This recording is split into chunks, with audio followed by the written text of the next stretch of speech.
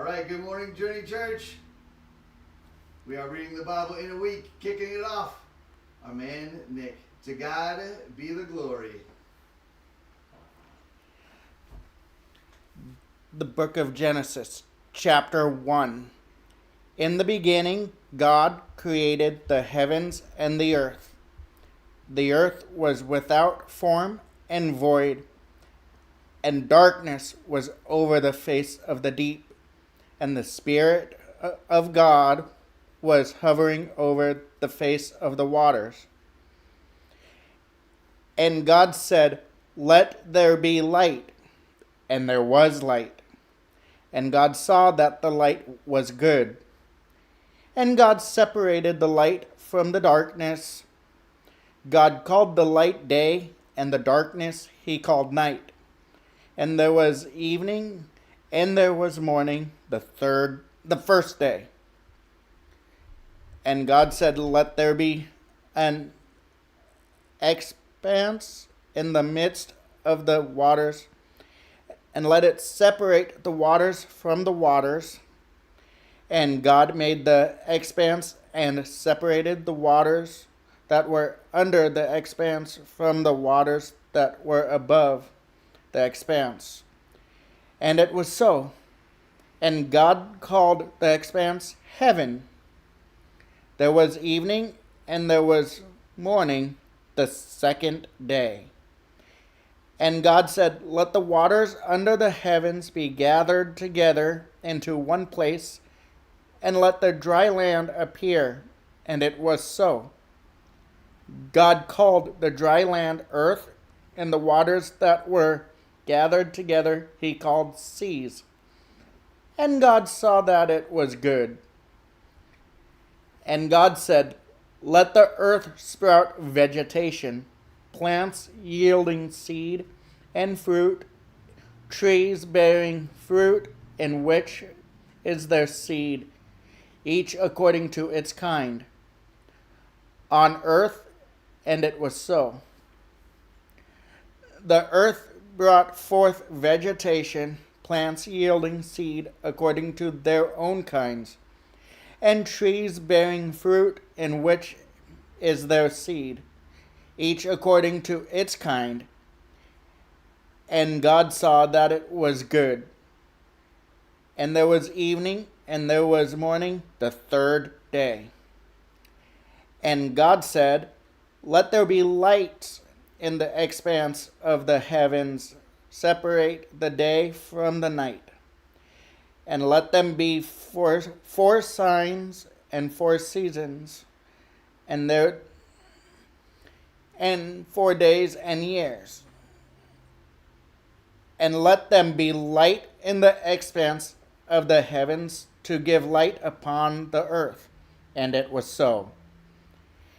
And God made the 2 great lights, the greater light to rule the day, and the lesser light to rule the night, and the stars.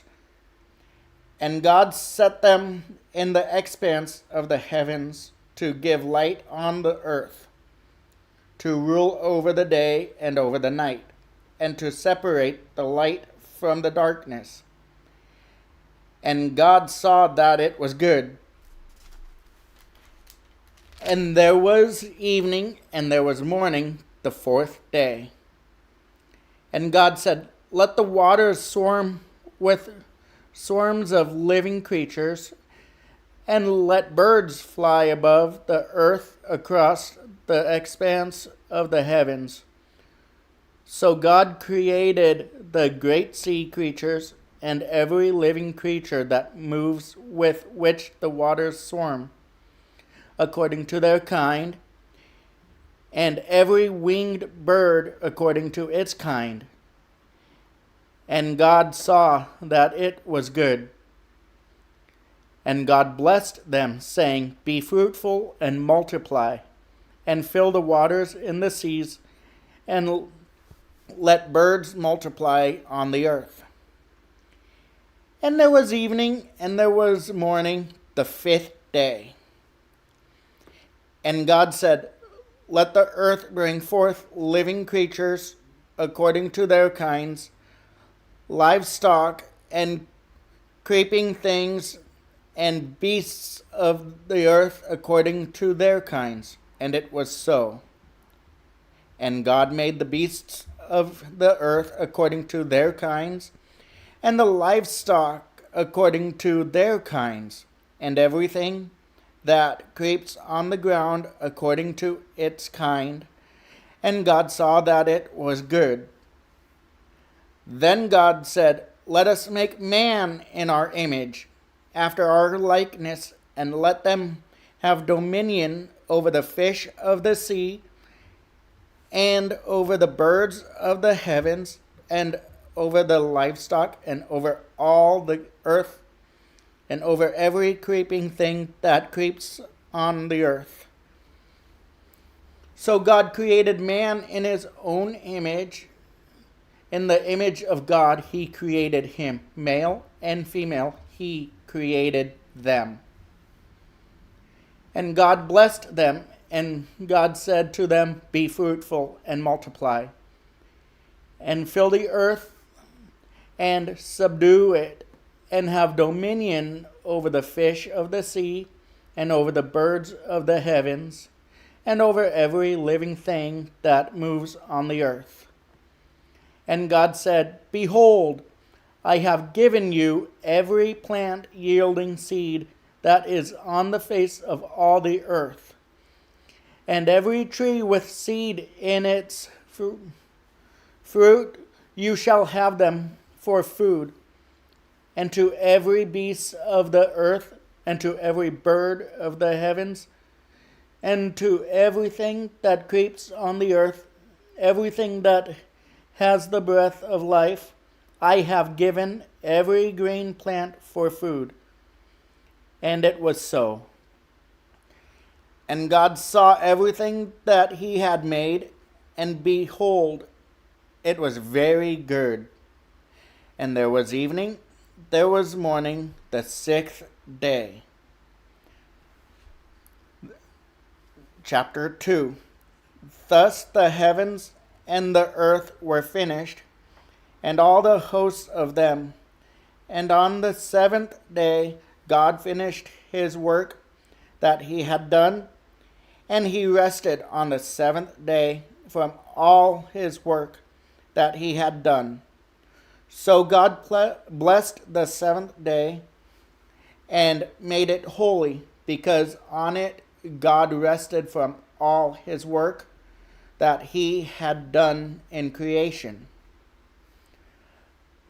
These are the generations of the heavens and the earth when they were created, in the day that the Lord God made the earth and the heavens. When no bush of the field was yet in the land, and no small plant of the field had yet sprung up, for the Lord God had not caused it to rain on the land. And there was no man to work the ground. And a mist was going up from the land, and was watering the whole face of the ground. Thus the Lord God formed the man of dust from the ground, and breathed into his nostrils the breath of life. And the man became a living creature. And the Lord God planted a garden in Eden in the east, and there he put the man whom he had formed. And out of the ground the Lord God made to spring up every tree that is pleasant to the sight and good for food. The tree of life was in the midst of the garden, and the tree of the knowledge of good and evil. A river flowed out of Eden to water the garden, and there it divided and became 4 rivers. The name of the first is the Pishon. It is the one that flowed around the whole land of Havilah, where there is gold. and the gold of the land is good. Bdellium and onyx stone are there. The name of the second river is the Gihon. It is the one that flowed around the whole land of Cush.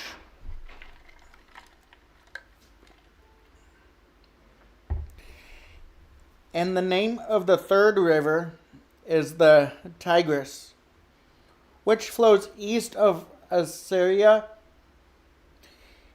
And the fourth river is the Euphrates.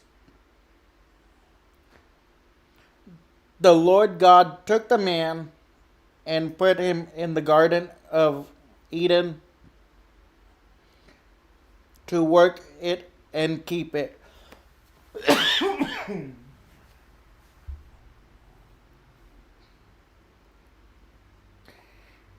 And the Lord God commanded the man, saying, "You may surely eat of every tree of the garden, but of the tree of the knowledge of good and evil you shall not eat. For in the day that you eat of it, you shall surely die." Then the Lord God said, "It is not good that the man should be alone. I will make him a helper fit for him." Now out of the ground the Lord God had formed every beast of the field and every bird of the heavens, and brought them to the man to see what he would call them. And whatever the man called every living creature, that was its name. The man gave names to all livestock, and to the birds of the heavens, and to every beast of the field. But for Adam there was not found a helper fit for him. So the Lord God caused a deep sleep to fall upon the man. And while he slept, took one of his ribs and closed up its place with flesh. And the rib that the Lord God had taken from the man,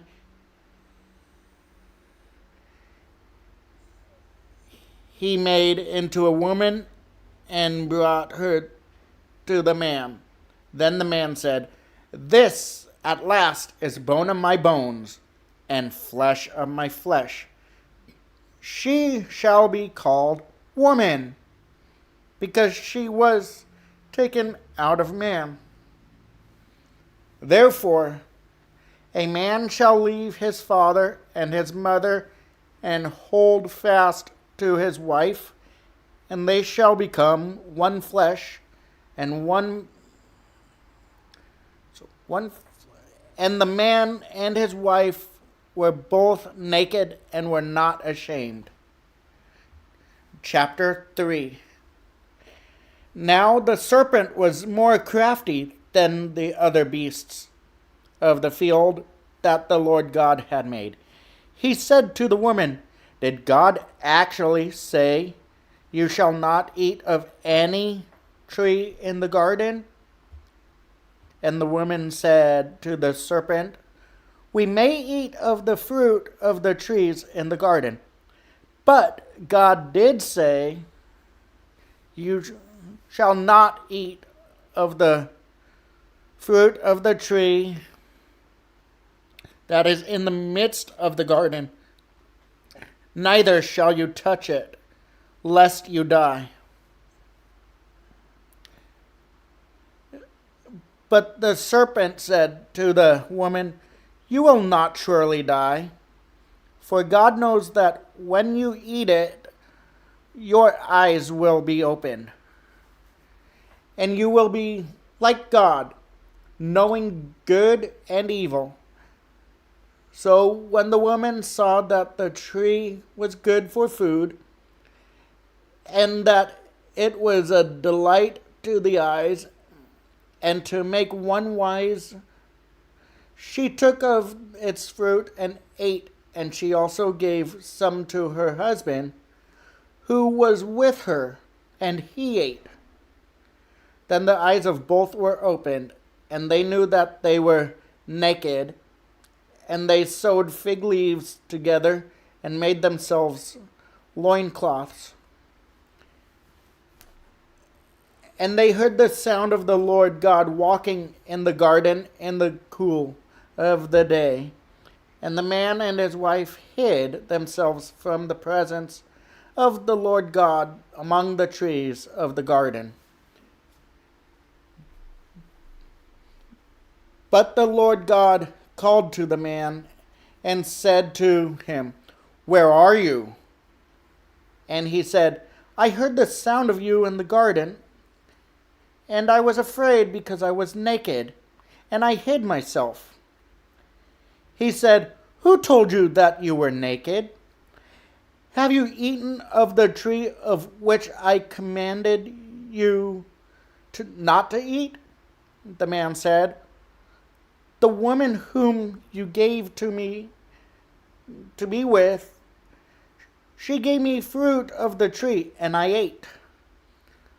Then the Lord God said to the woman, "What is this that you have done?" The woman said, "The serpent deceived me, and I ate." The Lord God said to the serpent, "Because you have done this, cursed are you above all livestock, and above all beasts of the field. On your belly you shall go, and dust you shall eat all the days of your life. I will put enmity between you and the woman, and between your offspring and her offspring. He shall bruise your head, and you shall bruise his heel."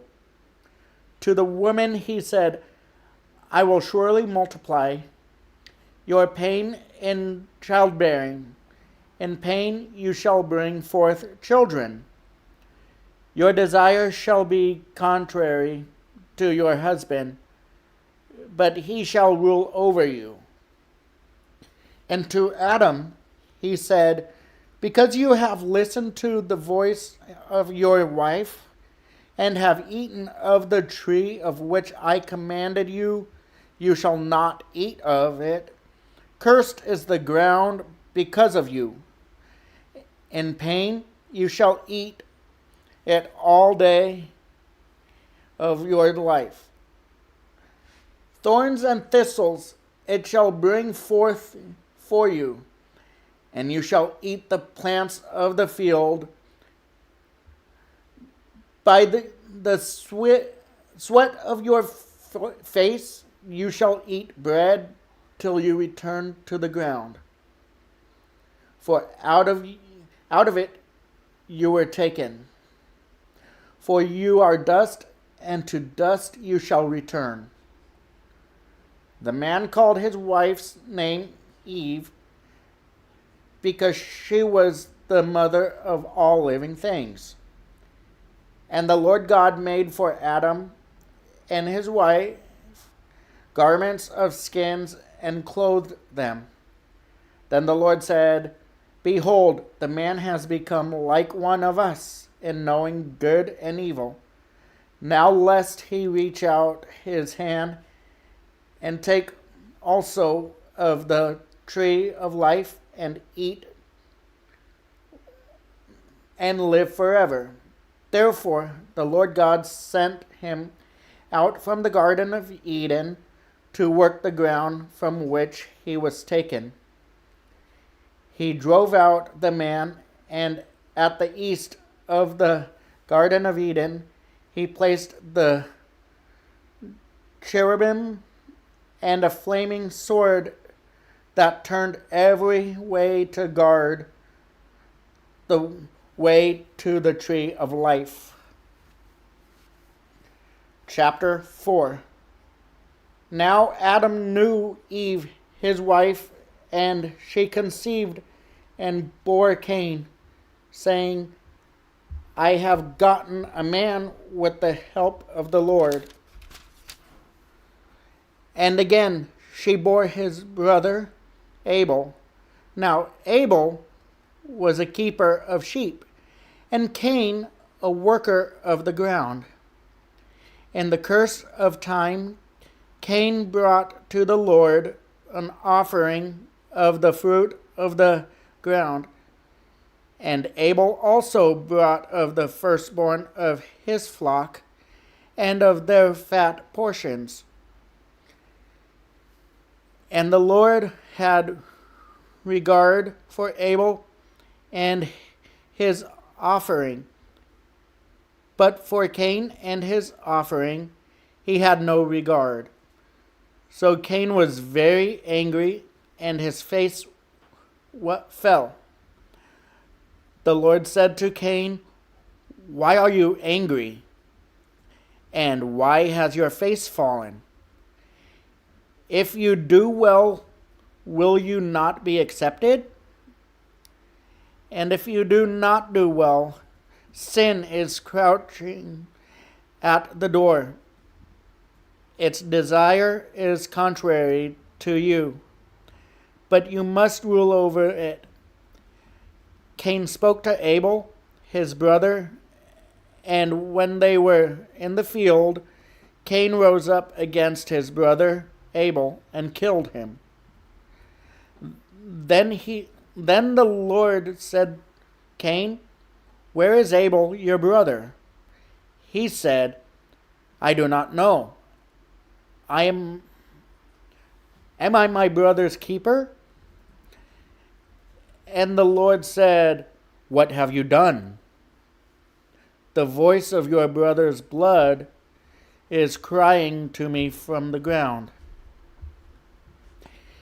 And now you are cursed from the ground, which has opened its mouth to receive your brother's blood from your hand.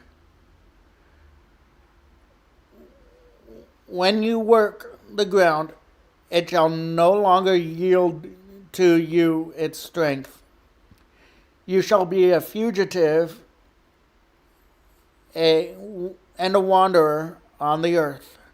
Cain said to the Lord, My punishment is greater than I can bear. Behold, you have driven me today away from the ground, and from your face I shall be hidden. I shall be a fugitive and a wanderer on the earth, and whoever finds me will kill me. Then the Lord said to him, Not so. If anyone kills Cain, vengeance shall be taken on him sevenfold. And the Lord put a mark on Cain, lest any who found him should attack him. Then Cain went away from the presence of the Lord and settled in the land of Nod, east of Eden. Cain knew his wife, and she conceived and bore Enoch. When he built a city, he called the name of the city after the name of his son, Enoch. To Enoch was born Irad, and Irad fathered Mehujael, and Mehujael fathered Methuselah. Just push through. It's all right. Just go through.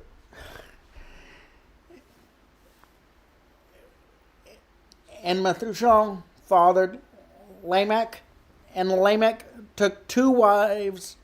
The name of the one was Ada, and the name of the other Zillah. Ada bore Jabal. He was the father of those who dwell in tents and have livestock. His brother's name was Jubal, He was the father of all those who played the lyre and pipe. Zillah also bore Tubal. Cain, he was the forger of all instruments of bronze and iron. The sister of Tubal Cain was Naamah. Lamech said to his wives, Ada and Zillah, hear my voice. You wives of Lamech, listen to what I say. I have killed a man for wounding me, a young man for striking me. If Cain's revenge is sevenfold, then Lamech's is 77-fold. And Adam knew his wife again, and she bore a son, and called his name Seth. For she said, God has appointed for me another offspring instead of Abel, for Cain killed him. To Seth also a son was born, and he called his name Enosh. At that time, people began to call upon the name of the Lord. All right. You're up. Chapter 5. At the end of the chapter? Yeah. How are you doing? Yeah, chapter 5. Okay, thanks. All right. Sit down. Take it away.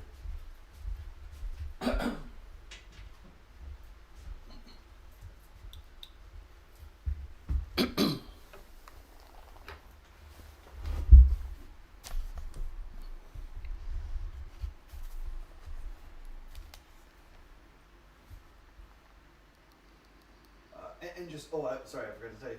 Just read the chapter, so chapter 5, and then read it in chapter 6, all that. Okay, when should I start? Right now? Oh, all right. It never stops. Just keep it rolling. Chapter 5. This is the book of the generations of Adam. When God created man, he made him in the likeness of God. Male and female he created them, and he blessed them and named them man when they were created. When Adam had lived 130 years, he fathered a son in his own likeness, after his image, and named him Seth. The days of Adam after he fathered Seth were 800 years, and he had other sons and daughters. Thus, all the days that Adam lived were 930 years, and he died. When Seth had lived 105 years, he fathered Enosh. Seth lived after he fathered Enosh 807 years, and had other sons and daughters. Thus all the days of Seth were 912 years, and he died. When Enosh had lived 90 years, he fathered Kenan. Enosh lived after he fathered Kenan 815 years, and had other sons and daughters. Thus all the days of Enosh were 905 years, and he died. When Kenan had lived 70 years, he fathered Mahalalel. Kenan lived after he fathered Mahalalel 840 years, and had other sons and daughters.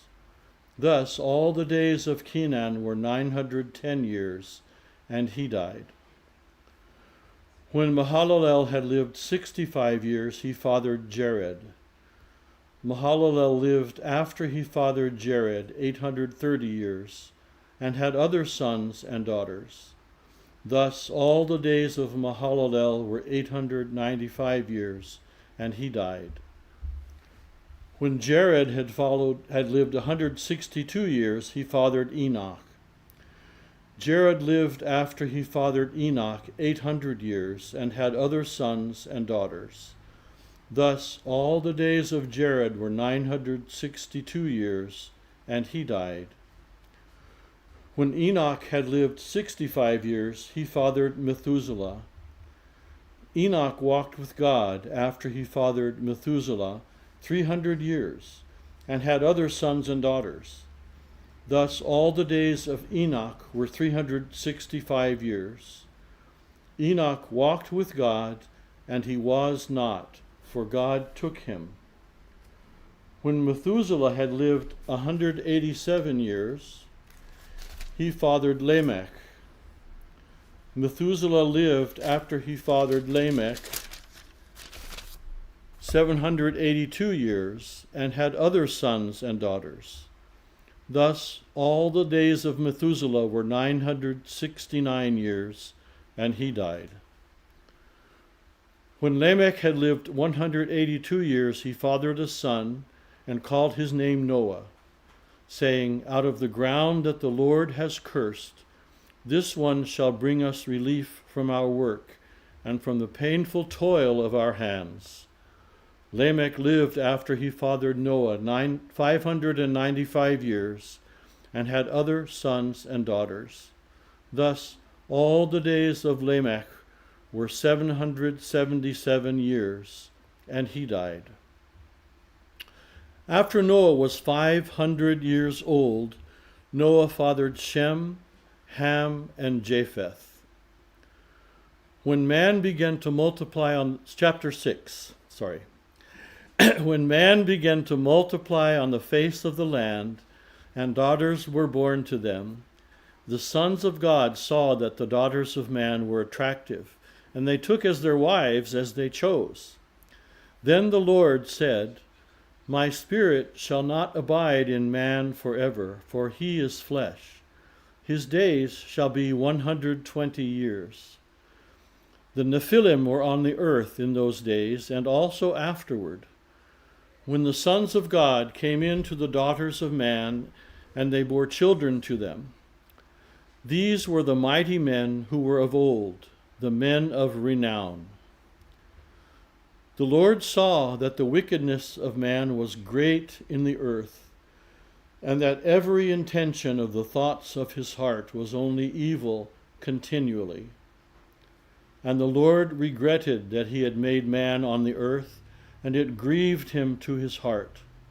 So the Lord said, I will blot out man whom I have created from the face of the land, man and animals and creeping things and birds of the heavens, for I am sorry that I have made them. But Noah found favor in the eyes of the Lord. These are the generations of Noah. Noah was a righteous man, blameless in his generation. Noah walked with God, and Noah had 3 sons, Shem, Ham, and Japheth. Now the earth was corrupt in God's sight, and the earth was filled with violence. And God saw the earth, and behold, it was corrupt, for all flesh had corrupted their way on the earth. And God said to Noah, I have determined to make an end of all flesh, for the earth is filled with violence through them. Behold, I will destroy them with the earth. Make yourself an ark of gopher wood. Make rooms in the ark, and cover it inside and out with pitch. This is how you are to make it. The length of the ark, 300 cubits. Its breadth, 50 cubits. And its height 30 cubits. Make a roof for the ark and finish it to a cubit above, and set the door of the ark in its side. Make it with lower, second, and third decks. For behold, I will bring a flood of waters upon the earth to destroy all flesh, in which is the breath of life under heaven. Everything that is on the earth shall die.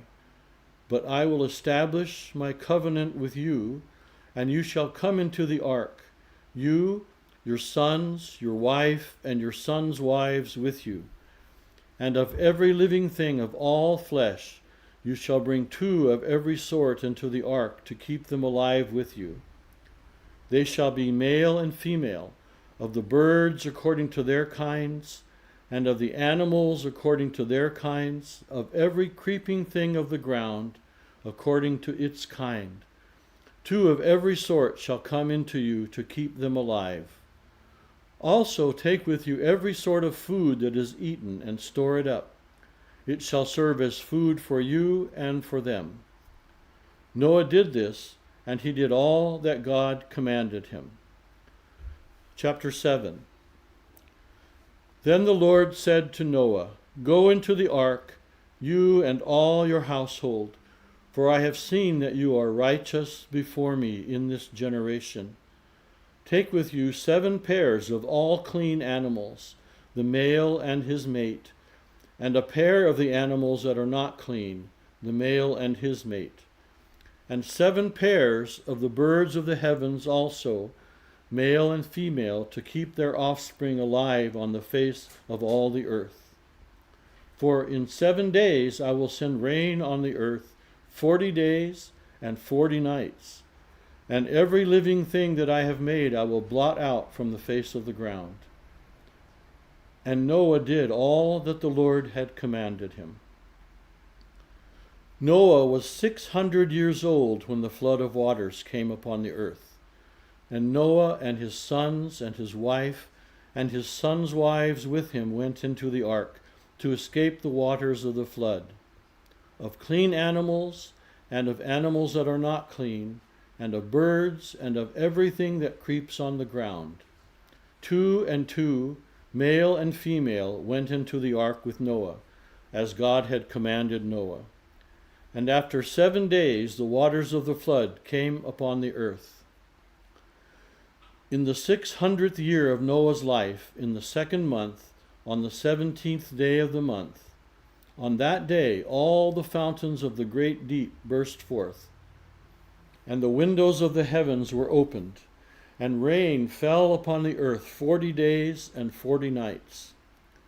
On the very same day Noah and his sons, Shem and Ham and Japheth, and Noah's wife and the 3 wives of his sons with them, entered into the ark, they and every beast according to its kind, and all the livestock according to their kinds, and every creeping thing that creeps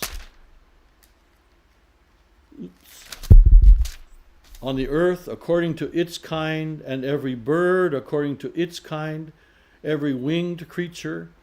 They went into the ark with Noah, 2 and 2 of all flesh, in which there was the breath of life. And those that entered, male and female of all flesh, went in as God had commanded him, and the Lord shut him in. The flood continued 40 days on the earth. The waters increased and bore up the ark, and it rose high above the earth. The waters prevailed and increased greatly on the earth, and the ark floated on the face of the waters. And the waters prevailed so mightily on the earth that all the high mountains under the whole heaven were covered. The waters prevailed above the mountains, covering them 15 cubits deep. And all flesh died that moved on the earth, birds, livestock, beasts, all swarming creatures that swarm on the earth, and all mankind. Everything on the dry land in whose nostrils was the breath of life died. He blotted out every living thing that was on the face of the ground, man and animals and creeping things and birds of the heavens. They were blotted out from the earth. Only Noah was left and those who were with him in the ark, and the waters prevailed on the earth 150 days. Chapter 8. But God remembered Noah and all the beasts and all the livestock that were with him in the ark. And God made a wind blow over the earth, and the waters subsided. The fountains of the deep and the windows of the heavens were closed. The rain from the heavens was restrained, and the waters receded from the earth continually. At the end of 150 days the waters had abated. And in the 7th month, on the 17th day of the month, the ark came to rest on the mountains of Ararat. And the waters continued to abate until the 10th month. In the 10th month, on the 1st day of the month, the tops of the mountains were seen. At the end of 40 days, Noah opened the window of the ark that he had made and sent forth a raven. It went to and fro until the waters were dried up from the earth. Then he sent forth a dove from him to see if the waters had subsided from the face of the ground. But the dove found no place to set her foot. And she returned to him to the ark, for the waters were still on the face of the whole earth. So he put out his hand and took her, and brought her into the ark with him. He waited another 7 days, and again he sent forth the dove out of the ark. And the dove came back to him in the evening, and behold, in her mouth was a freshly plucked olive leaf. So Noah knew that the waters had subsided from the earth, and he waited another 7 days and sent forth the dove, and she did not return to him any more. In the 601st year, in the first month, the first day of the month, the waters were dried from off the earth. And Noah removed the covering of the ark and looked, and behold, the face of the ground was dry.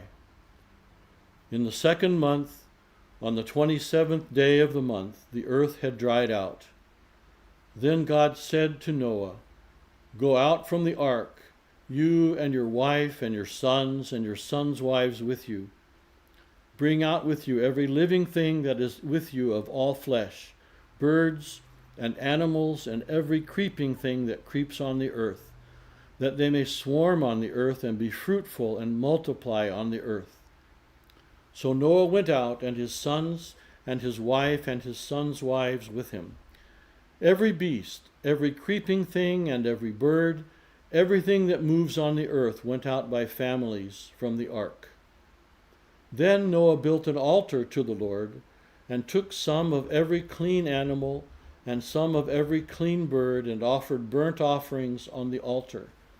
And when the Lord smelled the pleasing aroma, the Lord said in his heart, "I will never again curse the ground because of man, for the intention of man's heart is evil from his youth. Neither will I ever again strike down every living creature as I have done. While the earth remains, seed time and harvest, cold and heat, summer and winter, day and night shall not cease." Chapter 9. And God blessed Noah and his sons, and said to them, "Be fruitful and multiply and fill the earth. The fear of you and the dread of you shall be upon every beast of the earth, and upon every bird of the heavens, upon everything that creeps on the ground, and all the fish of the sea. Into your hand they are delivered. Every moving thing that lives shall be food for you. And as I gave you the green plants, I give you everything. But you shall not eat flesh with its life, that is, its blood. And for your lifeblood I will require a reckoning. From every beast I will require it, and from man. For his fellow man I will require a reckoning for the life of man.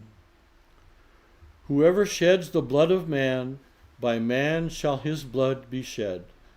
For God made man in his own image. And you, be fruitful and multiply, increase greatly on the earth and multiply in it." Then God said to Noah and to his sons with him, "Behold, I establish my covenant with you and of your offspring after you, and with every living creature that is with you, the birds, the livestock, and every beast of the earth with you, as many as come out of the ark. It is for every beast of the earth. I establish my covenant with you that never again shall all flesh be cut off by the waters of the flood, and never again shall there be a flood to destroy the earth." And God said, "This is the sign of the covenant that I make between me and you, and every living creature that is with you, for all future generations. I have set my bow in the cloud, and it shall be a sign of the covenant between me and the earth. When I bring clouds over the earth, and the bow is seen in the clouds, I will remember my covenant that is between me and you, and every living creature of all flesh. And the waters shall never again become a flood to destroy all flesh. When the bow is in the clouds, I will see it and remember the everlasting covenant between God and every living creature of all flesh that is on the earth." God said to Noah, "This is the sign of the covenant that I have established between me and all the flesh that is on the earth." The sons of Noah who went forth from the ark were Shem, Ham, and Japheth. Ham was the father of Canaan. These three were the sons of Noah, and from these the people of the whole earth were dispersed. Noah began to be a man of the soil, and he planted a vineyard. He drank of the wine and became drunk and lay uncovered in his tent. And Ham, the father of Canaan, saw the nakedness of his father and told his two brothers outside. Then Shem and Japheth took a garment, laid it on both their shoulders, and walked backward and covered the nakedness of their father. Their faces were turned backward, and they did not see their father's nakedness. When Noah awoke from his wine and knew what his youngest son had done to him, he said, "Cursed be Canaan, a servant of servants shall he be to his brothers." He also said, "Blessed be the Lord, the God of Shem, and let Canaan be his servant. May God enlarge Japheth, and let him dwell in the tents of Shem, and let Canaan be his servant." After the flood, Noah lived 350 years. All the days of Noah were 950 years, and he died. Chapter 10. These are the generations of the sons of Noah: Shem, Ham, and Japheth. Sons were born to them after the flood. The sons of Japheth: Gomer, Magog, Madai, Javan, Tubal, Meshech, and Tiras. The sons of Gomer: Ashkenaz, Riphath, and Togarma. The sons of Javan: Elisha, Tarshish, Kittim, and Dodanim. From these the coastland peoples spread in their lands, each with his own language, by their clans in their nations. The sons of Ham: Cush, Egypt, Put, and Canaan. The sons of Cush: Seba, Havilah, Sabta, Raamah, and Sabteka. The sons of Raamah: Sheba and Dedan. Cush fathered Nimrod, and he was the first on earth to be a mighty man. He was a mighty hunter before the Lord. Therefore it is said, like Nimrod, a mighty hunter before the Lord. The beginning of his kingdom was Babel, Erech, Akkad, and Calneh, in the land of Shinar.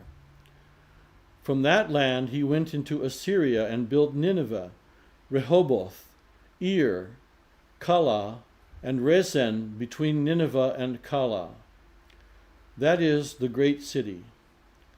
Egypt fathered Ludim, Anamim, Lehabim, Naphtuhim, Pathrusim, Kasluhim, from whom the Philistines came, and Kaphtorim. Canaan fathered Sidon, his firstborn, and Heth, and the Jebusites, the Amorites, the Girgashites, the Hivites, the Archites, the Sinites, the Arvadites, the Zemarites, and the Hamathites. Afterward the clans of the Canaanites dispersed, and the territory of the Canaanites extended from Sidon in the direction of Gerar as far as Gaza, and in the direction of Sodom, Gomorrah, Admah, and Zeboim as far as Lasha. These are the sons of Ham by their clans, their languages, their lands, and their nations. To Shem also, the father of all the children of Eber, the elder brother of Japheth, children were born. The sons of Shem: Elam, Ashur, Arpachshad, Lud, and Aram. The sons of Aram: Uz, Hul, Gether, and Mash. Arpachshad fathered Shelah, and Shelah fathered Eber. To Eber were born two sons. The name of the one was Peleg, for in his days the earth was divided, and his brother's name was Joktan. Joktan fathered Almodad, Sheleph, Hazarmaveth, Jerah, Hadoram, Uzal, Dichla, Obal, Abimael, Sheba, Ophir, Havilah, and Jobab. All these were the sons of Joktan. The territory in which they lived extended from Misha in the direction of Sephar to the hill country of the east. These are the sons of Shem, by their clans, their languages, their lands, and their nations. These are the clans of the sons of Noah, according to their genealogies, in their nations, and from these the nations spread abroad on the earth after the flood. Chapter 11. Now the whole earth had one language and the same words, and as people migrated from the east, they found a plain in the land of Shinar and settled there, and they said to one another, "Come, let us make bricks and burn them thoroughly." And they had bricks for stone and bitumen for mortar. Then they said, "Come, let us build ourselves a city and a tower with its top in the heavens, and let us make a name for ourselves, lest we be dispersed over the face of the whole earth." And the Lord came down to see the city and the tower which the children of man had built. And the Lord said, "Behold, they are one people, and they have all one language, and this is only the beginning of what they will do. And nothing that they propose to do will now be impossible for them. Come, let us go down and there confuse their language, so that they may not understand one another's speech." So the Lord dispersed them from there over the face of the earth, and they left off building the city. Therefore its name was called Babel, because there the Lord confused the language of all the earth. And from there the Lord dispersed them over the face of the earth. These are the generations of Shem. When Shem was 100 years old, he fathered Arphaxad 2 years after the flood. And Shem lived after he fathered Arphaxad 500 years, and had other sons and daughters. When Arphaxad had lived 35 years, he fathered Shelah, and Arphaxad lived after he fathered Shelah 403 years, and had other sons and daughters. When Shelah had lived 30 years, he fathered Eber, and Shelah lived after he fathered Eber 403 years, and had other sons and daughters. When Eber had lived 34 years, he fathered Peleg, and Eber lived after he fathered Peleg 430 years, and had other sons and daughters. When Peleg had lived 30 years, he fathered Reu, and Peleg lived after he fathered Reu 209 years, and had other sons and daughters. When Reu had lived 32 years, he fathered Serug, and Reu lived after he fathered Serug 207 years, and had other sons and daughters. When Serug had lived 30 years, he fathered Nahor, and Serug lived after he fathered Nahor 200 years, and had other sons and daughters. When Nahor had lived 29 years, he fathered Terah, and Nahor lived after he fathered Terah 119 years, and had other sons and daughters. When Terah had lived 70 years, he fathered Abram, Nahor, and Haran. Now these are the generations of Terah. Terah fathered Abram, Nahor, and Haran fathered Lot. Haran died in the presence of his father Terah in the land of his kindred, in Ur of the Chaldeans. And Abram and Nahor took wives. The name of Abram's wife was Sarai, and the name of Nahor's wife Milcah, the daughter of Haran, the father of Milcah and Iscah. Now Sarai was barren, she had no child. Terah took Abram his son, and Lot the son of Haran his grandson, and Sarai his daughter-in-law, his son Abram's wife, and they went forth together from Ur of the Chaldeans to go into the land of Canaan. But when they came to Haran, they settled there. The days of Terah were 205 years, and Terah died in Haran. Chapter 12.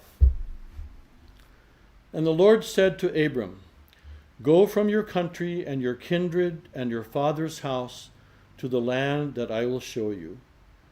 And I will make of you a great nation, and I will bless you and make your name great, so that you will be a blessing.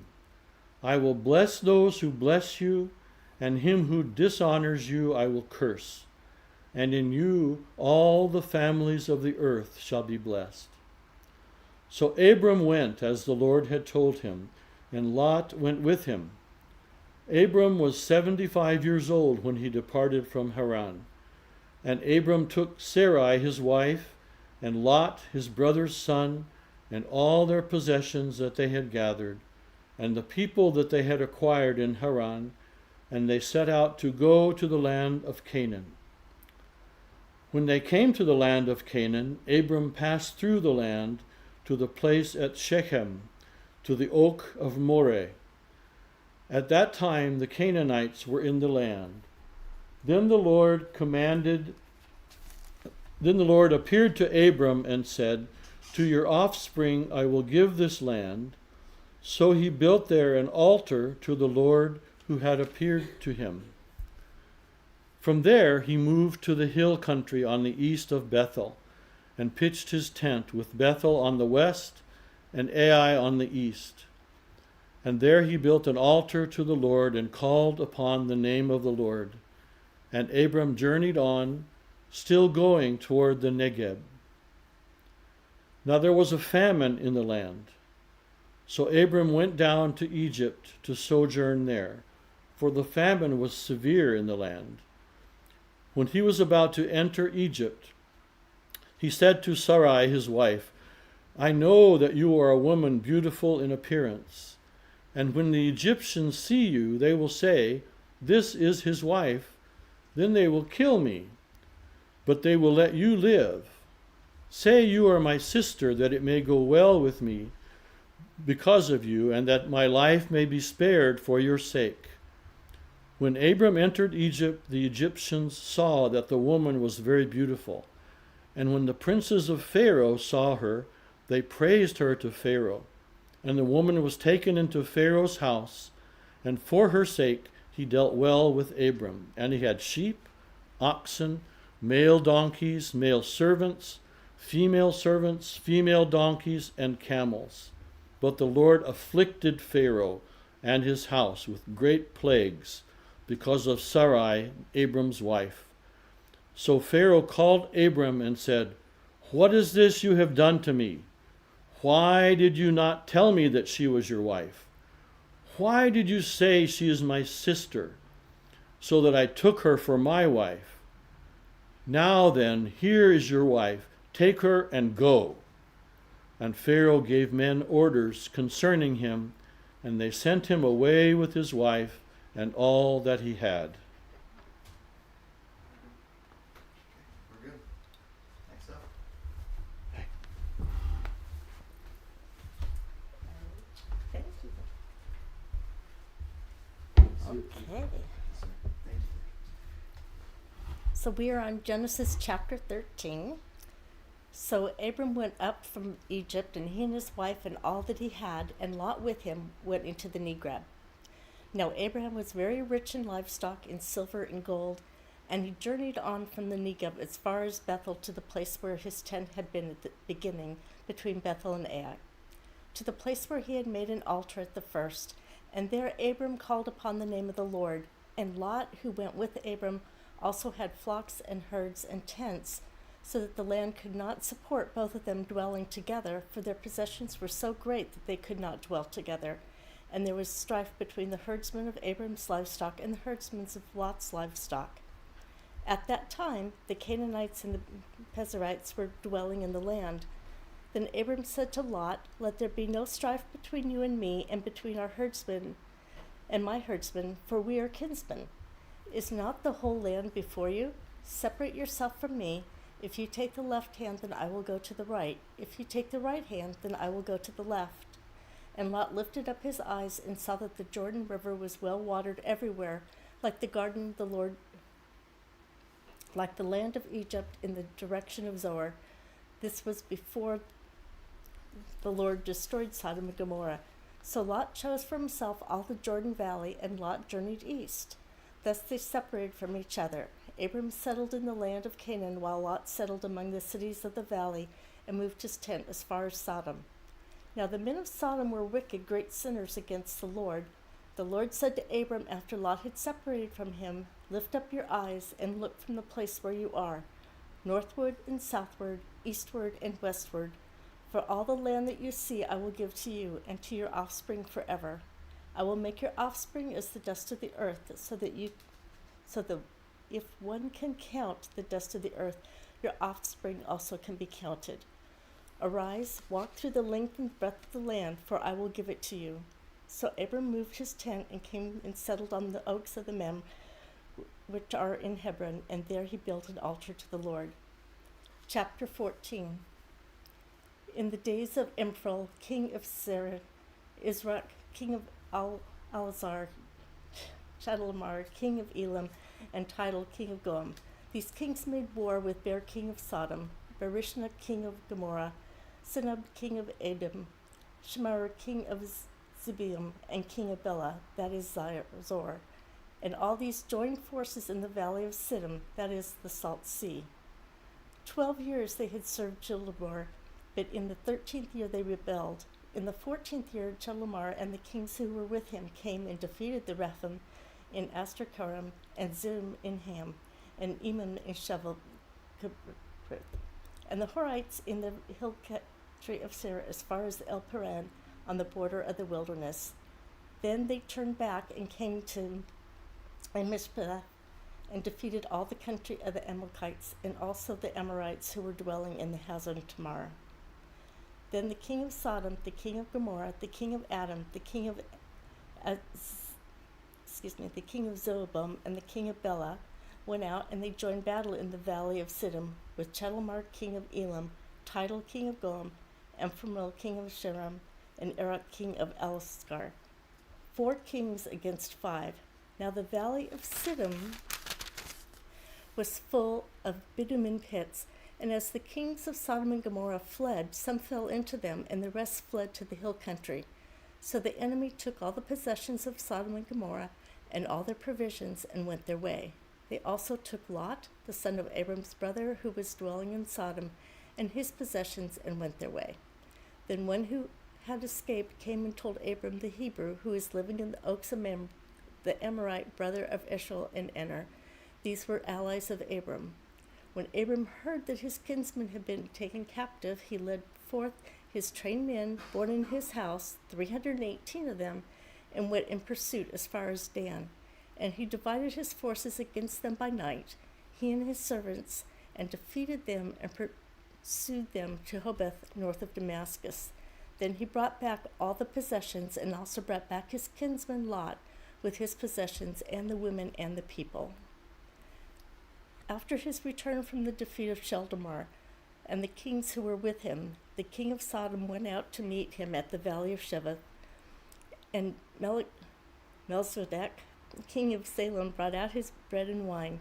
He was the priest of God Most High, and he blessed them and said, "Blessed be Abram by God Most High, possessor of heaven and earth, and be blessed be God Most High, who has delivered your enemies into your hand."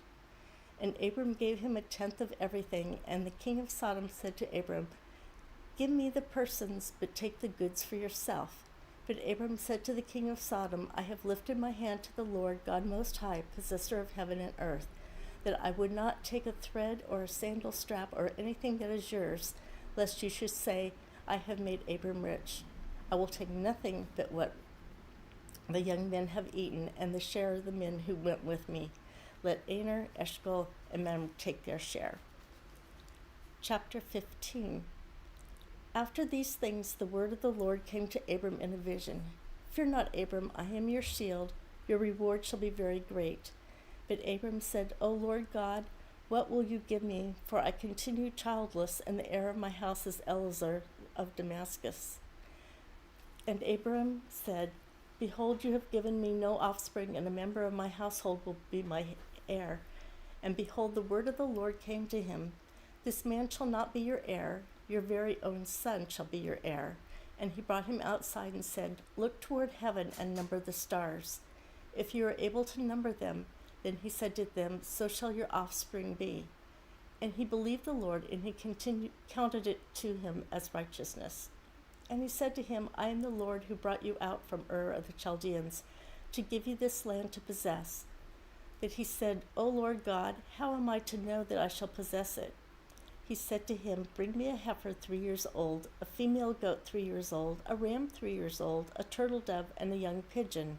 And he brought all these, cut them in half, and laid each half against the other. But he did not cut the birds in half. And when the birds of prey came down on the carcasses, Abram drove them away. As the sun was going down, a deep sleep fell on Abram, and behold, dreadful and great darkness fell upon him. Then the Lord said to Abram, Know for certain that your offspring will be sojourners in a land that is not theirs, and will be servants there, and they will be afflicted for 400 years. But I will bring my judgment on the nation that they serve, and afterwards they shall come out with great possessions. As for you, you shall go to your fathers in peace. You shall be buried in good old age, and they shall come back here in the 4th generation. For the iniquity of the Amorites is not yet complete. When the sun had gone down and it was dark, behold, a smoking firepot and a flaming torch passed between these pieces. On that day the Lord made a covenant with Abram, saying, To your offspring I give this land, from the river of Egypt to the great river of the river Euphrates, the land of the Kenites, the Kizonites, the Cadmonites, the Hittites, the Pezerites, and Rephaim, the Amorites, the Canaanites, the Girgashites, and the Jebusites. Chapter 16. Now Sarai, Abraham's wife, had borne him no children. She had a female Egyptian servant whose name was Hagar. And Sarah said to Abram, Behold, now the Lord has prevented me from bearing children. Go into my servant, it may be that I shall obtain children by her. And Abram listened to the voice of Sarai. So after Abram had lived 10 years in the land of Canaan, Sarai, Abram's wife, took Hagar the Egyptian, her servant, and gave her to Abram, her husband, as a wife. And he went to Hagar, and she conceived, and when she saw that she had conceived, she looked with contempt upon her mistress. And Sarai said to Abraham, May the wrong done to me be on you. I give you my servant to your embrace. And when she saw that she had conceived, she looked on me with contempt. May the Lord judge between you and me. But Abram said to Sarai, Behold, your servant is in your power. Do to her as you please. Then Sarai dealt harshly with her, and she fled from her. The angel of the Lord found her by the spring of the water in the wilderness, the spring on the way to Shur. And he said, Hagar, servant of Sarai, where have you come from, and where are you going? She said, I am fleeing from my mistress Sarai. The angel of the Lord said to her, Return to your mistress and submit to her. The angel of the Lord also said to her, I will surely multiply your offspring, so that they cannot be numbered for multitude. And the angel of the Lord said to her, Behold, you are pregnant and shall bear a son. You shall call his name Ishmael, because the Lord has listened to your affliction. He shall be a wild donkey of a man, his hand against everyone, and everyone's hand against him, and he shall dwell over against all his kinsmen. So she called the name of the Lord who spoke to her, You are a God of seeing. For she said, Truly, here I have seen him who looks after me. Therefore the well was called Beer-lahai. It lies between Kadesh and Bered. And Hagar bore Abram a son, and Abram called the name of his son who Hagar bore Ishmael. Abram was 86 years old when Hagar bore Ishmael to Abraham. Chapter 17. When Abram was 99 years old, And the Lord appeared to Abram and said to him, I am God Almighty. Walk before me and be blameless, that I may make my covenant between me and you, and may multiply you greatly. Then Abram fell on his face, and God said to him, Behold, my covenant is with you, and you shall be the father of a multitude of nations. No longer shall your name be Abram, but your name shall be Abraham, for I have made you the father of a multitude of nations. I will make you exceedingly fruitful, and I will make you into nations, and kings shall come from you. And I will establish my covenant between me and you and your offspring after you throughout your generation for an everlasting covenant. To God be to you and to your offspring after you. And I will give to you and to your offspring after you the land of your sojournings, all the land of Canaan, for an everlasting possession, and I will be their God. And God said to Abraham, As for you, you shall keep my covenant, you and your offspring after you throughout their generations. This is my covenant which you shall keep between me and you and your offspring after you. Every male among you shall be circumcised. You shall be circumcised in the flesh of your foreskin, and it shall be a sign of the covenant between me and you. He who is 8 days old among you shall be circumcised. Every male throughout your generations, whether born in your house or brought with your money from any foreigner who is not of your offspring, both he who is born in your house and he who is brought with your money shall surely be circumcised. So shall my covenant be in your flesh, an everlasting covenant. An uncircumcised male who is not circumcised in the flesh of his foreskin shall be cut off from his people. He has broken my covenant. And God said to Abraham, As for Sarah your wife, you shall not call her Sarai, but Sarah shall be her name. I will bless her, and moreover I will give you a son by her. I will bless her, and she will become nations, kings of people shall come from her. Then Abraham fell on his face and laughed and said to himself, Shall a child be born to a man who is 100 years old? Shall Sarah, who is 90 years old, bear a child? And Abraham said to God, Oh, that Ishmael might have lived before you. God said, No, but Sarah your wife shall bear you a son, and you shall call his name Isaac. I will establish my covenant with him as an everlasting covenant for his offspring after him. As for Ishmael, I have heard you. Behold, I have blessed him, and I will make him fruitful and multiply him greatly. He shall father 12 princes, and I will make him into a great nation. But I will establish my covenant with Isaac, whom Sarah shall bear to you at this time next year. When he finished talking with him, God went up from Abraham. Then Abraham took Ishmael his son, and all those born in his house or brought with his money, every male among the men of Abraham's house, and he circumcised the flesh of their foreskins that very day, as God had said to him. Abraham was 99 years old when he was circumcised in the flesh of his foreskin.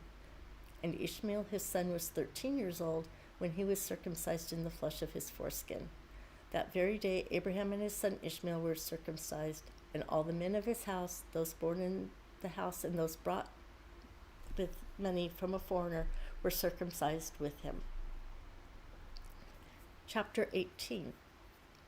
And the Lord appeared to him by the oaks of Mamre as he sat at the door of his tent in the heat of the day.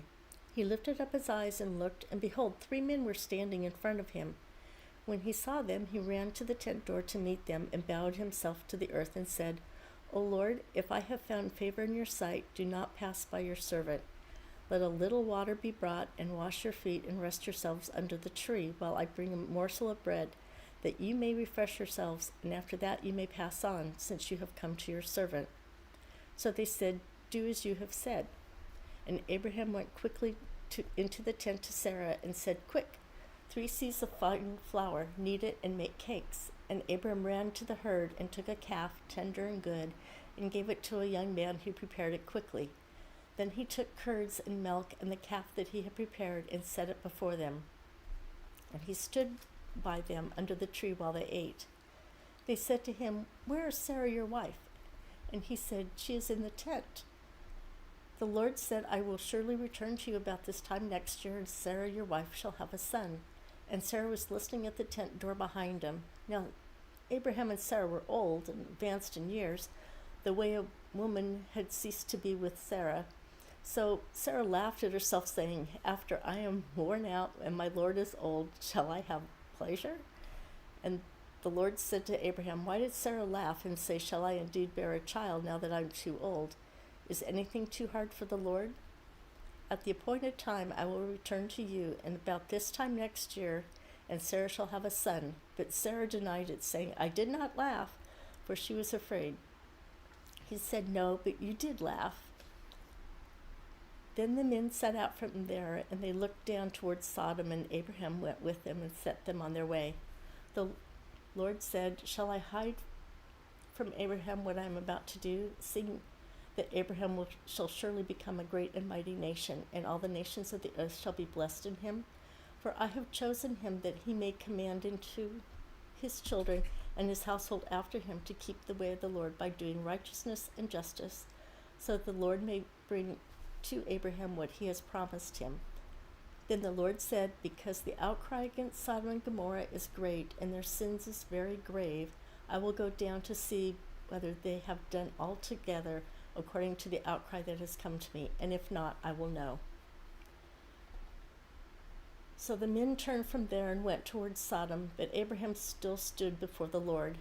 Then Abraham drew near and said, will you indeed sweep away the righteous with the wicked? Suppose there are 50 righteous within the city. Will you then sweep away the place and not spare it for the 50 righteous who are in it?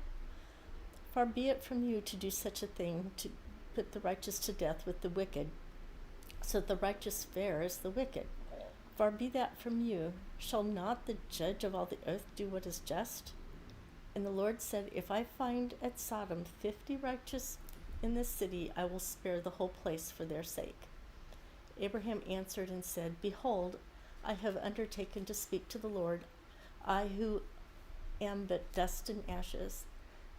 Suppose 5 of the 50 righteous are lacking. Will you destroy the whole city for lack of 5? And he said, I will not destroy it if I find 45 there.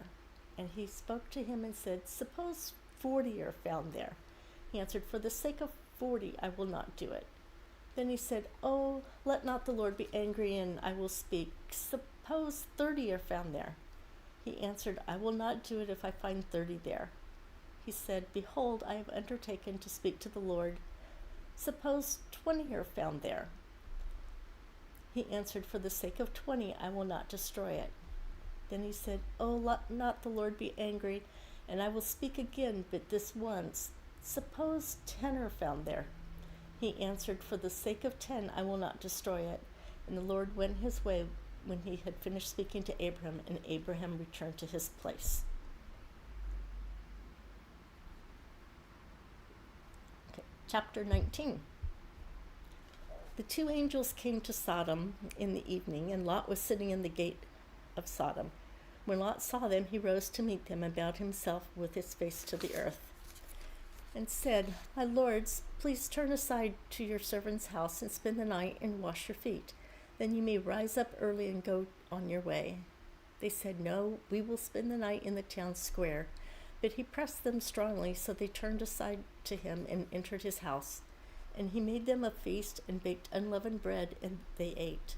But before they lay down, the men of the city, the men of Sodom, both young and old, all the people to the last man, surrounded the house, and they called to Lot, where are the men who came to you tonight? Bring them out to us that we may know them. Lot went out to the men at the entrance, shut the door after him, and said, I beg you, my brothers, do not act so wickedly. Behold, I have 2 daughters who have not known any man. Let me bring them out to you, and do to them as you please. Only do nothing to these men, for they have come under the shelter of my roof. But they said, stand back. And they said, this fellow came to sojourn, and he has become the judge. Now we will deal worse with you than with them. Then they pressed hard against the man Lot, and drew near to break the door down. But the men reached out their hands and brought Lot into the house with them and shut the door. And they struck with blindness the men who were at the entrance of the house, both small and great, so that they wore themselves out, groping for the door. Then the men said to Lot, have you anyone else here, sons-in-law, sons, daughters, or anyone you have in the city? Bring them out of the place, for we are about to destroy this place, because the outcry against his people have become great, before the Lord, and the Lord has sent us to destroy it." So Lot went out and said to his sons-in-law who were to marry his daughters, "Up, get out of this place, for the Lord is about to destroy the city." But he seemed to his sons-in-law to be jesting. As morning dawned, the angels urged Lot, "Up, take your wife and your 2 daughters who are here, lest you be swept away in the punishment of the city."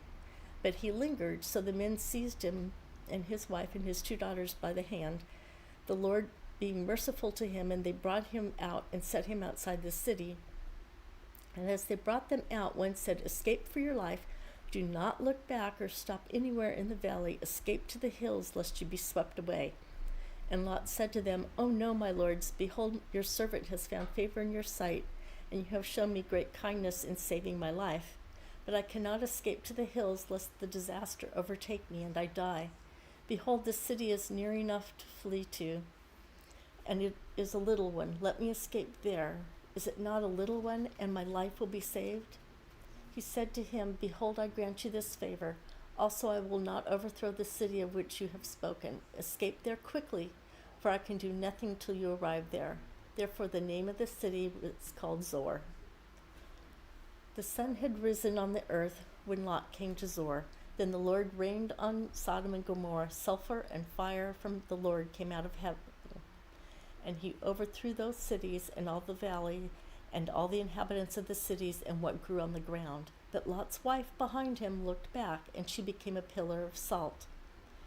And Abram went early in the morning to that place where he had stood before the Lord, and he looked down toward Sodom and Gomorrah and toward all the land of the valley, and he looked, and behold, the smoke of the land went up like smoke of a furnace.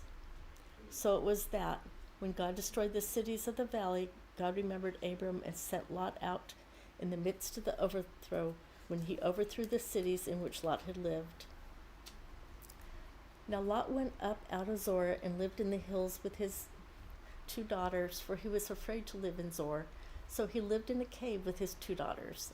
And the firstborn said to the younger, "Our father is old, and there's not a man on earth to come in to us after the manner of all the earth.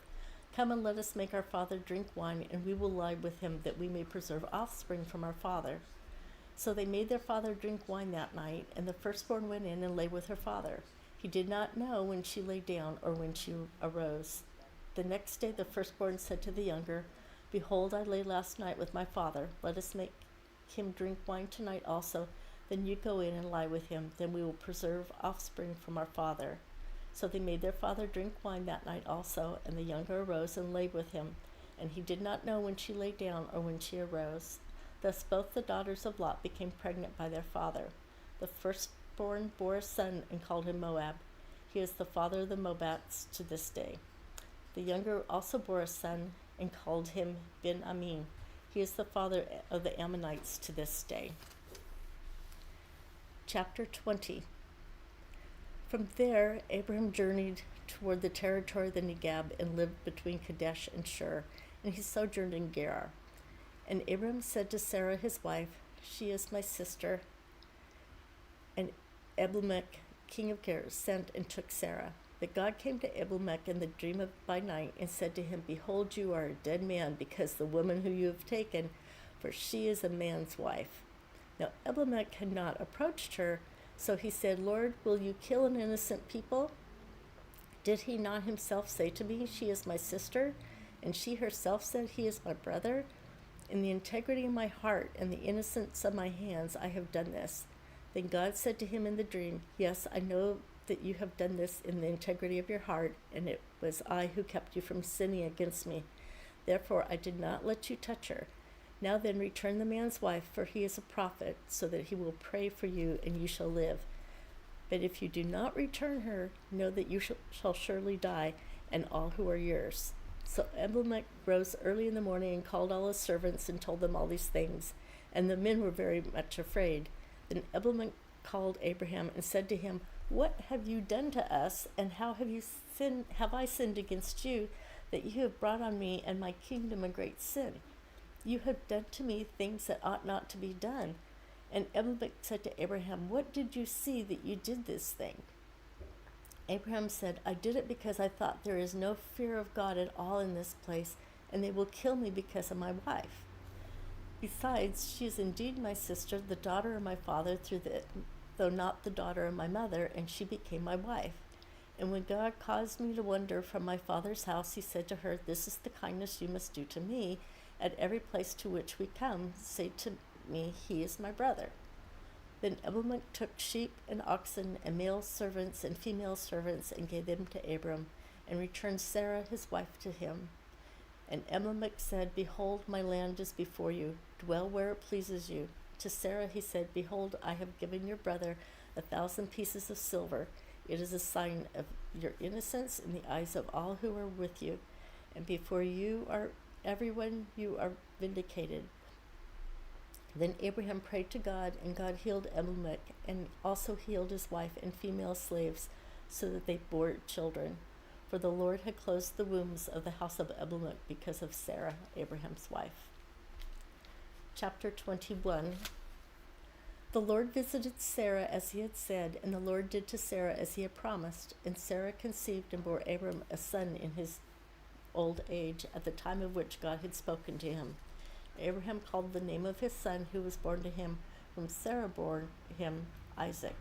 And Abraham circumcised his son Isaac when he was 8 days old, as God had commanded him.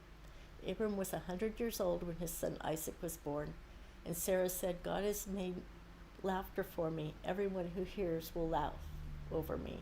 And she said, Who would have said to Abraham that Sarah would nurse children? Yet I have borne him a son in his old age. And the child grew and was weaned, and Abraham made a great feast on the day that Isaac was weaned. But Sarah saw that the son of Hagar the Egyptian, whom she had borne to Abraham, laughing. So she said to Abraham, Cast out this slave woman with her son, for the son of this slave woman shall not be heir with my son Isaac. And the thing was very displeasing to Abraham on account of his son. But God said to Abraham, Be not displeased because of the boy and because of your slave woman. Whatever Sarah says to you, do as she tells you, for though Isaac shall your offspring be named, and you will make a nation of the second son of the slave woman also, because he is your offspring. So Abraham rose early in the morning and took bread and a skin of water and gave it to Hagar, putting it on her shoulder, along with the child, and sent her away. And she departed and wandered in the wilderness of Beersheba. When the water in the skin was gone, she put the child under one of the bushes. Then she went and sat down opposite him, a good way off, about the distance of a bow shot, for she said, Let me not look on the death of this child. And as she sat opposite him, she lifted up her voice and wept. And God heard the voice of the boy, and the angel of the God called to Hagar from heaven and said to her, What troubles you, Hagar? Fear not, for God has heard the voice of the boy where he is. Up, lift up the boy and hold him fast with your hand, for I will make him into a great nation. Then God opened her eyes, and she saw a well of water, and she went and filled the skin with water and gave the boy a drink. Then God was with the boy, and he grew up. He lived in the wilderness and became an expert with the bow. He lived in the wilderness of Paran, and his mother took a wife for him from the land of Egypt. At that time, Abimelech and Philachor, the commander of his army, said to Abraham, God is with you in all that you do. Now therefore swear to me there by God that you will not deal falsely with me or with my descendants or with my posterity. But as I have dealt kindly with you, so you will deal with me and with the land where you have sojourned. And Abraham said, I will swear. When Abraham reproved Abimelech with the well of water that Abimelech's servants had seized, Abimelech said, I do not know who has done this thing. You did not tell me. I have not heard of it until today. So Abraham took sheep and oxen and gave them to Abimelech, and the two men made a covenant. Abraham set 7 ewe sheep of the flock apart, and Abimelech said to Abraham, What is the meaning of these 7 ewe sheep that they have been set apart? And he said, These 7 ewe sheep you will take from my hand, that this may be a witness for me that I dug this well. Therefore that place is called Beersheba, because both of them swore an oath. So they made a covenant at Beersheba. Then Abimelech and Philachor, the commander of his army, rose up and returned to the land of the Philistines. Abraham planted a tamarisk tree at Beersheba and called there on the name of the Lord, the everlasting God. And Abraham sojourned many days in the land of the Philistines.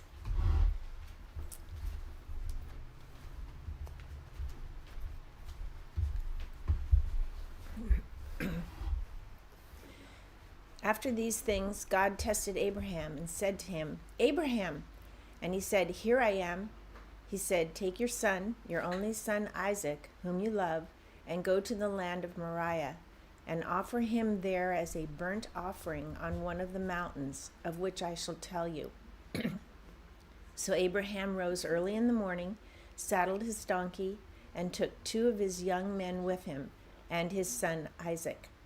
And he cut the wood for the burnt offering, and arose, and went to the place of which God had told him. On the 3rd day, Abraham lifted up his eyes and saw the place from afar. Then Abraham said to his young men, Stay here with the donkey.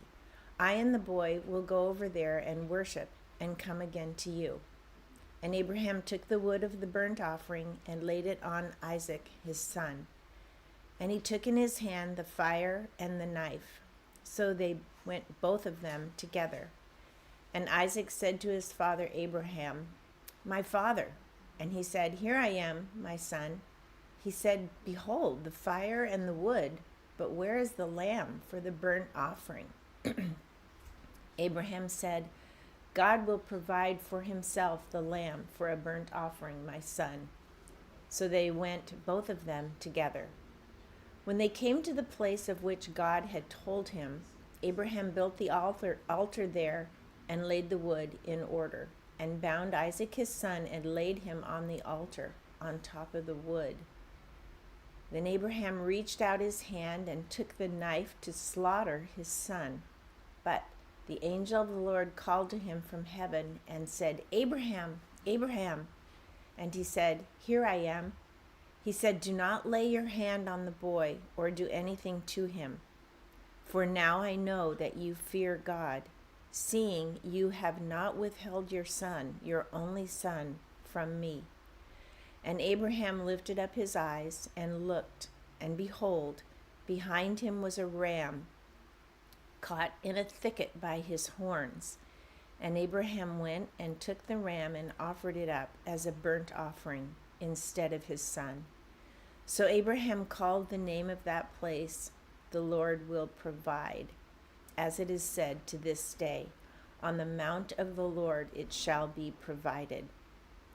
And the angel of the Lord called to Abraham a second time from heaven and said, By myself I have sworn, declares the Lord, because you have done this and not withheld your son, your only son. I will surely bless you, and I will surely multiply your offspring as the stars of heaven and as the sand that is on the seashore. And your offspring shall possess the gate of his enemies, and in your offspring shall all the nations of the earth be blessed, because you have obeyed my voice. So Abraham returned to his young men, and they arose and went together to Beersheba, and Abraham lived at Beersheba. Now after these things it was told to Abraham, Behold, Milcah has borne children to your brother Nahor. Uz, his firstborn, Buz, his brother, Kemuel, the father of Aram, Hesed, Hazo, Pildash, Jiloph, and Bethuel. Bethuel fathered Rebekah. These 8 Milcah bore to Nahor, Abraham's brother. Moreover, his concubine, whose name was Reumah, bore Tebah, Gam, Tash, and Maacah. Sarah lived 127 years. These were the years of the life of Sarah.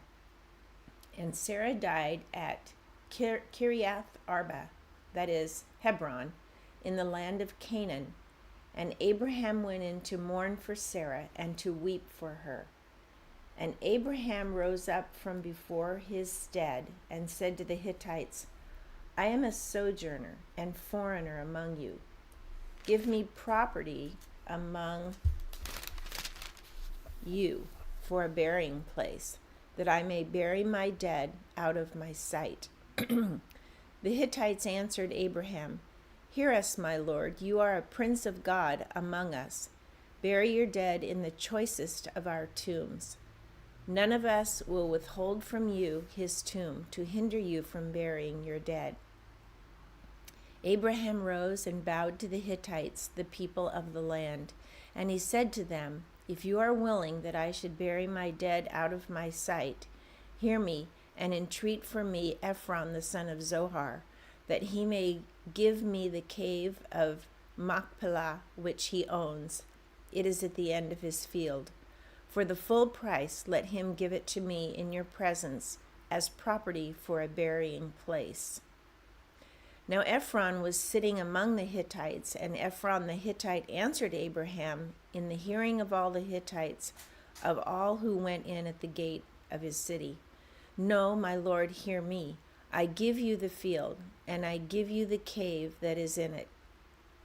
In the sight of the sons of my people I give it to you. Bury your dead." Then Abraham bowed down before the people of the land, and he said to Ephron in the hearing of the people of the land, "But if you will, hear me. I give the price of the field. Accept it from me that I may bury my dead there."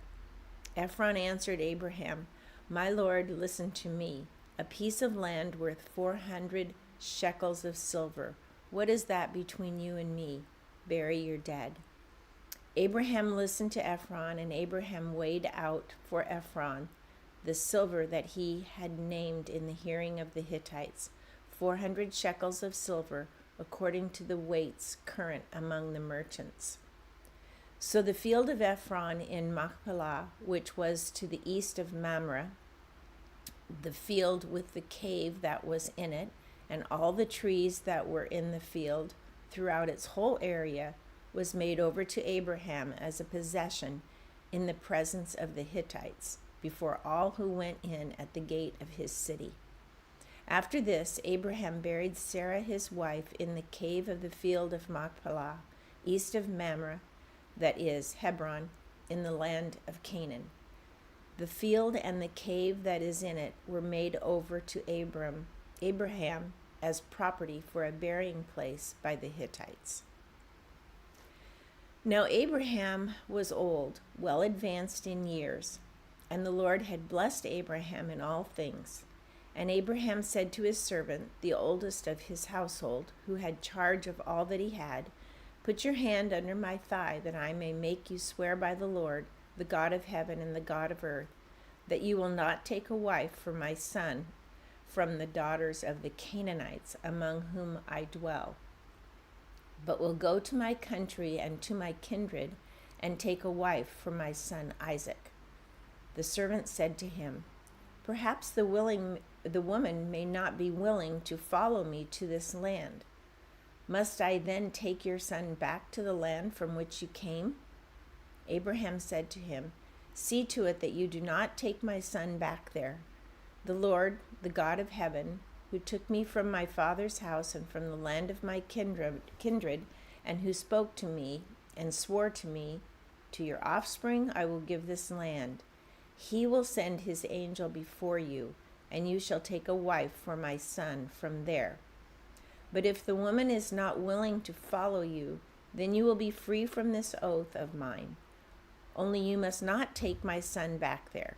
So the servant put his hand under the thigh of Abraham his master, and swore to him concerning this matter. Then the servant took 10 of his master's camels and departed, taking all sorts of choice gifts from his master.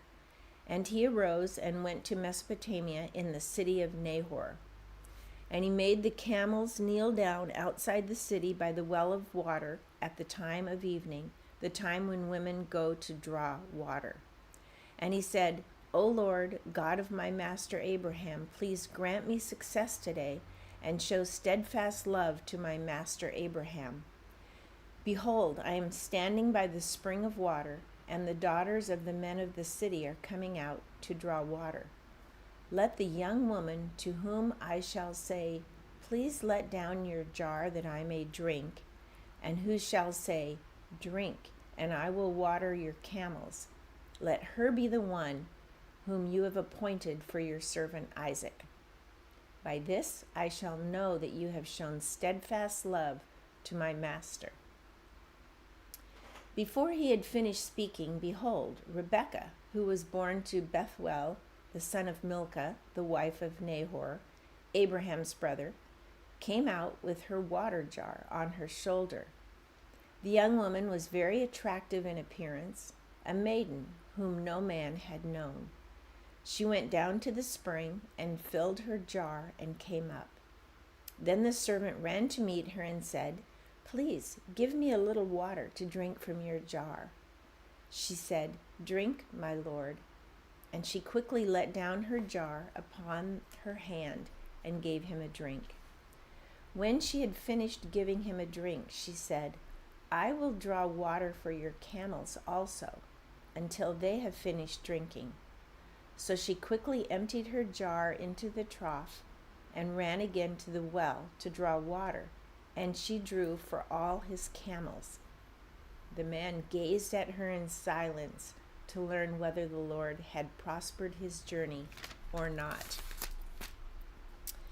When the camels had finished drinking, the man took a gold ring weighing a half shekel and 2 bracelets for her arms weighing 10 gold shekels, and said, "Please tell me whose daughter you are. Is there room in your father's house for us to spend the night?" She said to him, "I am the daughter of Bethuel, the son of Milcah, whom she bore to Nahor." She added, "We have plenty of both straw and fodder, and room to spend the night." The man bowed his head and worshipped the Lord, and said, "Blessed be the Lord, the God of my master Abraham, who has not forsaken his steadfast love and his faithfulness toward my master. As for me, the Lord has led me in the way to the house of my master's kinsman." Then the young woman ran and told her mother's household about these things. Rebekah had a brother whose name was Laban. Laban ran out toward the man to the spring. As soon as he saw the ring and the bracelets on his sister's arms and heard the words of Rebekah his sister, "Thus the man spoke to me," he went to the man. And behold, he was standing by the camels at the spring. He said, "Come in, O blessed of the Lord. Why do you stand outside? For I have prepared the house and a place for the camels." So the man came to the house and unharnessed the camels and gave straw and fodder to the camels, and there was water to wash his feet and the feet of the men who were with him. Then food was set before him to eat, but he said, "I will not eat until I have said what I have to say." He said, "Speak on." So he said, "I am Abraham's servant. The Lord has greatly blessed my master, and he has become great. He has given him flocks and herds, silver and gold, male servants and female servants, camels and donkeys. And Sarah, my master's wife, bore a son to my master when she was old, and to him he has given all that he has.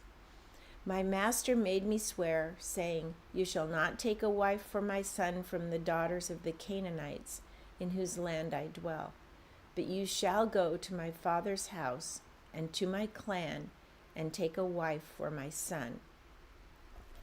I said to my master, 'Perhaps the woman will not follow me.' But he said to me, 'The Lord, before whom I have walked, will send his angel with you and prosper your way. You shall take a wife for my son from my clan and from my father's house. Then you will be free from my oath when you come to my clan. And if they will not give her to you, you will be free from my oath.' I came today to the spring and said, 'O Lord, the God of my master Abraham, if now you are prospering the way that I go, behold, I am standing by the spring of water. Let the virgin who comes out to draw water, to whom I shall say, "Please give me a little water from your jar to drink," and who will say to me, "Drink, and I will draw for your camels also," Let her be the woman whom the Lord has appointed for my master's son." Before I had finished speaking in my heart, behold, Rebekah came out with her water jar on her shoulder, and she went down to the spring and drew water. I said to her, "Please let me drink." She quickly let down her jar from her shoulder and said, "Drink, and I will give your camels drink also." So I drank, and she gave the camels drink also. Then I said to her, "Whose daughter are you?" She said, "The daughter of Bethuel, Nahor's son, whom Milcah bore to him." So I put the ring on her nose and the bracelets on her arms. Then I bowed my head and worshipped the Lord and blessed the Lord, the God of my master Abraham, who had led me by the right way to take the daughter of my master's kinsman for his son. Now then, if you are going to show steadfast love and faithfulness to my master, tell me, and if not, tell me, that I may turn to the right hand or to the left." Then Laban and Bethuel answered and said, "The thing has come from the Lord. We cannot speak to you bad or good. Behold, Rebekah is before you. Take her and go, and let her be the wife of your master's son, as the Lord has spoken." When Abraham's servant heard their words, he bowed himself to the earth before the Lord. And the servant brought out jewelry of silver and of gold and garments, and gave them to Rebekah. He also gave to her brother and to her mother costly ornaments. And he and the men who were with him ate and drank, and they spent the night there. When they arose in the morning, he said, "Send me away to my master." Her brother and her mother said, "Let the young woman remain with us a while, at least 10 days. After that she may go." But he said to them, "Do not delay me, since the Lord has prospered my way. Send me away that I may go to my master." They said, "Let us call the young woman and ask her." And they called Rebekah and said to her, "Will you go with this man?" She said, "I will go." So they sent away Rebekah their sister and her nurse, and Abraham's servant and his men. And they blessed Rebekah and said to her, "Our sister, may you become thousands of 10,000s, and may your offspring possess the gate of those who hate him." Then Rebekah and her young women arose and rode on the camels and followed the man. Thus the servant took Rebekah and went his way. Now Isaac had returned from Beer Lahai-roi and was dwelling in the Negeb. And Isaac went out to meditate in the field toward evening, and he lifted up his eyes and saw, and behold, there were camels coming. And Rebekah lifted up her eyes, and when she saw Isaac, she dismounted from the camel and said to the servant, "Who is that man walking in the field to meet us?" The servant said, "It is my master." So she took her veil and covered herself. And the servant told Isaac all the things that he had done. Then Isaac brought her into the tent of Sarah his mother, and took Rebekah, and she became his wife, and he loved her. So Isaac was comforted after his mother's death. Abraham took another wife, whose name was Keturah. She bore him Zimron, Jokshan, Medan, Midian, Ishbak, and Shua. Jokshan fathered Sheba and Dedan. The sons of Dedan were Asherim, Letzishim, and Leman. The sons of Midian were Ephah, Epher, Hanok, Abida, and Eldah. All these were the children of Keturah. Abraham gave all he had to Isaac, but to the sons of his concubines Abraham gave gifts, and while he was still living he sent them away from his son Isaac eastward to the east country.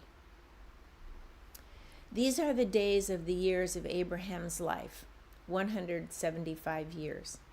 Abraham breathed his last and died in a good old age, an old man and full of years, and was gathered to his people.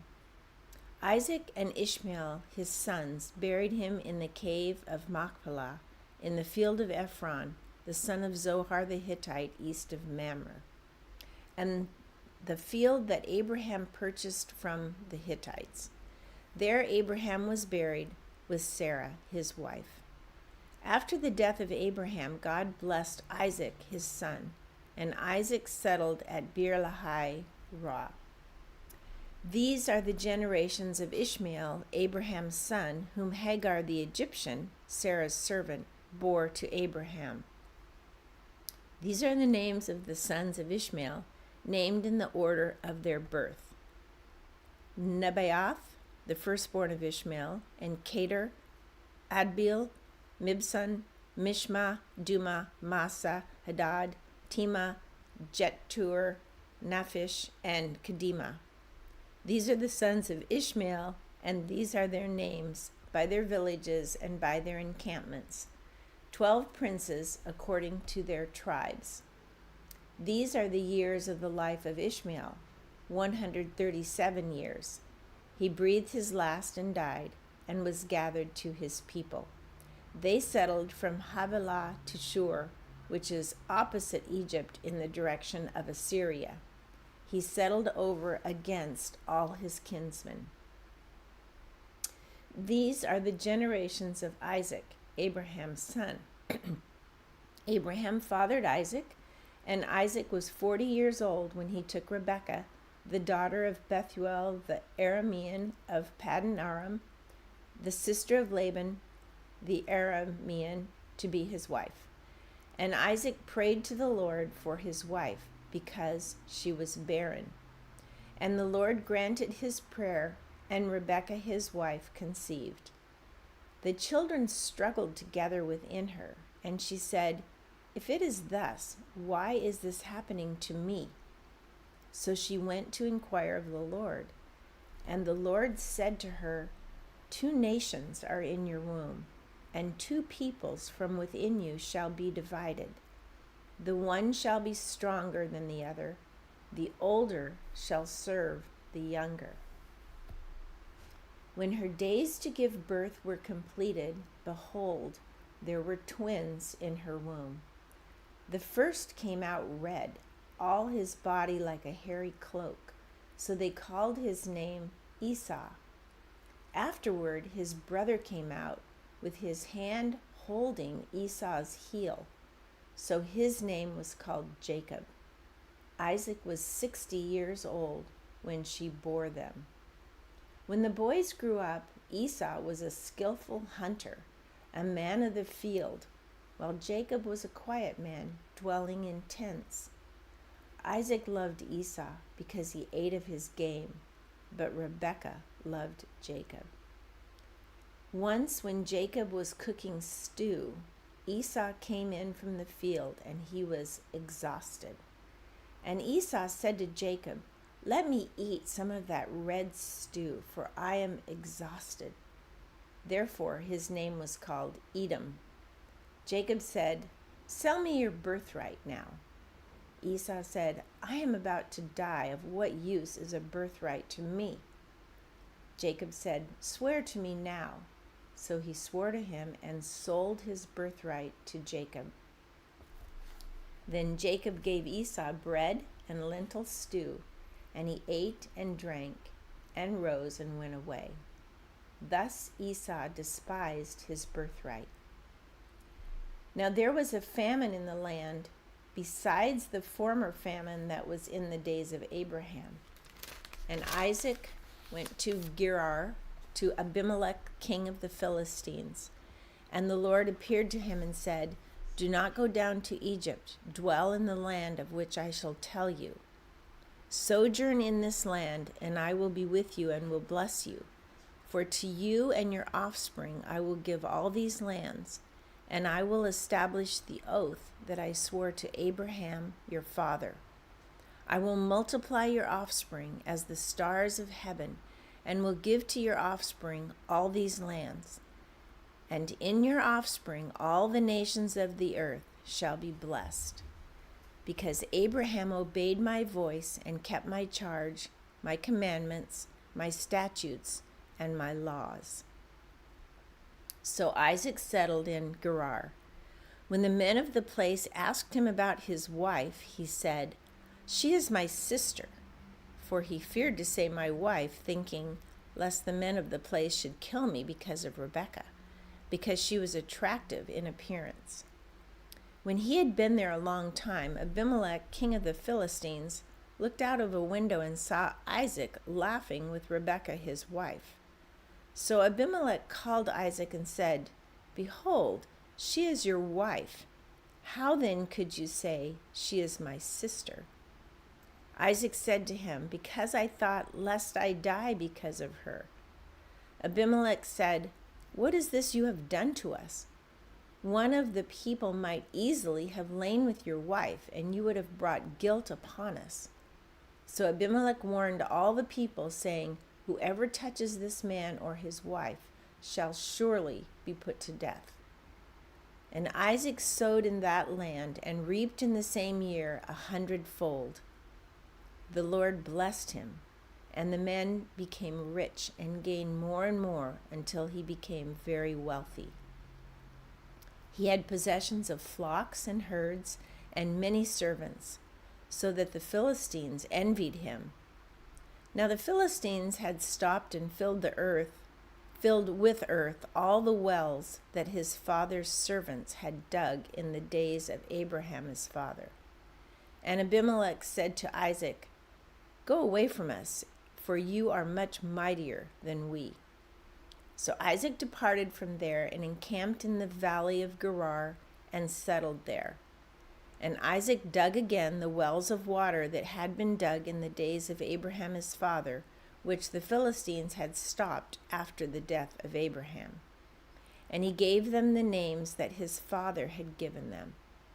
But when Isaac's servants dug in the valley and found there a well of spring water, the herdsmen of Gerar quarreled with Isaac's herdsmen, saying, "The water is ours." So he called the name of the well Esek, because they contended with him. Then they dug another well, and they quarreled over that also. So he called its name Sitnah. And he moved from there and dug another well, and they did not quarrel over it. So he called its name Rehoboth, saying, "For now the Lord has made room for us, and we shall be fruitful in the land." From there he went up to Beersheba, and the Lord appeared to him the same night and said, "I am the God of Abraham your father. Fear not, for I am with you, and will bless you and multiply your offspring for my servant Abraham's sake." So he built an altar there and called upon the name of the Lord and pitched his tent there. And there Isaac's servants dug a well.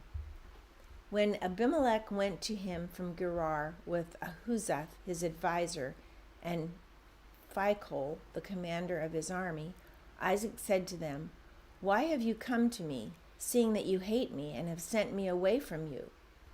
They said, "We see plainly that the Lord has been with you." So we said, "Let there be a sworn pact between us, between you and us, and let us make a covenant with you, that you will do us no harm, just as we have not touched you and have done to you nothing but good, and have sent you away in peace. You are now the blessed of the Lord." So he made them a feast, and they ate and drank. In the morning they rose early and exchanged oaths. And Isaac sent them on their way, and they departed from him in peace. That same day Isaac's servants came and told him about the well they had dug, and said to him, "We have found water." He called it Sheba. Therefore the name of the city is Beersheba to this day. When Esau was 40 years old, he took Judith, the daughter of Beeri the Hittite, to be his wife, and Basemath, the daughter of Elon the Hittite, and they made life bitter for Isaac and Rebekah.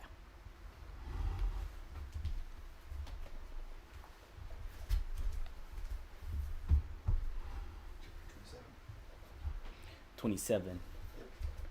When Isaac was old and his eyes were dim, so that he could not see, he called Esau, his older son, and said to him, "My son."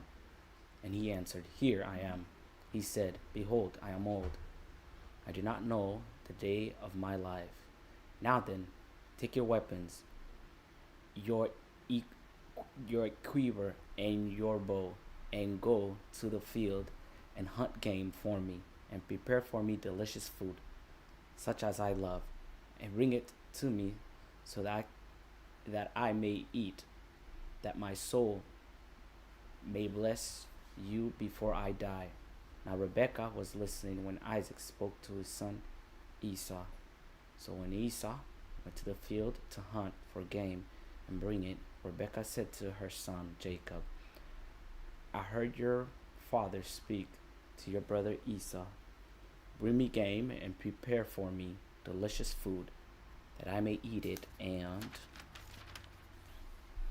bless you before the Lord. Bless you before the Lord before I die. Now, therefore, my son, obey my voice as I command you.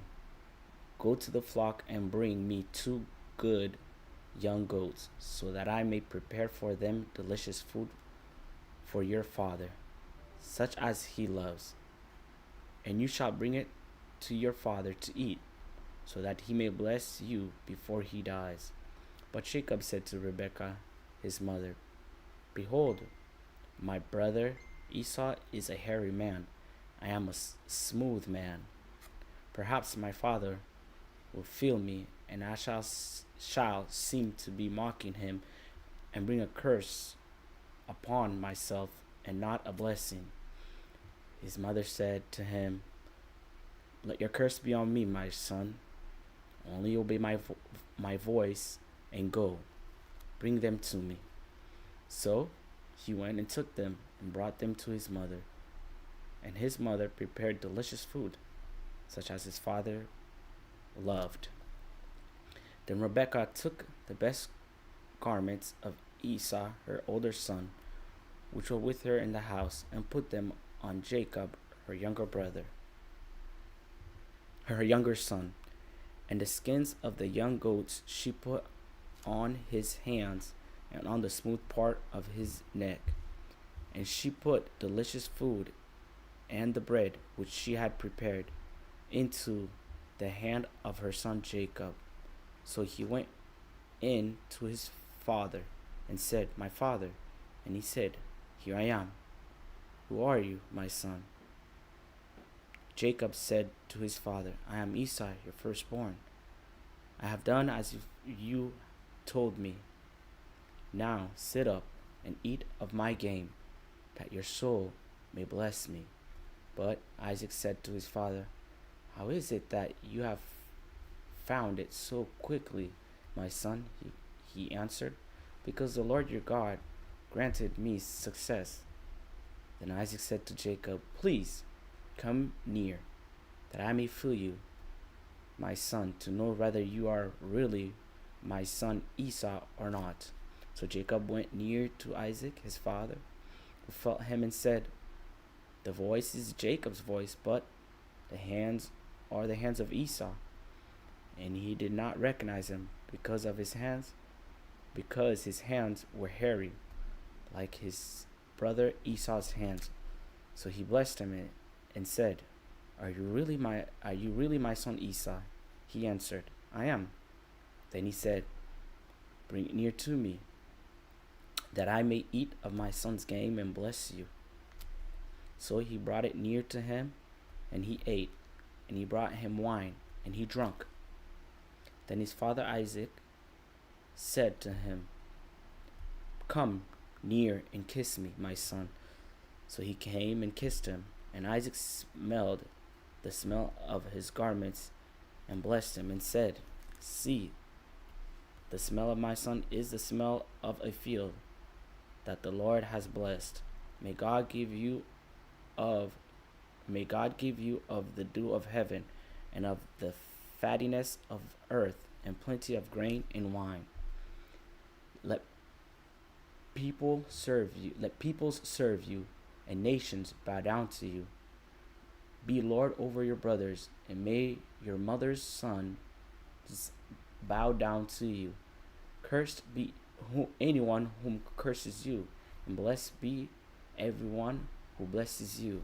As soon as Isaac had finished blessing Jacob, then Jacob had scarcely gone out from the presence of Isaac his father.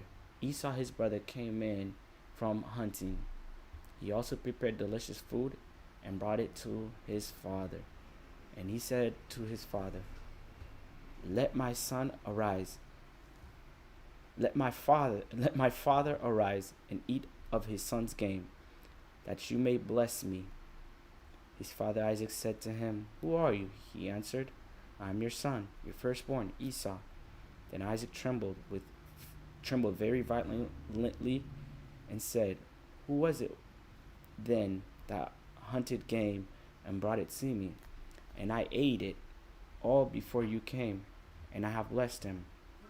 Yes, and he shall be blessed.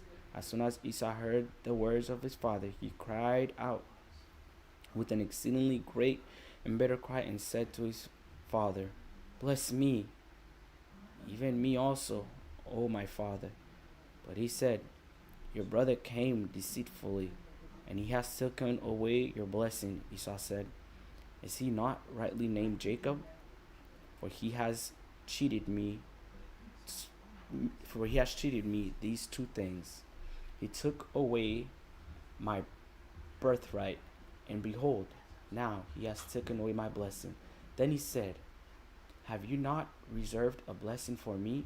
Isaac answered and said to Esau, Behold, I have made him lord over you, and all his brothers I have given to him for servants, and with grain and wine I have sustained him. What then can I do for you, my son? Esau said to his father, Have you but one blessing, my father? Bless me, you and me also, O my father. And Esau lifted up his voice and wept. Then Isaac his father answered to him, Behold, away from the fatness of the earth shall your dwelling be, and away from the dew of heaven on high. By your sword you shall live, and you shall serve your brother. But when you grow restless, you shall break his yoke from your neck. Now Esau hated Jacob because of the blessing with which his father had blessed him. And Esau said to him, The days of mourning for my father are approaching. Then I will kill my brother Jacob. But the words of Esau, her older son, were told to Rebekah. So she sent and called Jacob her younger son, and said to him, Behold, your brother Esau comforts himself about you by planning to kill you. Now therefore, my son, obey my voice. Arise, flee to Laban, my brother in Haran, and stay with him a while until your brother's fury turns away, until your brother's anger turns away from you, and he forgets what you have done to him. Then I will send and bring you from there.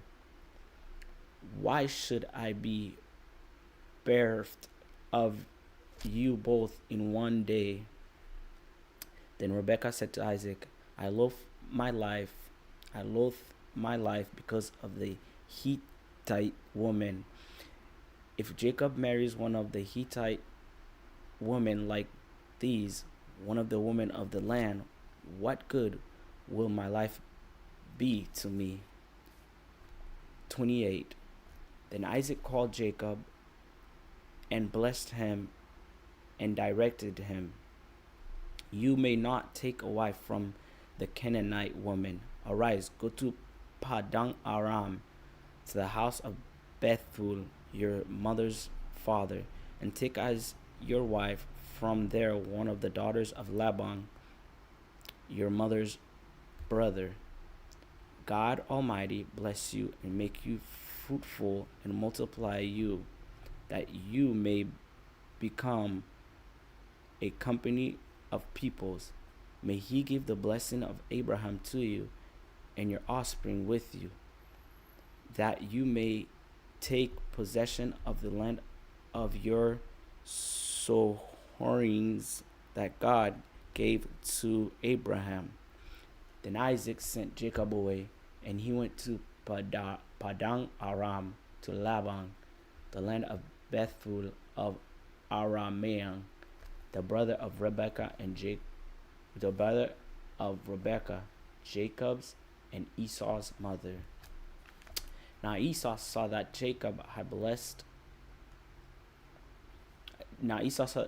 Isaac had blessed Jacob, and sent him away to Paddan Aram to take a wife from there, and that as he blessed him, he directed him, you may not take a wife from the Canaanite woman. And Jacob had obeyed his father and his mother and gone to Paddan Aram. So when Esau saw that the Canaanite woman did not please Isaac his father, Esau went to Ishmael and took his wife, besides the wives he had, Mathalath, the daughter of Ishmael, Abraham's son, the sister of Nebaioth. Jacob left Beersheba and went toward Haran, and he came to a certain place and stayed there that night, because the sun had set. Taking one of the stones of the place, he put it under his head and lay down in that place to sleep. And he dreamed, and behold, there was a ladder set up on the earth, and at the top of it reached to heaven. And behold, the angels of God were ascending and descending on it. And behold, the Lord stood above it and said, I am the Lord, the God of Abraham your father, and the God of Isaac. The land on which you lie I will give to you and to your offspring. Your offspring shall be like the dust of the earth, and you shall spread abroad to the west and to the east and to the north and to the south. And in you and your offspring shall all the families of the earth be blessed. Behold, I am with you and will keep you wherever you go, and will bring you back to this land. For I will not leave you until I have done what I have promised you. Then Jacob awoke from his sleep and said, Surely the Lord is in this place, and I did not know it. And he was afraid and said, How awesome is this place! This is none other than the house of God, and this is the gate of heaven. So early in the morning Jacob took the stone that he had put under his head and set it up for a pillar, and poured oil on the top of it. He called the name of that place Bethel, but the name of the city was Luz at the first. Then Jacob made a vow, saying, If God will be with me and will keep me in this way that I go, and will give me bread to eat and clothing to wear, so that I come again to my father's house in peace, then the Lord shall be my God. And this stone, which I have set up for a pillar, shall be God's house. And of all that you have given me, I will give a full tenth to you. 29. Then Jacob went on his journey and came to the land of the people of the east. As he looked, he saw a well in the field, and behold, 3 flocks of sheep lying beside it. For out of that well the flocks were watered. The stone on the well's mouth was large, and when all the flocks were gathered there, the shepherds would roll the stone from the mouth of the well and water the sheep, and put the stone back in its place over the mouth of the well. Jacob said to them, "My brothers, where do you come from?" They said, "We are from Haran." He said to them, "Do you know Laban, the son of Nahor?" They said, "We know him." He said to them, "Is it well with him?" They said, "It is well." And see, Rachel, his daughter, is coming with the sheep. He said, "Behold, it is still high day. It is not time for the livestock to be gathered together. Water the sheep and go pasture them." But they said, "We cannot until all the flocks are gathered together and the stone is removed from the mouth of the well. Then we water the sheep." While he was still speaking with them, Rachel came with her father's sheep, for she was a shepherdess. Now as soon as Jacob saw Rachel, the daughter of Laban, his mother's brother, and the sheep of Laban, his mother's brother, Jacob came near and rolled the stone from the well's mouth and watered the flock of Laban, his mother's brother. Then Jacob kissed Rachel and wept aloud. And Jacob told Rachel that he was her father's kinsman, and that he was Rebekah's son. And she ran and told her father. As soon as Laban heard the news about Jacob, his sister's son, he came to meet him and embraced him and kissed him and brought him to his house. Jacob told Laban all these things, and Laban said to him, "Surely you are my bone and my flesh." And he stayed with him a month. Then Laban said to Jacob, "Because you are my kinsman, should you therefore serve me for nothing? Tell me, what shall your wages be?" Now Laban had 2 daughters. The name of the older was Leah, and the name of the younger was Rachel. Leah's eyes were weak, but Rachel was beautiful in form and appearance. Jacob loved Rachel and said, "I will serve you 7 years for your daughter Rachel." Laban said, "It is better that I give her to you than that I shall give her to any other man. Stay with me." So Jacob served 7 years for Rachel, and they seemed to him but a few days because the love he had for her. Then Jacob said to Laban, "Give me my wife, that I may go in to her, for my time is completed." So Laban gathered together all the people of the place and made a feast. But in the evening he took his daughter Leah and brought her to Jacob, and he went into her. Laban gave his female servant Zilpah to his daughter Leah to be her servant. And in the morning, behold, it was Leah. And Jacob said to Laban, "What is this you have done to me? Did I not serve with you for Rachel? Why then have you deceived me?" Laban said, It is not so done in our country, to give the younger before the firstborn. Complete the week of this one, and we will give you the other also in return for serving another 7 years. Jacob did so and completed her week. Then Laban gave him his daughter Rachel to be his wife. Laban gave his female servant Bilhah to his daughter Rachel to be our servant. So Jacob went into Rachel and he loved Rachel more than Leah, and served Laban for another 7 years. When the Lord saw that Leah was hated, he opened her womb, but Rachel was barren. And Leah conceived and bore a son, and she called his name Reuben. For she said, "Because the Lord has looked upon my affliction, for now my husband will love me. She conceived again and bore a son, and said, because the Lord has heard that I am hated, he has given me his son also. And she called his name Simeon. Again she conceived and bore a son, and said, now this time my husband will be attached to me, because I have bore him 3 sons. Therefore his name was called Levi.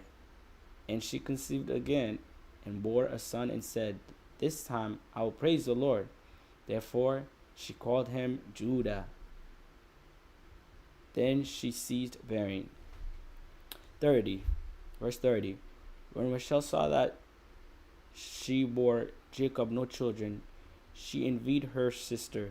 She said to Jacob, give me children, or I shall die. Jacob's anger was kindled against Rachel, and he said, am I in place of God, whom has withheld from you the fruit of the womb? Then she said, here is my servant Bilhah. Go in her, so that she may give birth on my behalf, that even I may have children through her. So she gave him her servant Bilhah as wife, and Jacob went into her, and Bilhah conceived and bore Jacob a son. Then Rachel said, God has judged me, and he has also heard my voice and given me a son. Therefore she called his name Dan. Rachel's servant Bilhah conceived again and bore Jacob a second son. Then Rachel said, with mighty wrestlings I have wrestled with my sister and have prevailed. So she called his name Naphtali. When Leah saw that she had ceased bearing children, she took her servant Zilpah and gave her to Jacob as wife. Then Leah's servant Zilpah bore Jacob a son, and Leah said, good fortune has come. So she called his name Gad. Leah's servant Zilpah bore Jacob a second son, and Leah said, happy am I, for women have called me happy. So she called his name Asher. In the days of harvest, Reuben went and found mandrakes in the field, and brought them to his mother Leah. Then Rachel said to Leah, please give me some of your son's mandrakes. So she said to her, is it a small matter that you have taken away my husband? Would you take away my son's mandrakes also? Rachel said, then he may lie with you tonight in exchange for your son's mandrakes. So mandrakes. When Jacob came from the field in the evening, Leah went out to meet him and said, you must come to me, for I have hired you with my son's mandrakes. So he lied with her that night.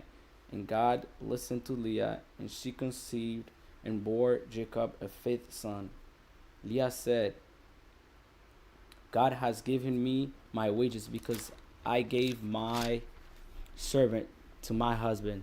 So she called his name Issachar. And Leah conceived again, and she bore Jacob a sixth son. Then Leah said, God has endowed me with a good endowment. Now my husband will honor me, because I have bore him 6 sons. So she called his name Zebulun. Afterwards she bore a daughter and called her Dinah. Then God remembered Rachel, and God listened to her and opened her womb. She conceived and bore a son, and said, God has taken away my reproach. And she called his name Joseph, saying, may the Lord add to me another son. As soon as Rachel had born Joseph, Jacob said to Laban, "Send me away, that I may go to my own home and country. Give me my wives and my children, for whom I have served you, that I may go. For you know the service that I have given you." But Laban said to him, "For I have found favor in your sight. I have learned by divination that the Lord has blessed me because of you. Name your wages, and I will give it." Jacob said to him, "You yourself know how I have served you, and how your livestock has fared with me. For you had little before I came, and it has increased abundantly, and the Lord has blessed you wherever I turned. But now, when shall I provide for my own household?" He said, "What shall I give you?" Jacob said, "You shall not give me anything. If you will do this for me, I will again pasture your flock and keep it. Let me pass through all your flocks today, removing from it every speckled and spotted sheep, and every black sheep, and the spotted and speckled among the goats, and they shall be my wages. So my honesty will answer for me later, when you come to look into my wages with you. Everyone that is not speckled and spotted among the goats, and black among the lambs, if found with me, shall be counted stolen." Laban said, "Good, let it be as you have said." But that day Laban removed the male goats that were striped and spotted, and all the female goats that were speckled and spotted, every one that had white on it, and every lamb that was black, and put them in the charge of his sons. And he set a distance of 3 days' journey between himself and Jacob pastured the rest of Laban's flocks. Then Jacob took fresh sticks of poplar and almond and plane trees, and peeled white specks in them, exposing the white of the sticks. He set the sticks that he had peeled in front of the flocks in the troughs, that is, the watering places where the flocks came to drink. And since they bred, they came to drink. The flocks bred in front of the sticks, and so the flocks brought forth striped, speckled, and spotted. And Jacob separated the lambs, and set the faces of the flocks toward the striped, and all the black in the flock of Lebanon. He put his own droves apart, and did not put them with Laban's flocks. Whenever the stronger of the flock were breeding, Jacob would lay the sticks in the troughs before the eyes of the flocks, that they might breed among the sticks. But for the feebler of the flock, he would not lay them there. So the feebler would be Laban's, and the stronger Jacob's. Thus the man increased greatly, and had large flocks, female servants and male servants, and camels and donkeys. Thanks.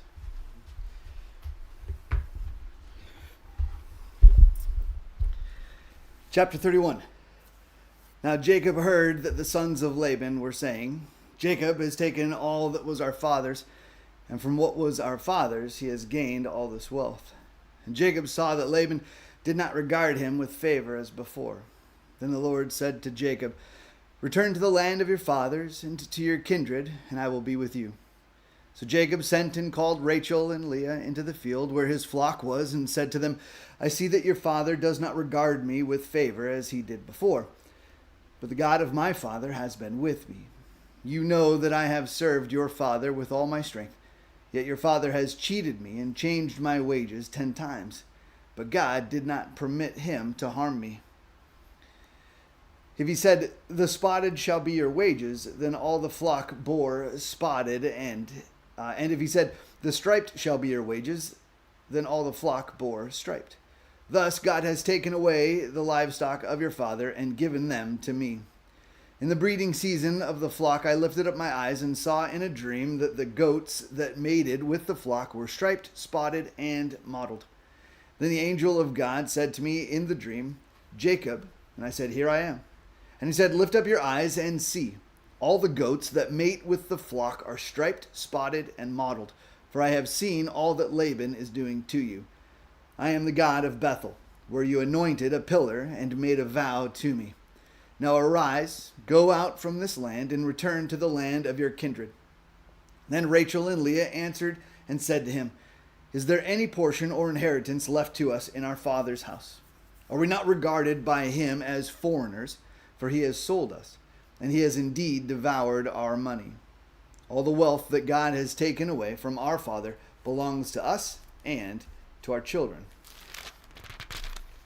Now then, whatever God has said to you, do.' So Jacob arose and set his sons and his wives on camels. He drove away all his livestock, all his property that he had gained, the livestock in his possession that he had acquired in Padan Aram, to go to the land of Canaan to his father Isaac. Laban had gone to shear his sheep, and Rachel stole her father's household gods. And Jacob tricked Laban the Aramean by not telling him that he intended to flee. He fled with all that he had, and arose and crossed the Euphrates, and set his face toward the hill country of Gilead. When it was told Laban on the 3rd day that Jacob had fled, he took his kinsmen with him, and pursued him for 7 days, and followed close after him into the hill country of Gilead. But God came to Laban the Aramean in a dream by night, and said to him, 'Be careful not to say anything to Jacob, either good or bad.' And Laban overtook Jacob. Now Jacob had pitched his tent in the hill country, and Laban with his kinsmen pitched tents in the hill country of Gilead. And Laban said to Jacob, 'What have you done that you have tricked me and driven away my daughters like captives of the sword? Why did you flee secretly and trick me, and did not tell me, so that I might have sent you away with mirth and songs, with tambourine and lyre? And why did you not permit me to kiss my sons and my daughters farewell? Now you have done foolishly. It is in my power to do you harm. But the God of your father spoke to me last night, saying, Be careful not to say anything to Jacob, either good or bad. And now you have gone away because you longed greatly for your father's house. But why did you steal my gods?' Jacob answered and said to Laban, 'Because I was afraid. For I thought that you would take your daughters from me by force. Anyone with whom you find your gods shall not live. In the presence of our kinsmen, point out what I have that is yours, and take it.' Now Jacob did not know that Rachel had stolen them. So Laban went into Jacob's tent, and into Leah's tent, and into the tent of the 2 female servants, but he did not find them. And he went out of Leah's tent and entered Rachel's. Now Rachel had taken the household gods and put them in the camel's saddle and sat on them. Laban felt all about the tent, but did not find them. And she said to her father, Let not my lord be angry that I cannot rise before you, for the way of women is upon me. So he searched, but did not find the household gods. Then Jacob became angry and berated Laban. Jacob said to Laban, What is my offense? What is my sin that you have hotly pursued me? For you have felt through all my goods. What have you found of all your household goods? Set it here before me, before my kinsmen and your kinsmen, that they may decide between us two. These 20 years I have been with you. Your ewes and your female goats have not miscarried. I have not eaten the rams of your flocks. What was torn by wild beasts I did not bring to you. I bore the loss of it myself. From my hand you required it, whether stolen by day or stolen by night. There I was. By day the heat consumed me, and the cold by night, and my sleep fled from my eyes.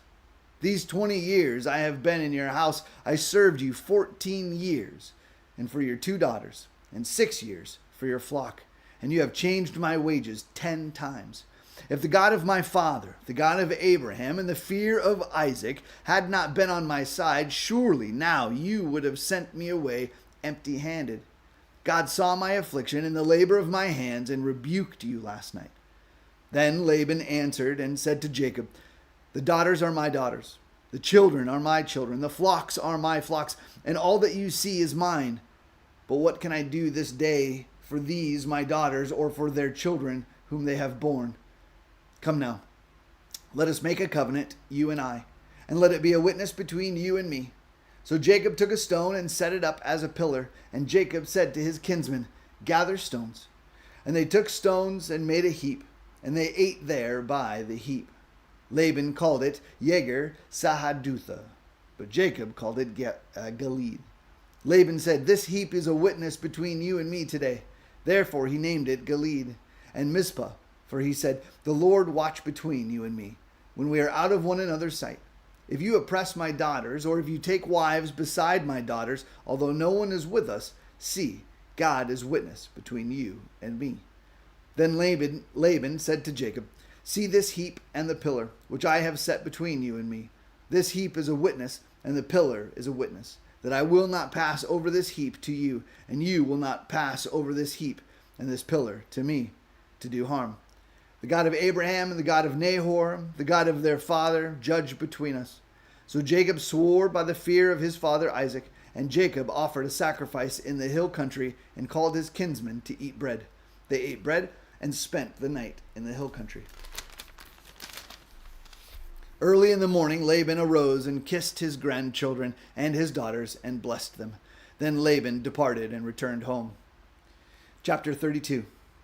Jacob went on his way, and the angels of God met him. And when Jacob saw them, he said, this is God's camp. So he called them, and the name of that place, Mahanaim. And Jacob sent messengers before him to Esau his brother in the land of Seir, the country of Edom, instructing them, thus you shall say to my lord Esau, thus says your servant Jacob, I have sojourned with Laban and stayed until now. I have oxen, donkeys, flocks, male servants, and female servants. I have sent to tell my lord in order that I may find favor in your sight. And the messengers returned to Jacob, saying, we came to your brother Esau, and he is coming to meet you. And there are 400 men with him. Then Jacob was greatly afraid and distressed. He divided the people who were with him, and the flocks, and the herds, and the camels into 2 camps, thinking if Esau comes to the one camp and attacks it, then the camp that is left will escape. And Jacob said, O God of my father Abraham, and God of my father Isaac, O Lord, who said to me, return to your country and to your kindred, that I may do you good. I am not worthy of the least of all these deeds of steadfast love and all the faithfulness that you have shown to your servant. For with only my staff I crossed this Jordan, and now I have become 2 camps. Please, deliver me from the hand of my brother, from the hand of Esau, for I fear him, that he may come and attack me, the mothers with my children. But you said, I will surely do you good, and make your offspring as the sand of the sea, which cannot be numbered for a multitude. So he stayed there that night, and from what he had with him, he took a present for his brother Esau, 200 female goats and 20 male goats, 200 ewes and 20 rams, 30 milking camels and their calves, 40 cows and 10 bulls, 20 female donkeys and 10 male donkeys. These he handed over to his servants, every drove by itself, and said to his servants, pass on ahead of me, and put a space between drove and drove.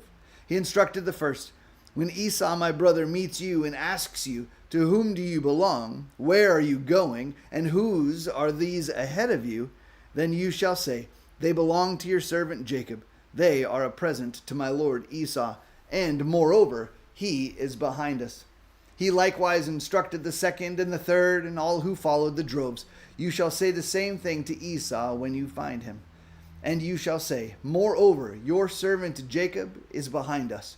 For he thought, I may appease him with the present that goes ahead of me, and afterward I shall see his face. Perhaps he will accept me." So the present passed on ahead of him, and he himself stayed that night in the camp. The same night he arose and took his 2 wives, his two female servants, and his 11 children, and he crossed the ford of the Jabbok. He took them and sent them across the stream and everything else that he had, and Jacob was left alone. And a man wrestled with him until the breaking of that day. When the man saw that he did not prevail against Jacob, he touched his hip socket, and Jacob's hip was put out of joint as he wrestled with him. Then he said, "Let me go, for the day has broken." But Jacob said, "I will not let you go unless you bless me." And he said to him, "What is your name?" And he said, "Jacob." And then he said, "Your name shall no longer be called Jacob, but Israel, for you have striven with God and with men, and have prevailed." Then Jacob asked him, "Please tell me your name." But he said, "Why is it that you ask my name?" And there he blessed him. So Jacob called the name of the place Peniel, saying, "For I have seen God face to face, and yet my life has been delivered."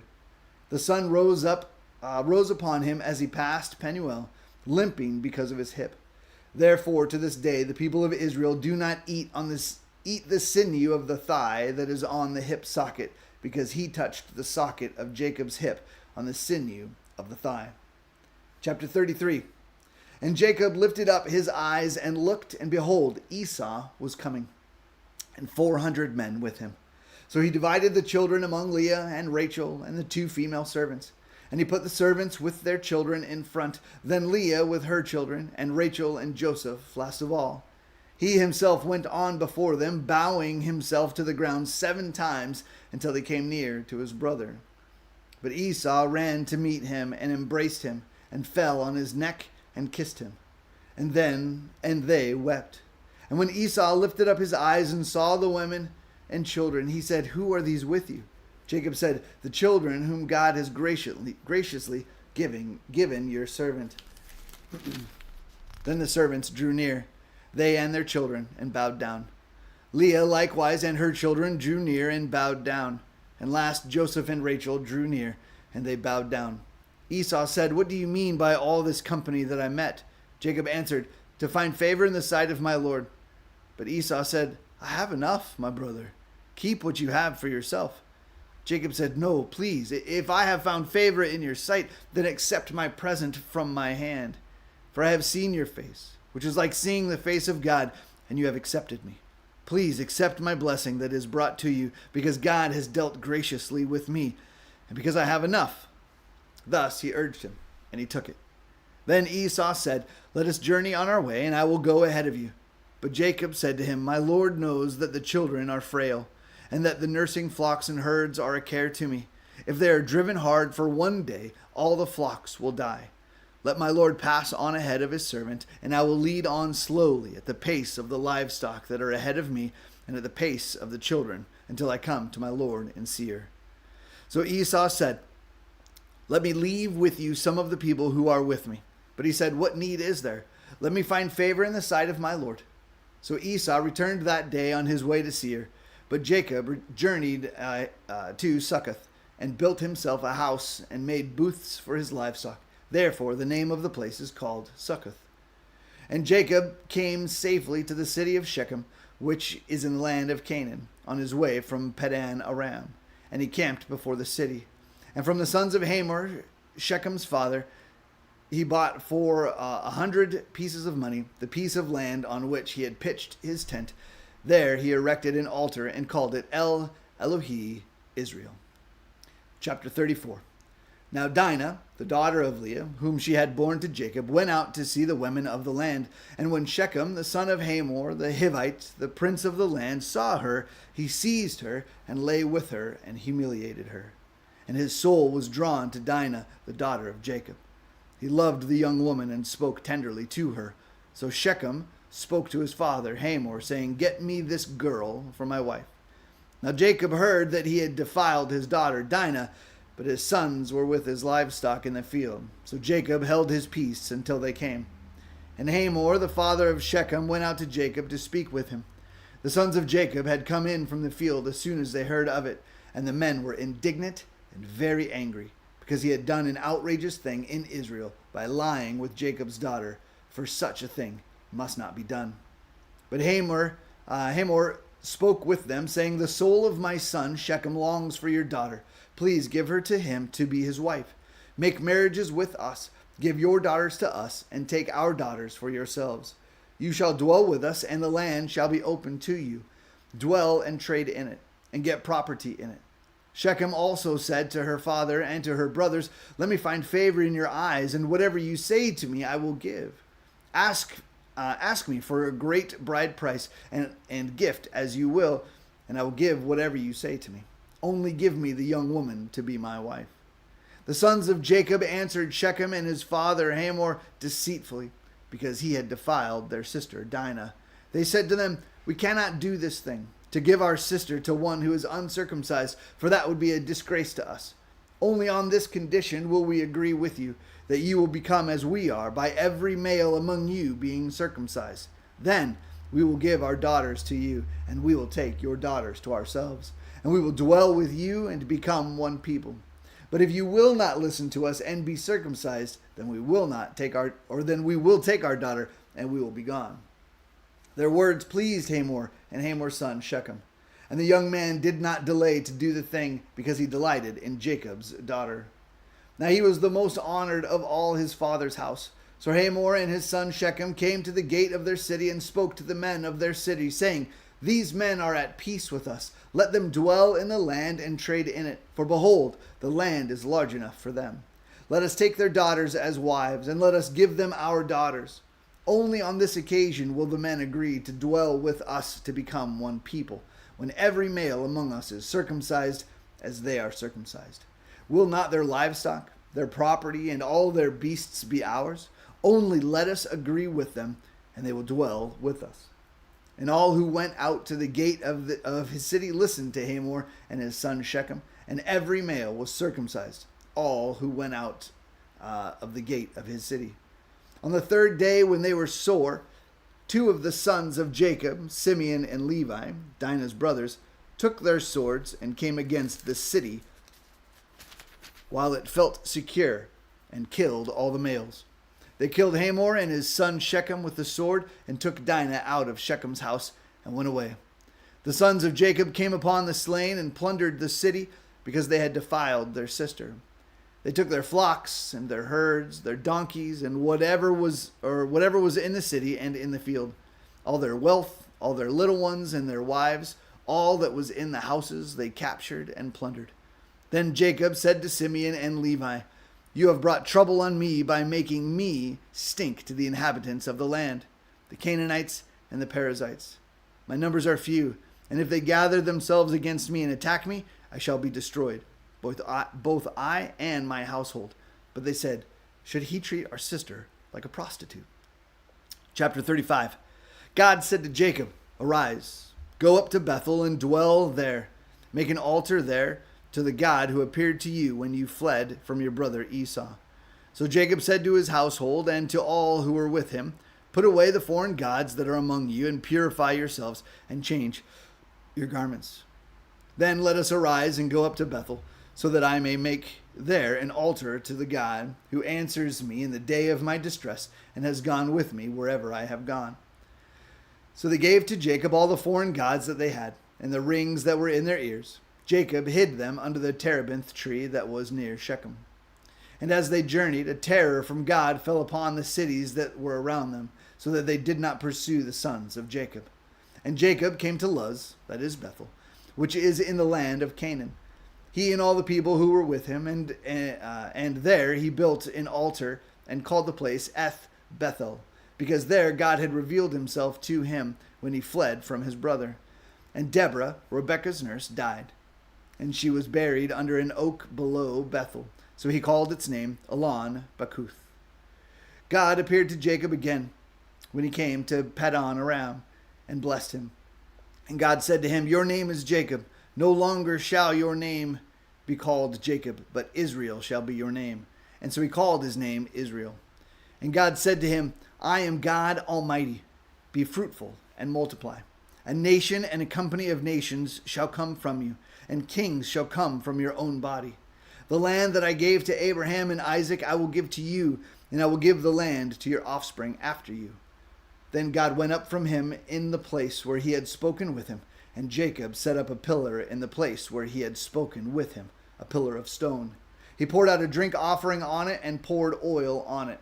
And so Jacob called the name of the place where God had spoken with him, Bethel. Then they journeyed from Bethel. When they were still some distance from Ephrath, Rachel went into labor, and she had hard labor. And when her labor was at its hardest, the midwife said to her, "Do not fear, for you have another son." And as her soul was departing, for she was dying, she called his name Ben-Oni, but his father called him Benjamin. So Rachel died, and she was buried on the way to Ephrath, that is, Bethlehem. And Jacob set up a pillar over her tomb.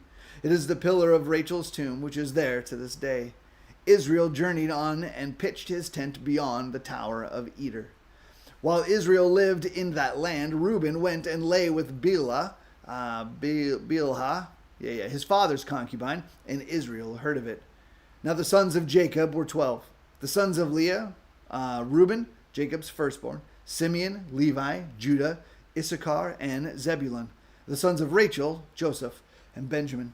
The sons of Bilhah, Rachel's servant, Dan and Naphtali. And the sons of Zilpah, Leah's servant, Gad and Asher. These were the sons of Jacob who were born to him in Paddan Aram.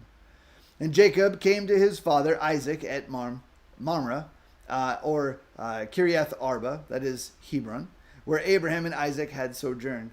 Now the days of Isaac were 180 years, and Isaac breathed his last, and he died and was gathered to his people, old and full of days, and his sons Esau and Jacob buried him. Chapter 36. These are the generations of Esau, that is, Edom. Esau took his wives from the Canaanites, Adah, the daughter of Elon the Hittite, Oholabama, the daughter of Anah, the daughter of Zibeon the Hivite, and Basemath, Ishmael's daughter, the sister Nebaioth. And Adah bore Esau, Eliphaz, Belamath bore Reuel, and Olahabama bore Jeush, Jalam, and Korah. These are the sons of Esau who were born to him in the land of Canaan. Then Esau took his wives, his sons, his daughters, and all the members of his household, his livestock, all his beasts, and all his property that he had acquired in the land of Canaan. He went into a land away from his brother Jacob, for their possessions were too great for them to dwell together. The land of their sojournings could not support them because of their livestock. So Esau settled in the hill country of Seir. Esau is Edom. These are the generations of Esau, the father of the Edomites, in the hill country of Seir. These are the names of Esau's sons: Eliphaz, the son of Adah, the wife of Esau; Reuel, the son of Basemath, and wife of Esau. The sons of Eliphaz were Teman, Omar, Zepho, Gatam, and Kenaz. Timnah was a concubine of Eliphaz, Esau's son. She bore Amalek and Eliphaz. These are the sons of Adah, Esau's wife. These are the sons of Reuel, Nahath, Zerah, Shema, and Mizah. These are the sons of Basemath's, Esau's wife. These are the sons of Oholabama, the daughter of Anah, the daughter of Zibeon, Esau's wife. She bore to Esau Jeush, Jalam, and Korah.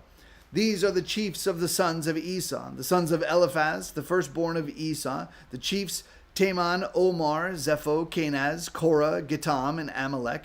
These are the chiefs of Eliphaz in the land of Edom. These are the sons of Adah.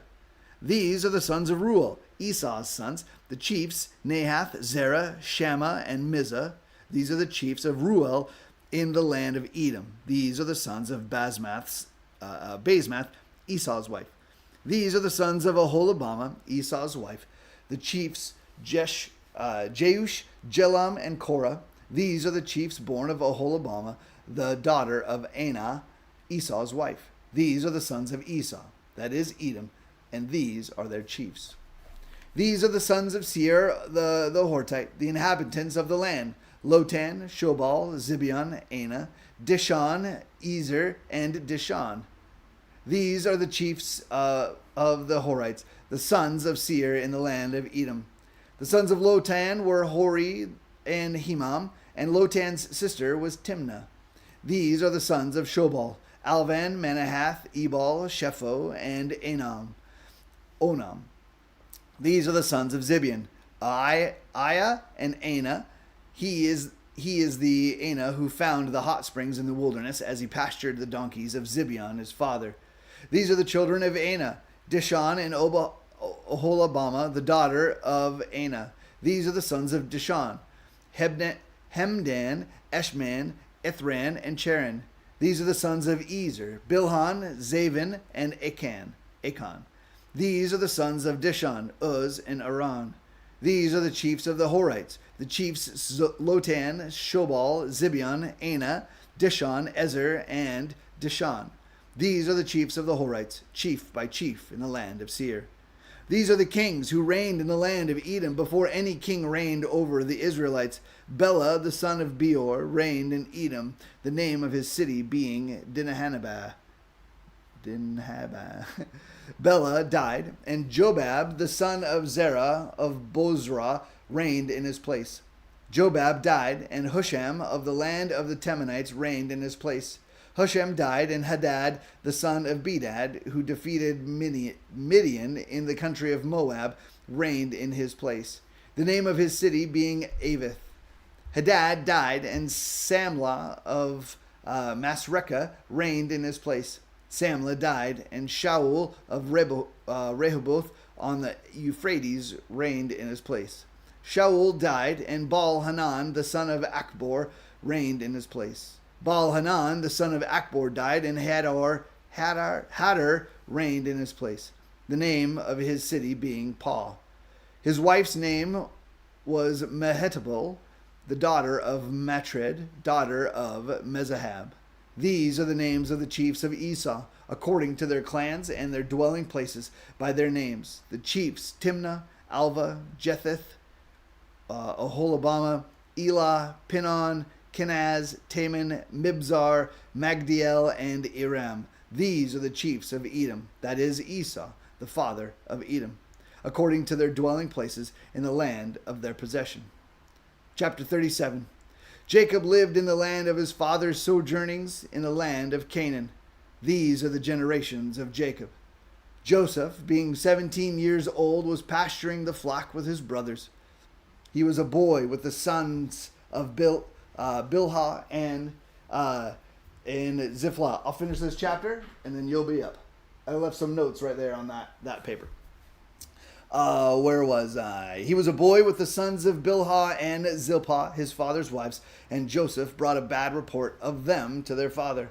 Now Israel loved Joseph more than any other of his sons, because he was the son of his old age, and he made him a robe of many colors.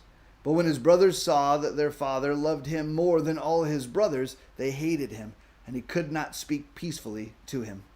Now Joseph had a dream, and when he told it to his brothers, they hated him even more. He said to them, "Hear this dream that I have dreamed.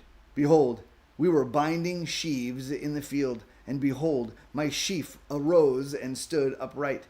And behold, your sheaves gathered around it and bowed down to my sheaf."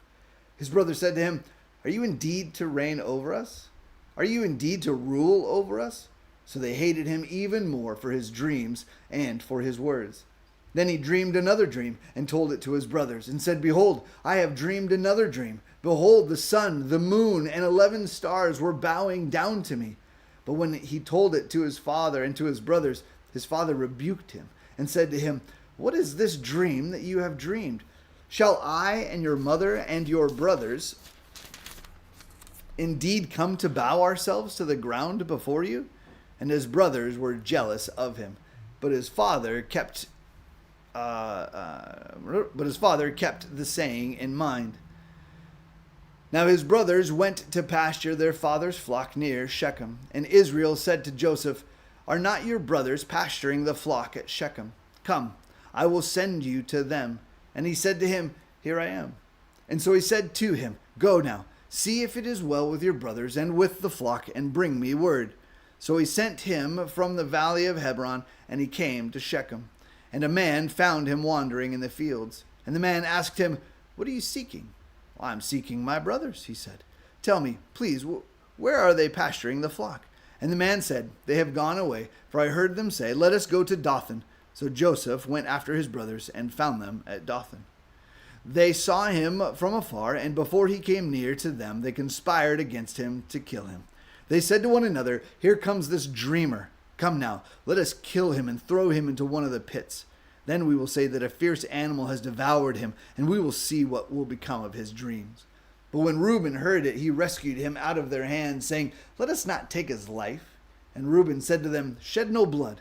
Throw him into this pit here in the wilderness, but do not lay a hand on him, that he might rescue him out of their hand to restore him to their father. So when Joseph came to his brothers, they stripped him of his robe, the robe of many colors that he wore. And they took him and threw him into a pit. The pit was empty, there was no water in it.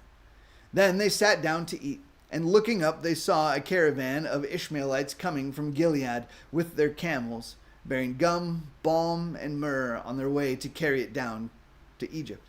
Then Judah said to his brothers, What profit is it if we kill our brother and conceal his blood? Come, let us sell him to the Ishmaelites, and let not our hand be upon him, for he is our brother, our own flesh. And his brothers listened to him. Then Midianite traders passed by, and they drew Joseph up and lifted him out of the pit, and sold him to the Ishmaelites for 20 shekels of silver. They took Joseph to Egypt. When Reuben returned to the pit and saw that Joseph was not in the pit, he tore his clothes and returned to his brothers and said, The boy is gone, and where shall I go? Then they took Joseph's robe and slaughtered a goat and dipped the robe in the blood. And they sent the robe of many colors and brought it to their father and said, This we have found. Please identify whether it is your son's robe or not. And he identified it and said, It is my son's robe. A fierce animal has devoured him. Joseph is with no doubt torn to pieces. Then Jacob tore his garments and put sackcloth on his loins and mourned for his son many days. All his sons and all his daughters rose up to comfort him, but he refused to be comforted and said, No, I shall go down to Sheol to my son mourning. Thus his father wept for him. Meanwhile, the Midianites had sold him in Egypt to Potiphar, an officer of Pharaoh, the captain of the guard. Is that large print? It is. Because I've got a large print if it's not. It's the largest I can get. Let me know if that works for you. Let me look at it. I'm getting an awful glare. Now, where am I starting? Chapter 38. Boy, it's white. I don't know if mine would be better. I'm being honest. I don't know. Okay, I'll try. Go for it and let me know. Yeah. So I'm starting 38. Yep, so just say chapter 38 and you're ready to go. And when do I stop? When you tell me. When I tell you. In 30 minutes, the next person will show up and then we'll just swap out. It happened at that time that Judah went down from his brothers and turned aside to a certain Edomite whose name was Hirah. There Judah saw the daughter of a certain Canaanite whose name was Shua. He took her and went in to her, and she conceived and bore a son, and he called his name She conceived again and bore a son, and she called his name Onan. Yet again she bore a son, and she called his name Shelah. Judah was in Shezbib when she bore him. And Judah took a wife for his firstborn, and his name was Tamar. Her name was Tamar. But Judah's firstborn, was wicked in the sight of the Lord, and the Lord put him to death. Then Judah said to Onan, Go in to your brother's wife and perform the duty of a brother-in-law to her, and raise up offsprings for your brother. But Onan knew that the offspring would not be his. So whenever he went into his brother's wife, he would waste the semen on the ground, so as not to give offsprings to his brother. And what he did was wicked in the sight of the Lord, and he put him to death also. Then Judah said to Tamar, his daughter-in-law, Remain a widow in your father's house till Shelah, my son, grows up, for he feared that he would die like his brothers. So Tamar went and remained in her father's house. In the course of time, the wife of Judah, Shua's daughter, died. When Judah was comforted, he went up to Timnah to his sheep shearers, he and his friends Hirah and Adullamite. And when Tamar was told, Your father-in-law is going up to Timnah to shear his sheep, she took off her widow's garment and covered herself with a veil, wrapping herself up, and sat at the entrance to Enam, which is on the road to Tamar. For she saw that Shelah was grown up, and she had not been given to him in marriage. When Judah saw her, he thought she was a prostitute, for she had covered her face. He turned to her at the roadside and said, "Come, let me come in to you," for he did not know that she was his daughter-in-law. She said, "What will you give me that you may come in to me?" He answered, "I will send you a young goat from the flock." And she said, "If you give me a pledge and you send it." He said, "What pledge shall I give you?" She replied, "Your signet and your cord and your staff that is in your hand." So he gave them to her and went in to her, and she conceived by him. Then she arose and went away, and taking off her veil, she put on the garments of her widowhood. When Judah sent the young goat by his friend the Adullamite to take back the pledge from the woman's hand, he did not find her. And he asked the men of the place, "Where is the cult prostitute who was in Edom at the roadside?" And they said, "No cult prostitute has been there." So he returned to Judah and said, "I have not found her." Also the men of the place said, "No cult prostitute has been there." And Judah replied, "Let her keep the things as her own, or we shall be laughed at. You see, I sent the young goat, and you did not find her." About 3 months later, Judah was told, "Tamar, your daughter-in-law, has been immoral. Moreover, she is pregnant by immorality." And Judah said, "Bring her out and let her be burned." And she was being brought out. She sent word to her father-in-law, "By the man to whom these belong, I am pregnant." And she said, "Please identify these things. These are the signets and the cords and the staff." Then Judah identified them and said, "She is more righteous than I, since I did not give her to my son Shelah, and he did not know her again." When the time of her labor came, there were twins in her womb. And when she was in labor, one put out a hand, and the midwife took and tried a scarlet thread on the hand, saying, "This one came out first." But as he drew back his hand, behold, his brother came out, and she said, "What a breach you have made for yourself." Therefore his name was called Perez. Afterwards his brother came out with the scarlet thread on his hand, and he was called Zerah. Now Joseph had been brought down to Egypt, and Potiphar, an officer of Pharaoh, the captain of the guard, an Egyptian, had brought him from the Ishmaelites who had brought him down there. The Lord was with Joseph, and he became a successful man, and he was in the house of his Egyptian master. His master saw that the Lord was with him, and that the Lord caused all that he did to succeed in his hands. So Joseph found favor in his sight and attended him, and he made him overseer of his house and put him in charge of all that he had. From the time that he made him overseer in the house and over all that he had, the Lord blessed the Egyptian house. For Joseph's sake, the blessing of the Lord was on all that he had in his house and field. So he left all that he had in Joseph's charge, and because of him he had no concern about anything but the food he ate. Now Joseph was handsome in form and appearance, and after a time his master's wife cast her eyes on Joseph and said, "Lie with me." But he refused and said to his master's wife, "Behold, because of me my master has no concern about anything in the house, and he has put everything that he has in my charge. He is not greater in this house than I am, nor has he kept back anything from me except you, because you are his wife. How then can I do this great wickedness and sin against God?" And as she spoke to Joseph day after day, he would not listen to her, to lie beside her, or to be with her. But one day when he went in to the house to do his work, and none of the men of the house was there in the house, she caught him by his garment, saying, "Lie with me." But he left his garment in her hand and fled and got out of the house. And as soon as she saw that he had left his garment in her hand and had fled out of the house, she called to the men of her household and said to them, "See, he's brought me among us as Hebrews to laugh at us. He came in to me to lie with me, and I cried out with a loud voice. And as soon as he heard that I lifted up my voice and cried out, he left his garment beside me and fled and got out of the house." Then she laid up his garment by her until his master came home. And she told him the same story, saying, "The Hebrew servant whom you have brought among us came in to me to laugh at me. But as soon as I lifted up my voice and cried, he left his garment beside me and fled out of the house." As soon as his master heard the words of his wife spoke to him, "This is the way your servant treated me," his anger was kindled. And Joseph's master took him and put him in the prison, the place where the king's prisoners were confined, and he was there in prison.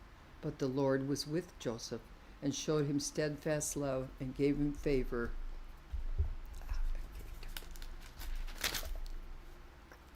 I got 2 pages.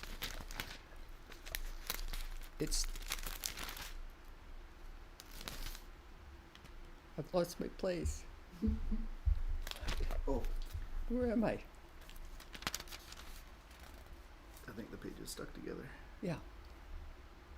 No, Nope. that's not We it. went way back. Yeah, You were something- 30, they stuck 9. together when I turned. 38. This Potiphar's is- wife. I got down to there. Right. And kept him in prison. And the keeper of the prison put Joseph in charge of all the prisoners who were in the prison. Whatever was done there, he was the one who did it. The keeper of the prison paid no attention to anything that was in Joseph's charge, because the Lord was with him, and whatever he did, the Lord made it succeed.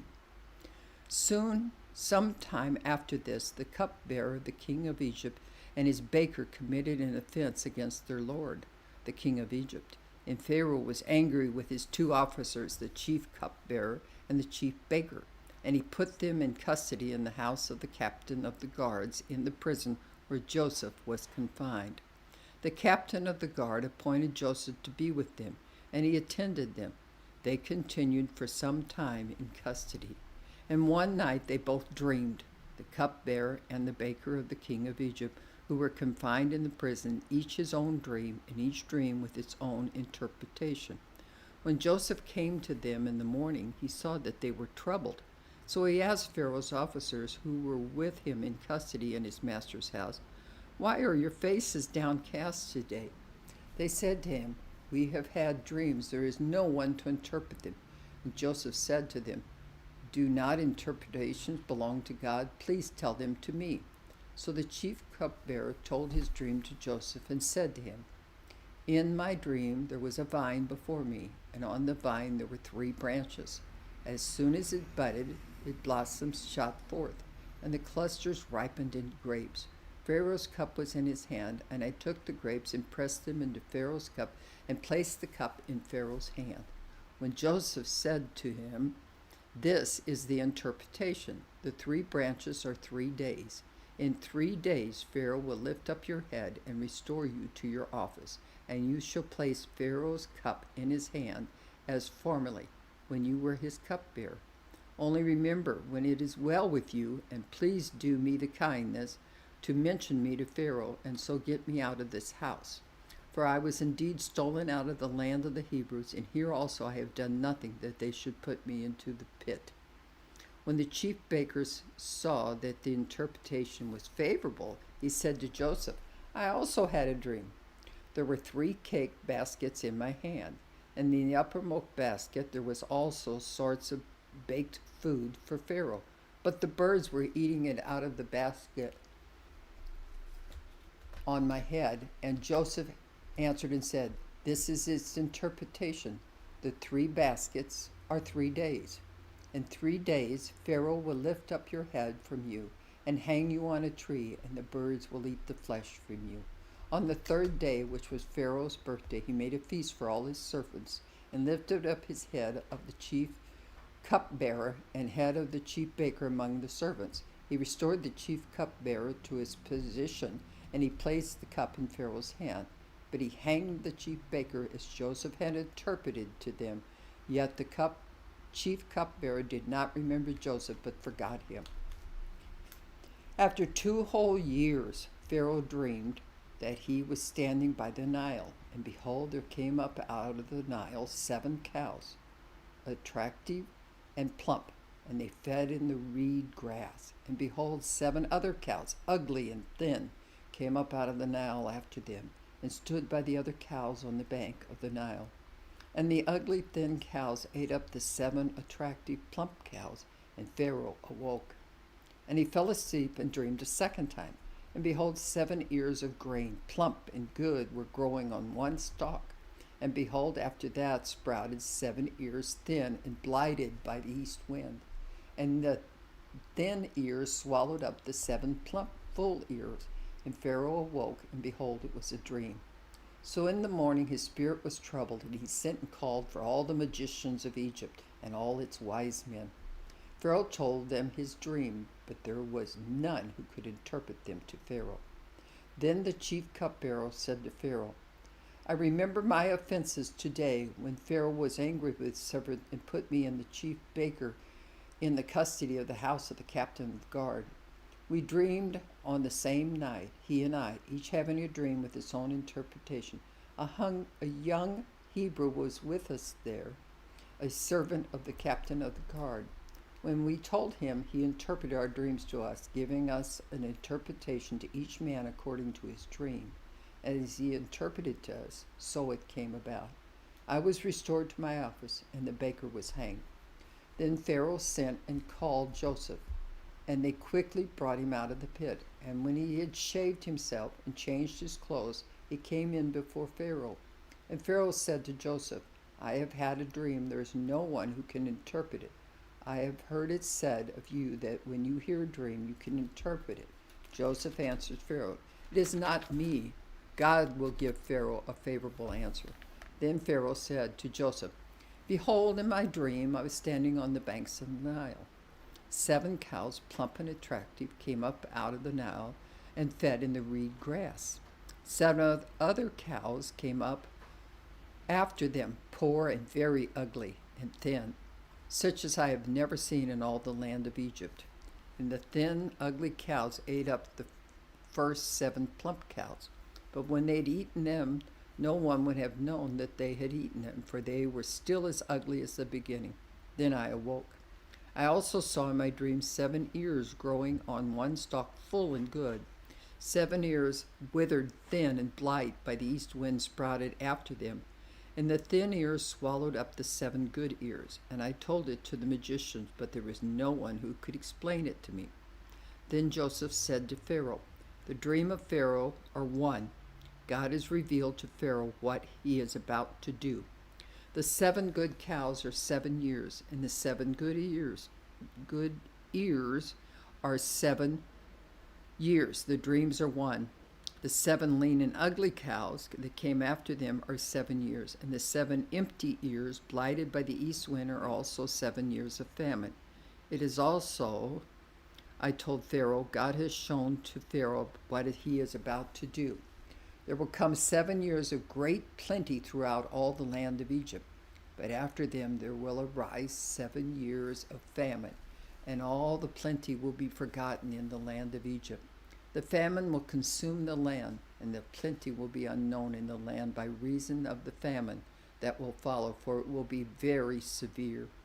And the doubling of Pharaoh's dream means that these things is fixed by God, and God will shortly bring it about.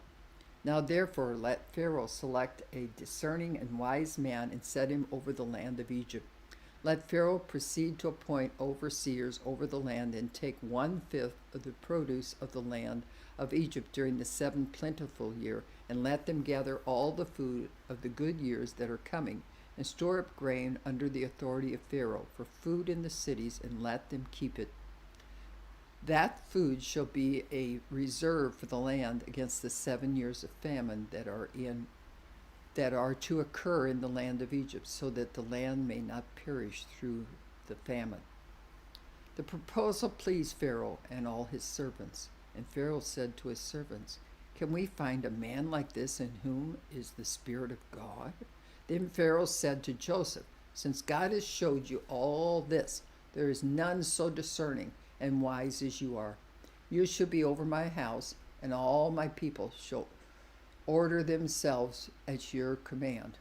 Only as regards the throne will I be greater than you. And Pharaoh said to Joseph, See, I have set you over all the land of Egypt.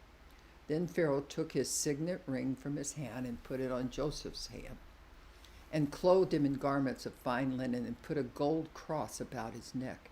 And he made him ride in his second chariot, and they called out before him, "Bow the knee." Then he set him over all the land of Egypt. Moreover, Pharaoh said to Joseph, "I am Pharaoh, and without your consent no one shall lift up hand or foot in all the land of Egypt." And Pharaoh called Joseph's name Zephanath Paneah, and he gave him in marriage Asetha, the daughter of Potiphar's priest On. So Joseph went out over the land of Egypt. Joseph was 30 years old when he entered the service of the Pharaoh king of Egypt. And Joseph went out from the presence of Pharaoh and went through all the land of Egypt.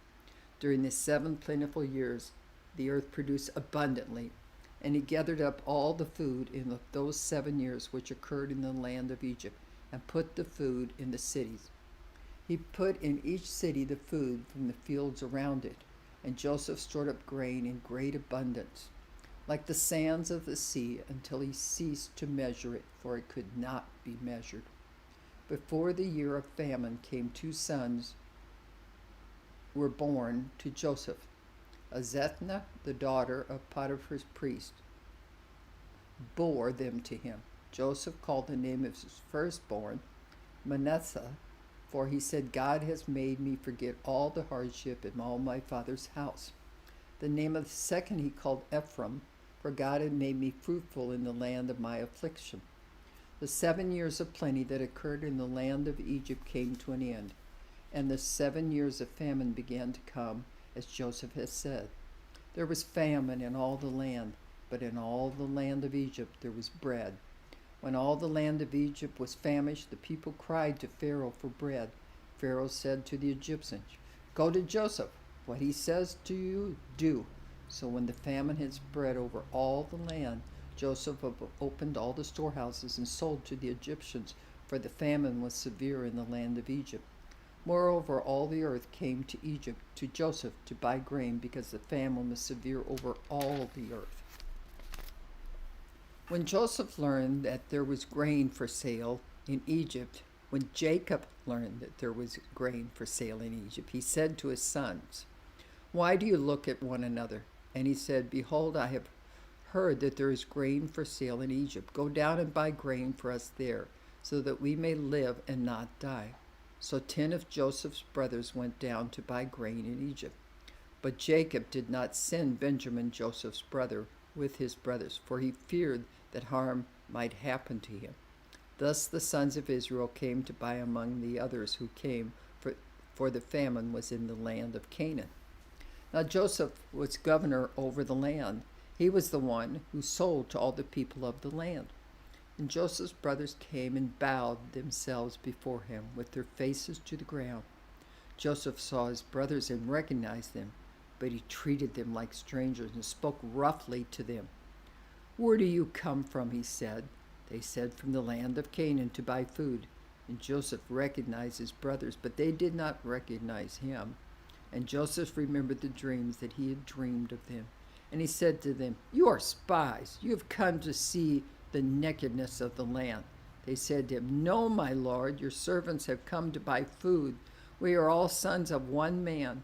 We are honest men. Your servants have never been spies." He said to them, "No, it is the nakedness of the land that you have come to see."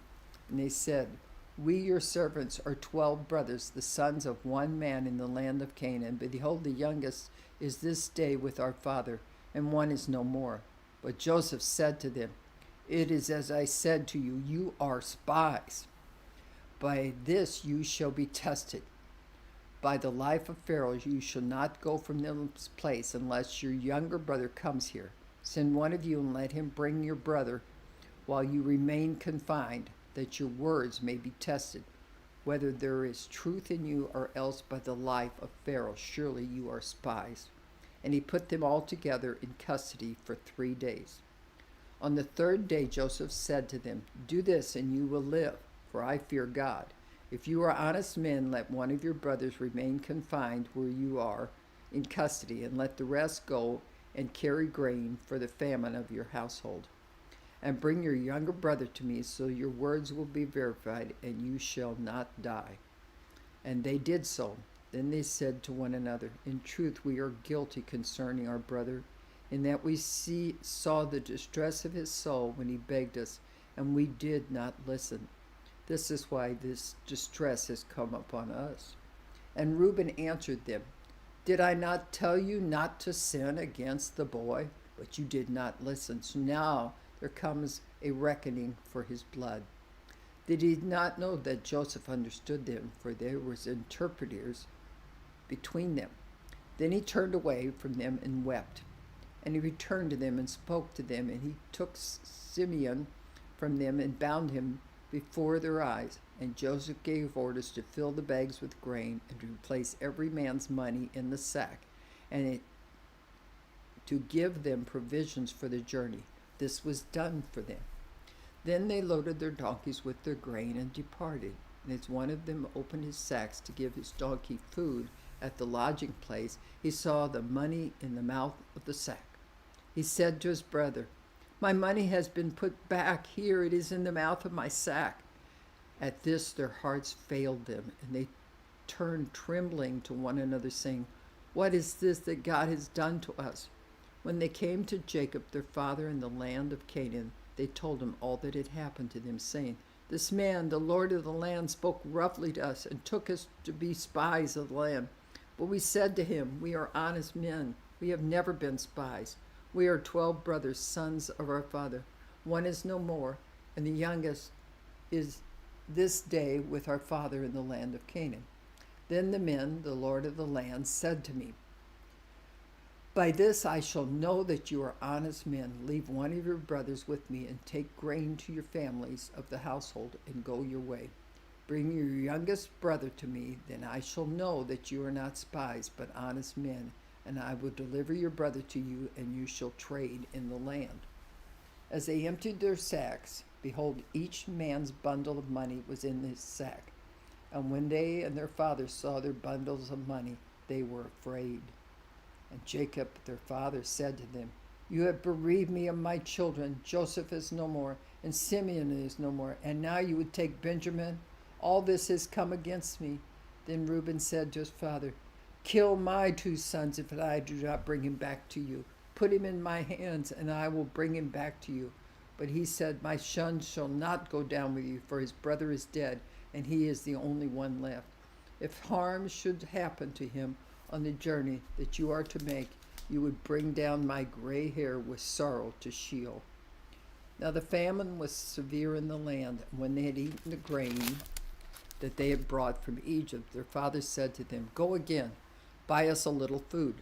But Judah said to him, 'The man solemnly warned us again, saying, You shall not see my face unless your brother is with you. If you will send our brother with us, we will go down and buy your food. But if you will not send him, we will not go down. For the man said to us, You shall not see my face unless your brother is with us.' Israel said, 'Why do you treat me so badly as to tell the man that you had another brother?' They replied, 'The man questioned us carefully about ourselves and our kindred, saying, Is your father still alive? Do you have another brother?' What we told him was in answer to those questions. Could we in any way know that he would say, Bring your brother down? And Judah said to Israel, his father, Send the boy with me, and we will rise and go, that we may live and not die, both we and you, and also our little ones. I will be a pledge of his safety. From my hand you shall require him. If I do not bring him back to you and set him before you, then let me bear the blame forever. If we had not delivered, we would not have returned twice.' Then his father Israel said to them, 'It must be so. Then do this, take some of the choice fruits of the land in your bags, and carry a present down to the man, a little balm and a little honey, gum, myrrh, pistachio nuts, and almonds. Take double the money with you. Carry back it with you, the money that was returned in the mouth of your sacks. Perhaps it was an oversight, Take also your brother, and arise and go to the man. May God Almighty grant you mercy before the man, and may he send back your other brother and Benjamin. And as for me, if I am bereaved of my children, I am bereaved. So the men took the presents, and they took double the money with them and Benjamin. They arose and went down to Egypt and stood before Joseph. When Joseph saw Benjamin with them, he said to the steward of the house, Bring the men into the house, and slaughter an animal and make ready, for the men are to dine with me at noon. The man did as Joseph told him, and brought the men to Joseph's house. And the men were afraid, because they were brought to Joseph's house, and they said, It is because of the money which was placed in their sacks the first time that we are brought in, so that he may assault us and fall upon us to make us servants and seize our donkeys. So they went up to the steward at Joseph's house and spoke with him at the door of the house, and said, O my lord, we came down the first time to buy food, and we came to the lodging place. We opened our sacks, and there was each man's money in the mouth of the sack, our money in full weight. So we have brought it again with us, and we have brought other money down with us to buy food.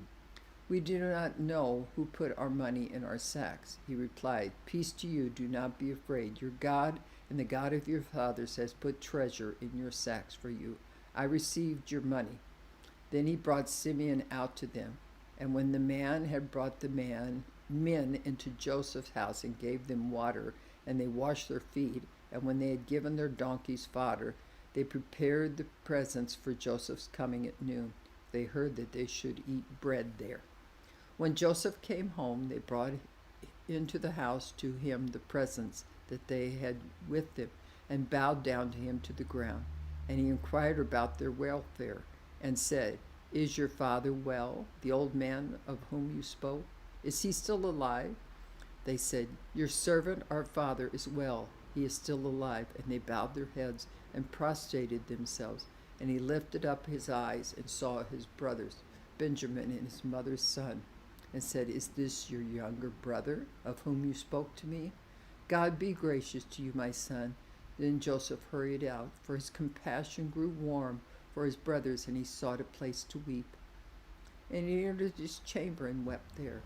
Then he washed his face and came out and controlled himself and said, Serve the food. They served him by himself, and them by themselves, and the Egyptians who ate with him by themselves, because the Egyptian could not eat with the Hebrew, for this is an abomination to the Egyptians. And they sat before him, the firstborn according to his birthright, and the youngest according to his youth. And the men looked at one another in amazement. Portions were taken to them from Joseph's table, but Benjamin's portion was 5 times as much as any of theirs, and they drank and were merry with him. Okay.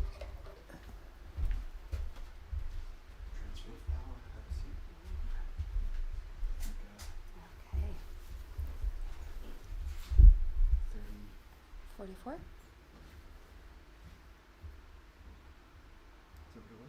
I'm pretty sure. Chapter 44.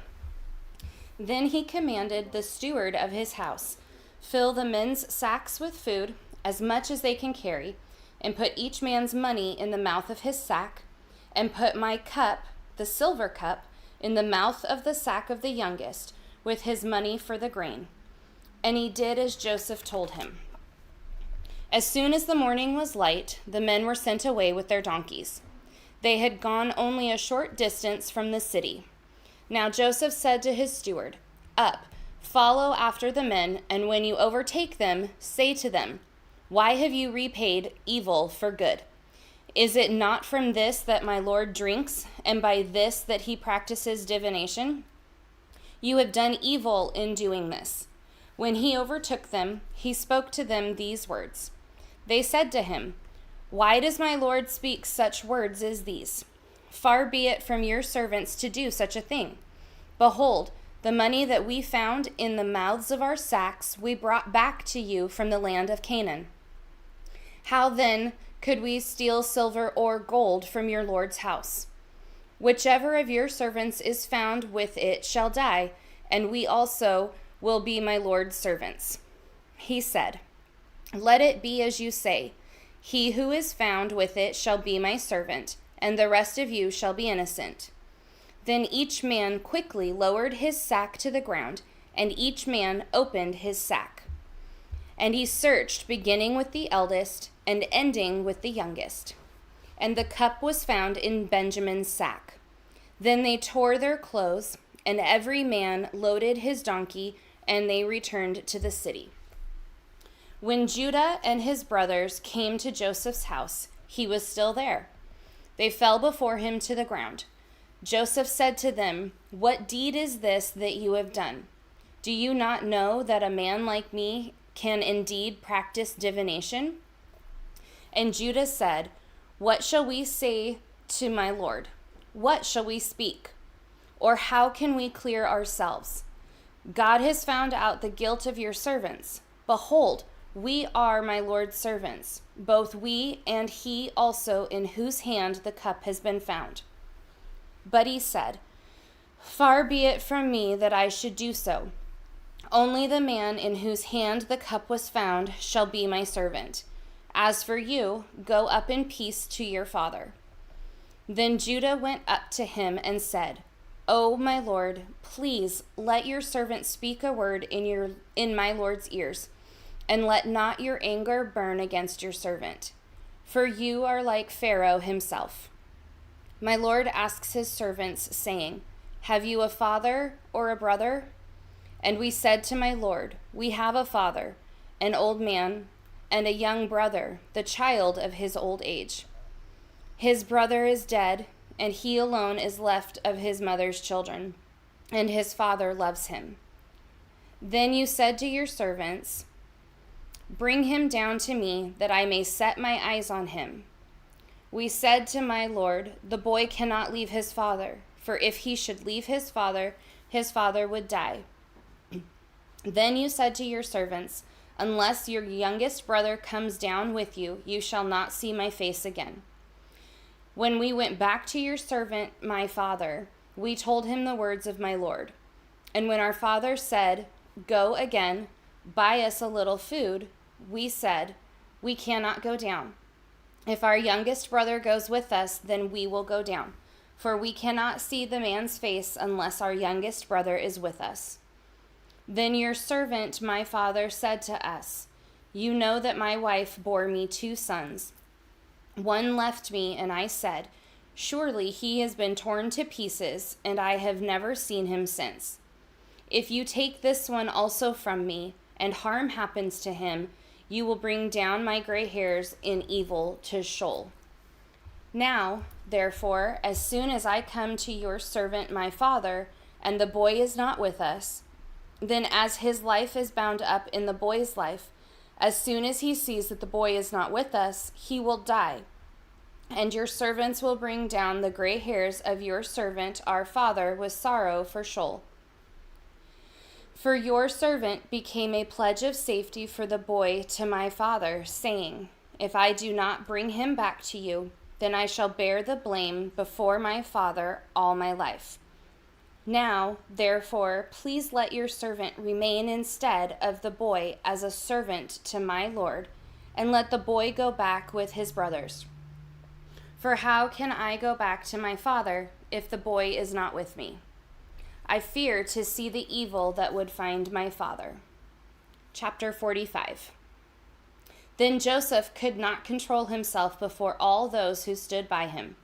He cried, "Make everyone go out from me." So no one stayed with him when Joseph made himself known to his brothers. And he wept aloud so that the Egyptians heard it, and the household of Pharaoh heard it. And Joseph said to his brothers, "I am Joseph. Is my father still alive?" But his brothers could not answer him, for they were dismayed at his presence.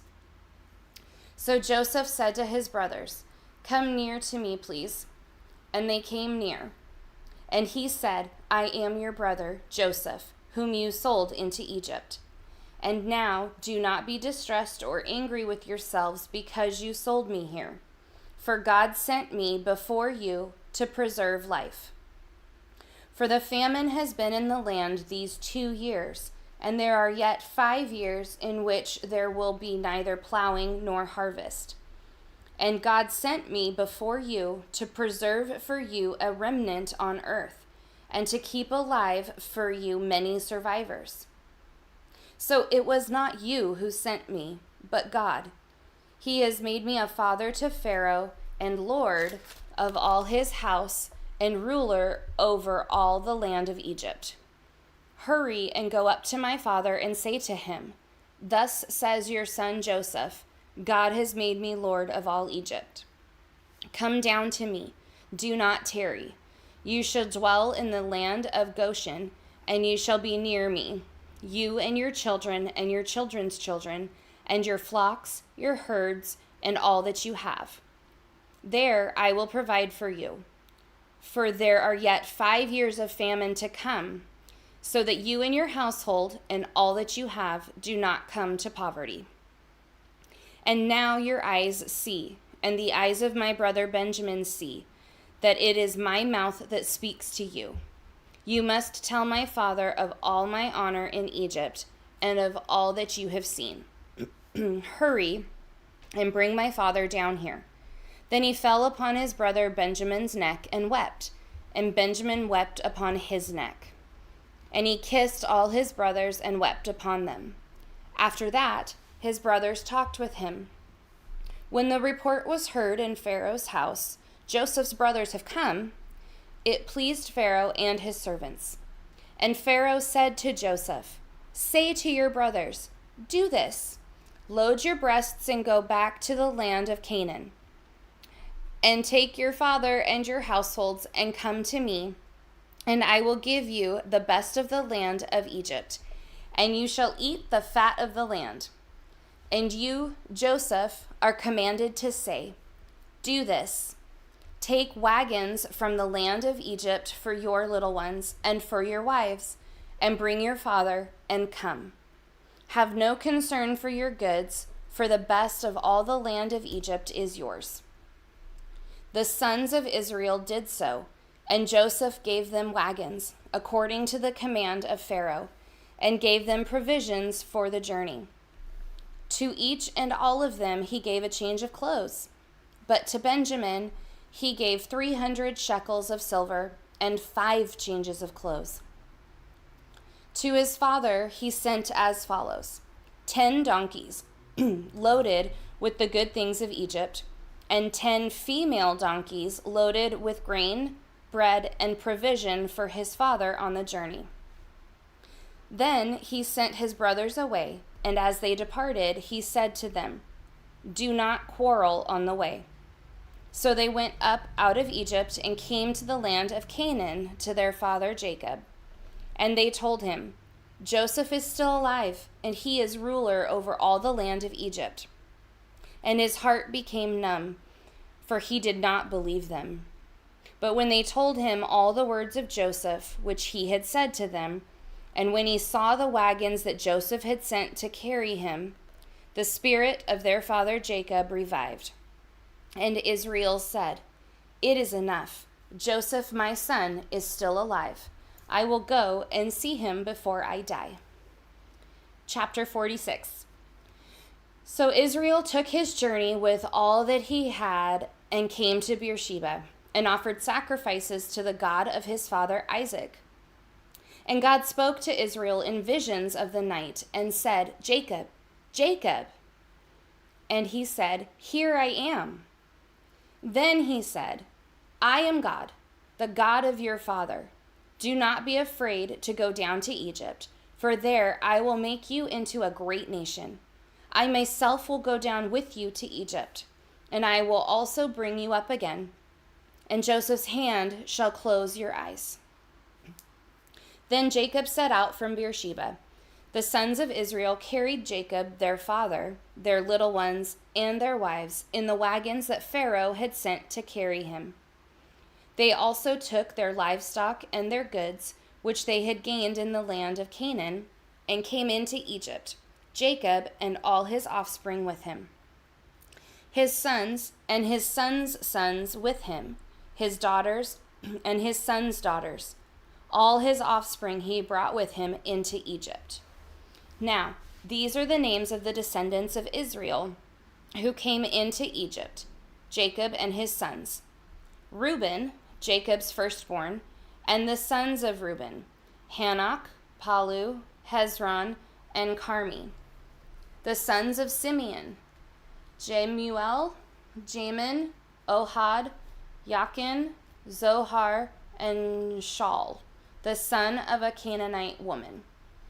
The sons of Levi, Gershon, Kohath, and Merari. The sons of Judah, Onan, Shelah, Perez, and Zerah. But and Onan died in the land of Canaan. And the sons of Perez were Hezron and Hamul. The sons of Issachar, Tola, Puva, Job, and Shimron. The sons of Zebulun, Sered, Elon, and Jalil. These are the sons of Leah, whom she bore to Jacob in Paddan Aram, together with his daughter Dinah. Although altogether his sons and his daughters numbered 33. The sons of Gad, Ziphion, Haggai, Shuni, Esbon, Eri, Arodi, and Areli. The sons of Asher, Imnah, Ishva, Ishvi, Beriah, with Sarah their sister. And the sons of Beriah, Heber, and Malchiel. These are the sons of Zilpah, whom Laban gave Leah his daughter, and these she bore to Jacob, 16 persons. The sons of Rachel, Jacob's wife, Joseph and Benjamin.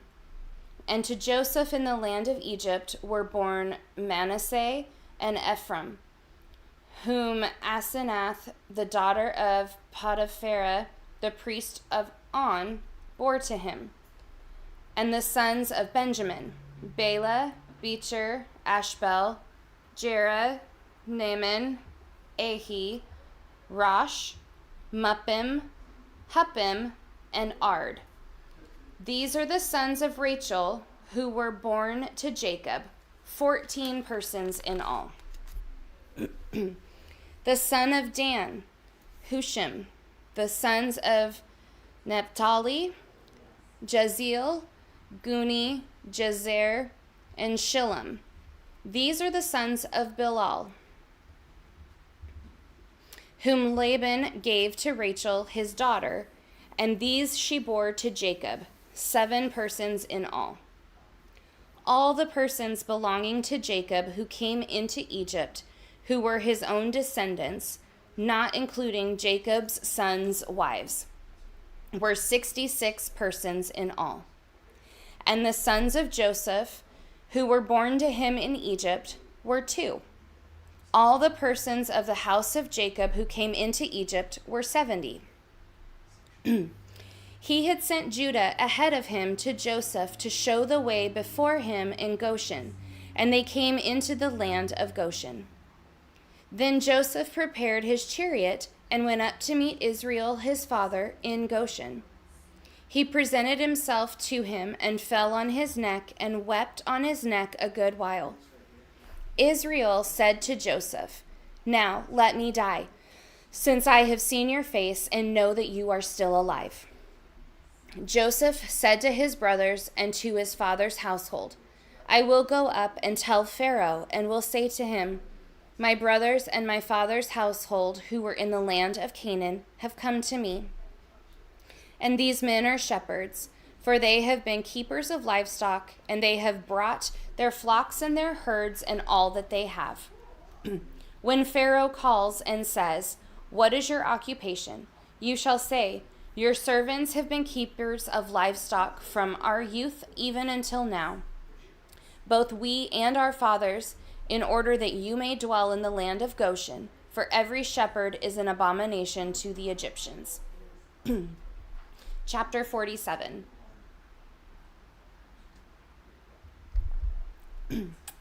So Joseph went in and told Pharaoh, "My father and my brothers, with their flocks and herds and all that they possess, have come from the land of Canaan. They are now in the land of Goshen. And from among his brothers he took 5 men and presented them to Pharaoh. Pharaoh said to his brothers, "What is your occupation?" And they said to Pharaoh, "Your servants are shepherds as our fathers were." They said to Pharaoh, "We have come to sojourn in the land, for there is no pasture for your servants' flocks, for the famine is severe in the land of Canaan. And now, please let your servants dwell in the land of Goshen." Then Pharaoh said to Joseph, "Your father and your brothers have come to you. The land of Egypt is before you. Settle your father and your brothers in the best of the land. Let them settle in the land of Goshen, and if you know any able men among them, put them in charge of my livestock." Then Joseph brought in Jacob his father and stood him before Pharaoh, and Jacob blessed Pharaoh. And Pharaoh said to Jacob, "How many are the days of the years of your life?" And Jacob said to Pharaoh, "The days of the years of my sojourning are 130 years. Few and evil have been the days of the years of my life, and they have not attained to the days of the years of the life of my fathers in the days of their sojourning." And Jacob blessed Pharaoh and went out from the presence of Pharaoh. Then Joseph settled his father and his brothers and gave them a possession in the land of Egypt, in the best of the land, in the land of Ramses, as Pharaoh had commanded. And Joseph provided his father, his brothers, and all his father's household with food, according to the number of their dependents. Now there was no food in all the land, for the famine was very severe, so that the land of Egypt and the land of Canaan languished by reason of the famine. And Joseph gathered up all the money that was found in the land of Egypt and in the land of Canaan in exchange for the grain that they bought. And Joseph brought the money into Pharaoh's house. And when the money was all spent in the land of Egypt and in the land of Canaan, all the Egyptians came to Joseph and said, "Give us food. Why should we die before your eyes? For our money is gone." And Joseph answered, "Give your livestock, and I will give you food in exchange for your livestock if your money is gone."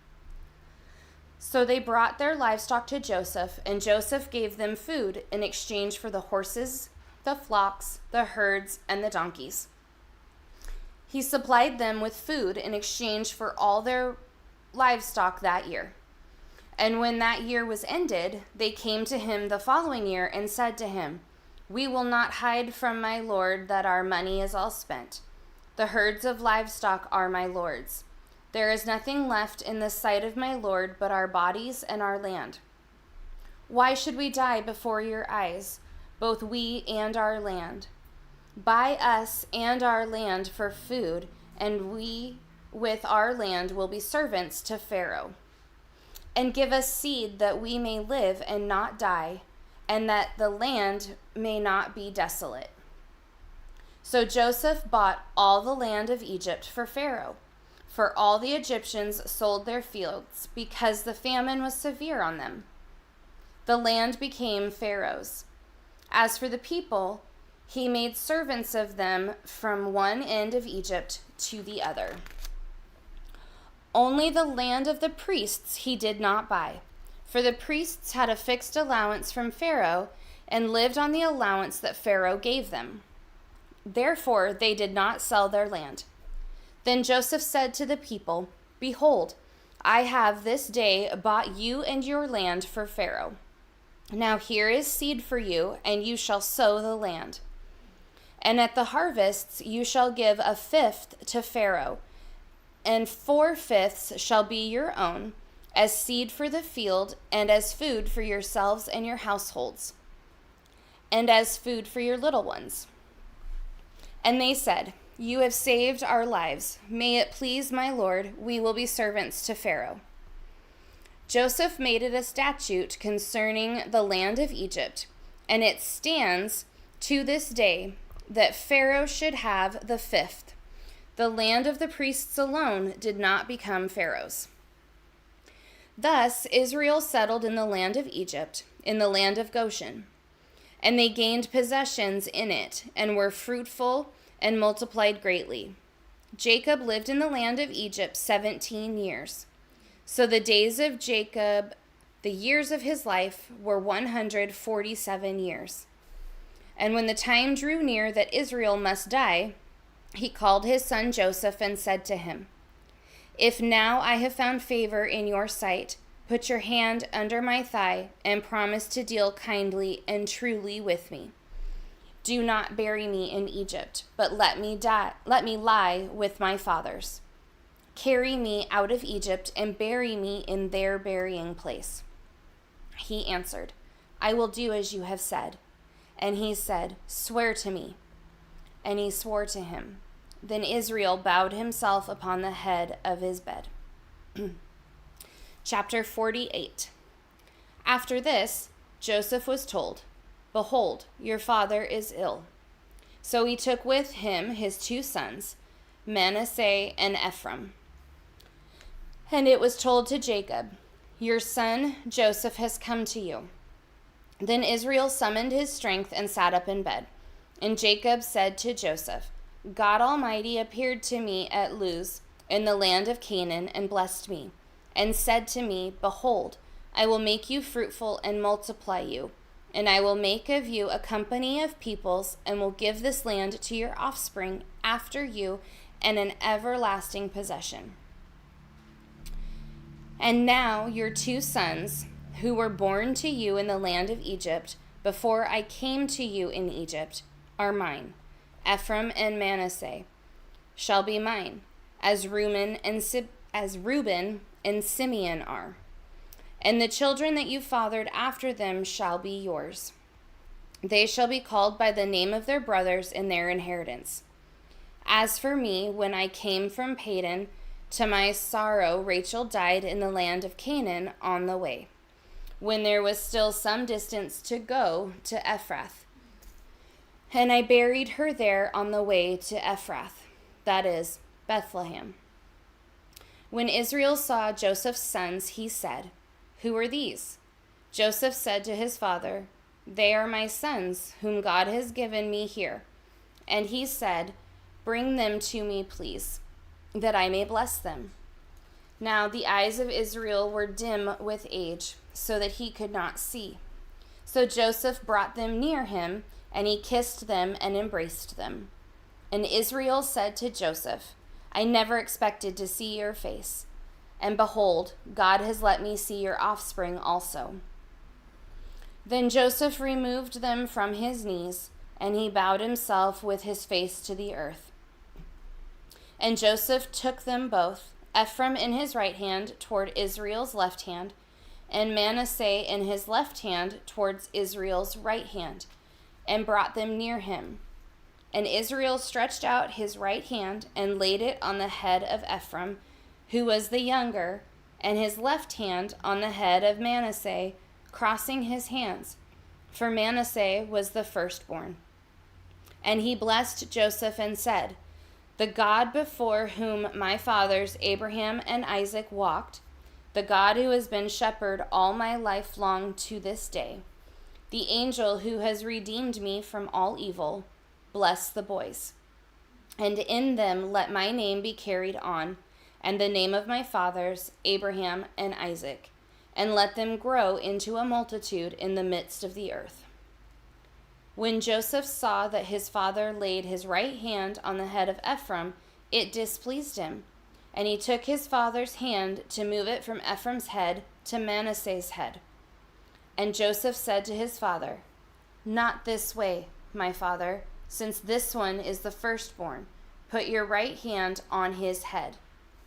But his father refused and said, "I know, my son, I know. He shall become a people, and he also shall be great. Nevertheless, his younger brother shall be greater than he, and his offspring shall become a multitude of nations."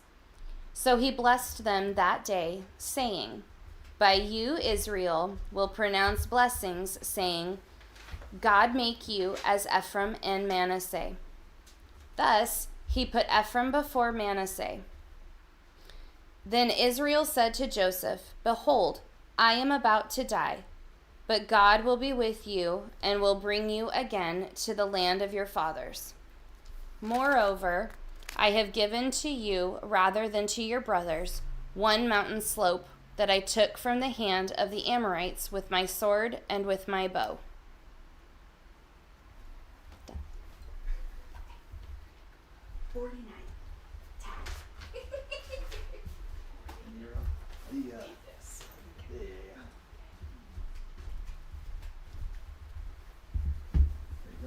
Chapter 49. Chapter 49. Then Jacob called his sons and said, Gather yourselves together, that I may tell you what shall happen to you in the days to come. Assemble and listen, O sons of Jacob. Listen to Israel your father. Reuben, you are my firstborn, my might, and the first fruits of my strength, preeminent in dignity and preeminent in power. Unstable as water, you shall not have preeminence, because you went up to your father's bed, and then you defiled it. He went up to my couch. Simeon and Levi are brothers. Weapons of violence are their swords. Let my soul come unto their counsel. O my glory, be not joined to their company, for in their anger they killed men, and in their willfulness they hamstrung oxen. Cursed be their anger, for it is fierce, and their wrath, for it is cruel. I will divide them in Jacob and scatter them in Israel. Judah, your brothers shall praise you. Your hand shall be on the neck of your enemies. Your father's sons shall bow down before you. Judah is a lion's cub, and from the prey, my son, you have gone up. He stooped down, he crouched as a lion, and as a lioness, who dares rouse him? The scepter shall not depart from Judah, nor the ruler's staff from between his feet, until tribute comes to him, and to him shall be the obedience of the peoples. Binding his foal to the vine, and his donkey's colt to the choice vine, he has washed his garments in wine, and his vesture is the blood of grapes. His eyes are darker than wine, and his feet whiter than milk. Zebulun shall dwell at the shore of the sea. He shall become a haven for ships, and his borders shall be at Sidon. Issachar is a strong donkey, crouching between the sheepfolds. He saw that a resting place was good, and that the land was pleasant. So he bowed his shoulder to bear, and he became a servant at forced labor. Dan shall judge his people as one of the tribes of Israel. Dan shall be a serpent in the way, a viper by the path, that bites the horse's heel, so that his rider falls backward. I wait for your salvation, O Lord. Raiders shall raid Gad, but he shall raid at their hills. Asher's food shall be rich, and he shall yield royal delicacies. Naphtali is a doe let loose that bears beautiful fawns. Joseph is a fruitful bough by a spring. His branches run over the wall. The archers, they bitterly attacked him, shot at him, and harassed him severely, and yet his bow remained unmoved. His arms were made agile by the hands of the mighty one of Jacob. From there is the shepherd, the stone of Israel. And by the God of your father, who will help you by the Almighty, but the Almighty, who will bless you with blessings of heaven above, blessings of the deep that crouches beneath, blessings of the breast and of the womb.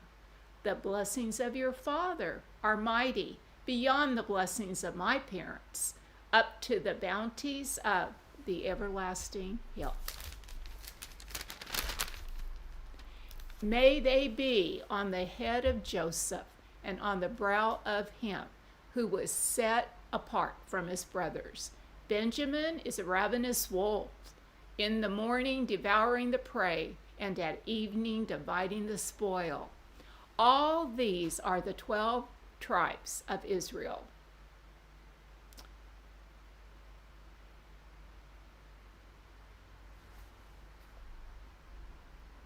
This is what their father said to him as he blessed them, blessing each with the blessing suitable to him. And then he commanded them, and he said to them, I am to be gathered to my people. Bury me with my fathers in the cave that is in the field of Ephron the Hittite, in the cave that is in the field at Machalathi, to the east of Mamre, in the land of Canaan, which Abraham bought with the field from Ephron the Hittite, to possess as a burying place. And there they buried Abraham and Sarah his wife. There they buried Isaac and Rebekah his wife. And there I buried Leah.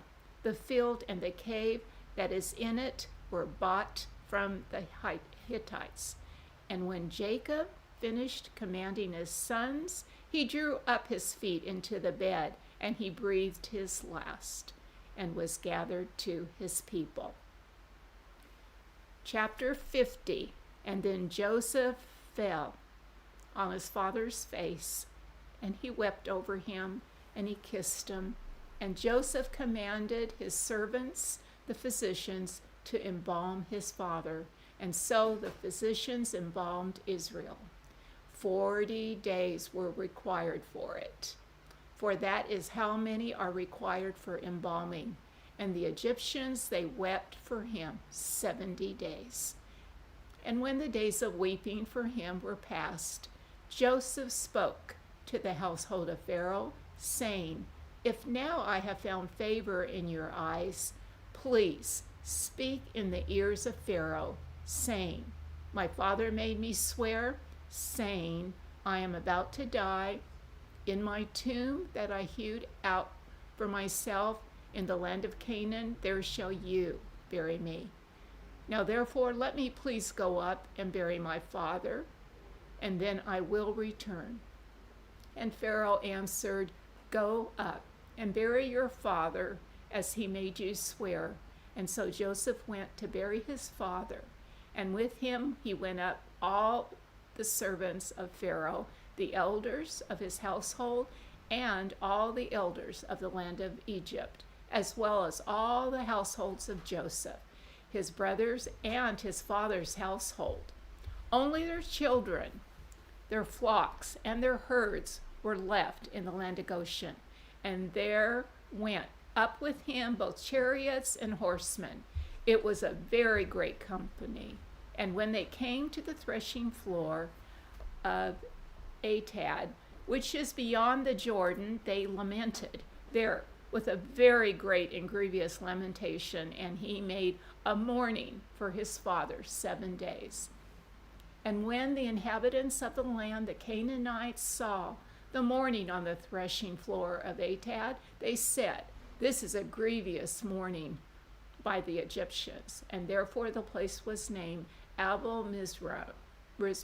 It is beyond the Jordan. And thus his sons did for him as he had commanded them. And for his sons carried him to the land of Canaan, and they buried him in the cave of the field at Machpelah, to the east of Mamre, which Abraham bought with the field from Ephron the Hittite, to possess as a burying place. And after he had buried his father, Joseph returned to Egypt with his brothers and all who had gone up with him to bury his father. And when Joseph's brothers saw that their father was dead, they said, It may be that Joseph will hate us and pay us back for all the evil that he did to him.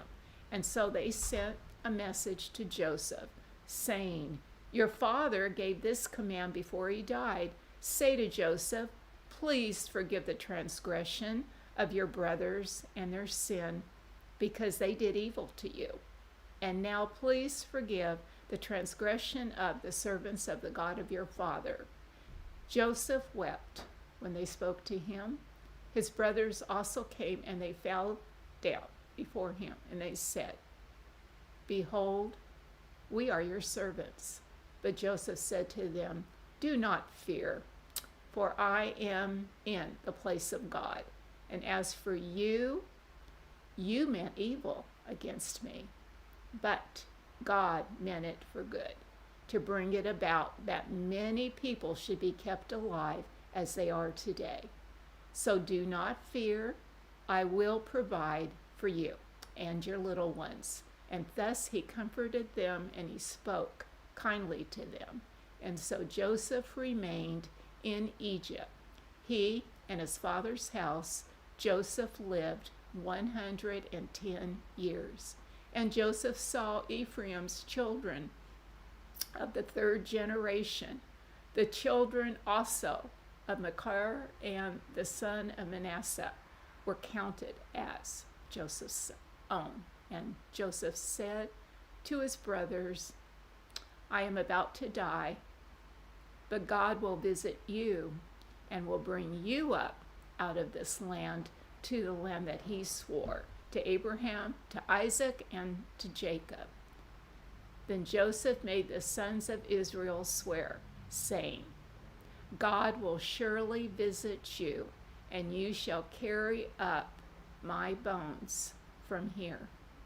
So Joseph died, being 110 years old. They embalmed him, and he was put in a coffin in Egypt. Exodus 1.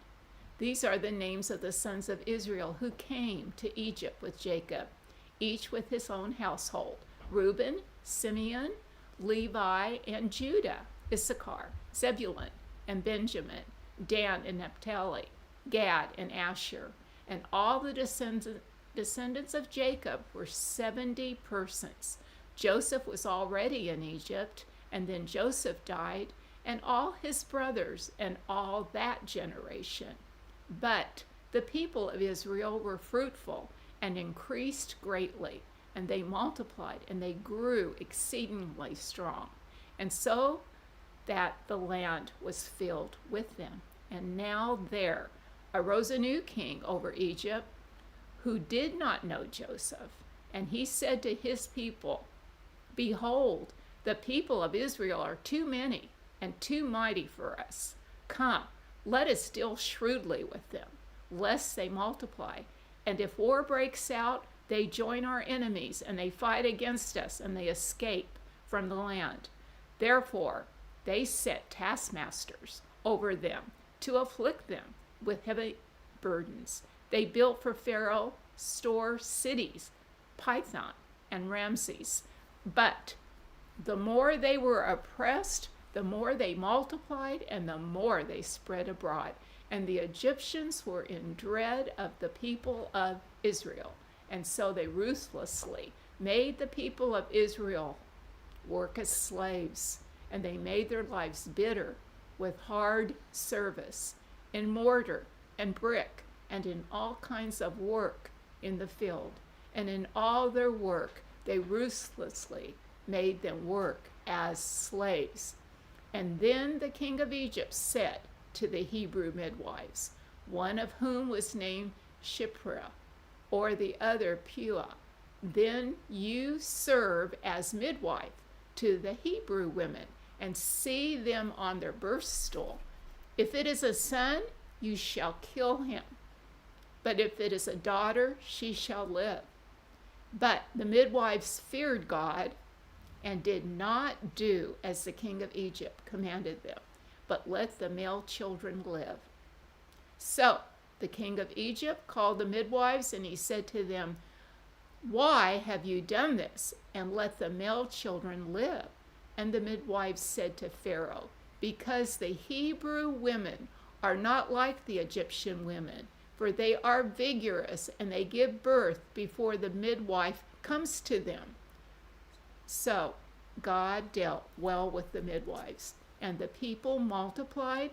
They grew very strong, and because the midwives feared God, he gave them families. And then Pharaoh commanded all his people, every son that is born to the Hebrews, you shall cast into the Nile, but you shall let every daughter live.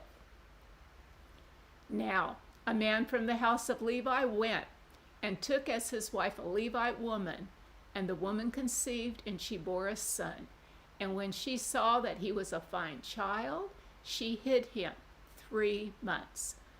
When she could hide him no longer, she took for him a basket made of bulrushes and daubed it with bitumen and pitch, and put the child in it and placed it among the reeds by the river bank. And his sister stood at a distance to know what would be done to him. Now, the daughter of Pharaoh, she came down to bathe at the river, while her young women walked beside the river. She saw the basket among the reeds, and she sent her servant woman, and she took it. And when she opened it, she saw the child, and behold, the baby was crying. And she took pity on him, and she said, "This is one of the Hebrews' children." Then his sister said to Pharaoh's daughter, "Shall I go and call you a nurse from the Hebrew women to nurse the child for you?" And Pharaoh's daughter said to her, "Go." And so the girl went, and she called the child's mother. And Pharaoh's daughter said to her, "Take this child away and nurse him for me, and I will give you your wages." And so the woman took the child, and she nursed him. And when the child grew older, she brought him to Pharaoh's daughter, and he became her son. And she named him Moses, because she said, "I drew him out of the water." One day, when Moses had grown up, he went out to his people, and he looked on their burdens, and he saw an Egyptian beating a Hebrew, one of his people. He looked this way and that, and seeing no one, he struck down the Egyptian, and he hid him in the sand. And when he went out the next day, behold, 2 Hebrews were struggling together. And he said to the man in the wrong, "Why do you strike your companion?" He answered, "Who made you a prince and a judge over us? Do you mean to kill me as you killed the Egyptian?" Then Moses was afraid, and he thought, "Surely the thing is known." When Pharaoh heard of it, he sought to kill Moses, but Moses fled from Pharaoh, and he stayed in the land of Midian, and he sat down by a well. Now the priest of Midian had 7 daughters, and they came and they drew water, and they filled the troughs to water their father's flock. And the shepherds came and drove them away. But Moses stood up and saved them and watered their flock. And when they came home to their father Reuel, he said, "How is it that you have come home so soon today?" They said, "An Egyptian delivered us out of the hand of the shepherds, and even drew water for us and watered the flock." And he said to his daughters, "Then where is he? Why have you left the man? Call him, that he may eat bread." And Moses was content to dwell with the man, and he gave Moses his daughter Zipporah.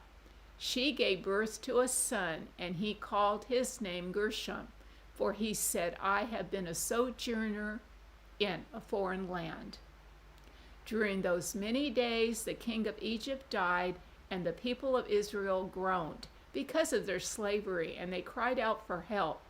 Their cry for rescue from slavery came up to God, and God heard their groaning. The God remembered his covenant with Abraham, with Isaac, and with Jacob. And God saw the people of Israel, and God knew. Now, Moses was keeping the flock of his father-in-law Jethro, the priest of Midian, and he led his flock to the west side of the wilderness, and he came to Horeb, the mountain of God, and the angel of the Lord appeared to him in a flame of fire out of the midst of a bush. He looked, and behold, the bush was burning, yet it was not consumed. And Moses said, I will turn aside to see this great sight, why the bush is not burned. And when the Lord saw that he turned aside to see, God called to him out of the bush, Moses, Moses. And he said, Here I am. Then he said, Do not come near. Take your sandals off your feet, for the place on which you are standing is holy ground. And he said, I am the God of your father, the God of Abraham, the God of Isaac, and the God of Jacob. And Moses hid his face, for he was afraid to look at God. And then the Lord said, I have surely seen the affliction of my people that are in Egypt, and have heard their cry because of their taskmasters.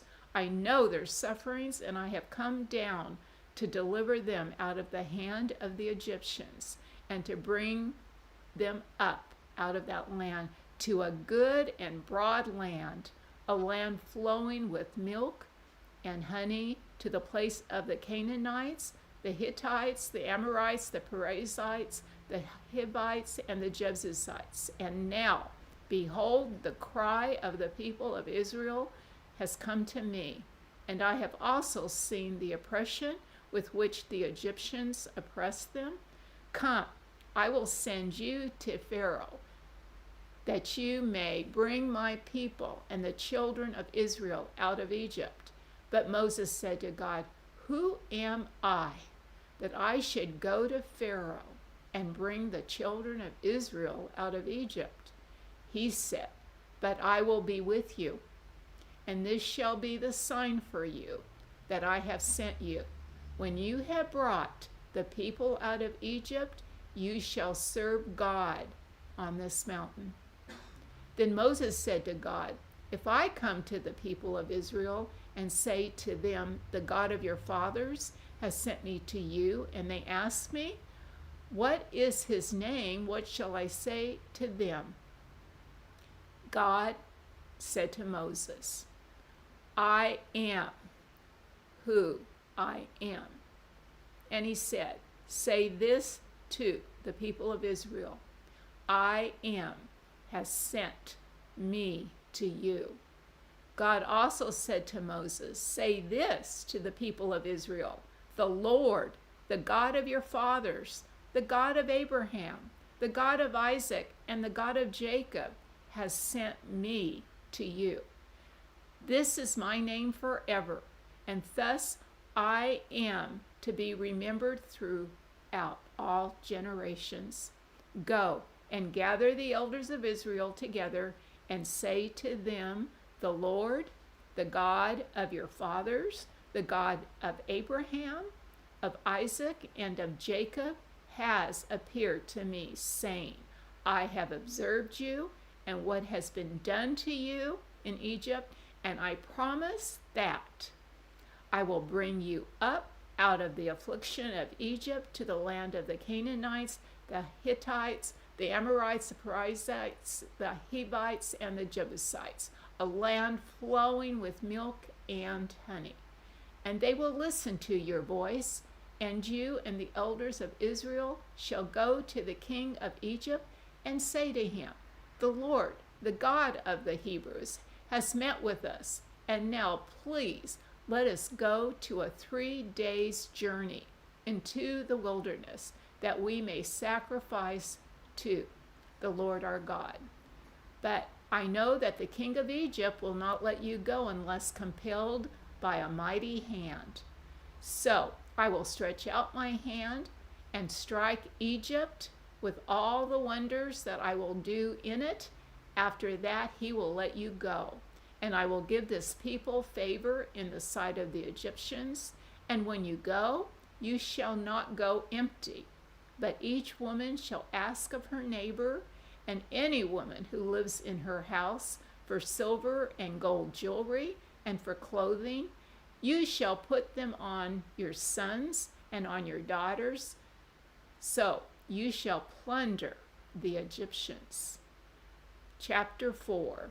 And then Moses answered, But behold, they will not believe me or listen to my voice, for they will say, The Lord did not appear to you. The Lord said to him, What is that in your hand? And he said, A staff. And he said, Throw it on the ground. And so he threw it on the ground, and it became a serpent. And Moses ran from it. But the Lord said to Moses, Put out your hand and catch it by the tail. And so he put out his hand and he caught it, and it became a staff in his hand, that they may believe that the Lord, the God of their fathers, the God of Abraham, the God of Isaac, and the God of Jacob has appeared to you. Again the Lord said to him, Put your hand inside your cloak. And he put his hand inside his cloak, and when he took it out, behold, his hand was leprous like snow. And then God said, Put your hand back inside your cloak. And so he put his hand back inside his cloak, and when he took it out, behold, it was restored like the rest of his flesh. If they will not believe you, God said, or listen to the first sign, they may believe the latter sign. If they will not believe even these two signs or listen to your voice, you shall take some water from the Nile and pour it on the dry ground. And the water that you shall take from the Nile will become blood on the dry ground. But Moses said to the Lord, O my Lord, I am not eloquent, either in the past or since you have spoken to your servant, but I am slow of speech and of tongue. Then the Lord said to him, Who has made man's mouth? Who makes him mute, or deaf, or seeing, or blind? Is it not I, the Lord? Now therefore go, and I will be with your mouth, and I will teach you what you shall speak. But he said, Oh, my Lord, please send someone else. Then the anger of the Lord was kindled against Moses, and he said, Is there not Aaron, your brother, the Levite? I know that he can speak well. Behold, he is coming out to meet you, and when he sees you, he will be glad in his heart. You shall speak to him and put the words in his mouth, and I will be with your mouth and with his mouth, and I will teach you both what to do. And he shall speak for you to the people, and he shall be your mouth, and you shall be as God to him. And take in your hand this staff with which you shall do the signs. Moses went back to Jethro, his father-in-law, and he said to him, Please let me go back to my brothers in Egypt to see whether they are still alive. And Jethro said to Moses, Go in peace. And the Lord said to Moses in Midian, Go back to Egypt, for all the men who were seeking your life are dead. And so Moses took his wife and his sons and had them ride on a donkey, and he went back to the land of Egypt. And Moses took the staff of God in his hand. And the Lord said to Moses, When you go back to Egypt, see that you do before Pharaoh all the miracles that I have put in your power. But I will harden his heart, so that he will not let the people go. And then you shall say to Pharaoh, Thus says the Lord, Israel is my firstborn son. And I say to you, Let my son go, that he may serve me. If you refuse to let him go, behold, I will kill your firstborn son. At a lodging place on the way, the Lord met him and sought to put him to death. Then Zipporah took a flint and cut off her son's foreskin, and he touched Moses' feet with it, and he said, "Surely you are a bridegroom of blood to me." So he let him alone. It was then that she said, "A bridegroom of blood because of the circumcision?" And the Lord said to Aaron, "Go into the wilderness to meet Moses." And so he went, and he met him at the mountain of God, and he kissed him. And Moses told Aaron all the words of the Lord with which he had sent him to speak, and all the signs that he had commanded him to do. And then Moses and Aaron went, and they gathered together all the elders of the people of Israel. Aaron spoke all the words that the Lord had spoken to Moses, and did the signs in the sight of the people, and the people believed. And when they heard that the Lord had visited the people of Israel, and that he had seen their affliction, they bowed their heads and worshipped.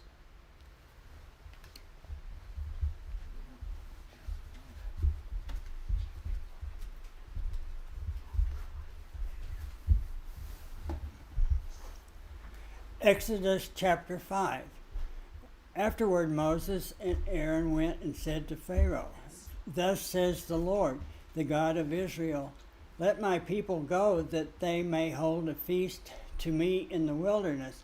But Pharaoh said, "Who is the Lord, that I should obey his voice and let Israel go? I do not know the Lord, and moreover I will not let Israel go." Then they said, "The God of the Hebrews has met with us.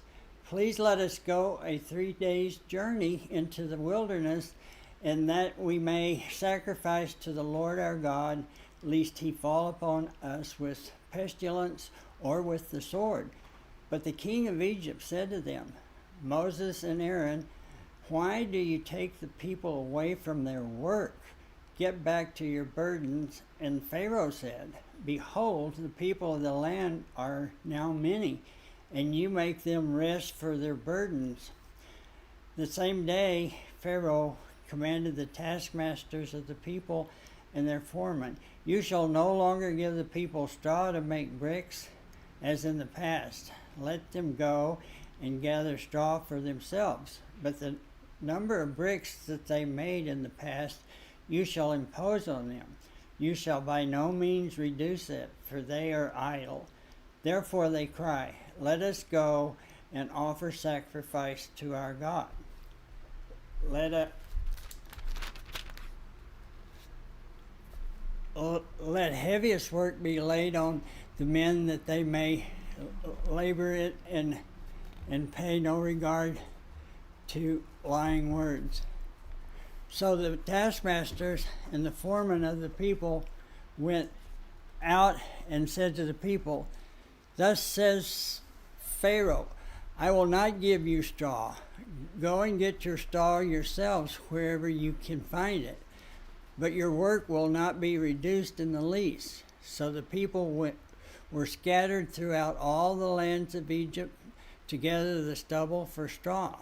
The taskmasters were urgent, saying, "Complete your work, your daily task each day, as when there was straw." And the foremen of the people of Israel, whom Pharaoh's taskmasters had set over them, were beaten and were asked, "Why have you not done all your task of making bricks today and yesterday as in the past?" Then the foreman of the people of Israel came and called to Pharaoh, "Why do you treat your servants like this? No straw is given to your servants, yet they say to us, 'Make bricks,' and behold, your servants are beaten, but the fault is in your own people." But he said, "You are idle. You are idle. That is why you say, 'Let us go and sacrifice to the Lord.' Go now and work. No straw will be given you, but you must still deliver the same number of bricks."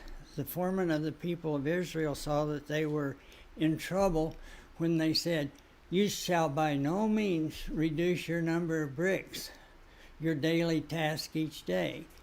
they set Moses and Aaron, who were waiting for them as they came out from Pharaoh, and they said to them, "The Lord look on you and judge, because you have made us stink in the sight of Pharaoh and his servants, and have put a sword in their hand to kill us."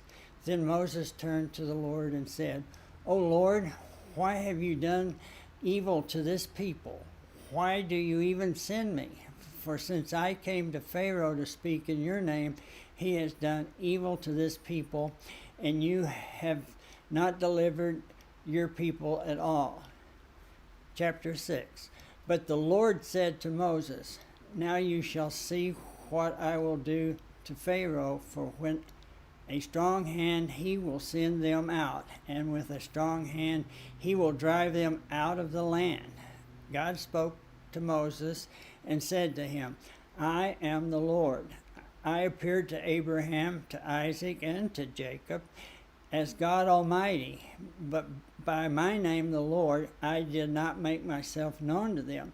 I also established my covenant with them to give them the land of Canaan, the land in which they lived as sojourners.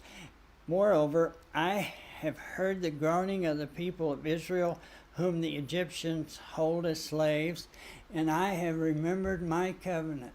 Say therefore to the people of Israel, I am the Lord, and I will bring you out from under the burdens of the Egyptians, and I will deliver you from slavery to them, and I will redeem you with an outstretched arm and with great acts of judgment. I will take you to my people, and I will be your God, and you shall know that I am the Lord your God, who has brought you out from under the burdens of the Egyptians.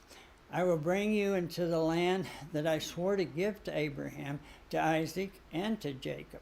I will give it to you for a possession. I am the Lord." Moses spoke thus to the people of Israel, but they did not listen to Moses because of their broken spirit and harsh slavery. So the Lord said to Moses, "Go in, tell Pharaoh, king of Egypt, to let the people of Israel go out of his land." But Moses said to the Lord, "Behold, the people of Israel have not listened to me. How then shall Pharaoh listen to me? For I am uncircumcised lips."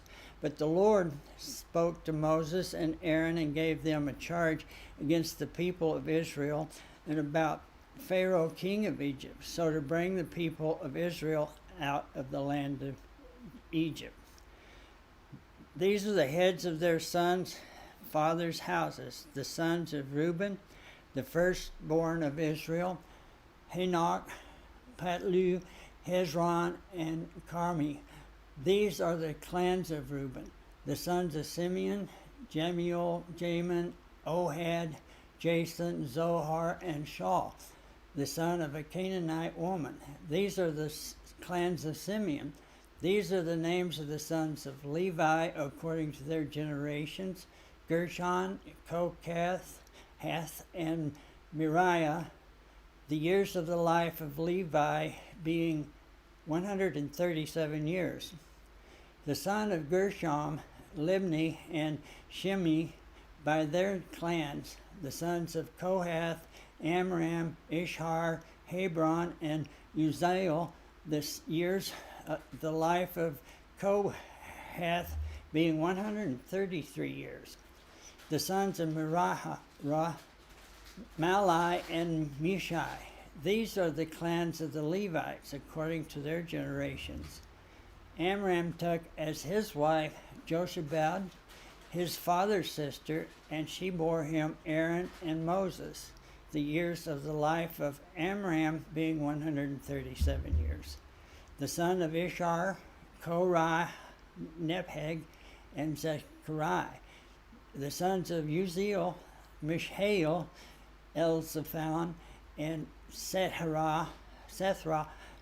Aaron took as his wife Elizasheba, the daughter of Amminadab and the sister of Nahshon, and she bore him Nahab, Abdahu, Eleazar, and Ithamar. The sons of Korah, Asher, Elkanah, and Abispaseth. These are the clans of the Korahites. Eleazar, Aaron's son, took his wife, one of the daughters of Petal, and she bore him Phinehas. These are the heads of the fathers' houses of the Levites by their clans. These are the Aaron and Moses to whom the Lord said, "Bring out the people of Israel from the land of Egypt by their host." It was they who spoke to Pharaoh, king of Egypt, about bringing out the people of Israel from Egypt, this Moses and this Aaron. On the day before the Lord spoke to Moses in the land of Egypt, the Lord said to Moses, "I am the Lord. Tell Pharaoh, king of Egypt, all that I say to you." But Moses said to the Lord, "Behold, I am of uncircumcised lips. How will Pharaoh listen to me?" Chapter 7. And the Lord said to Moses, "See, I have made you like God to Pharaoh, and your brother Aaron, and shall be your prophet. You shall speak all that I command you, and your brother Aaron shall tell the Pharaoh to let the people of Israel go out of his land.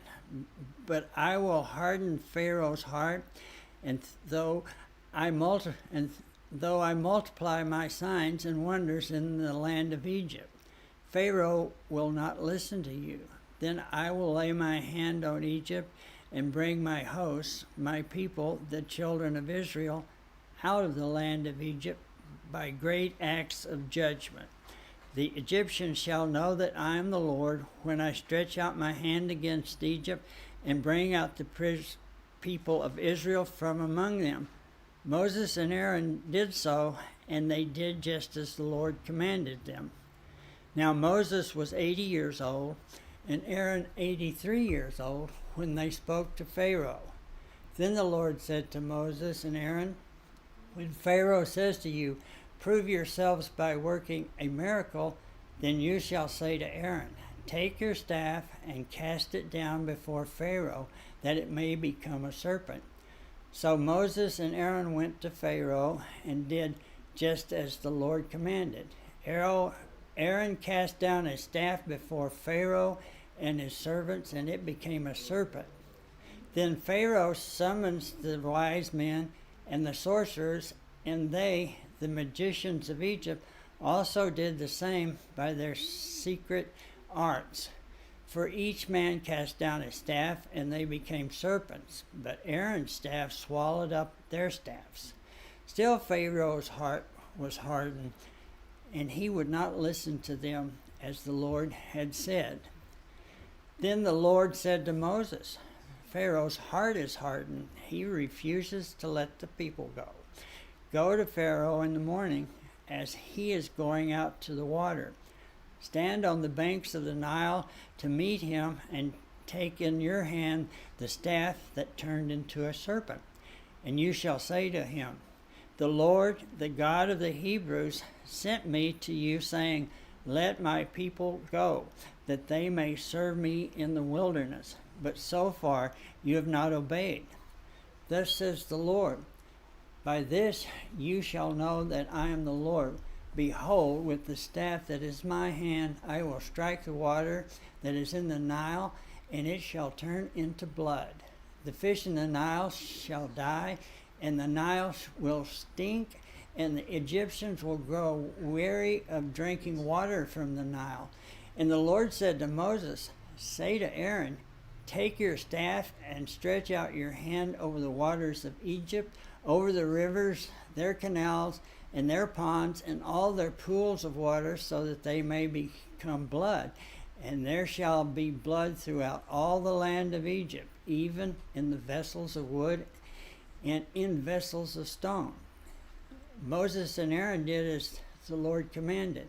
In the sight of Pharaoh and in the sight of his servants, he lifted up the staff and struck the water in the Nile, and all the water in the Nile turned into blood.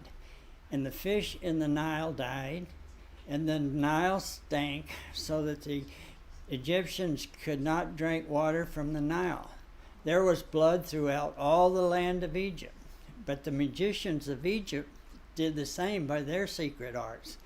So Pharaoh's heart remained hardened, and he would not listen to them as the Lord had said.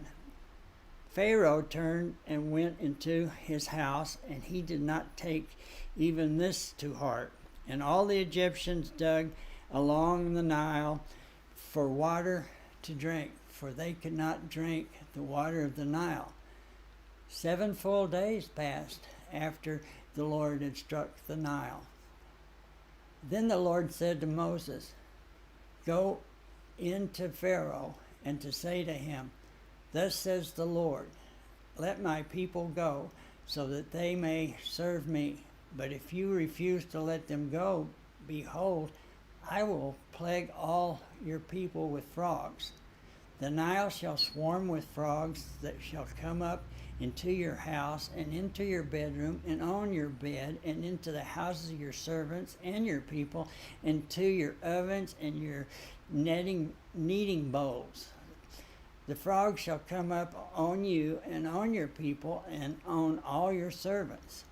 And the Lord said to Moses, 'Say to Aaron, stretch out your hand with your staff over the rivers, over the canals, and over the pools, and make frogs come up on the land of Egypt.' So Aaron stretched out his hand over the waters of Egypt, and the frogs came up and covered the land of Egypt. But the magicians did the same by their secret arts, and many frogs came up on the land of Egypt. Then Pharaoh called Moses and Aaron and said, 'Plead with the Lord to take away the frogs from me and from my people, and I will let the people go to sacrifice to the Lord.' Moses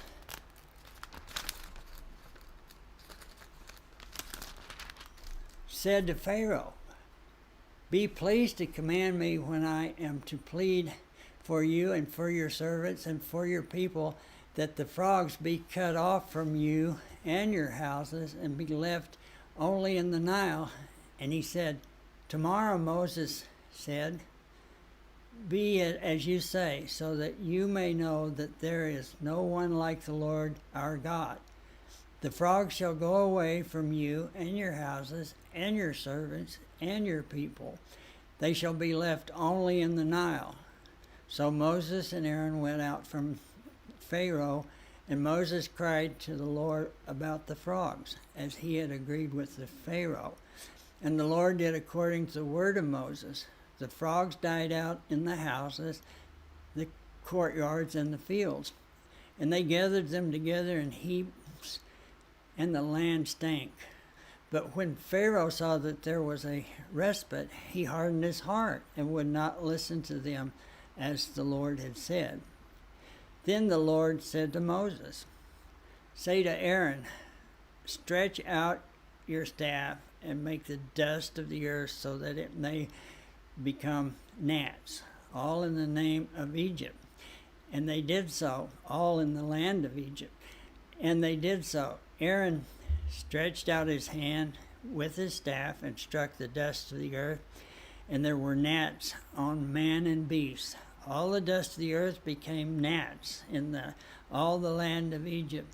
The magicians tried by their secret arts to produce gnats, but they could not. So there were gnats on man and beast. Then the magician said to Pharaoh, 'This is the finger of God.' But the Pharaoh's heart was hardened, and he would not listen to them as the Lord had said. And this is the 4th plague, flies.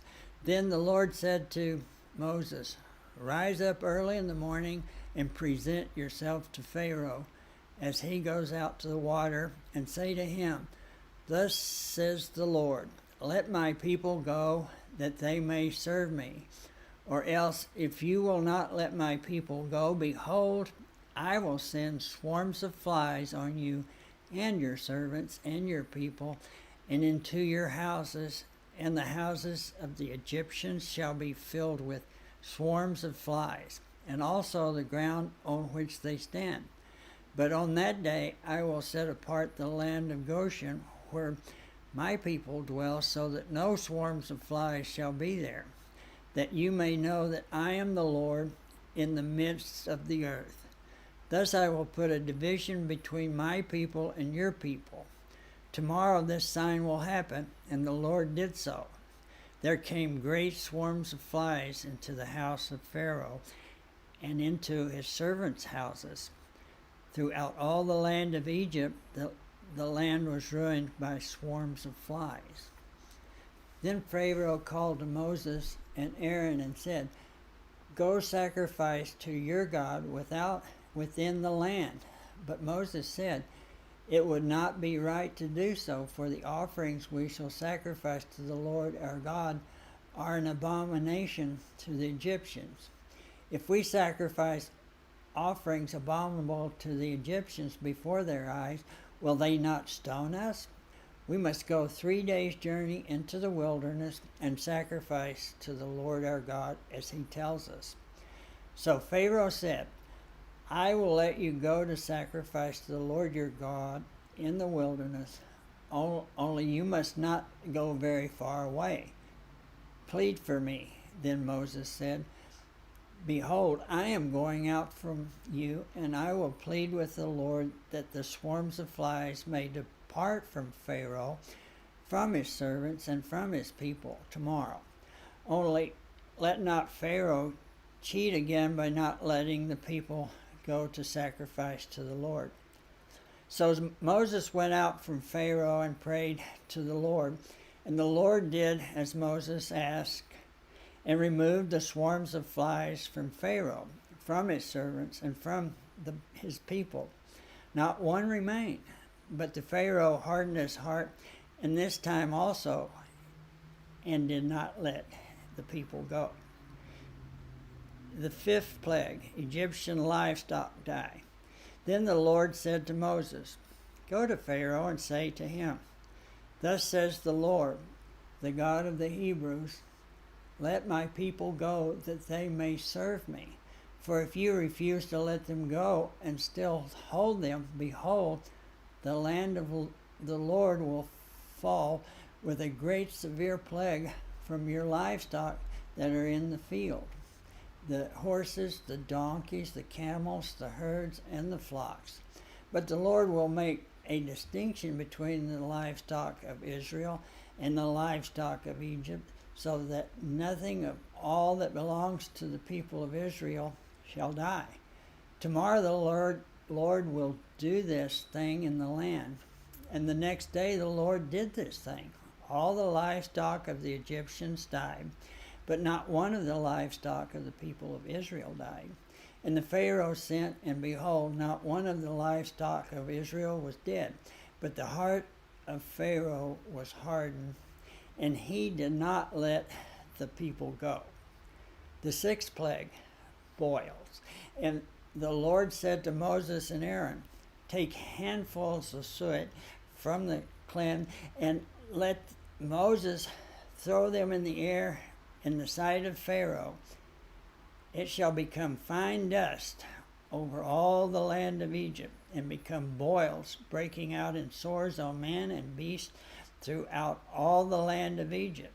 So they took soot from the clem and stood before Pharaoh, and Moses threw it up in the air, and it became boils, breaking out in the sores on man and beast, and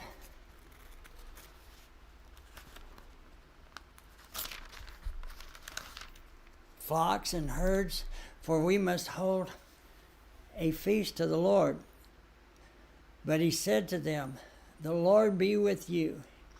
If ever I let you and your little ones go, look, you must have some evil purpose in mind.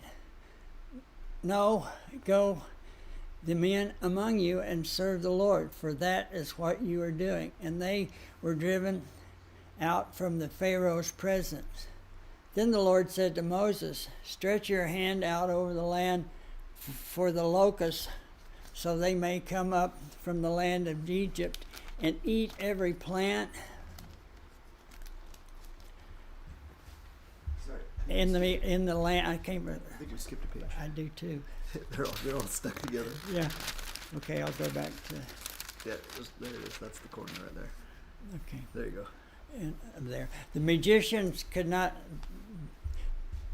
Exodus 9, That's 11, could not stand before Moses because of the boils. For the boils came upon the magicians and upon all the lands, but the Lord hardened the heart of Pharaoh, and he did not listen to them, as the Lord had spoken to Moses. And this is the seventh plague, hail. Then the Lord said to Moses, rise up early in the morning and present yourself before Pharaoh and say to him, thus says the Lord, the God of the Hebrews, let my people go, that they may serve me.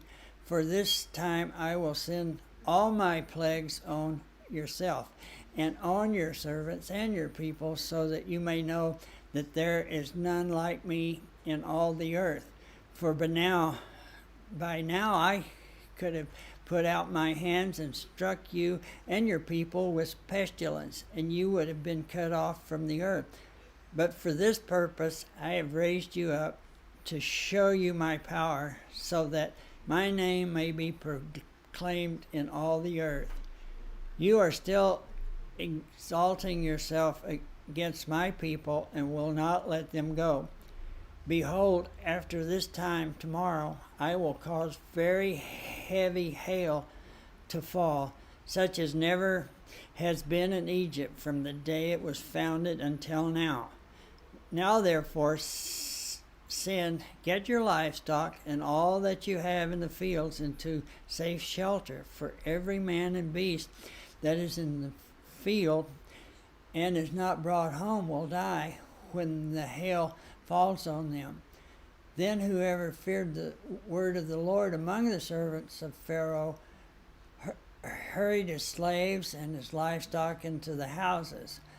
But whoever did not pay attention to the word of the Lord left his slaves and his livestock in the field. Then the Lord said to Moses, stretch out your hand towards heaven, so that there may be hail in all the land of Egypt, on man and beast, and every plant of the field, and in the land of Egypt. Then Moses stretched out his staff towards heaven, and the Lord sent thunder and hail and fire ran down to the earth. And the Lord rained hail upon the land of Egypt. There was hail and fire flashing continually in the midst of the hail. Very heavy hail, such as had never been in all the land of Egypt since it became a nation. The hail struck down everything that was in the field in all the lands of Egypt, both man and beast. And the hail struck down every plant of the field and broke out every tree of the field. Only in the land of Goshen, where the people of Israel were, was there no hail. Then the Pharaoh sent and called Moses and Aaron and said to them, this time I have sinned. The Lord is in the right, and I and my people are in the wrong. Plead with the Lord, for there has been enough of God's thunder and hail, and I will let you go, and you shall stay no longer. Moses said to him, as soon as I have gone out of the city, I will stretch out my hands to the Lord. The thunder will cease, and there will be no more hail, so that you may know that the earth is the Lord's. But as for you and your servants, I know that you do not yet fear the Lord God. The flax and the barley were struck down, for the barley was in the ear, and the flax was in the bud. But the wheat and the emmer were not struck down, for they are late in coming up. So Moses went out of the city from Pharaoh and stretched out his hands to the Lord, and the thunder and the hail ceased, and the rain no longer poured upon the earth. But when Pharaoh saw that the rain and the hail and the thunder had ceased, he sinned yet again and hardened his heart, and he and his servants. So the heart of Pharaoh was hardened, and he did not let the people of Israel go, just as the Lord had spoken through Moses.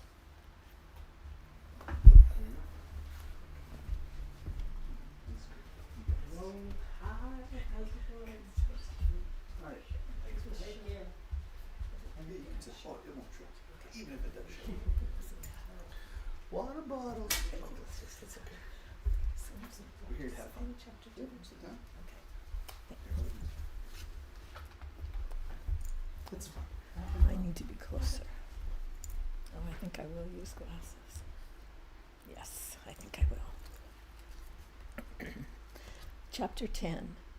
Then the Lord said to Moses, "Go into Pharaoh, for I have hardened his heart and the heart of his servants, that I may show these signs of mine among them, and that you may tell in the hearing of your son and of your grandson how I have dealt harshly with the Egyptians, and what signs I have done among them, that you may know that I am the Lord." So Moses and Aaron went in to Pharaoh and said to him, "Thus says the Lord, the God of the Hebrews, how long will you refuse to humble yourself before me? Let my people go, that they may serve me. For if you refuse to let my people go, behold, tomorrow I will bring locusts into your country, and they shall cover the face of the land, so that no one can see the land. And they shall eat what is left to you after the hail, and they shall eat every tree of yours that grows in the field. And they shall fill your houses and the houses of all your servants, and of all the Egyptians, as neither your fathers nor your grandfathers have seen, from the day they came on earth to this day." Then he turned and went out from Pharaoh. Then Pharaoh's servants said to him, "How long shall this man be a snare to us? Let the men go, that they may serve the Lord their God. Do you not yet understand that Egypt is ruined?" So Moses and Aaron were brought back to Pharaoh, and he said to them, "Go serve the Lord your God. But which ones are to go?" Moses said, "We will go with our young and our old. We will go with our sons and our daughters, and with our flocks and herds, for we must hold a feast to the Lord." But he said to them, "The Lord be with you, if ever I let you and your little ones go. Look, you have some evil purpose in mind. No, go the men among you and serve the Lord, for that is what you are asking." And they were driven out from Pharaoh's presence. Then the Lord said to Moses, "Stretch out your hand over the land of Egypt for the locusts, so that they may come upon the land of Egypt and eat every plant in the land, all that the hail has left." So Moses stretched out his staff over the land of Egypt, and the Lord brought an east wind upon the land all that day and all that night. When it was morning, the east wind had brought the locusts. The locusts came up over all the land of Egypt and settled on the whole country of Egypt, such a dense swarm of locusts as had never been before, nor ever will be again. They covered the face of the whole land, so that the land was darkened, and they ate all the plants in the land and all the fruit of the trees that the hail had left. Not a green thing remained, neither tree nor plant of the field, through all the land of Egypt. Then Pharaoh hastily called Moses and Aaron and said, "I have sinned against the Lord your God and against you. Now therefore forgive my sin, please, only this once, and plead with the Lord your God, only to remove this death from me."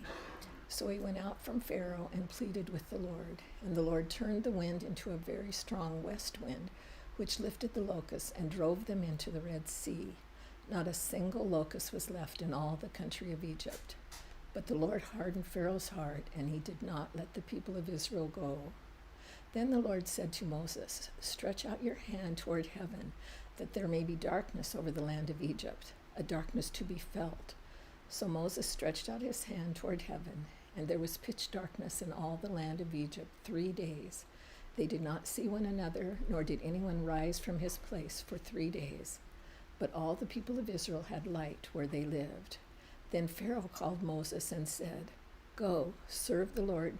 Your little ones also may go with you. Only let your flocks and your herds remain behind." But Moses said, "You must also let us have sacrifices and burnt offerings, that we may sacrifice to the Lord our God. Our livestock also must go with us. Not a hoof shall be left behind, for we must take of them to serve the Lord our God. And we do not know with what we must serve the Lord until we arrive there." But the Lord hardened Pharaoh's heart, and he would not let them go. Then Pharaoh said to him, Get away from me. Take care never to see my face again, for on the day you see my face you shall die. Moses said, As you say, I will not see your face again. Chapter 11. The Lord said to Moses, Yet one plague more will I bring upon Pharaoh and upon Egypt. Afterward he will let you go from here.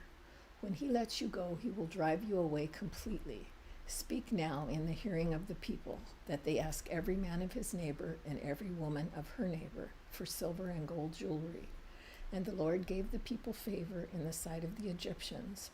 Moreover, the man Moses was very great in the land of Egypt, in the sight of Pharaoh's servants and in the sight of the people. So Moses said, Thus says the Lord, about midnight I will go out in the midst of Egypt, and every firstborn in the land of Egypt shall die, from the firstborn of Pharaoh who sits on his throne, even to the firstborn of the slave girl who is behind the handmill, and all the firstborn of the cattle. There shall be a great cry throughout all the land of Egypt, such as there has never been nor ever will be again. But not a dog shall growl against any of the people of Israel, either man or beast, that you may know that the Lord makes a distinction between Egypt and Israel. And all these your servants shall come down to me and bow down to me, saying, Get out, you and all the people who follow you, and after that I will go out. And he went out from Pharaoh in hot anger. Then the Lord said to Moses, Pharaoh will not listen to you, that my wonders may be multiplied in the land of Egypt. Moses and Aaron did all these wonders before Pharaoh, and the Lord hardened Pharaoh's heart, and he did not let the people of Israel go out of his land. Chapter 12. The Lord said to Moses and Aaron in the land of Egypt, This month shall be for you the beginning of months. It shall be the first month of the year for you. Tell all the congregation of Israel that on the 10th day of this month every man shall take a lamb according to their father's houses, a lamb for a household. And if the household is too small for a lamb, then he and his nearest neighbor shall take according to the number of persons. According to what each can eat, you shall make your count for the lamb. Your lamb shall be without blemish, a male, a year old. You may take it from the sheep or from the goats.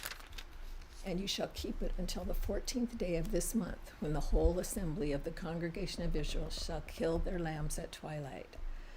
Then they shall take some of the blood and put it on the 2 doorsteps and the lintel of the houses in which they eat it. They shall eat the flesh that night, roasted on the fire. With unleavened bread and bitter herbs they shall eat it. Do not eat any of it raw or boiled in water, but roasted, its head with its legs and its inner parts. And you shall let none of it remain until the morning. Anything that remains until the morning you shall burn. In this manner you shall eat it, with your belt fastened, your sandals on your feet, and your staff in your hand. And you shall eat it in haste. It is the Lord's Passover. For I will pass through the land of Egypt that night, and I will strike all the firstborn in the land of Egypt, both man and beast. And on all the gods of Egypt I will execute judgments. I am the Lord. The blood shall be a sign for you on the houses where you are. And when I see the blood, I will pass over you, and no plague will befall you to destroy you when I strike the land of Egypt. This day shall be for you a memorial day, and you shall keep it as a feast to the Lord throughout your generations. As a statute forever you shall keep it as a feast. 7 days you shall eat unleavened bread. On the first day you shall remove leaven out of your houses. For if anyone eats what is leavened from the first day until the 7th day, that person shall be cut off from Israel. On the first day you shall hold a holy assembly, and on the 7th day a holy assembly. No work shall be done on those days, but what everyone needs to eat, that alone may be prepared for you. And you shall observe the feast of unleavened bread, for on this very day I brought your hosts out of the land of Egypt. Therefore you shall observe this day throughout your generations as a statute forever. In the first month, from the 14th day of the month at evening, you shall eat unleavened bread until the 21st day of the month at evening. For 7 days no leaven is to be found in your houses. If anyone eats what is leavened, that person will be cut off from the congregation of Israel, whether he is a sojourner or a native of the land. You shall eat nothing leavened. In all your dwelling places you shall eat unleavened bread. Then Moses called all the elders of Israel and said to them, "Go, select lambs for yourselves according to your clans, and kill the Passover lamb. Take a bunch of hyssop and dip it in the blood that is in the basin, and touch the lintel and the 2 doorposts with the blood that is in the basin. None of you shall go out of the door of his house until the morning. For the Lord will pass through to strike the Egyptians, and when he sees the blood on the lintel and on the 2 doorposts, the Lord will pass over the door and will not allow the destroyer to enter your houses to strike you. You shall observe this rite as a statute for you and for your sons forever. And when you come to the land that the Lord will give you, as he has promised, you shall keep this service. And when your children say to you, 'What do you mean by this service?' you shall say, 'It is the sacrifice of the Lord's Passover, for he passed over the houses of the people of Israel in Egypt, when he struck the Egyptians, but spared our houses.' And the people bowed their heads and worshipped. Then the people of Israel went and did so, as the Lord had commanded Moses and Aaron, so they did. At midnight the Lord struck down all the firstborn in the land of Egypt, from the firstborn of Pharaoh who sat on his throne to the firstborn of the captive who was in the dungeon, and all the firstborn of the livestock. And Pharaoh rose up in the night, he and all his servants and all the Egyptians, and there was a great cry in Egypt, for there was not a house where someone was not dead. Then he summoned Moses and Aaron by night and said, 'Up, go out from among my people, both you and the people of Israel, and go, serve the Lord as you have said. Take your flocks and your herds as you have said, and be gone, and bless me also.' The Egyptians were urgent with the people to send them out of the land in haste, for they said, 'We shall all be dead.' So the people took their dough before it was leavened, their kneading bowls being bound up in their cloaks on their shoulders. The people of Israel had also done as Moses told them, for they had asked the Egyptians for silver and gold jewelry and for clothing. And the Lord had given the people favor in the sight of the Egyptians, so that they let them have whatever they asked. Thus they plundered the Egyptians. And the people of Israel journeyed from Ramses to Succoth, about 600,000 men on feet, besides women and children. A mixed multitude also went up with them, and very much livestock, both flocks and herds. And they baked unleavened cakes of the dough that they had brought out of Egypt, for it was not leavened, because they were thrust out of Egypt and could not wait, nor had they prepared any provisions for themselves. The time that the people of Israel lived in Egypt was 430 years. At the end of 430 years, on that very day, all the hosts of the Lord went out from the land of Egypt. It was a night of watching by the Lord, to bring them out of the land of Egypt. So this same night is a night of watching kept to the Lord by all the people of Israel throughout their generations.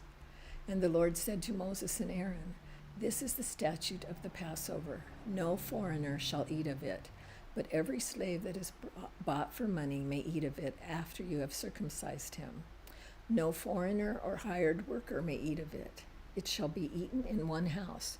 You shall not take any of the flesh outside the house, and you shall not break any of its bones. All the congregation of Israel shall keep it. If a stranger shall sojourn with you and would keep the Passover to the Lord, let all his males be circumcised. Then he may come near and keep it. He shall be as a native of the land, but no uncircumcised person shall eat of it. There shall be one law for the native and for the stranger who sojourns among you." And all the people of Israel did just as the Lord commanded, both Moses and Aaron. And on that very day the Lord brought the people of Israel out of the land of Egypt by their hosts. Chapter 13. The Lord said to Moses, "Consecrate to me all the firstborn. Whatever is the first to open the womb among the people of Israel, both of man and of beast, is mine." Then Moses said to the people, "Remember this day in which you came out of Egypt, out of the house of slavery. For by a strong hand of the Lord you were brought out from this place. No leavened bread shall be eaten. Today in the month of Abib you are going out. And when the Lord brings you into the land of the Canaanites, the Hittites, the Amorites, the Hivites, and the Jebusites, which he swore to your fathers to give you, a land flowing with milk and honey, then you shall keep this service in this month. 7 days you shall eat unleavened bread, and on the 7th day there will be a feast to the Lord. Unleavened bread shall be eaten for 7 days. No leavened bread shall be seen with you, and no leaven shall be seen with you in all your territory. You shall tell your son on that day, it is because of what the Lord did for me when I came out of Egypt. And it shall be to you as a sign on your hand and as a memorial between your eyes, that the law of the Lord may be in your mouth. For with a strong hand the Lord has brought you out of Egypt. You shall therefore keep this statute at its appointed time from year to year. When the Lord brings you into the land of the Canaanites, as he swore to you and your fathers, and shall give it to you, you shall set apart to the Lord all that first opens the womb. All the firstborn of your animals that are males shall be the Lord's. Every firstborn of a donkey you shall redeem with a lamb, or if you will not redeem it, you shall break its neck. Every firstborn of man among your sons you shall redeem. And when in time you come, your son asks you, what does this mean? You shall say to him, by a strong hand the Lord brought us out of Egypt, from the house of slavery. For when Pharaoh stubbornly refused to let us go, the Lord killed all the firstborn in the land of Egypt, both the firstborn of man and the firstborn of animals. Therefore I sacrifice to the Lord all the males that first open the womb, but all the firstborn of my sons I redeem. It shall be as a mark on your hand or frontlets between your eyes. For by a strong hand the Lord brought us out of Egypt. When Pharaoh let the people go, God did not lead them by the way of the Philistines, although that was near. For God said, lest the people change their minds when they see war and return to Egypt. But God led the people around by the way of the wilderness toward the Red Sea. And the people of Israel went up out of the land of Egypt equipped for battle. Moses took the bones of Joseph with him, for Joseph had made the sons of Israel solemnly swear, saying, God will surely visit you, and you shall carry up my bones with you from here. And they moved on from Succoth and encamped at Etham on the edge of the wilderness. And the Lord went before them by day in a pillar of cloud to lead them along the way, and by night in a pillar of fire to give them light, that they might travel by day and by night. The pillar of cloud by day and the pillar of fire by night did not depart from before the people. Chapter 14. Then the Lord said to Moses, tell the people of Israel to turn back and encamp in front of Phahereth. Between Migdol and the sea, in front of Baal-zephon, you shall encamp, facing it by the sea.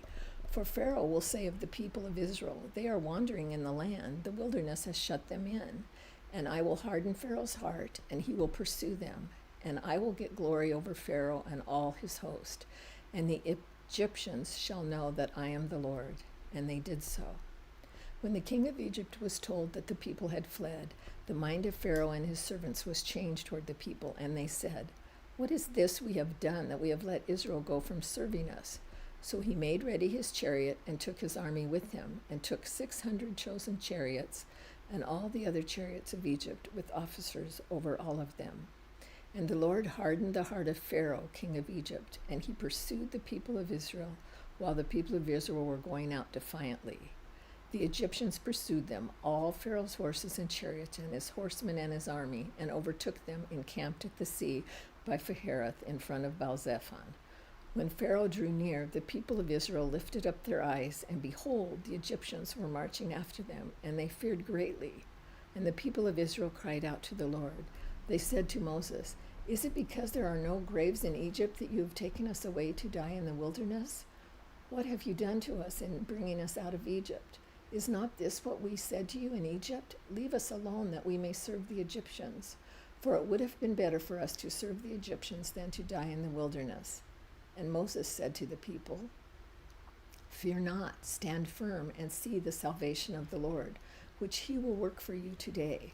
For the Egyptians whom you see today, you shall never see again. The Lord will fight for you, and you have only to be silent.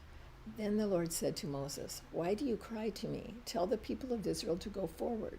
Lift up your staff and stretch out your hand over the sea and divide it, that the people of Israel may go through the sea on dry ground. And I will harden the hearts of the Egyptians so that they shall go in after them. And I will get glory over Pharaoh and all his host, his chariots and his horsemen. And all the Egyptians shall know that I am the Lord, when I have gotten glory over Pharaoh, his chariots and his horsemen. Then the angel of God, who was going before the host of Israel, moved and went behind them, and the pillar of cloud moved before them and stood behind them. coming between the host of Egypt and the host of Israel. And there was a cloud and the darkness, and it lit up the night, without one coming near the other all the night. Then Moses stretched out his hand over the sea, and the Lord drove the sea back by a strong east wind all night, and made the sea dry land, and the waters were divided. And the people of Israel went into the midst of the sea on dry ground, the waters being a wall to them on their right hand and on their left. The Egyptians pursued and went in after them into the midst of the sea, all Pharaoh's horses, his chariots, and his horsemen.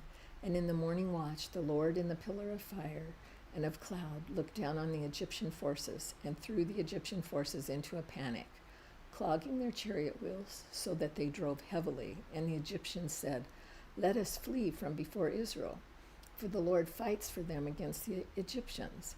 Then the Lord said to Moses, "Stretch out your hand over the sea, that the water may come back upon the Egyptians, upon their chariots, upon their horsemen." So Moses stretched out his hand over the sea, and the sea returned to its normal course when the morning appeared. And as the Egyptians fled into it, the Lord threw the Egyptians into the midst of the sea. The waters returned and covered the chariots and the horsemen. Of all the host of Pharaoh that had followed them into the sea, not one of them remained. But the people of Israel walked on dry ground through the sea, the waters being a wall to them on their right hand and on their left. Thus the Lord saved Israel that day from the hand of the Egyptians. And Israel saw the Egyptians dead on the seashore. Israel saw the great power that the Lord used against the Egyptians. So the people feared the Lord, and they believed in the Lord and in his servant Moses. Chapter 15.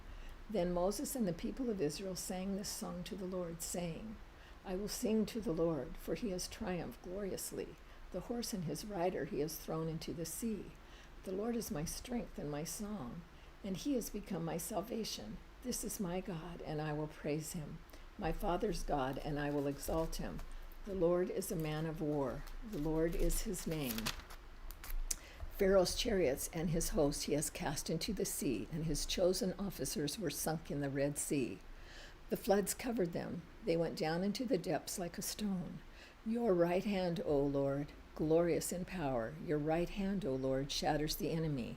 In the greatness of your majesty, you overthrow your adversaries. You send out your fury. It consumes them like stubble. At the blast of your nostrils, the waters piled up.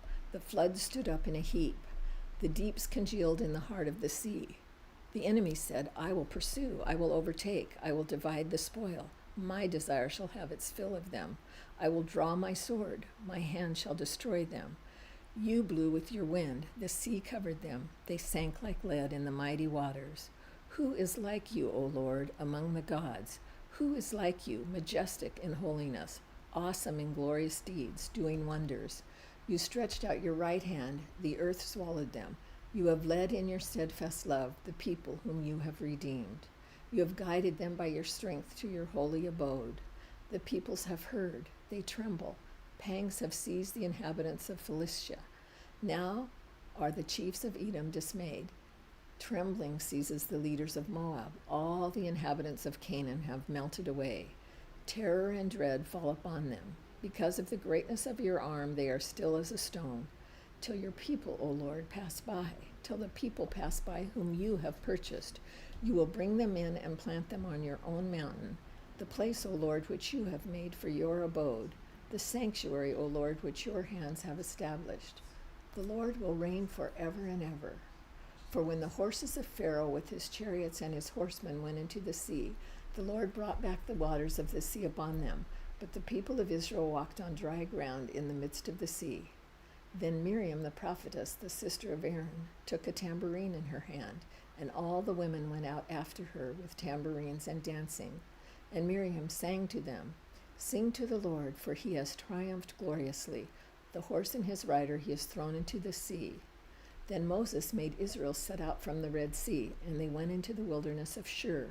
They went 3 days in the wilderness and found no water. When they came to Marah, they could not drink the water of Marah because it was bitter. Therefore it was named Marah. And the people grumbled against Moses, saying, What shall we drink? And he cried to the Lord, and the Lord showed him a log, and he threw it into the water, and the water became sweet.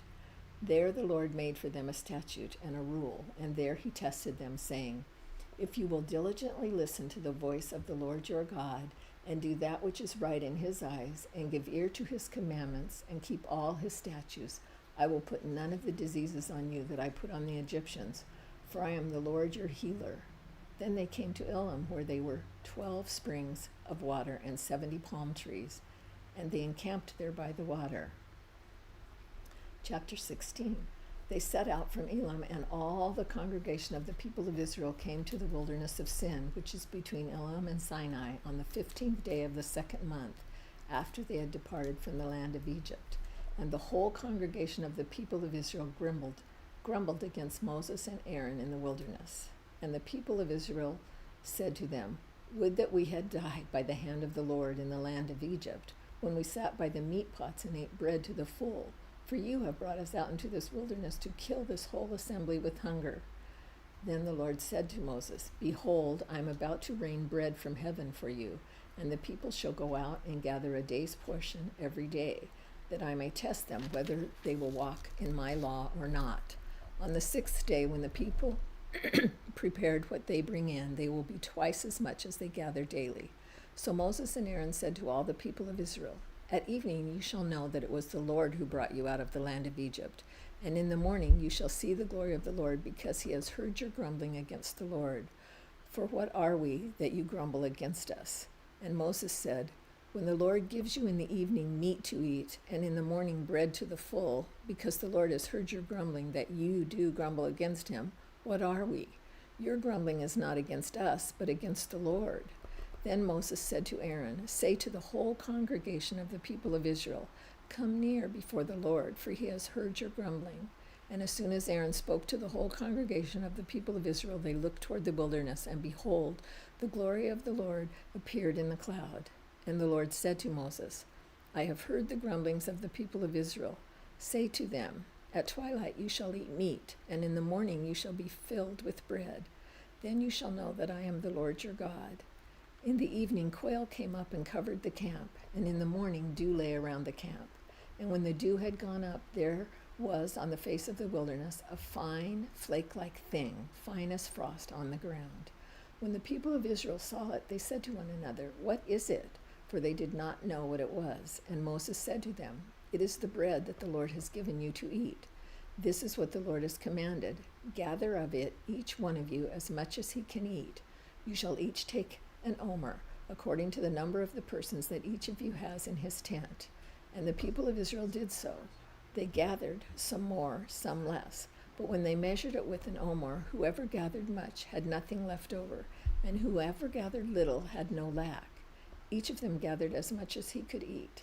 And Moses said to them, Let no one leave any of it over till the morning. But they did not listen to Moses. Some left part of it till the morning, and it bred worms and stank. And Moses was angry with them. Morning by morning they gathered it, each as much as he could eat. But when the sun grew hot, it melted. On the 6th day they gathered twice as much bread, 2 omers each. And when all the leaders of the congregation came and told Moses, he said to them, This is what the Lord has commanded. Tomorrow is a day of solemn rest, a holy Sabbath to the Lord. Bake what you will bake, and boil what you will boil, and all that is left over lay aside to be kept till the morning. So they laid it aside till the morning, as Moses commanded them, and it did not stink, and there were no worms in it. Moses said, Eat it today, for today is a Sabbath to the Lord. Today you will not find it in the field. 6 days you shall gather it, but on the 7th day, which is a Sabbath, there will be none. On the 7th day some of the people went out to gather, but they found none. And the Lord said to Moses, How long will you refuse to keep my commandments and my laws? See, the Lord has given you the Sabbath. Therefore on the 6th day he gives you bread for 2 days. Remain each of you in his place. Let no one go out of his place on the 7th day. So the people rested on the 7th day. Now the house of Israel called its name manna. It was like coriander seed, white, and the taste of it was like wafers made with honey. Moses said, This is what the Lord has commanded. Let an omer of it be kept throughout your generations, so that they may see the bread with which I fed you in the wilderness, when I brought you out of the land of Egypt. And Moses said to Aaron, Take a jar and put an omer of manna in it, and place it before the Lord to be kept throughout your generations. As the Lord commanded Moses, so Aaron placed it before the testimony to be kept. The people of Israel ate the manna 40 years till they came to a habitable land. They ate the manna till they came to the border of the land of Canaan, and Omer is the 10th part of an ephah.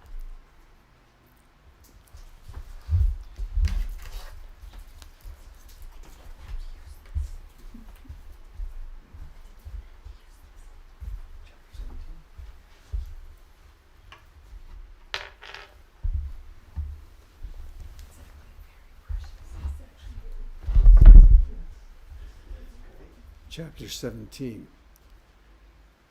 All the congregation of the people of Israel moved on from the wilderness of Sin by stages, according to the commandment of the Lord, and camped at Rephidim. But there was no water for the people to drink. Therefore the people quarreled with Moses and said, "Give us water to drink." And Moses said to them, "Why do you quarrel with me? Why do you test the Lord?" But the people thirsted there for water, and the people grumbled against Moses and said, "Why did you bring us up out of Egypt, to kill us and our children and our livestock with thirst?" So Moses cried to the Lord, "What shall I do with these people? They are almost ready to stone me." And the Lord said to Moses, "Pass on before the people, taking with you some of the elders of Israel.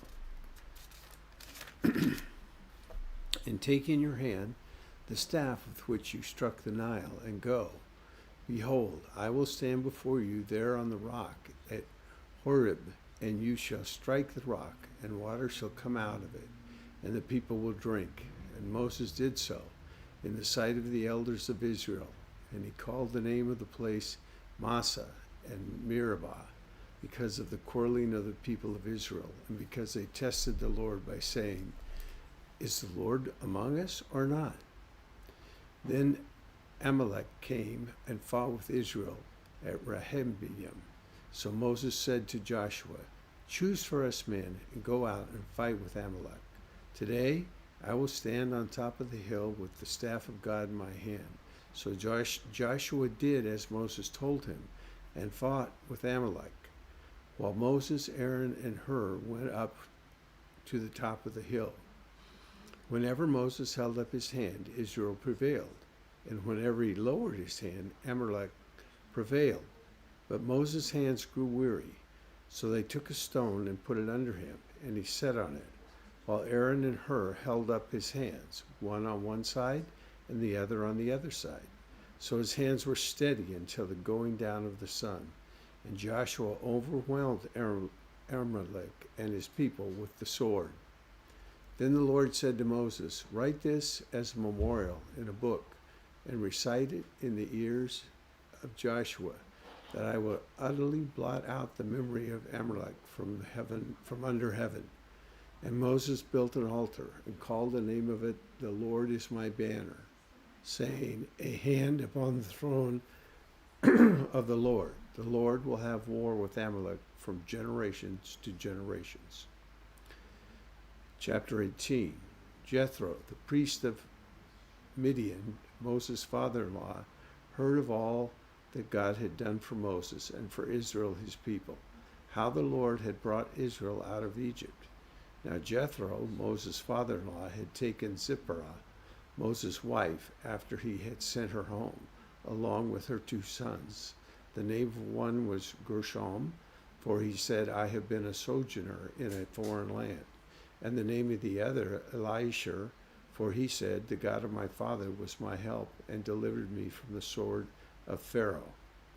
Jethro, Moses' father-in-law, came with his sons and his wife to Moses in the wilderness, where he was encamped at the mountain of God. And when he sent word to Moses, "I, your father-in-law Jethro, am coming to you with your wife and 2 sons with her," Moses went out to meet his father-in-law and bowed down and kissed him. And they asked each other of their welfare and went into the tent. When Moses told his father-in-law all that the Lord had done to Pharaoh and to the Egyptians for Israel's sake, all the hardship that had come upon them in the way, and how the Lord had delivered them, and Jethro rejoiced for all the good the Lord had done to Israel, in that he had delivered them out of the hand of the Egyptians. Jethro said, "Blessed be the Lord, who has delivered you out of the hand of the Egyptians and out of the hand of Pharaoh, and has delivered the people from under the hand of the Egyptians. Now I know that the Lord is greater than all gods, because in this affair they dealt arrogantly with the people." And Jethro, Moses' father-in-law, brought a burnt offering and sacrifices to God. And Aaron came with all the elders of Israel to eat bread with Moses' father-in-law before God.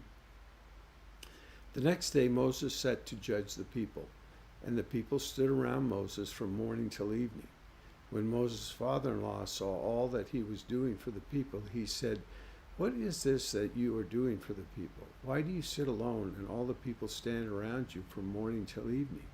And Moses said to his father-in-law, "Because the people come to me to inquire of God. When they have a dispute, they come to me, and I decide between one person and another, and I make them know the statutes of God and his laws." Moses' father-in-law said to him, "What are you doing? It is not good. You and the people with you will certainly wear yourselves out, for the thing is too heavy for you. You are not able to do it alone. Now obey my voice. I will give you advice, and God will be with you. You shall represent the people before God and bring their cases to God, and you shall warn them about the statutes and the laws, and make them know the way in which they must walk and what they must do.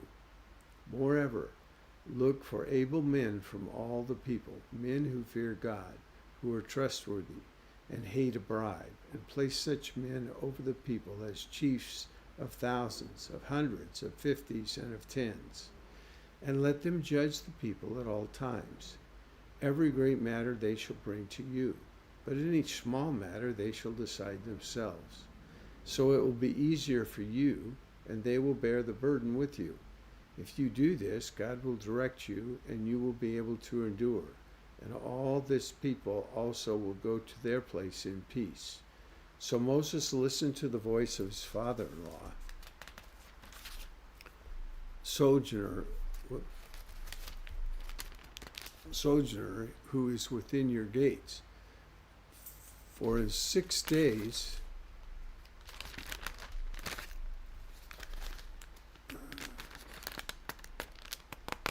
excuse me, there's a page. Yeah, it goes from 107 to 110.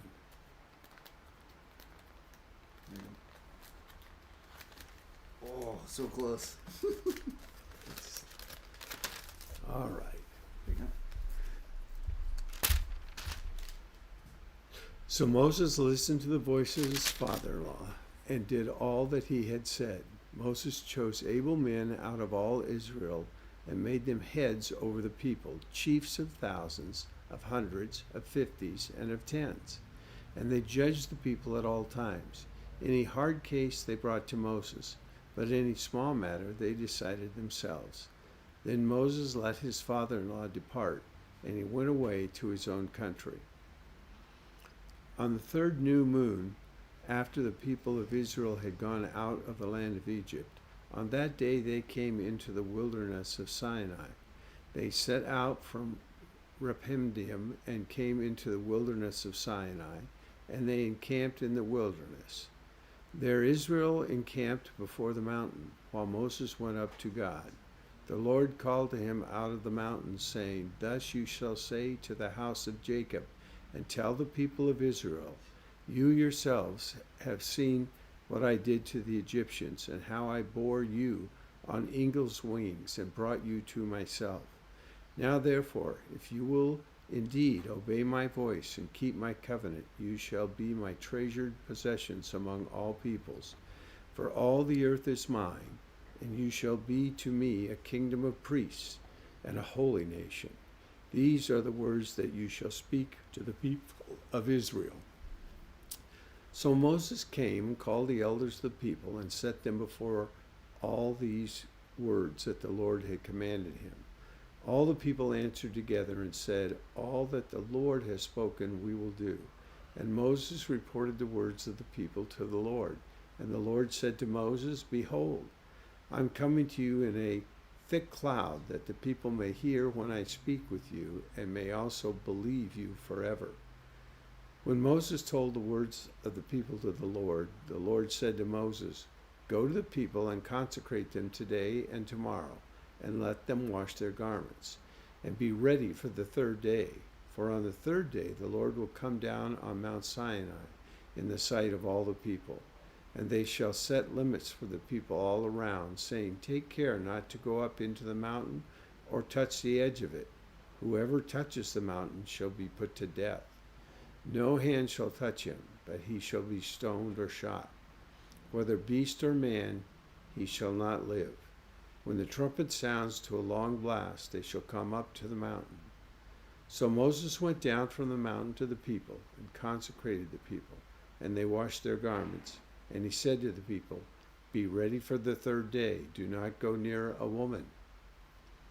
On the morning of the third day, there were thunders and lightnings and a thick cloud on the mountain, and a very loud trumpet blast, so that all the people in the camp trembled.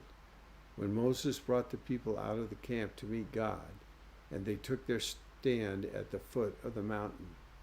Now Mount Sinai was wrapped in smoke, because the Lord had descended on it in fire. The smoke of it went up like the smoke of a kiln, and the whole mountain trembled greatly. And as the sound of the trumpet grew louder and louder, Moses spoke, and God answered him in thunder. The Lord came down on Mount Sinai to the top of the mountain, and the Lord called Moses to the top of the mountain, and Moses went up. And the Lord said to Moses, Go down and warn the people, lest they break through to the Lord to look, and many of them perish. Also let the priests who come near to the Lord consecrate themselves, lest the Lord break out against them. And Moses said to the Lord, The people cannot come up to Mount Sinai, for you yourself warned us, saying, Set limits around the mountain and consecrate it. And the Lord said to him, Go down and come up, bringing Aaron with you, but do not let the priests and the people break through to come up to the Lord, lest he break out against them. So Moses went down to the people and told them. And God spoke all these words, saying, I am the Lord your God, who brought you out of the land of Egypt, out of the house of slavery. You shall have no other gods before me. You shall not make for yourselves a carved image or any likeness of anything that is in heaven above, or that is in the earth beneath, or that is in the water under the earth. And you shall not bow down to them or serve them. For I, the Lord your God, am a jealous God, visiting the iniquity of the fathers on the children to the third and the fourth generation of those who hate me, but showing steadfast love to thousands of those who love me and keep my commandments. You shall not take the name of the Lord your God in vain, for the Lord will not hold him guiltless who takes his name in vain. Remember the Sabbath day to keep it holy. 6 days you shall labor and do all your work, but the seventh day is the Sabbath to the Lord your God. On it you shall not do any work, you or your son or your daughter, your male servant or your female servant, or your livestock, or the sojourner who is within your gates. For in 6 days the Lord made heaven and earth, the sea and all that is in them, and rested on the seventh day. Therefore the Lord blessed the Sabbath day and made it holy. Honor your father and your mother, that your ways may be long in the land that the Lord your God is giving you. You shall not murder. You shall not commit adultery. You shall not steal. You shall not bear false witness against your neighbor. You shall not covet your neighbor's house. You shall not covet your neighbor's wife, or his male servant, or his female servant, or his ox, or his donkey, or anything that is your neighbor's. Now, when all the people saw the thunder and the flashes of lightning and the sound of the trumpet and the mountains smoking, the people were afraid and trembled, and they stood far off and said to Moses, You speak to us, and we will listen, but do not let God speak to us, lest we will die. Moses said to the people, Do not fear, for God has come to test you, that the fear of him may be before you, that you may not sin. The people stood far off, and while Moses drew near to the thick darkness where God was, and the Lord said to Moses, Thus you shall say to the people of Israel, You have seen for yourselves that I have talked with you from heaven. You shall not make gods of silver to be with me, nor shall you make for yourselves gods of gold. An altar of earth you shall make for me, and sacrifice on it your burnt offerings and your peace offerings, your sheep and your oxen. In every place where I cause my name to be remembered, I will come to you and bless you. If you make me an altar of stone, you shall not build it of hewn stones, for if you wield your tool on it, you profane it. And you shall not go up by steps to my altar, that your nakedness be not exposed on it. Now these are the rules that you shall set before them. When you buy a Hebrew slave, he shall serve 6 years, and in the 7th he shall go out free for nothing. If he comes in single, he shall go out single. If he comes in married, then his wife shall go out with him. If his master gives him a wife, and she bears him sons or daughters, the wife and her children shall be her master's, and he shall go out alone. But if the slave plainly says, I love my master, my wife, and my children, I will not go out free, then his master shall bring him to God, and he shall bring him to the door or the doorpost, and his master shall bore his ear through with an awl, and he shall be his slave forever. When a man sells his daughter as a slave, she shall not go out as the male slaves do. If she does not please her master, who has designated her for himself, then he shall let her be redeemed. He shall have no rights to sell her to a foreign people, since he has broken faith with her. If he designates her for his son, he shall deal with her as with a daughter. If he takes another wife to himself, he shall not diminish her food, her clothing, or her marital rights. And if he does not do these 3 things for her, she shall go out for nothing, without payment of money. Whoever strikes a man so that he dies shall be put to death. But if he did not lie and wait for him, but God let him fall into his hands, then I will appoint for you a place to which he may flee. But if a man willfully attacks another to kill him by cunning, you shall take him from my altar, that he may die.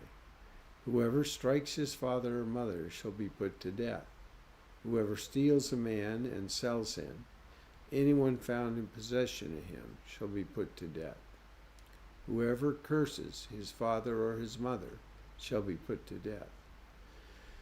When men quarrel and one strikes the other with a stone or with his fist, and the man does not die but takes to his bed, then if the man rises again and walks outdoors with his staff, he who struck him shall be clear.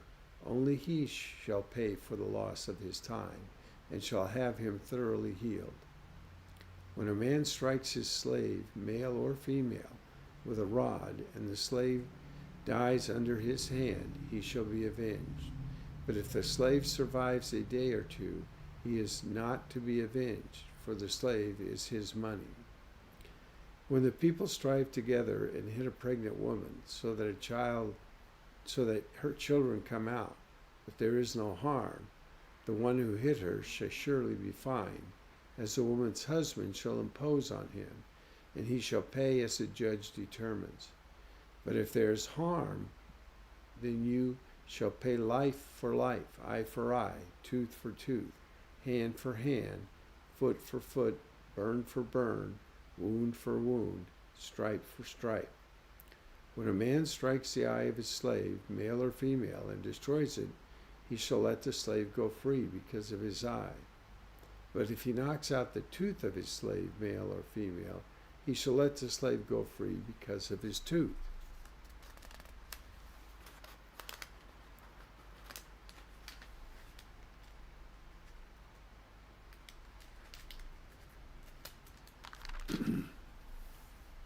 When an ox gores a man or a woman to death, the ox shall be stoned, and its flesh shall be eaten, but the owner of the ox shall not be liable.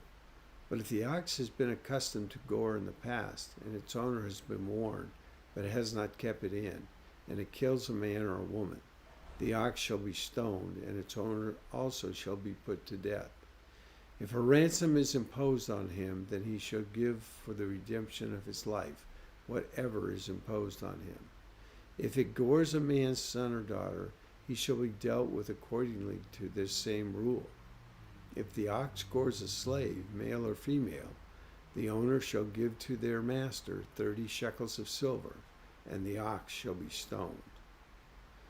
When a man opens a pit, or when a man digs a pit and does not cover it, an ox or a donkey falls into it, the owner then of the pit shall make restitution. He shall give money to his owner, and the dead beast shall be his. When one man's ox butts another, so that it dies, then they shall sell the live ox and share its price, and the dead beast also they shall share. Or, if it is known that the ox has been accustomed to gore in the past, and its owner has not kept it in, he shall repay ox for ox, and the dead beast shall be his. If a man steals an ox or sheep and kills it or sells it, he shall repay 5 oxen for an ox and 4 sheep for a sheep. If a thief is found breaking in and is struck so that he dies, there shall be no blood guilt for him. But if the sun has risen on him, there shall be blood guilt for him. He shall surely pay. If he has nothing, then he shall be sold for his theft. If the stolen beast is found alive in his possession, whether it is an ox or a donkey or a sheep, he shall pay double.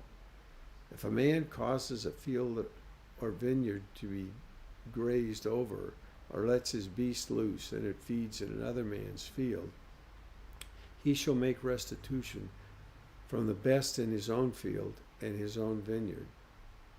If fire breaks out and catches in thorns, so that the stacked grain or the standing grain or the field is consumed, he who started the fire shall make full restitution.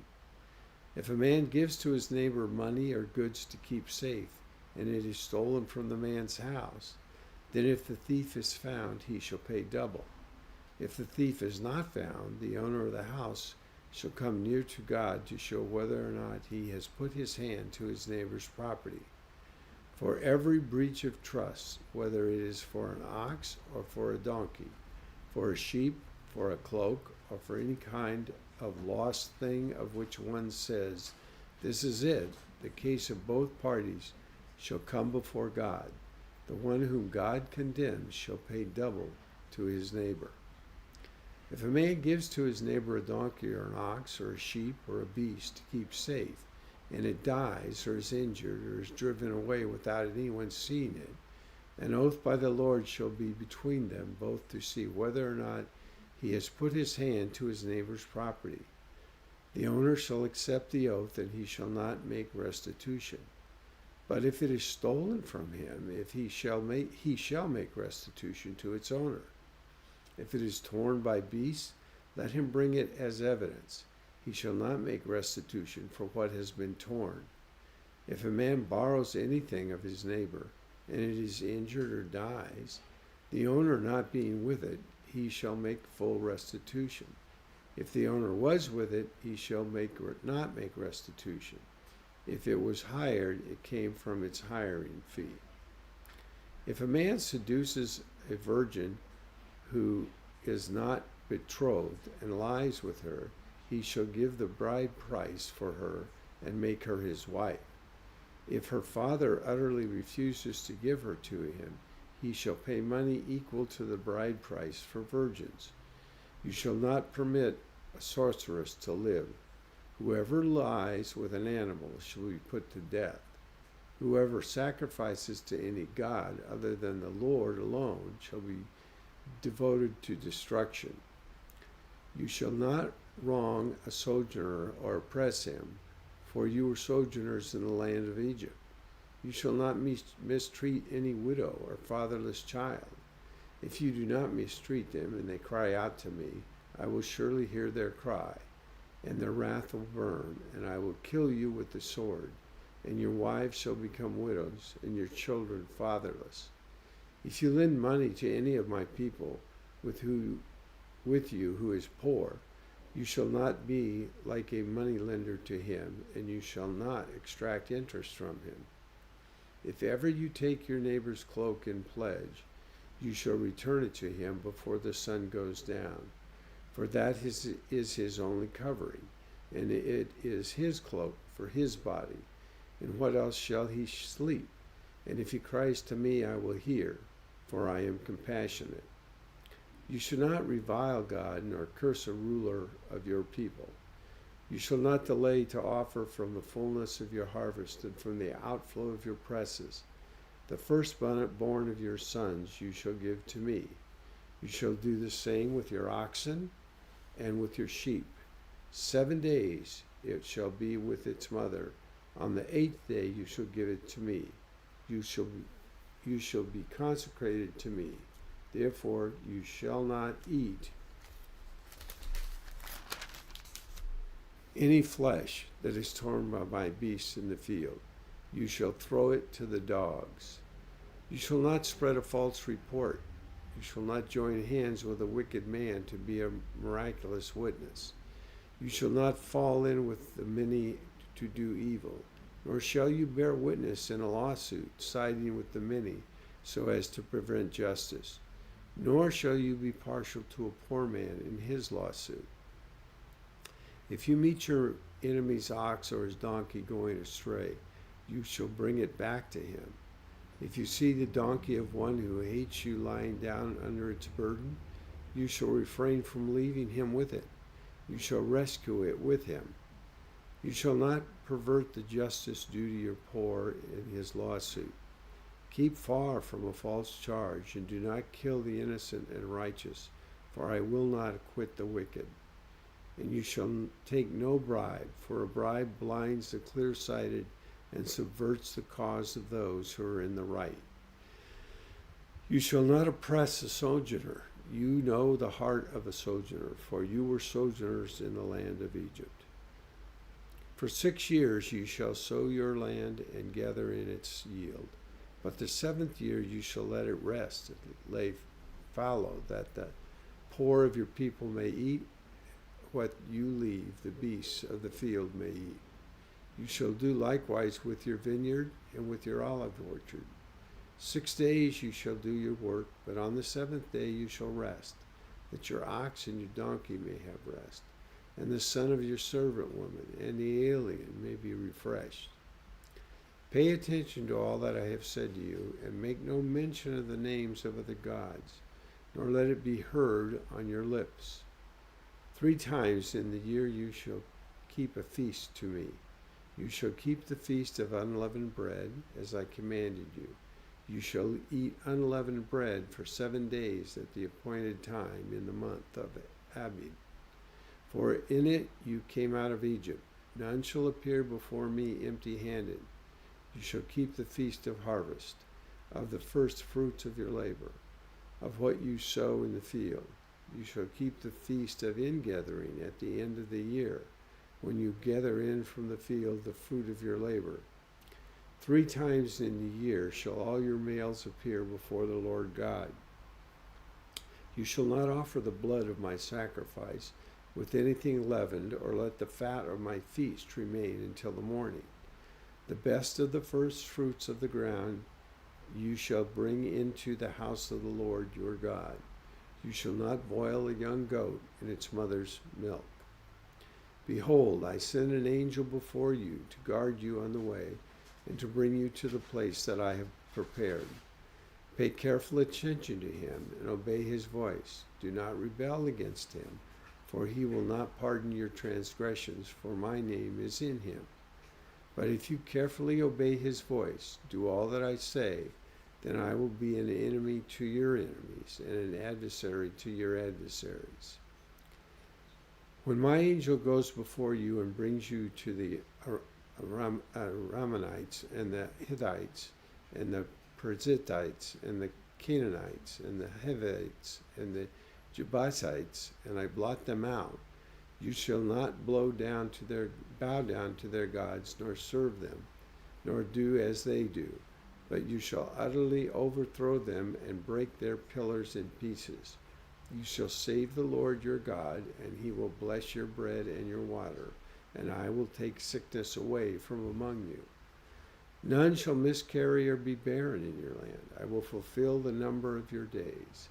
I will send my terror before you, and will throw into confusion all the people against whom you shall come, and I will make all your enemies turn their backs to you.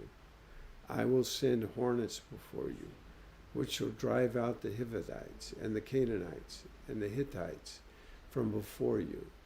I will not drive them out from before you in 1 year, lest the land become desolate and the wild beasts multiply against you. Little by little I will drive them out from before you until you have increased and possessed the land. And I will set your border from the Red Sea to the Sea of Philistines, and from the wilderness to the Euphrates. For I will give the inhabitants of the land into your hand, and you shall drive them out before you. You shall make no covenant with them and their gods. They shall not dwell in your land, lest they make you sin against me. For if you serve their gods, it will surely be a snare to you.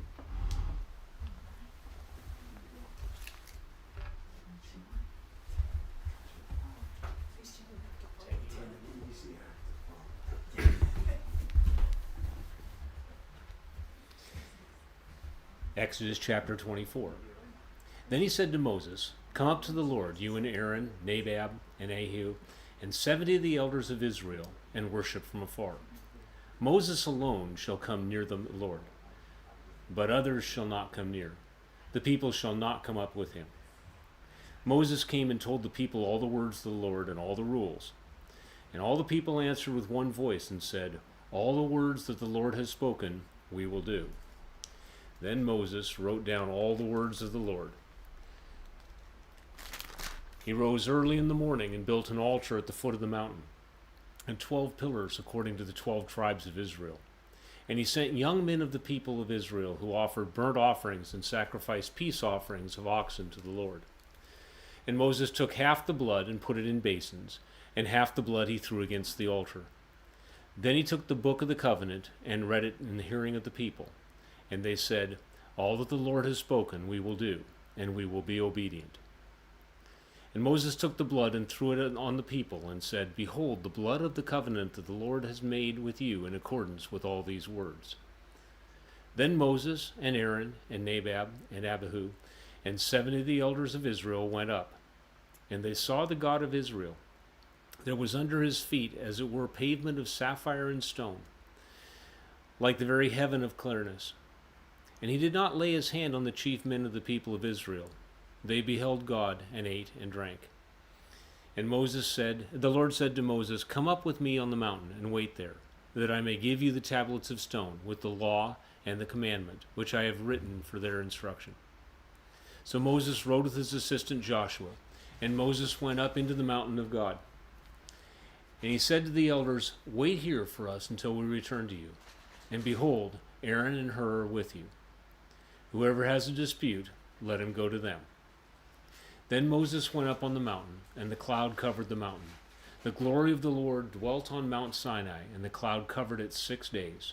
And on the 7th day he called to Moses out of the midst of the cloud. Now the appearance of the glory of the Lord was like a devouring fire on the top of the mountain in the sight of the people of Israel. Moses entered the cloud and went up on the mountain. And Moses was on the mountain 40 days and 40 nights. Chapter 25. The Lord said to Moses, "Speak to the people of Israel that they may take for me a contribution. From every man whose heart moves him, you shall receive the contribution for me.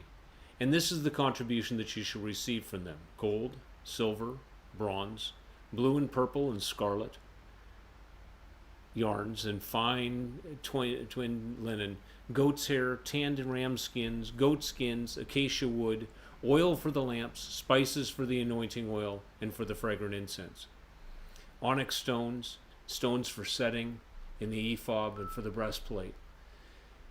Let them make me a sanctuary, that I may dwell in their midst, exactly as I show you concerning the pattern of the tabernacle. And of all its furniture you shall make it. They shall make an ark of acacia wood. 2 cubits and a half shall be its length, 1 cubit and a half its breadth, and 1 cubit and a half its height. You shall overlay it with pure gold. Inside and outside shall you overlay it. And you shall make on it a molding of gold around it. You shall cast 4 rings of gold for it, and put them on its 4 feet. 2 rings on the one side of it, and 2 rings on the other side of it. You shall make poles of acacia wood, and overlay them with gold. And you shall put the poles into the rings on the side of the ark, to carry the ark by them. The poles shall remain in the rings of the ark, and they shall not be taken from it. And you shall put the ark into the ark the testimony that I will give you. You shall make a mercy seat of pure gold. 2 cubits and a half shall be its length, and 1 cubit and a half its breadth.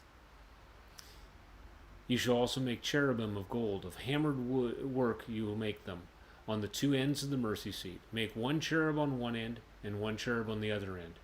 Of 1 piece of the mercy seat shall you make the cherubim on its 2 ends. The cherubim shall spread their wings above, overshadowing the mercy seat with their wings. Their faces one to another toward the mercy seat shall be the faces of the cherubim.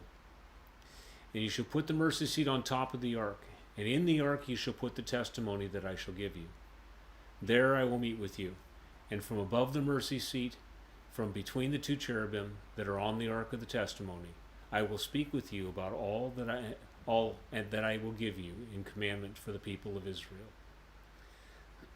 You shall make a table of acacia wood. 2 cubits shall be its length, 1 cubit its breadth, and 1 cubit and a half its height. You shall overlay it with pure gold, and make a molding of gold around it. And you shall make a rim around it 1 hand's breadth wide, and a molding of gold around the rim. And you shall make for it 4 rings of gold, and fasten the rings to the 4 corners of its 4 legs. Close to the frame the rings shall lie as holders for the poles to carry the table. You will make the poles of acacia wood, and overlay them with gold. And the table will be carried with these.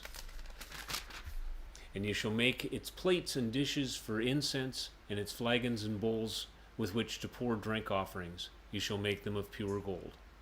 And you shall set the bread of the presence on the table before me regularly. You shall make a lampstand of pure gold. The lampstand shall be made of hammered work. Its base, its stem, its cups, its calyxes, and its flowers will be 1 piece with it. And there will be 6 branches going out from its side. 3 branches of the lampstand off one side of it, and 3 branches of the lampstand off the other side of it. 3 cups made like almond blossoms, each with calyx and flower on one branch, and 3 cups made like almond blossoms, each with calyx and flower on the other branch. So for the 6 branches going out of the lampstand. And on the lampstand itself there shall be 4 cups made like almond blossoms, with their calyxes and flowers. A calyx of 1 piece with it, under each pair of the 6 branches going out from the lampstand. Their calyxes and their branches shall be of 1 piece with it, the whole of it a single piece of hammered work of pure gold. And you will make 7 lamps for it. And the lamps shall be set up so as to give light in the space in front of it. Its tongs and trays shall be of pure gold. It shall be made with all of these utensils out of a talent of pure gold. And see that you make them after the pattern for them which is being shown to you on the mountain. Chapter 26.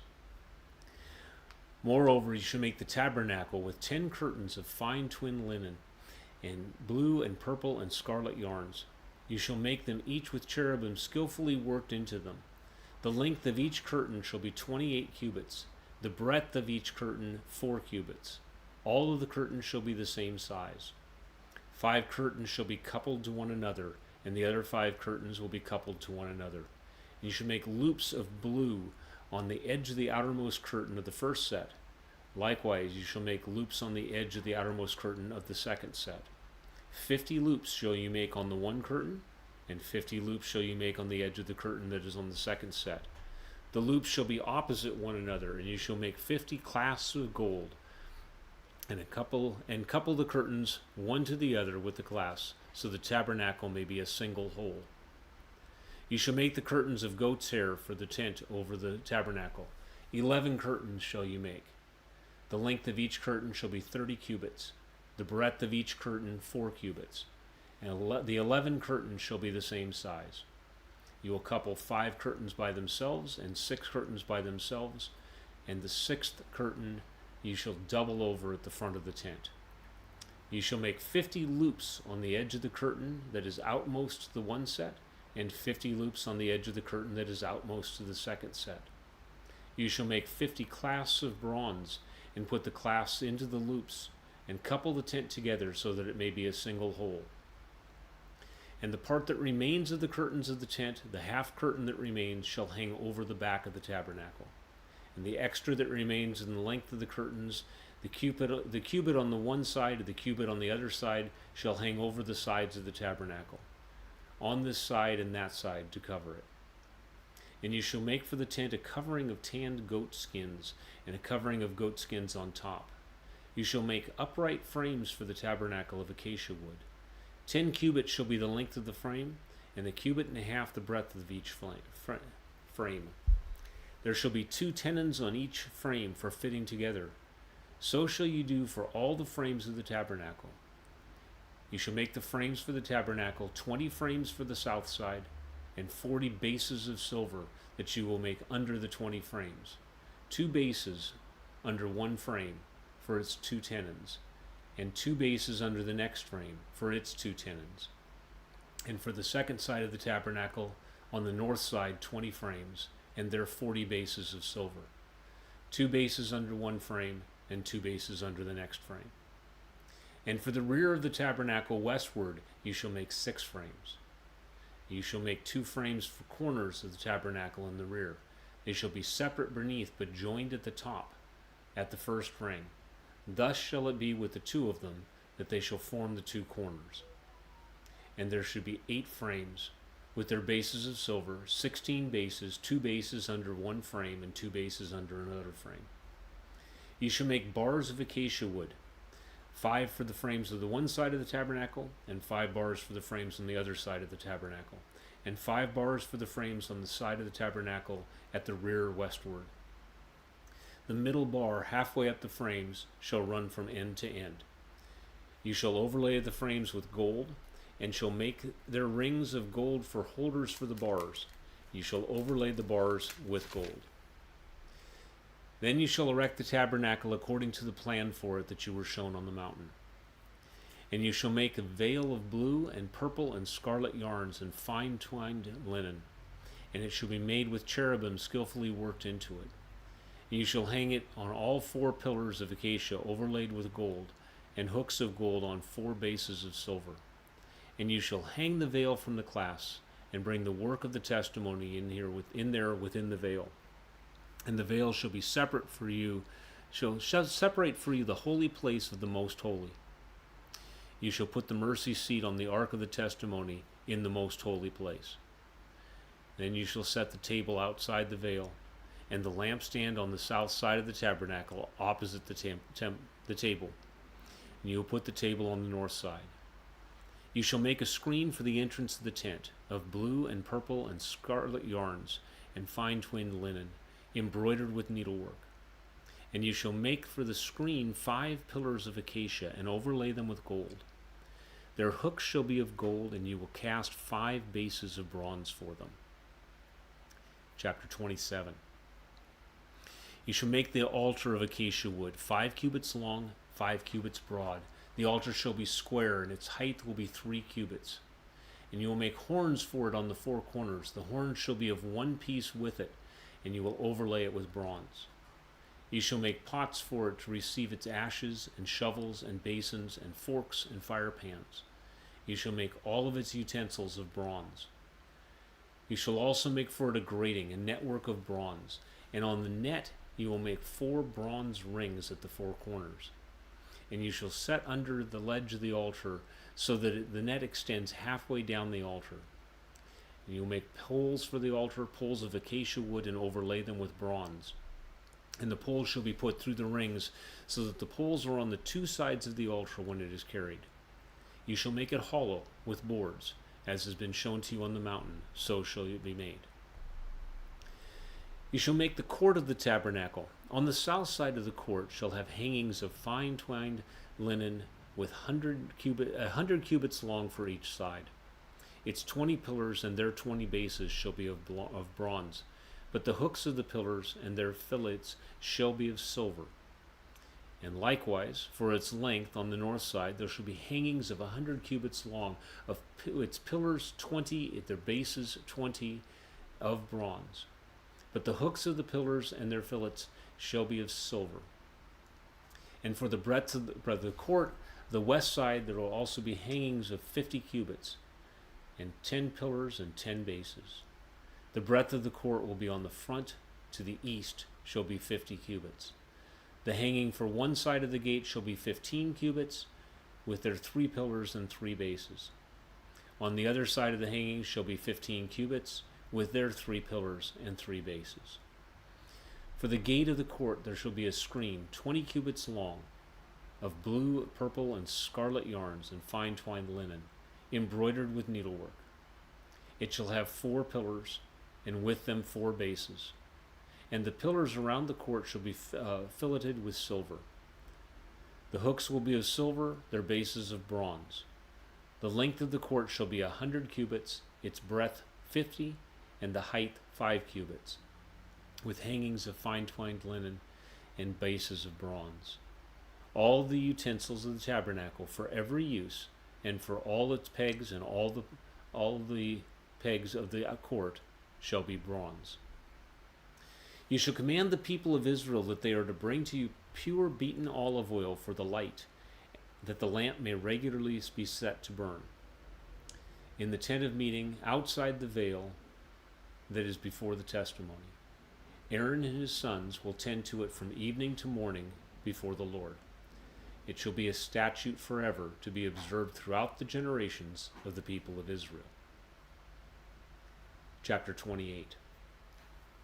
Then bring near to you Aaron your brother and his sons with him, from among the people of Israel, to serve me as priests. Aaron and Aaron's sons Nadab and Abihu and Eleazar and Ithamar. And you shall make holy garments for Aaron your brother, for glory and for beauty. You shall speak of to all the skillful, whom I have filled with the spirit of skill, that they may make Aaron's garments to consecrate him for my priesthood. These are the garments that they shall make: a breastpiece, an ephod, a robe, a cloak of checkerwork, a turban, and a sash. They shall make holy garments for Aaron your brother and his sons to serve me as priests. They shall receive gold, purple, blue, and scarlet yarns, and fine twined linen. And they shall make the ephod of gold, of blue, of purple, and scarlet yarns, and of fine twined linen, skillfully worked. It shall have 2 shoulder pieces attached to its 2 edges, so that it may be joined together. And the skillfully woven band on it shall be made like it, and shall be of one piece with it, of gold, blue, purple, and scarlet yarns, and fine twisted linen. You shall take 2 onyx stones, and engrave on them the names of the sons of Israel, 6 of their names on one stone, and 6 of their names of the remaining 6 on the other stone, in order of birth. As a jeweler engraves signets, so shall you engrave the 2 stones with the names of the sons of Israel. You shall enclose them in settings of gold filigree, and you shall set the 2 stones on shoulder pieces of the ephod, as stones of remembrance for the sons of Israel. And Aaron shall bear their names before the Lord on his 2 shoulders for remembrance. You will make the settings of gold filigree and 2 chains of pure gold twisted like cords, and you shall attach the corded chains to the settings. You shall make a breastpiece of judgment in skilled work. In the style of the ephod you shall make it, of gold, blue, and purple, and scarlet yarns, and fine twined linen shall you make it. It shall be square, and doubled, a span its breadth, and a span its length.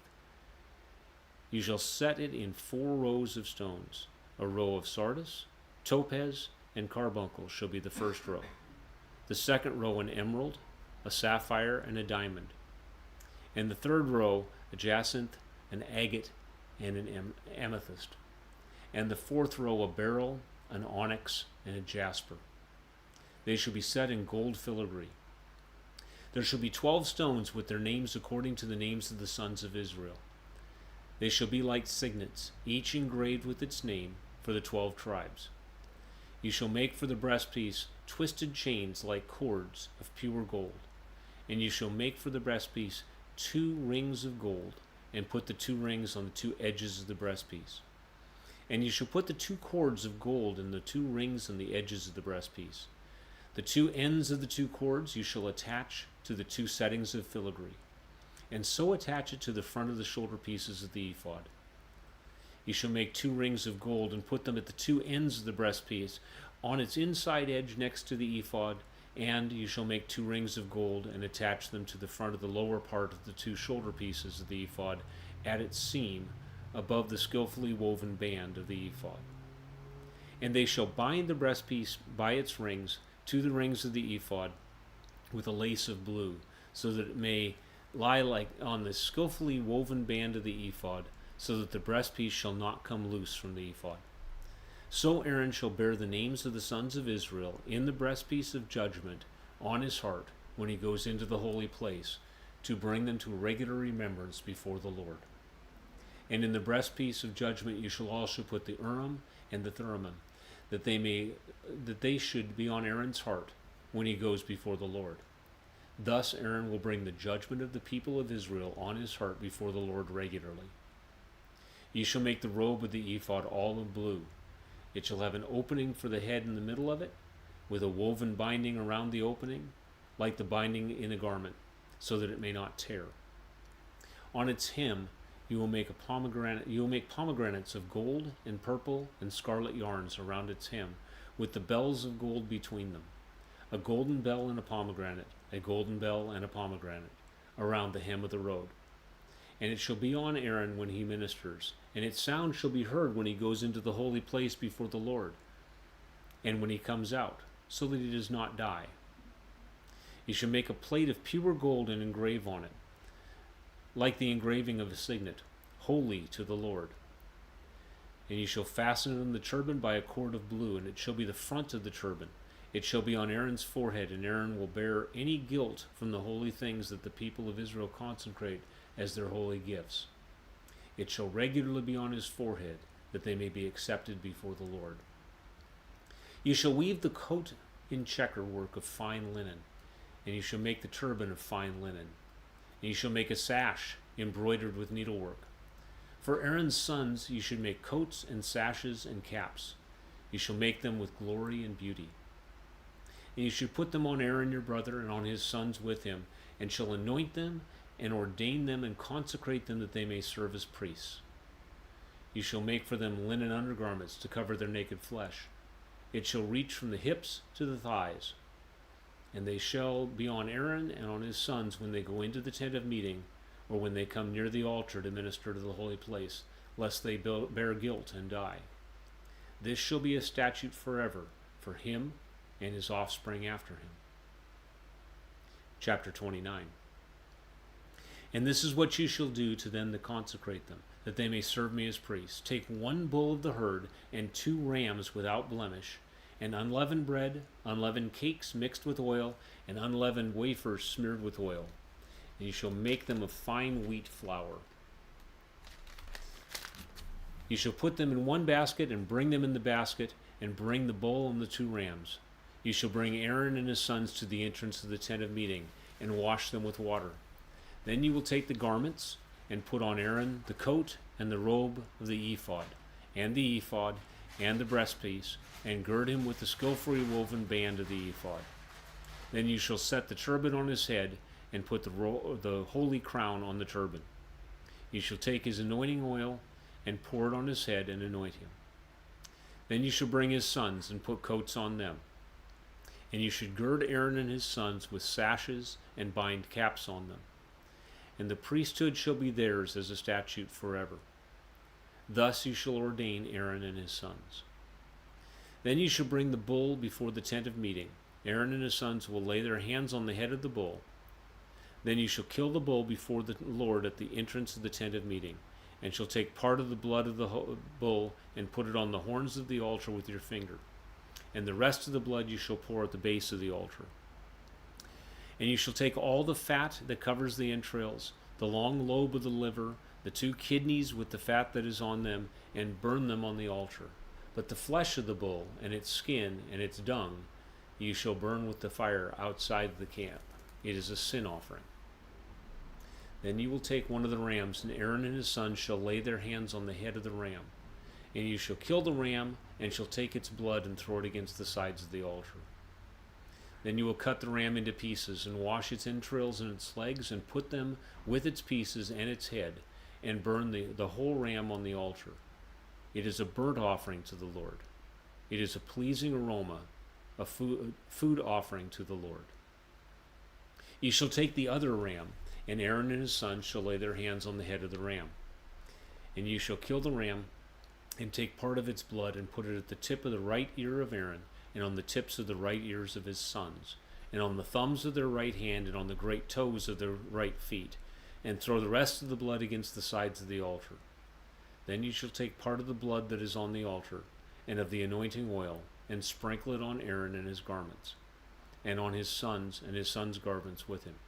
He and his garments shall be holy, and his sons' garments with him. Ye shall take the fat of the ram, and the fat tail, and the fat that covers the entrails, and the long lobe of the liver, and the 2 kidneys with the fat that is on them, and the right thigh, for it is a ram of ordination. And 1 loaf of bread, 1 cake of bread made with oil, and 1 wafer out of the basket of the unleavened bread that is before the Lord. You shall put all of these on the palms of Aaron and on the palms of his son, and wave them for a wave offering before the Lord. Then you shall take them from their hands, and burn them on the altar on the top of the burnt offering, as a pleasing aroma before the Lord. It is a food offering to the Lord. You shall take the breast of the ram of Aaron's ordination, and wave it for a wave offering before the Lord, and it shall be your portion. And you shall consecrate the breast of the wave offering that is waved, and the thigh of the priest's portion that is contributed from the ram of ordination, from what is Aaron's and his sons. It shall be for Aaron and his sons as a perpetual due from the people of Israel, for it is a contribution. It shall be a contribution from the people of Israel, from their peace offerings, from their contribution to the Lord. The holy garments of Aaron shall be for his sons after him, and they shall be anointed in them and ordained in them. The son who succeeds him as priest, who comes into the tent of meeting to minister in the holy place, shall wear them 7 days. You shall take the ram of ordination and boil its flesh in a holy place. And Aaron and his sons shall eat the flesh of the ram, and the bread that is in the basket in the entrance of the tent of meeting. They shall eat those things with which atonement was made at their ordination and consecration, but an outsider shall not eat them, because they are holy. And if any of the flesh for the ordination or the bread remain until the morning, then you shall burn the remainder with fire. It shall not be eaten, because it is holy.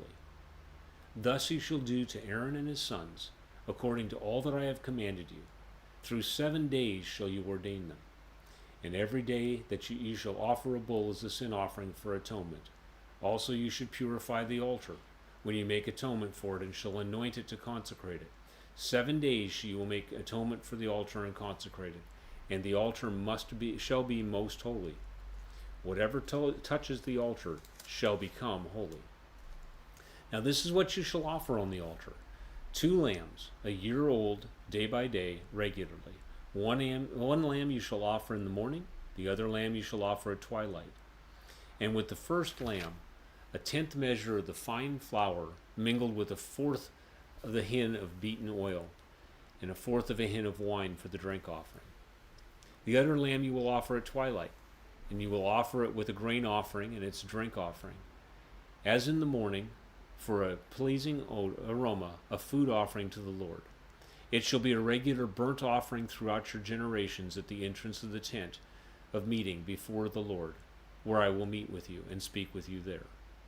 There I will meet with the people of Israel, and it shall be sanctified by my glory. I will consecrate the tent of meeting and the altar. Aaron also and his sons I will consecrate to serve me as priests.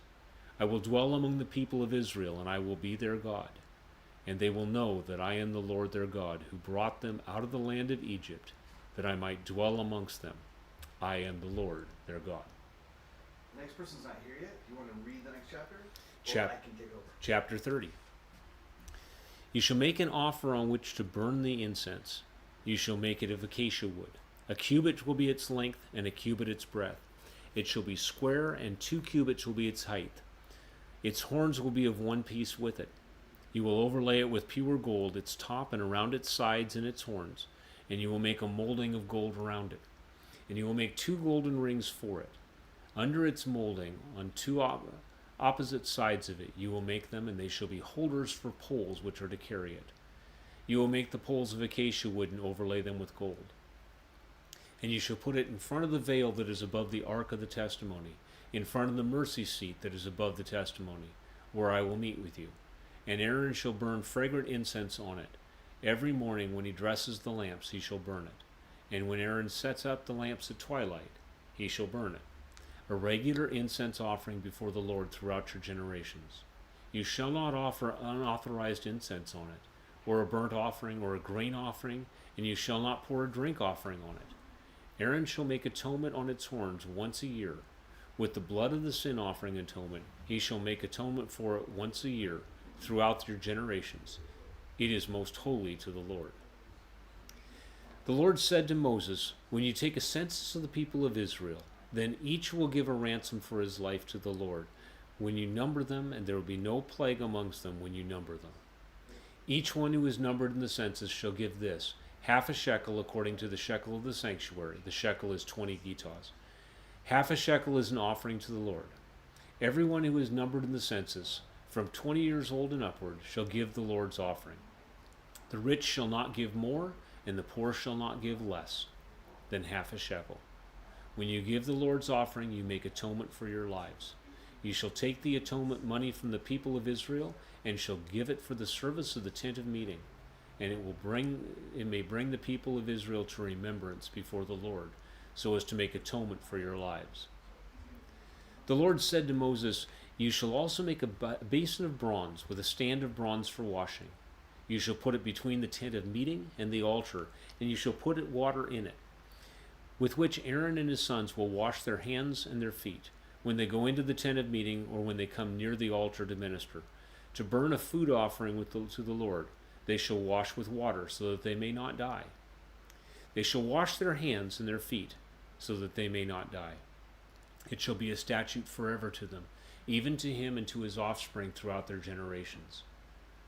The Lord said to Moses, take the finest spices, a liquid myrrh, 500 shekels of sweet-smelling cinnamon, half as much, that is 250, and 250 of aromatic cane, and 500 of cassia, according to the shekel of the sanctuary, and a hin of olive oil.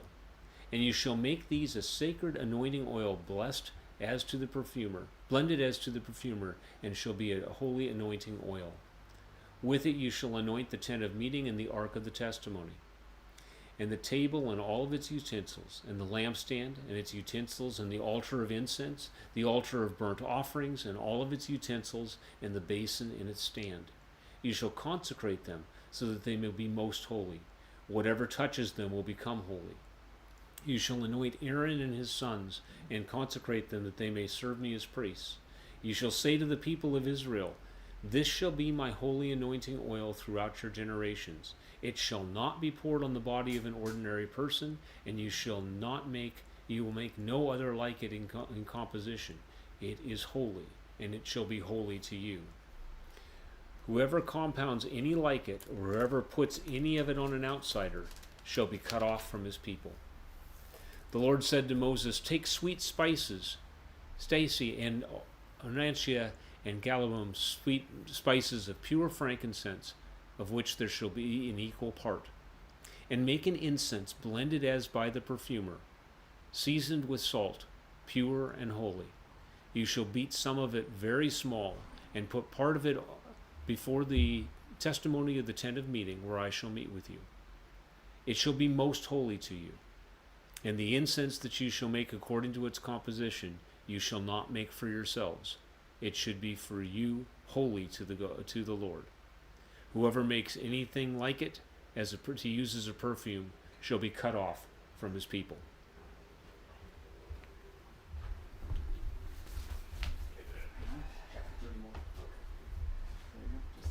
Chapter 31, and you're good. Right. Chapter 31. The Lord said to Moses, See, I have called by name Bresley and the son of Uri, son of Hur of the tribe of Judah, and I have filled him with the Spirit of God, with ability and intelligence, with knowledge and all craftsmanship, to devise artistic designs, to work in gold, silver, and bronze, in cutting stones for setting, in carving woods, to work in every craft. And behold, I have appointed with him Oholiab, the son of Ashimach, of the tribe of Dan. I have given to all able men ability, that they may make all that I have commanded you. The tent of meeting, and the ark of the testimony, and mercy seat that is on it, and all the furnishing of the tents, the table and its utensils, and the pure lampstand with all its utensils, and the altars of incense, and the altars of burnt offering with all its utensils, and the basin and its stand, and the finely worked garments, the holy garments for Aaron the priest, and the garments of his sons, for their service as priests, and the anointing oil, and the fragrance incense for the holy praise, according to all that I have commanded you, they shall do. And the Lord said to Moses, You are to speak to the people of Israel and say, About all you shall keep my Sabbath, for this is a sign between me and you throughout your generations. And you may know that I, the Lord, sanctify you. You shall keep the Sabbath, because it is holy for you. Everyone who profanes it shall be put to death. Whoever does any work on it, that soul should be cut off from among his people. 6 days shall work be done, but the 7th day is a Sabbath of solemn rest, holy to the Lord. Whoever does any work on the Sabbath day shall be put to death. Therefore, the people of Israel shall keep the Sabbath, observing the Sabbath throughout their generation, as a covenant forever. It is a sign forever between me and the people of Israel, that in 6 days the Lord make heavens and earth. On the 7th day he rests and are refreshed. And he gave to Moses, when he had finished speaking with him on Mount Sinai, the 2 tablets of testimony, tablet of stone, written with the finger of God. Chapter 32. When the people saw that Moses delayed to come down from the mountain, the people gathered themselves together to Aaron and said to him, Up, make us gods who shall go before us. As for this Moses, the man who brought us up out of the land of Egypt, we do not know what has become of him. Know what has become of him. So Aaron said to them, Take off the ring of gold that is in the ear of your wives, your sons, and your daughters, and bring them to me. So all the people took off the ring of gold that were in their ears and brought them to Aaron. And he received the gold from their hand and fashioned it with a graving tool and make a golden calf. And they said, These are your gods, O Israel, who brought you up out of the land of Egypt. When Aaron saw this, he built an altar before it. And Aaron made a proclamation and said, Tomorrow shall be a feast to the Lord. And he rose up early the next day and offered burnt offerings and brought peace offerings. And the people sat down to eat and drink and rose up to play. And the Lord said to Moses, "Go down, for you people whom you brought up out of the land of Egypt have corrupted themselves. They have turned aside quickly out of the way that I have commanded them. They have made for themselves a golden calf and had worshipped it and sacrificed to it and said, 'These are your gods, O Israel, who brought you out of the land of Egypt.' And the Lord said to Moses, 'I have seen this people, and behold, it is a stiff-necked people. Now therefore let me alone, that my wrath may burn hot against them, and I may consume them, in order that I may make a great nation of you.' But Moses implored the Lord his God and said, 'O Lord, why does your wrath burn hot against your people, whom you have brought out of the land of Egypt, with great power and with a mighty hand? Why should the Egyptians say, with evil intent did he bring them out and kill them in the mountain and to consume them from the face of the earth? Turn from your burning anger and relent from this disaster against your people. Remember Abraham, Isaac, and Israel, your servant, to whom you swear by your own self, and said to them, I will multiply your offspring as the stars of the heaven, and all this land that I have promised I will give to your offspring, and they shall inherit it forever. And the Lord relented from the disaster that he has spoken of bringing on his people. Then Moses turned and went down from the mountain with the 2 tablets of the testament in his hand. Tablets that were written on both sides. On the front and on the back they were written. The tablets were the word of God, and the writing were the writing of God, engraved on the tablet. When Joshua heard the noise of the people as they shout, he said to Moses, There is a noise of war in the camp. And he said, It is not the sound of shouting for victory, or the sound of cry of defeat, but the sound of singing that I heard. And as soon as he came near the camp and saw the calf and the dancing, Moses' anger burning hot, he threw the tablets out of his hand and broke them at the feet of the mountain. He took the calf and they had made and burned it with fire and ground it to powder and scattered it on the water and make the people of Israel drink it. And Moses said to Aaron, What did this people do to you that you have brought such a great sin upon them? And Aaron said, Let not the anger of the Lord burn hot. You know the people, that they are set on evil. For they said to me, Make us gods who shall go before us. As for this Moses, the man who brought us up out of the land of Egypt, you do not know what has become of him.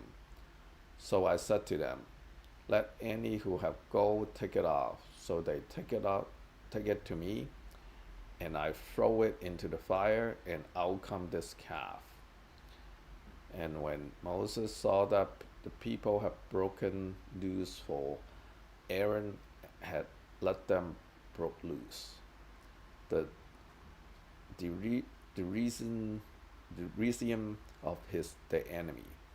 Then Moses stood in the gates of the camp and said, Who is on the Lord's side? Come to me, all the sons of Levi gathering around him. And he said to them, Thus say the Lord God of Israel, Put your sword on your side, each of you, and go to and forth from gate to gate throughout the camp, and each of you kill his brother and his companion and his neighbor. And the sons of Levi did according to the word of Moses. And that day about 3,000 men of the people fell. And Moses said, Today you have been ordained from the service of the Lord, each one at the cost of his son and of his brother, so that he may bestow a blessing upon you this day. The next day Moses said to the people, You have sinned a great sin, and now I will go up to the Lord. Perhaps I can make atonement for your sin.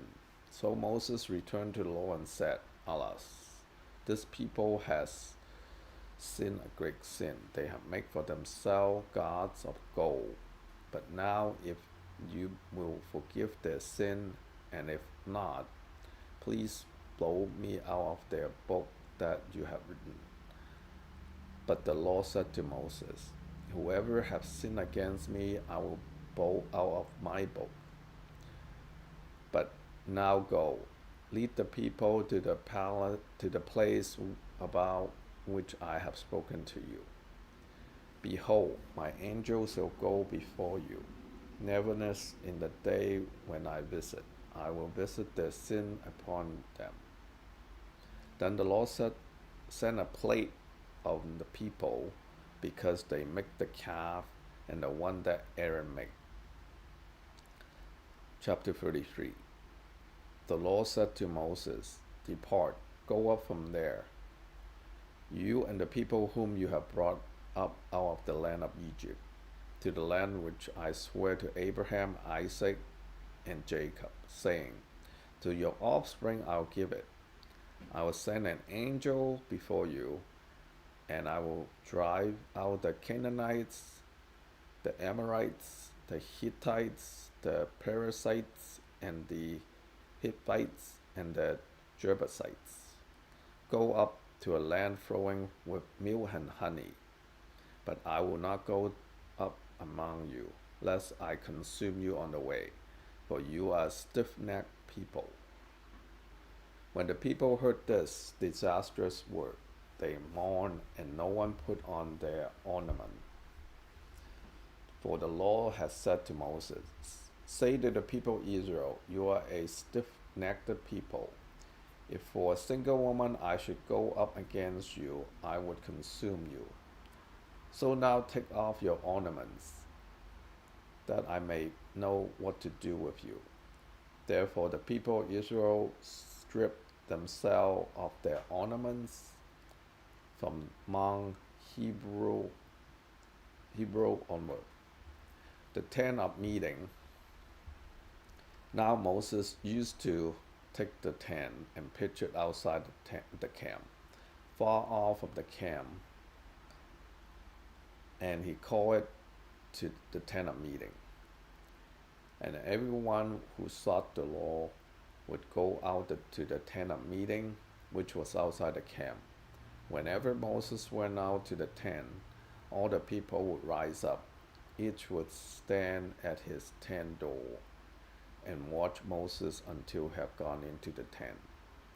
When Moses entered the tent, the pillar of cloud would descend and stand at the entrance of the tent, and the Lord would speak with Moses. And when all the people saw the pillar of cloud standing at the entrance of the tents, all the people would rise up and worship, each at his tent's door. Thus the Lord used to speak to Moses face to face, as a man speaks to his friend. When Moses turned again into the camp, his assistant Joshua, the son of Nun, a young man, would not depart from the tents.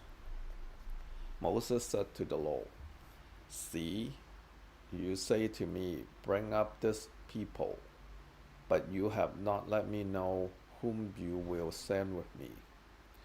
Yet you have said, I know you by name, and you have also found favor in my sight. Now therefore, if I have found favor in your sights, please show me now your ways, that I may know you in order to find favor in your sights. Consider too that this nation is your people. And he said, my presence will go with you, and I will give you rest. And he said to him, if your presence will not go with me, do not bring us up from here. For how should I be known that I have found favor in your sight, I and your people?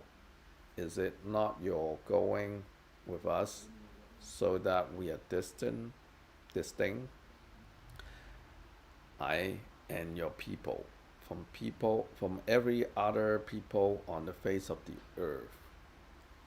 And the Lord said to Moses, this very thing that you have spoken I will do, for you have found favor in my sight, and I know you by name. Moses said, please show me your glory. And he said, I will make all my goodness pass before you, and will proclaim before you my name, the Lord.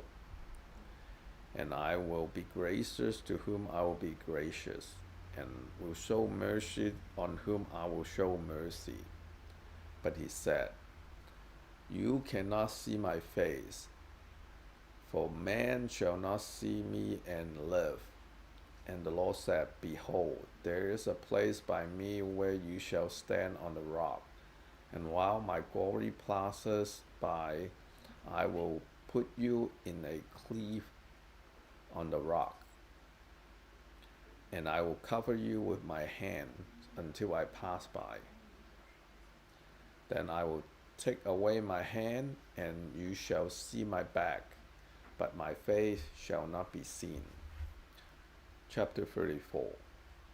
The Lord said to Moses, cut for yourself 2 tablets of stone like the first, and I will write on the tablet the word that were on the first tablet, which you broke. Be ready by the morning. Come up in the morning to Mount Sinai, and present yourself there to me on the top of the mountain. No one shall come up with you, and let no one be seen throughout all the mountain. Let no flocks or herds graze opposite that mountain. So Moses cut 2 tablets of stone like the first, and he rose early in the morning and went up on Mount Sinai, as the Lord had commanded him, and took it in his hand 2 tablets of stone. The Lord descended in the cloud and stood with him there, and proclaimed the name of the Lord. The Lord passes before him and proclaimed, the Lord, a God merciful and gracious, slow to anger, and abounding in steadfast love and faithfulness, keeping steadfast love for thousands, forgiving iniquity and transgression and sin, but who will by no means clear the guilty, visiting the iniquity of the father of the children and the children's children to the 3rd and 4th generations. And Moses quickly bowed his head toward the earth and worshipped. And he said, if now I have found favor in your sight, O Lord, please let the Lord go in the midst of us, for it is a stiff-necked people, and pardon our iniquity and our sin, and take us for your inheritance. And he said, behold, I am making a covenant. Before all your people I will do marvels, such as have not been created in all the earth or in any nation. And all the people among whom you are shall see the word of the Lord, for it is an awesome thing that I will do with you. Observe what I command you this day. Behold, I will drive out before you the Amorites and the Canaanites, the Hittites and the Perizzites and the Hivites and the Jebusites. Take care, let you make a covenant with the inhabitants of the land to which you go. Let it become a snare in your midst. You shall tear down their altars and break their pillars and cut down their Asherim, for you shall worship no other God. For the Lord, whose name is jealous, is a jealous God. Let you make a covenant with the inhabitant of the land, and when they whore after their gods and sacrifice to their gods, and you are invited, you eat of his sacrifice, and you take of their daughters for your sons, and their daughters whore after their gods, and make your son whore after their gods. You shall not make for yourself any gods of cast metal. You shall keep the feast of unleavened bread. 7 days you shall eat unleavened bread, as I commanded you, at the time appointed in the month Abib, for in the month Abib you come out from Egypt. All that open the womb are mine, all your male livestock, the firstborn of cow and sheep, the firstborn of a donkey you shall redeem with a lamb, or if you will not redeem it, you shall break its neck. All the firstborn of your sons you shall redeem, and none shall appear before me empty-handed.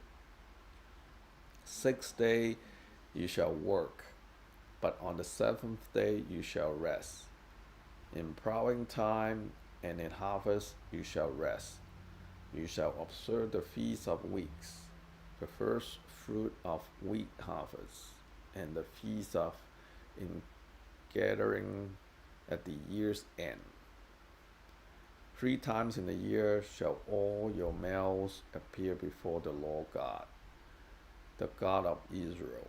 For I will cast out nations before you and enlarge your boundaries. No one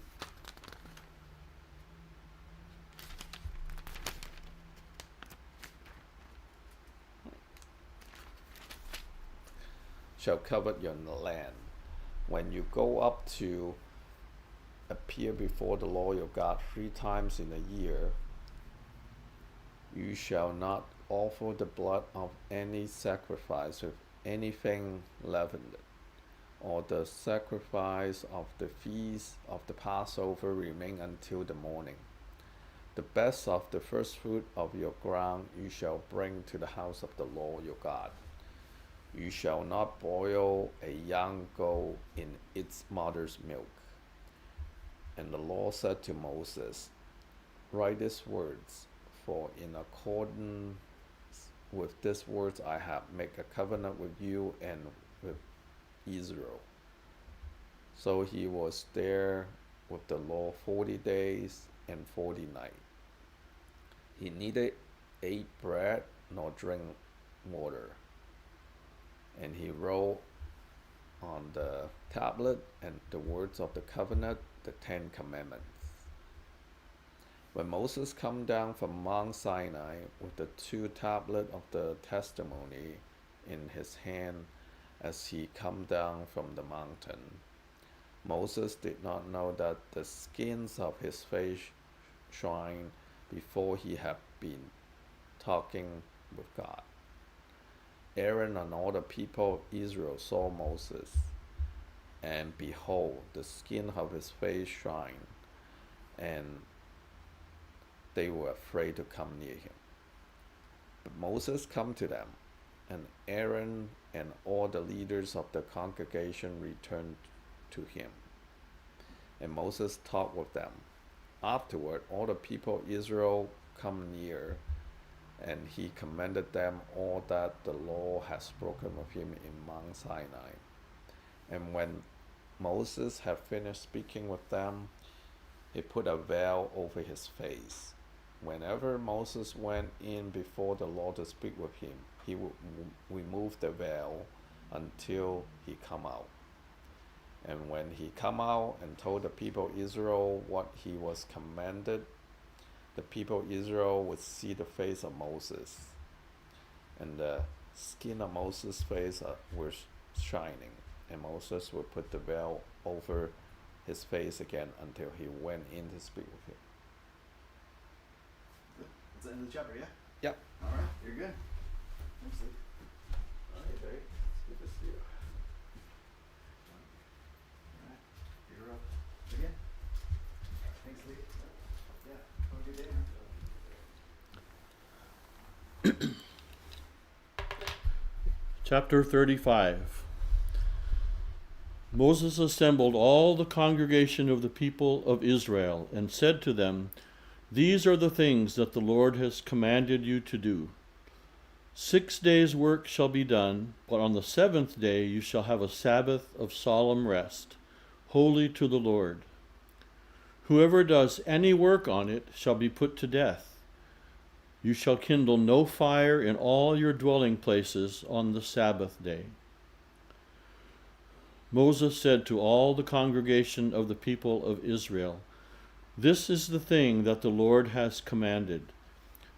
Take from among you a contribution to the Lord.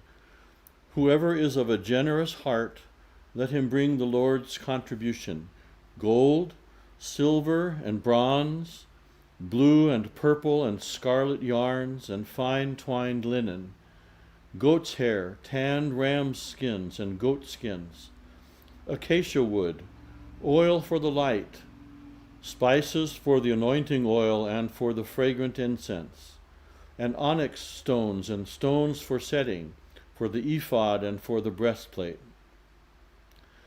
Let every skillful craftsman among you come and make all that the Lord has commanded: the tabernacle, its tent and its covering, its hooks and its frames, its bars, its pillars and its bases, the ark with its poles, the mercy seat and the veil of the screen, the table with its poles and all its utensils, and the bread of the presence, the lampstand also for the light, with its utensils and its lamps, and the oil for the light, and the altar of incense, with its poles, and the anointing oil, and the fragrant incense, and the screen for the door, at the door of the tabernacle, the altar of burnt offering, with its grating of bronze, its poles, and all its utensils, the basin and its stand, the hangings of the court, its pillars and its bases, and the screen for the gate of the court, the pegs of the tabernacle and the pegs of the court and their cords, the finely worked garments for ministering in the holy place, the holy garments for Aaron the priest, and the garments of his sons for their service as priests. Then all the congregation of the people of Israel departed from the presence of Moses, and they came, every one whose heart stirred him, and every one whose spirit moved him, and brought the Lord's contribution to be used for the tent of meeting, and for all its service, and for the holy garments. So they came, both men and women. All who were of a willing heart brought brooches and earrings and signet rings and amulets, all sorts of gold objects, every man dedicating an offering of gold to the Lord. And everyone who possessed blue or purple or scarlet yarns, or fine linen, or goat's hair, or tanned ram skins, or goat skins, brought them. Everyone who could make a contribution of silver or bronze brought it as the Lord's contribution. And everyone who possessed acacia wood of any use in the work brought it. And every skillful woman spun with her hands, And they all brought what they had spun in blue and purple and scarlet yarns and fine twined linen.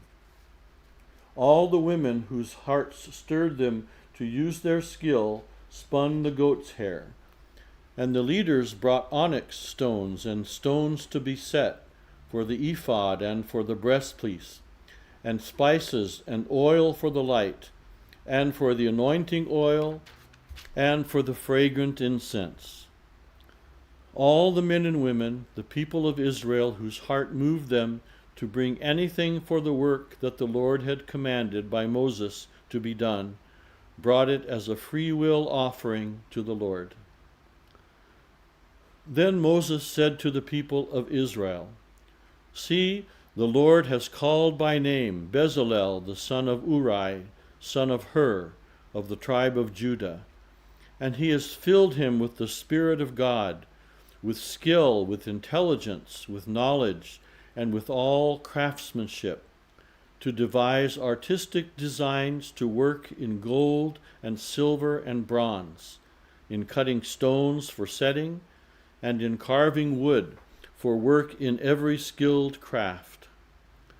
And he has inspired him to teach, both him and Oholiab the son of Ahisamach of the tribe of Dan. He has filled them with skill to do every sort of work done by an engraver or by a designer or by an embroiderer in blue and purple and scarlet yarns and fine twined linen, or by a weaver, by any sort of workman or skilled designer. Bezalel and Oholiab and every craftsman in whom the Lord has put skill and intelligence to know how to do any work in the construction of the sanctuary shall work in accordance with all that the Lord has commanded." And Moses called Bezalel and Oholiab and every craftsman in whose mind the Lord had put skill, every one whose heart stirred him up to come to do the work. And they received from Moses all the contribution that the people of Israel had brought for doing the work on the sanctuary. They still kept bringing him freewill offerings every morning, so that all the craftsmen who were doing every sort of task on the sanctuary came, each from the task that he was doing, and said to Moses, "The people bring much more than enough for doing the work that the Lord has commanded us to do." So Moses gave command, and word was proclaimed throughout the camp, "Let no man or woman do anything more for the contribution for the sanctuary." So the people were restrained from bringing, for the material they had was sufficient to do all the work and more. And all the craftsmen among the workmen made the tabernacle with 10 curtains. They were made of fine twined linen and blue and purple and scarlet yarns, with cherubim skillfully worked. The length of each curtain was 28 cubits, and the breadth of each curtain was 4 cubits. All the curtains were the same size. He coupled 5 curtains to one another, and the other 5 curtains he coupled to one another. He made loops of blue on the edge of the outermost curtain of the first set. Likewise, he made them on the edge of the outermost curtain of the second. He made 50 loops on the one curtain, and he made 50 loops on the edge of the curtain that was in the second set. The loops were opposite one another, and he made 50 clasps of gold and coupled the curtains one to the other with clasps. So the tabernacle was a single whole. He also made curtains of goat's hair for a tent over the tabernacle. He made 11 curtains. The length of each curtain was 30 cubits, and the breadth of each curtain 4 cubits. The 11 curtains were the same size. He coupled 5 curtains by themselves and 6 curtains by themselves. And he made 50 loops on the edge of the outermost curtain of the one set, and 50 loops on the edge of the other connecting curtain. And he made 50 clasps of bronze to couple the tent together, that it might be a single whole. And he made for the tent a covering of tanned ram skins and goat skins.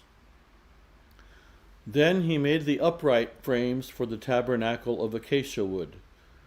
10 cubits was the length of a frame, and 1.5 cubits the breadth of each frame. Each frame had 2 tenons for fitting together. He did this for all the frames of the tabernacle. The frames for the tabernacle he made thus: 20 frames for the south side, and he made 40 bases of silver under the 20 frames, 2 bases under one frame for its 2 tenons, and 2 bases under the next frame for its 2 tenons. For the second side of the tabernacle on the north side he made 20 frames, and there 40 bases of silver, 2 bases under one frame and 2 bases under the next frame. For the rear of the tabernacle westward he made 6 frames. He made 2 frames for corners of the tabernacle in the rear, and they were separate beneath, but joined at the top, at the first ring. He made 2 of them this way for the 2 corners. There were 8 frames with their bases of silver, 16 bases, under every frame 2 bases. He made bars of acacia wood, 5 for the frames of the one side of the tabernacle, and 5 bars for the frames of the other side of the tabernacle, and 5 bars for the frames of the tabernacle at the rear westward. And he made the middle bar to run from end to end halfway up the frames, and he overlaid the frames with gold, and made their rings of gold for holders for the bars, and overlaid the bars with gold. He made the veil of blue and purple and scarlet yarns, and fine twined linen, with cherubim skillfully worked into it he made it. And for it he made 4 pillars of acacia, and overlaid them with gold. Their hooks were of gold, and he cast for them 4 bases of silver. He also made a screen for the entrance of the tent, of blue and purple and scarlet yarns and fine twined linen, embroidered with needlework, and its 5 pillars with their hooks. He overlaid their capitals, and their fillets were of gold, but their 5 bases were of bronze. Chapter 37. Bezalel made the ark of acacia wood. 2 cubits and a half was its length, 1.5 cubits its breadth, and 1.5 cubits its height. And he overlaid it with pure gold inside and outside, and made a molding of gold around it. And he cast for it 4 rings of gold for its 4 feet, 2 rings on its one side and 2 rings on its other side. And he made poles of acacia wood, and overlaid them with gold, and put the poles into the rings on the sides of the ark to carry the ark. And he made a mercy seat of pure gold. 2.5 cubits was its length, and 1.5 cubits its breadth. And he made 2 cherubim of gold. He made them of hammered work on the 2 ends of the mercy seat, 1 cherub on the one end, and 1 cherub on the other end. Of one piece with the mercy seat he made the cherubim on its 2 ends. The cherubim spread out their wings above, overshadowing the mercy seat with their wings, with their faces one to another. Toward the mercy seat were the faces of the cherubim. He also made the table of acacia wood. 2 cubits was its length, 1 cubit its breadth, and 1.5 cubits its height.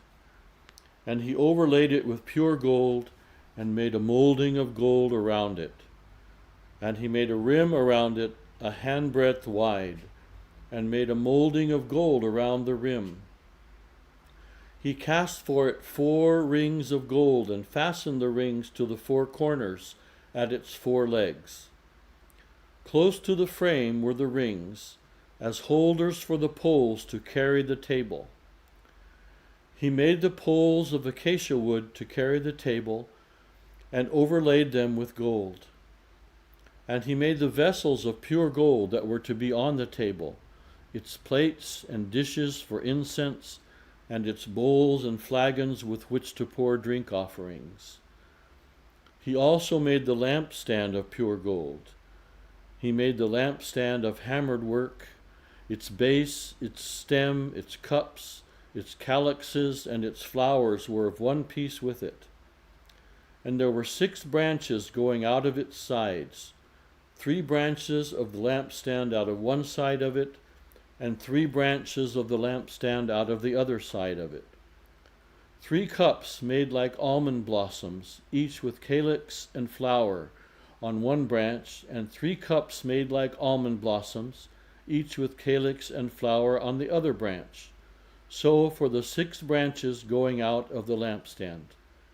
And on the lampstand itself were 4 cups made like almond blossoms, with their calyxes and flowers, and a calyx of one piece with it under each pair of the 6 branches going out of it. Their calyxes and their branches were of one piece with it. The whole of it was a single piece of hammered work of pure gold.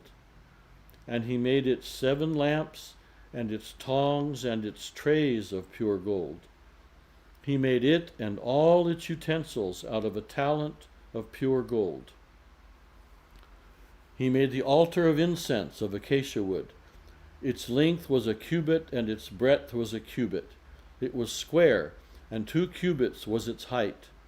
Its horns were of one piece with it. He overlaid it with pure gold, its top and around its sides and its horns. And he made a molding of gold around it, and made 2 rings of gold on it under its molding, on 2 opposite sides of it, as holders for the poles with which to carry it. And he made the poles of acacia wood and overlaid them with gold. He made the holy anointing oil also, and the pure fragrant incense, blended as by the perfumer. He made the altar of burnt offering of acacia wood. 5 cubits was its length, and 5 cubits its breadth. It was square, and 3 cubits was its height. He made horns for it on the 4 corners. Its horns were of one piece with it, and he overlaid it with bronze. And he made all the utensils of the altar, the pots, the shovels, the basins, the forks, and the fire pans. He made all its utensils of bronze, and he made for the altar a grating, a network of bronze, under its ledge, extending halfway down. He cast 4 rings on the 4 corners of the bronze grating as holders for the poles. He made the poles of acacia wood and overlaid them with bronze, and he put the poles through the rings on the sides of the altar to carry it with them. He made it hollow with boards. He made the basin of bronze and its stand of bronze from the mirrors of the ministering women who ministered in the entrance of the tent of meeting. And he made the court. For the south side of the hangings of the court were of fine twined linen, 100 cubits. Their 20 pillars and their 20 bases were of bronze, but the hooks of the pillars and their fillets were of silver. And for the north side there were hangings of 100 cubits. Their 20 pillars and their 20 bases were of bronze, but the hooks of the pillars and their fillets were of silver. And for the west side were hangings of 50 cubits, their 10 pillars and their 10 bases. The hooks of the pillars and their fillets were of silver. And for the front to the east, 50 cubits. The hangings for one side of the gate were 15 cubits, with their 3 pillars and 3 bases, and so for the other side. On both sides of the gate of the court were hangings of 15 cubits, with their 3 pillars and their 3 bases. All the hangings around the court were of fine twined linen, and the bases for the pillars were of bronze, but the hooks of the pillars and their fillets were of silver. The overlaying of their capitals was also of silver, and all the pillars of the court were filleted with silver. And the screen for the gate of the court was embroidered with needlework in blue and purple and scarlet yarns and fine twined linen. It was 20 cubits long and 5 cubits high in its breadth, corresponding to the hangings of the court. And their pillars were 4 in number. Their 4 bases were of bronze, their hooks of silver, and the overlaying of their capitals and their fillets of silver. And all the pegs for the tabernacle and for the court all around were of bronze. These are the records of the tabernacle of the testimony, as they were recorded at the commandment of Moses. The responsibility of the Levites, under the direction of Ithamar, the son of Aaron the priest. Bezalel, the son of Uri, the son of Hur, of the tribe of Judah, made all that the Lord commanded Moses.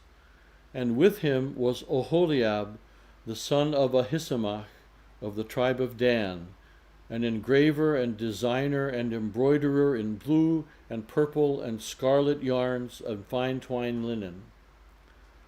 All the gold that was used for the work in all the construction of the sanctuary, the gold from the offering, was 29 talents and 730 shekels by the shekel of the sanctuary. The silver from those of the congregation who were recorded was 100 talents and 1,775 shekels by the shekel of the sanctuary. A bekah a head, that is half a shekel, by the shekel of the sanctuary, for everyone who was listed in the records, from 20 years old and upward, for 603,550 men.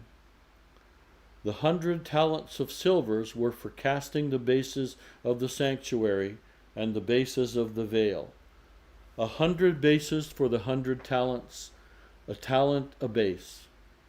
And of the 1,775 shekels, he made hooks for the pillars and overlaid their capitals and made fillets for them. The bronze that was offered was 70 talents and 2,400 shekels. With it he made the bases for the entrance of the tent of meeting, the bronze altar and the bronze grating for it, and all the utensils of the altar. The bases around the court and the bases of the gate of the court, all the pegs of the tabernacle, and all the pegs around the court. Chapter 39. From the blue and purple and scarlet yarns they made finely woven garments for ministering in the holy place. They made the holy garments for Aaron, as the Lord had commanded Moses.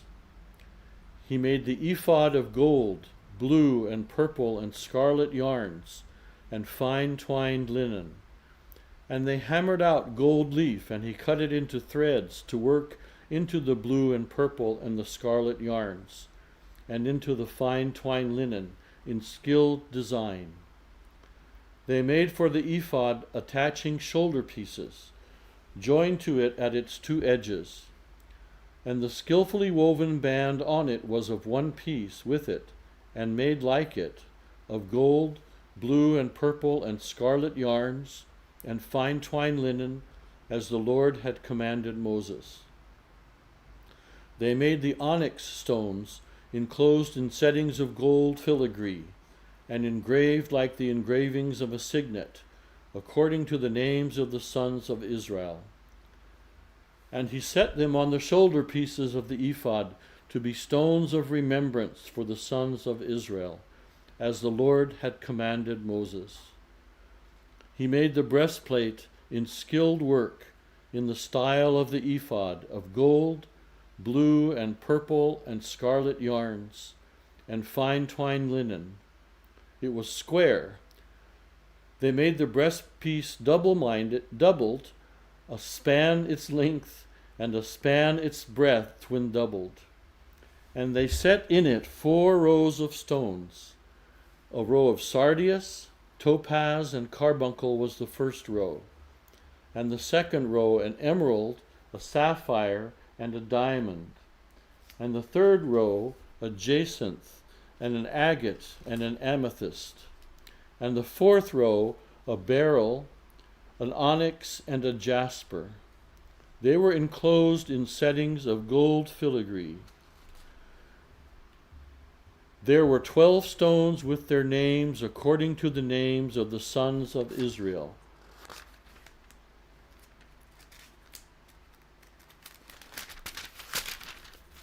They were like signets, each engraved with its name for the 12 tribes. And they made on the breastplate twisted chains like cords of pure gold. And they made 2 settings of gold filigree and 2 gold rings, and put the 2 rings on the 2 edges of the breastplate. And they put the 2 cords of gold in the 2 rings at the edges of the breastplate.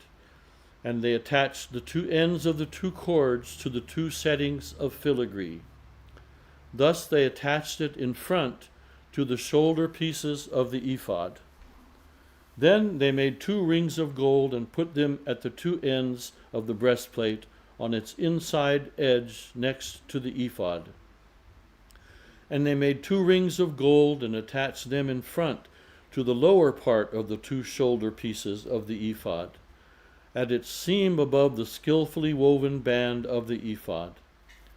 And they bound the breastplate by its rings to the rings of the ephod with a lace of blue, so that it should lie on the skillfully woven band of the ephod, and the breastplate should not come loose from the ephod, as the Lord had commanded Moses. He also made the robe of the ephod woven all of blue, and the opening of the robe in it was like the opening in a garment, with a binding around the opening so that it might not tear. On the hem of the robe they made pomegranates of blue and purple and scarlet yarns, and fine twined linen. They also made bells of pure gold, and put the bells between the pomegranates, all around the hem of the robe, between the pomegranates, a bell and a pomegranate, a bell and a pomegranate, around the hem of the robe for ministering, as the Lord had commanded Moses. They also made the coats woven of fine linen for Aaron and his sons, and the turban of fine linen, and the caps of fine linen, and the linen undergarments of fine twined linen, and the sash of fine twined linen, and of blue and purple and scarlet yarns, embroidered with needlework, as the Lord had commanded Moses. They made the plate of the holy crown of pure gold, and wrote on it an inscription like the engraving of a signet, "Holy to the Lord." And they tied to a cord of blue to fasten it on the turban above, as the Lord had commanded Moses. Thus all the work of the tabernacle of the court of meeting was finished, and the people of Israel did according to all that the Lord had commanded Moses. So they did.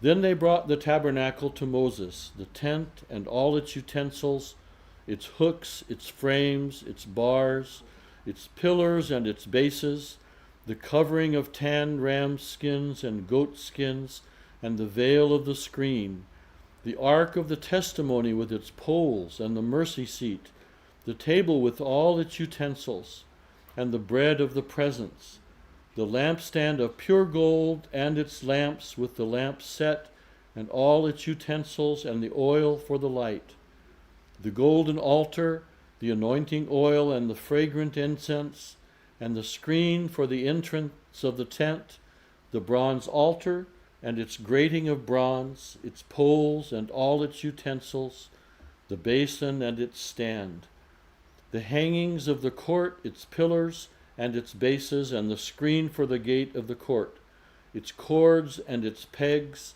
and all the utensils for the service of the tabernacle, for the tent of meeting, the finely worked garments for ministering in the holy place, the holy garments for Aaron the priest, and the garments of his sons for their service as priests, according to all that the Lord had commanded Moses. So the people of Israel had done all the work. And Moses saw all the work, and behold, they had done it. As the Lord had commanded, so had they done it. Then Moses blessed them. Almost finished it up. There you go. See, next step. There you go. Just say whatever chapter it is, 40, and just go for it. Chapter 40. The Lord spoke to Moses, saying, On the first day of the month you shall erect the tabernacle of the tent of meeting, and you shall put in it the ark of the testimony, and you shall screen the ark with the veil, and you shall bring in the table and arrange it. And you shall bring in the lampstand and set up its lamps. And you shall put the golden altar for incense before the ark of the testimony, and set up the screen for the door of the tabernacle. You shall set an altar of burnt offering before the door of the tabernacle of the tent of meeting, and place the basin between the tent of meeting and the altar, and put water in it. And you shall set up the court all around, and hang up the screen for the gate of the court. Then you shall take the anointing oil, and anoint the tabernacle and all that is in it, and consecrate it and all its furniture, so that it may become holy. You shall also anoint the altar of burnt offering and all its utensils, and consecrate the altar, so that the altar may become most holy. Where am I? You shall also anoint the basin and its stand, and consecrate it. And then you shall bring Aaron and his sons to the entrance of the tent of meeting, and shall wash them with water, and put on Aaron the holy garments. And you shall anoint him and consecrate him, that he may serve me as priest. You shall bring his sons also, and put coats on them, and anoint them, as you anointed their father, that they may serve me as priests. And their anointing shall admit them to a perpetual priesthood throughout all generations. This Moses did, according to all that the Lord commanded him, so he did. In the first month, in the second year, on the first day of the month, the tabernacle was erected. Moses erected the tabernacle. He laid its bases and set up its frames, and put in its poles and raised up its pillars. And he spread the tent over the tabernacle, and put the covering of the tent over it, as the Lord had commanded Moses. He took the testimony and put it into the ark, and put the poles on the ark, and set the mercy seat above on the ark. And he brought the ark into the tabernacle, and set up the veil of the screen, and screened the ark of the testimony, as the Lord had commanded Moses. He put the table in the tent of meeting, and on the north side of the tabernacle, outside the veil, and arranged the bread on it before the Lord, as the Lord had commanded Moses. He put the lampstand in the tent of meeting, opposite the table on the south side of the tabernacle, and set up the lamps before the Lord, as the Lord had commanded Moses. He put the golden altar in the tent of meeting before the veil, and burned fragrant incense on it, as the Lord had commanded Moses. He put in place the screen for the door of the tabernacle, and he set the altar of burnt offering at the entrance of the tabernacle of the tent of meeting, and offered on it the burnt offering and the grain offering, as the Lord had commanded Moses. He set the basin between the tent of meeting and the altar, and put the water in it for washing, which Moses and Aaron and his sons washed their hands, with which Moses and Aaron and his sons washed their hands and their feet. When they went into the tent of meeting, and when they approached the altar, they washed, as the Lord commanded Moses. And he erected the court around the tabernacle and the altar, and set up the screen of the gate of the court. So Moses finished the work. Then the cloud covered the tent of meeting, and the glory of the Lord filled the tabernacle. And Moses was not able to enter the tent of meeting, because the cloud settled on it, and the glory of the Lord filled the tabernacle. Throughout all their journeys, whenever the cloud was taken up from over the tabernacle, the people of Israel would set out. But if the cloud was not taken up, then they did not set out till the day it was taken up. For the cloud of the Lord was on the tabernacle by day, and fire was in it by night, in the sight of all the house of Israel throughout all their journeys. The book of Leviticus, chapter 1. The Lord called Moses and spoke to him from the tent of meeting, saying, Speak to the people of Israel and say to them, When any one of you brings an offering to the Lord, you shall bring your offering of livestock from the herd or from the flock. If this offering is a burnt offering from the herd, he shall offer a male without blemish. He shall bring it to the entrance of the tent of meeting, that he may be accepted before the Lord. He shall lay his hand on the head of the burnt offering, and it shall be accepted for him to make atonement for him. Then he shall kill the bull before the Lord, and Aaron's sons, the priests, shall bring the blood and throw the blood against the sides of the altar that is at the entrance of the tent of meeting. Then he shall flay the burnt offering and cut it into pieces, and the sons of Aaron, the priest, shall put fire on the altar and arrange wood on the fire. And Aaron's sons, the priests, shall arrange the pieces, the head and the fat, on the wood that is on the fire on the altar. But its entrails and its legs he shall wash with water. And the priest shall burn all of it on the altar as a burnt offering, a food offering with a pleasing aroma to the Lord. If his gift for a burnt offering is from a flock, from the sheep or goats, he shall bring a male without blemish, and he shall kill it on the north side of the altar before the Lord.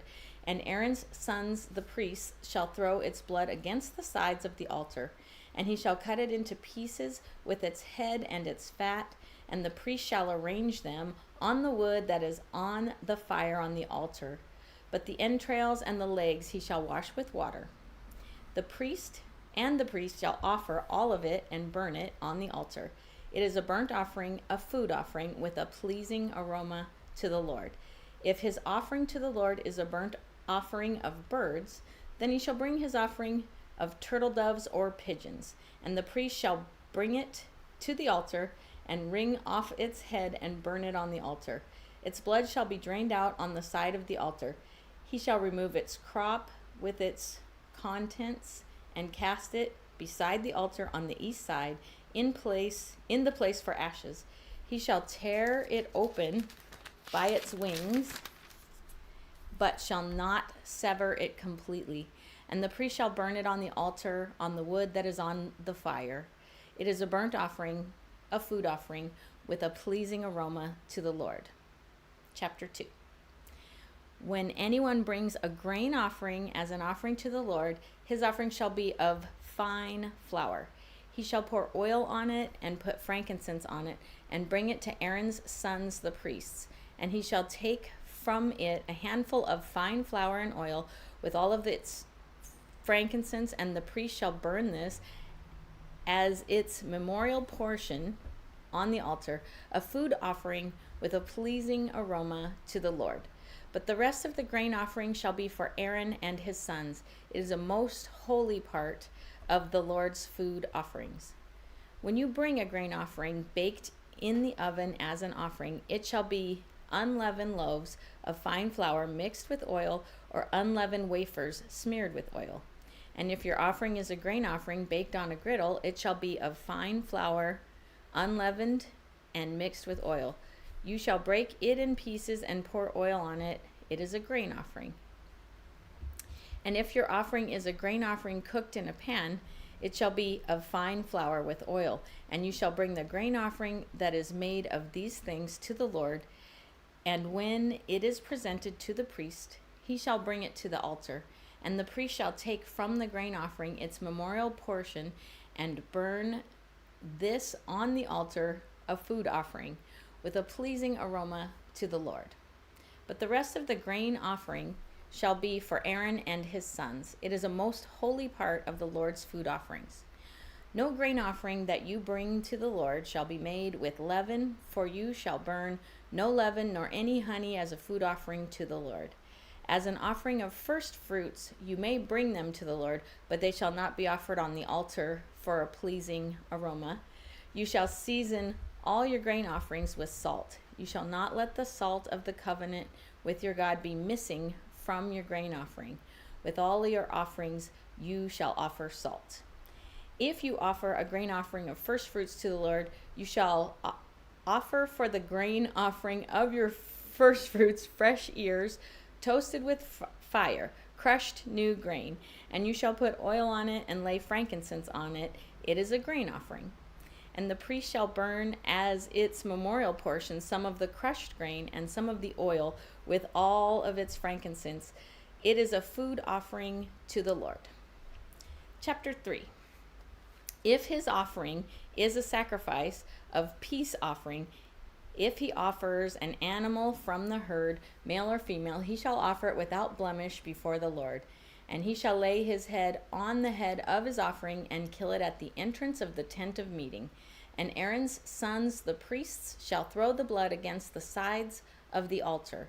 And from the sacrifice of the peace offering, as a food offering to the Lord, he shall offer the fat covering the entrails, and all the fat that is on the entrails, and the 2 kidneys with the fat that is on them at the loins, and the long lobe of the liver that he shall remove with the kidneys. Then Aaron's sons shall burn it on the altar on top of the burnt offering, which is on the wood on the fire. It is a food offering with a pleasing aroma to the Lord. If his offering for a sacrifice of peace offering to the Lord is an animal from the flock, male or female, he shall offer it without blemish. If he offers a lamb for his offering, then he shall offer it before the Lord. Lay his hand on the head of his offering and kill it in front of the tent of meeting, and Aaron's sons shall throw its blood against the sides of the altar. Then from the sacrifice of the peace offering he shall offer as a food offering to the Lord its fat. He shall remove the whole fat tail, cut off close to the backbone, and the fat that covers the entrails, and all the fat that is on the entrails, and the 2 kidneys with the fat that is on them, at the loins, and the long lobe of the liver, that he shall remove with the kidneys. And the priest shall burn it on the altar as a food offering to the Lord. If his offering is a goat, then he shall offer it before the Lord and lay his hand on its head and kill it in front of the tent of meeting. And the sons of Aaron shall throw its blood against the sides of the altar.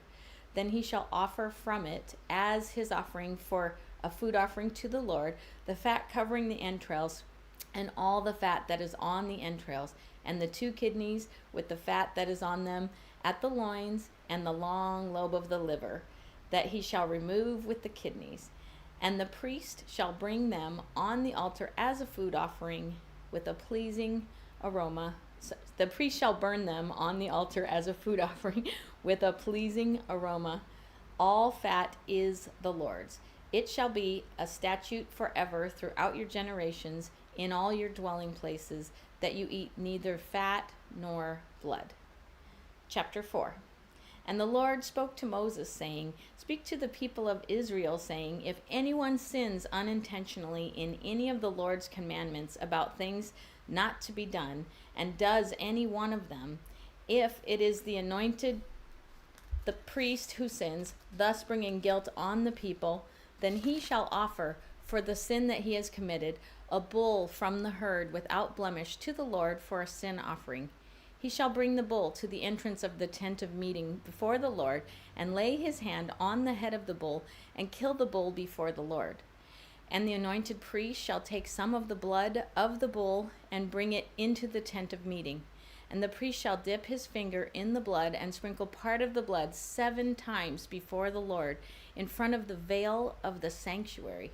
And the priest shall put some of the blood on the horns of the altar of fragrant incense before the Lord that is in the tent of meeting, and all the rest of the blood of the bull he shall pour out at the base of the altar of burnt offering that is at the entrance of the tent of meeting. And all the fat of the bull of the sin offering he shall remove from it, the fat that covers the entrails, and all the fat that is on the entrails, and the 2 kidneys with the fat that is on them at the loins, and the long lobe of the liver that he shall remove with the kidneys, just as these are taken from the ox of sacrifice of peace offerings. And the priest shall burn them on the altar of burnt offering. But the skin of the bull and all its flesh, with its head, its legs, its entrails, and its dung, all the rest of the bull, he shall carry outside the camp to a clean place, to the ash heap, and he shall burn it up on a fire of wood. On the ash heap it shall be burned up. If the whole congregation of Israel sins unintentionally, and the thing is hidden from the eyes of the assembly, and they do any one of the things that by the Lord's commandments ought not to be done, and they realize their guilt, when the sin which they have committed becomes known, the assembly shall offer a bull from the herd for a sin offering, and bring it in front of the tent of meeting. And the elders of the congregation shall lay their hands on the head of the bull before the Lord, and the bull shall be killed before the Lord. Then the anointed priest shall bring some of the blood of the bull into the tent of meeting, and the priest shall dip his finger in the blood and sprinkle it 7 times before the Lord in front of the veil. And he shall put some of the blood on the horns of the altar that is in the tent of meeting before the Lord, and the rest of the blood he shall pour out at the base of the altar of burnt offering that is at the entrance of the tent of meeting. And all its fat he shall take from it and burn on the altar. Thus shall he do with the bull. As he did with the bull of the sin offering, so shall he do with this. And the priest shall make atonement for them, and they shall be forgiven. And he shall carry the bull outside the camp and burn it up, as he burned the first bull. It is a sin offering for the assembly. When a leader sins, doing unintentionally any one of all these things that by the commandments of the Lord his God ought not to be done, and he realizes his guilt, or the sin which he has committed is made known to him, he shall bring as his offering a goat, a male without blemish, and shall lay his hand on the head of the goat, and kill it in the place where they kill the burnt offering before the Lord. It is a sin offering. When the priest shall take some of the blood of the sin offering with his finger, he will put it on the horns of the altar of the burnt offering, and pour out the rest of its blood at the base of the altar of burnt offering. And all its fat he shall burn on the altar, like the fat of the sacrifice of peace offerings. So the priest shall make atonement for him for his sin, and he shall be forgiven. If any one of the common people sins unintentionally in doing any one of the things that by the Lord's commandments ought not to be done, and realizes his guilt, or the sin which he has committed is made known to him, he shall bring for his offering a goat, a female without blemish, for his sin which he has committed. And he shall lay his hand on the head of the sin offering, and kill the sin offering in the place of burnt offerings. And the priest shall take some of its blood with his finger, and put it on the horns of the altar of burnt offering, and pour out all the rest of its blood at the base of the altar. And all its fat he shall remove, as the fat is removed from the peace offerings, and the priest shall burn it on the altar for a pleasing aroma to the Lord. And the priest shall make atonement for him, and he shall be forgiven. If he brings a lamb as his offering for a sin offering, he shall bring a female without blemish, and lay his hand on the head of his sin offering, and kill it for a sin offering in the place where they kill the burnt offering. Then the priest shall take some of the blood of the sin offering with his finger, and put it on the horns of the altar of burnt offering, and pour out all the rest of its blood at the base of the altar. And all its fat he shall remove, as the fat of the lamb is removed from the sacrifice of peace offerings. And the priest shall burn it on the altar, on top of the Lord's food offerings. And the priest shall make atonement for him for the sin which he has committed, and he shall be forgiven. Chapter 5. If anyone sins in that he hears a public adjuration to testify, and though he is a witness, whether he has seen or come to know the matter, yet does not speak, he shall bear his iniquity. Or if anyone touches an unclean thing, whether a carcass of an unclean wild animal, or a carcass of unclean livestock, or a carcass of unclean swarming things, and it is hidden from him, and he has become unclean, and he realizes his guilt, or if he touches human uncleanness of whatever sort the uncleanness may be, which one becomes unclean, and it is hidden from him when he comes to know it and realizes his guilt, or if anyone utters with his lips a rash oath to do evil or to do good, any sort of rash oath that people swear, and it is hidden from him, when he comes to know it and he realizes his guilt in any of these, when he realizes his guilt in any of these and confesses the sin he has committed, he shall bring to the Lord as his compensation for the sin he has committed a female from the flock, a lamb or a goat for a sin offering, and the priest shall make atonement for him for his sin.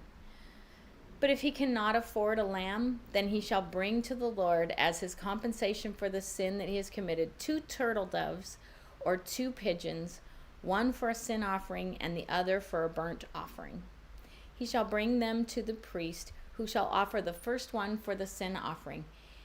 He shall wring its head from its neck, but shall not sever it completely, and shall sprinkle some of the blood of the sin offering on the side of the altar, while the rest of the blood shall be drained out at the base of the altar. It is a sin offering. Then he shall offer the second for the burnt offering according to the rule, and the priest shall make atonement for him for the sin that he has committed, and he shall be forgiven.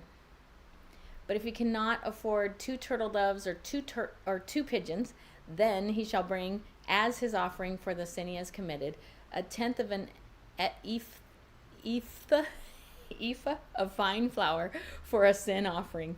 He shall put no oil on it, and shall put no frankincense on it, for it is a sin offering. And he shall bring it to the priest, and the priest shall take a handful of it as a memorial portion and burn this on the altar on the Lord's food offerings. It is a sin offering. Thus the priest shall make atonement for him for the sin which he has committed in any of these things, and he shall be forgiven. And the remainder shall be for the priest, as in the grain offering. The Lord spoke to Moses, saying, if anyone commits a breach of faith and sins unintentionally in any of the holy things of the Lord, he shall bring to the Lord as his compensation a ram without blemish out of the flock, valued in silver shekels according to the shekel of the sanctuary for a guilt offering. He shall also make restitution for what he has done amiss in the holy thing, and shall add a fifth to it and give it to the priest. And the priest shall make atonement for him with the ram of the guilt offering, and he shall be forgiven. If anyone sins doing any of the things that by the Lord's commandments ought not to be done, though he did not know it and then realizes his guilt, he shall bear his iniquity. He shall bring to the priest a ram without blemish out of the flock, or its equivalent for a guilt offering, and the priest shall make atonement for him for the mistake that he made unintentionally, and he shall be forgiven. It is a guilt offering, and he has indeed incurred guilt before the Lord. Chapter 6. The Lord spoke to Moses, saying, if anyone sins and commits a breach of the faith against the Lord by deceiving his neighbor in a matter of deposit or security, or through robbery, or if he has oppressed his neighbor, or has found something lost and lied about it, swearing falsely in any of all the things that people do and sin thereby, if he has sinned and has realized his guilt and will restore what he took by robbery, or what he got by oppression, or the deposit that was committed to him for the lost thing that he found, or anything about which he has sworn falsely, he shall restore it in full, and shall add a fifth to it, and give it to him whom it belongs on the day he realizes his guilt. And he shall bring it to the priest as his compensation to the Lord, a ram without blemish out of the flock, or its equivalent for a guilt offering, and the priest shall make atonement for him before the Lord, and he shall be forgiven for any of the things that one may do and thereby become guilty. The Lord spoke to Moses, saying, command Aaron and his sons, saying, this is the law of the burnt offering. The burnt offering shall be on the hearth on the altar all night until the morning, and the fire of the altar shall be kept burning on it. And the priest shall put on his linen garments, and put his linen undergarment on his body, and he shall take up the ashes to which the fire has reduced the burnt offering on the altar, and put them beside the altar. Then he shall take off his garments and put on the other garments, and carry the ashes outside the camp to a clean place. The fire on the altar shall be kept burning on it, it shall not go out. The priest shall burn wood on it every morning, and he shall arrange the burnt offering on it, and shall burn it on the fat, shall burn on it the fat of the peace offerings. Fire shall be kept burning on the altar continually, and it shall not go out. And this is the law of the grain offering. The sons of Aaron shall offer it before the Lord in front of the altar, and one shall take from it a handful of the fine flour of the grain offering and its oil, and all the frankincense that is on the grain offering, and burn this as its memorial portion on the altar, a pleasing aroma to the Lord. And the rest of it Aaron and his sons shall eat. It shall be eaten unleavened in a holy place. In the court of the tent of meeting they shall eat it. It shall not be baked with leaven. I have given it as their portion of my food offerings. It is a thing most holy, like the sin offering and the guilt offering. Every male among the children of Aaron may eat of it, as decreed forever throughout your generations from the Lord's food offerings. Whatever touches them shall become holy.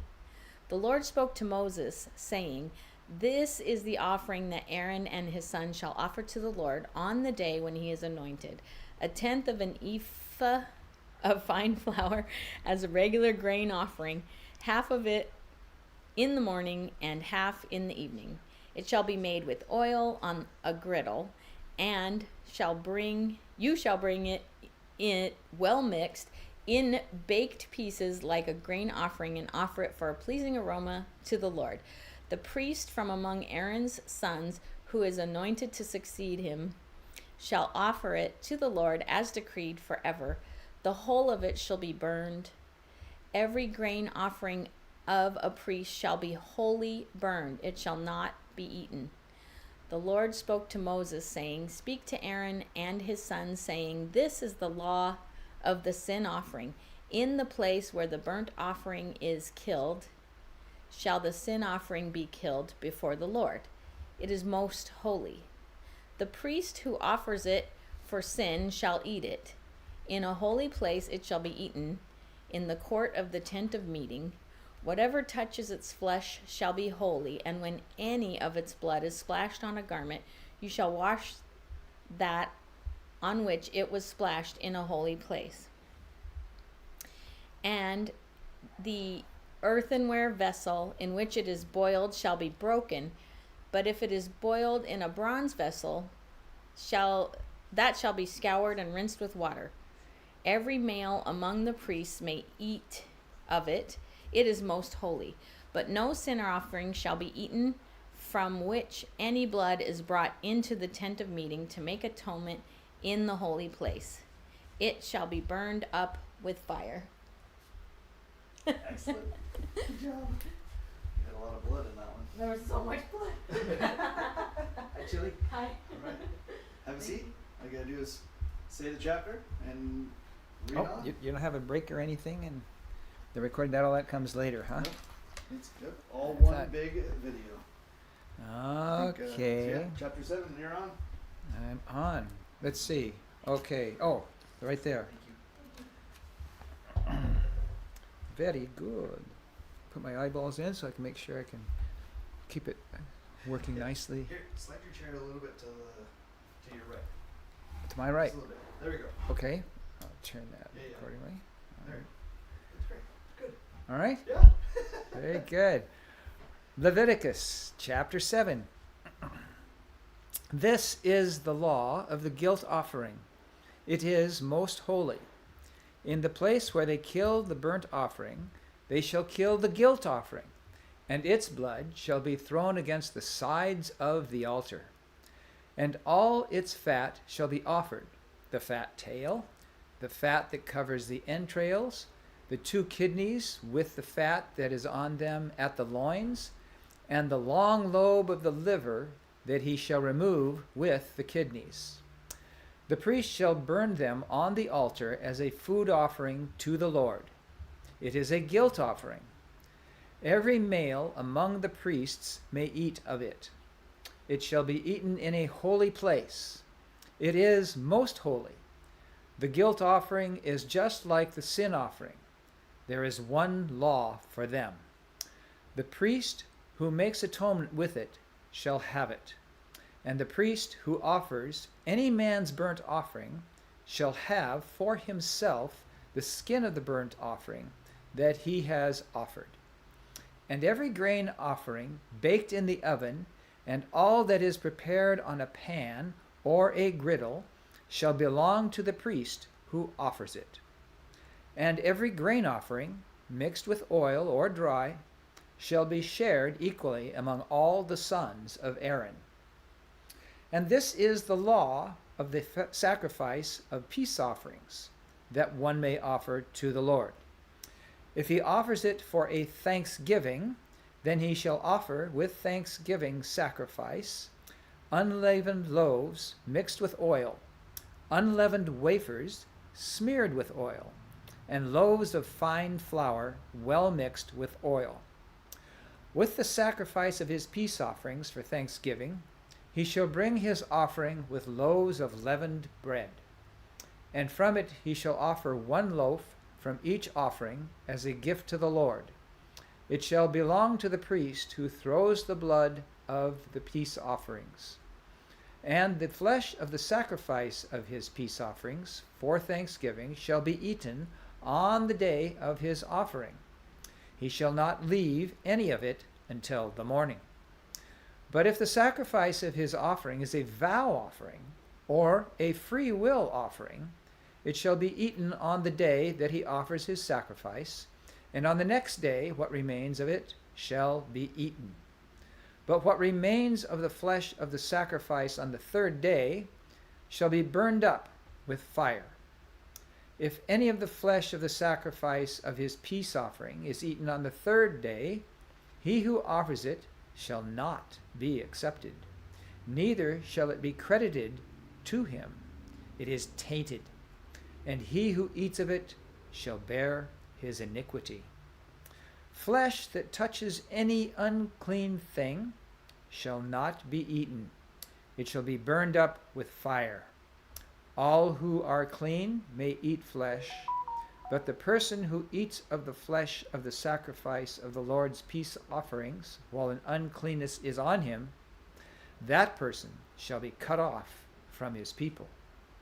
And if anyone touches an unclean thing, whether human uncleanness, or an unclean beast, or any unclean detestable creature, and then eats some flesh from the sacrifice of the Lord's...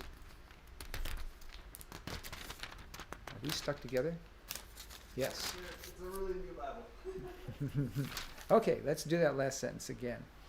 And if anyone touches an unclean thing, whether human uncleanness or an unclean beast or any unclean detestable creature, and then eats some flesh from the sacrifice of the Lord's peace offerings, that person shall be cut off from his people. The Lord spoke to Moses, saying, Speak to the people of Israel, saying, You shall eat no fat of ox or sheep or goat, the fat of an animal that dies of itself, and the fat of one that is torn by beasts, may be put to any other use, but on no account shall you eat it. For every person who eats of the fat of an animal, of which a food offering may be made to the Lord, shall be cut off from his people. Moreover, you shall eat no blood whatever, whether of fowl or of animal, in any of your dwelling places. Whoever eats any blood, that person shall be cut off from his people. The Lord spoke to Moses, saying, Speak to the people of Israel, saying, Whoever offers the sacrifice of his peace offerings to the Lord shall bring his offering to the Lord from the sacrifice of his peace offerings. His own hands shall bring the Lord's food offerings. He shall bring the fat with the beast, he shall bring the fat with the breast, that the breast may be waved as a wave offering before the Lord. The priest shall burn the fat on the altar, but the breast shall be for Aaron and his sons. And the right thigh you shall give to the priest as a contribution from the sacrifice of your peace offerings. Whoever among the sons of Aaron offers the blood of the peace offerings and the fat shall have the right thigh for a portion. For the breast that is waved and the thigh that is contributed, I have taken from the people of Israel, out of the sacrifices of their peace offerings, and have given them to Aaron the priest and to his sons, as a perpetual due from the people of Israel. This is the portion of Aaron and his sons from the Lord's food offerings, from the day they were presented to serve as priests of the Lord. The Lord commanded this to be given them by the people of Israel from the day that he anointed them. It is a perpetual due throughout their generations. This is the law of the burnt offering, of the grain offering, of the sin offering, of the guilt offering, of the ordination offering, and of the peace offering, which the Lord commanded Moses on Mount Sinai, on the day that he commanded the people of Israel to bring their offerings to the Lord in the wilderness of Sinai. Leviticus chapter 8. The Lord spoke to Moses, saying, Take Aaron and his sons with him, and the garments, and the anointing oil, and the bull of the sin offering, and the 2 rams, and the basket of unleavened bread, and assemble all the congregation at the entrance of the tent of meeting. And Moses did as the Lord commanded him. And the congregation was assembled at the entrance of the tent of meeting. And Moses said to the congregation, This is the thing that the Lord has commanded to be done. And Moses brought Aaron and his sons and washed them with water. And he put the coat on him and tied the sash around his waist, and clothed him with the robe, and put the ephod on him, and tied the skillfully woven band of the ephod around him, binding it to him with the band. And he placed the breastpiece on him, and in the breastpiece he put the Urim and the Thummim. And he set the turban on his head, and on the turban, in front, he set the golden plate, the holy crown, as the Lord commanded Moses. Then Moses took the anointing oil and anointed the tabernacle and all that was in it, and consecrated them. And he sprinkled some of it on the altar 7 times, and anointed the altar and all its utensils, and the basin and its stand, to consecrate them. And he poured some of the anointing oil on Aaron's head, and anointed him to consecrate him. And Moses brought Aaron's sons, and clothed them with coats, and tied sashes around their waists, and bound caps on them, as the Lord commanded Moses. Then he brought the bull of the sin offering, and Aaron and his sons laid their hands on the head of the bull of the sin offering, and he killed it. And Moses took the blood, and with his finger put it on the horns of the altar around it, and purified the altar, and poured out the blood at the base of the altar, and consecrated it to make atonement for it. And he took all the fat that was on the entrails, and the long lobe of the liver, and the 2 kidneys with their fat, and Moses burned them on the altar. But the bull, and its skin, and its flesh, and its dung, he burned up with fire outside the camp, as the Lord commanded Moses. Then he presented the ram of the burnt offering, And Aaron and his sons laid their hands on the head of the ram, and he killed it.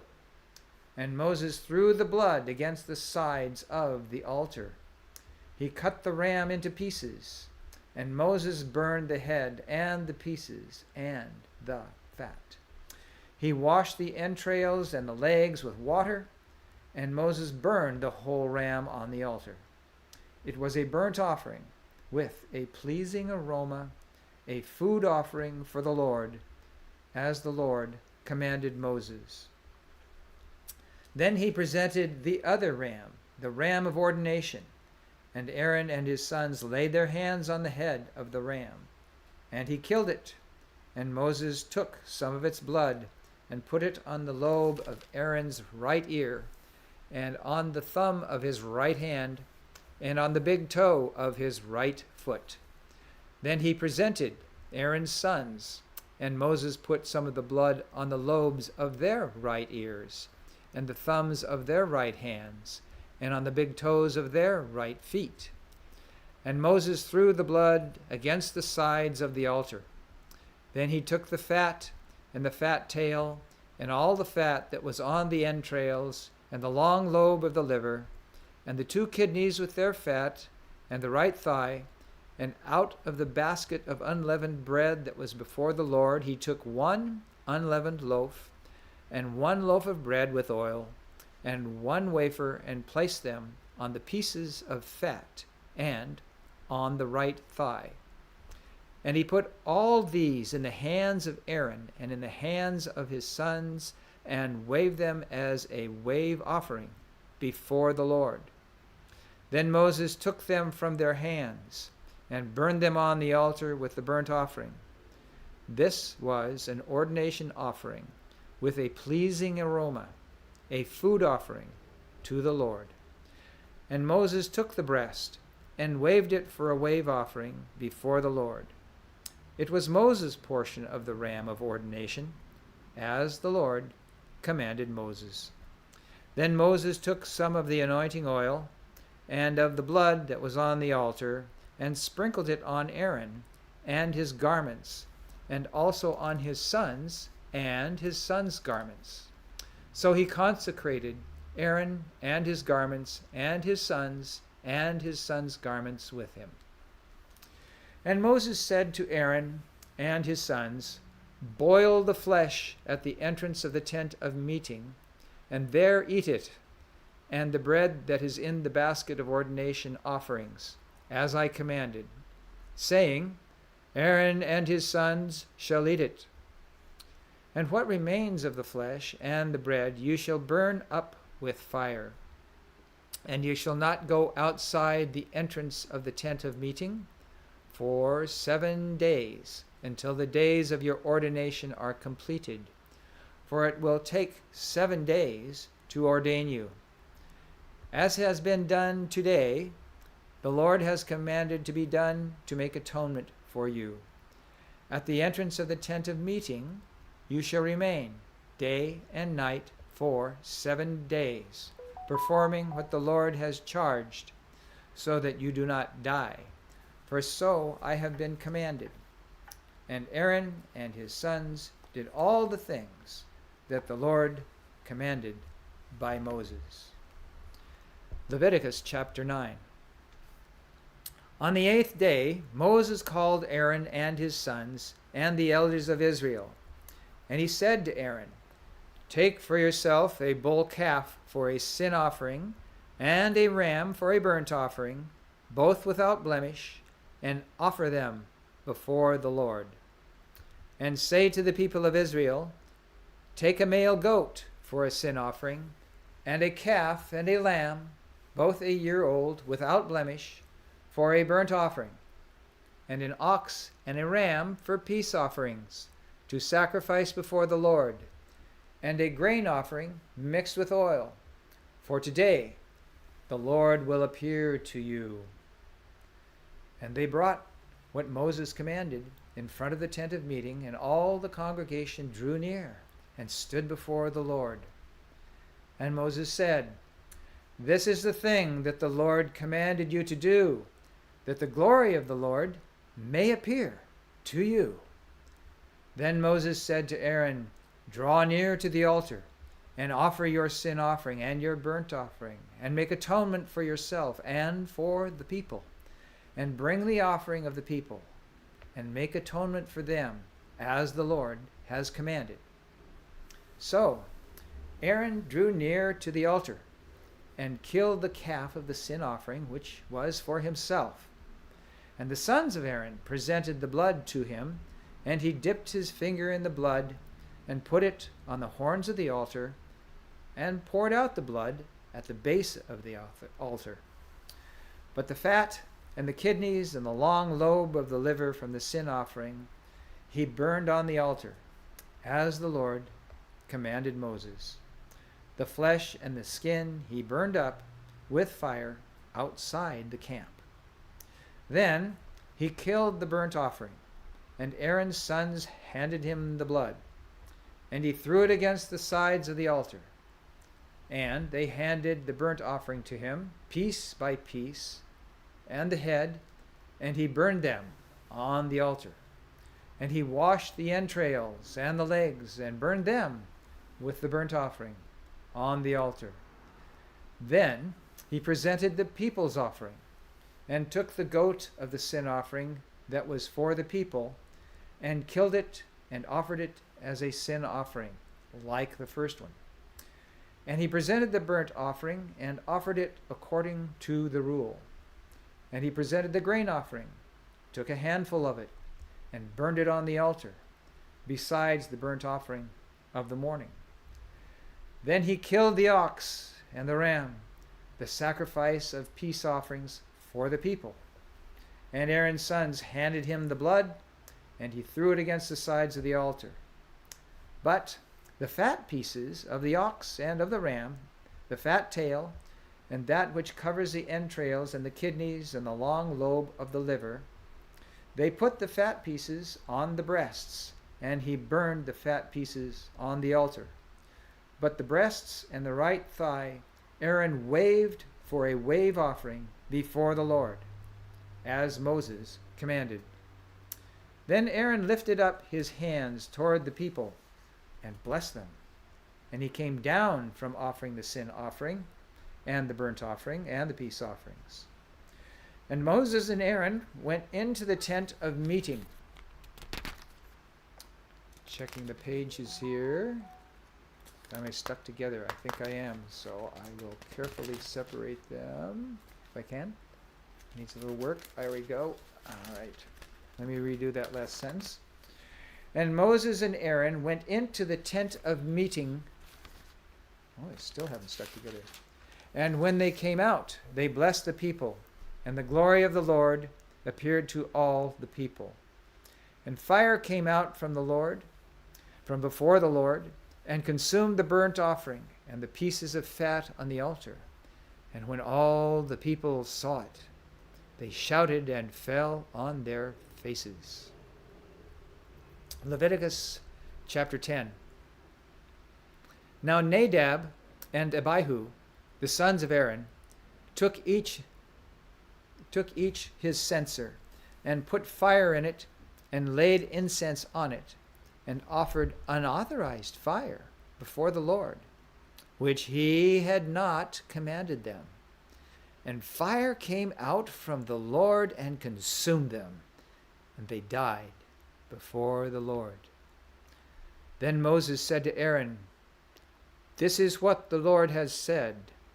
Among those who are near me, I will be sanctified, and before all the people, I will be glorified." And Aaron held his peace. And Moses called Mishael and Elzaphan, the sons of Uzziel, the uncle of Aaron, and said to them, "Come near. Carry your brothers away from the front of the sanctuary and out of the camp." So they came near and carried them in their coats out of the camp, as Moses had said. And Moses said to Aaron and to Eleazar and Ithamar his sons, "Do not let the hair of your heads hang loose, and do not tear your clothes, lest you die, and wrath come upon all the congregation. But let your brothers the whole house of Israel, bewail the burning that the Lord has kindled.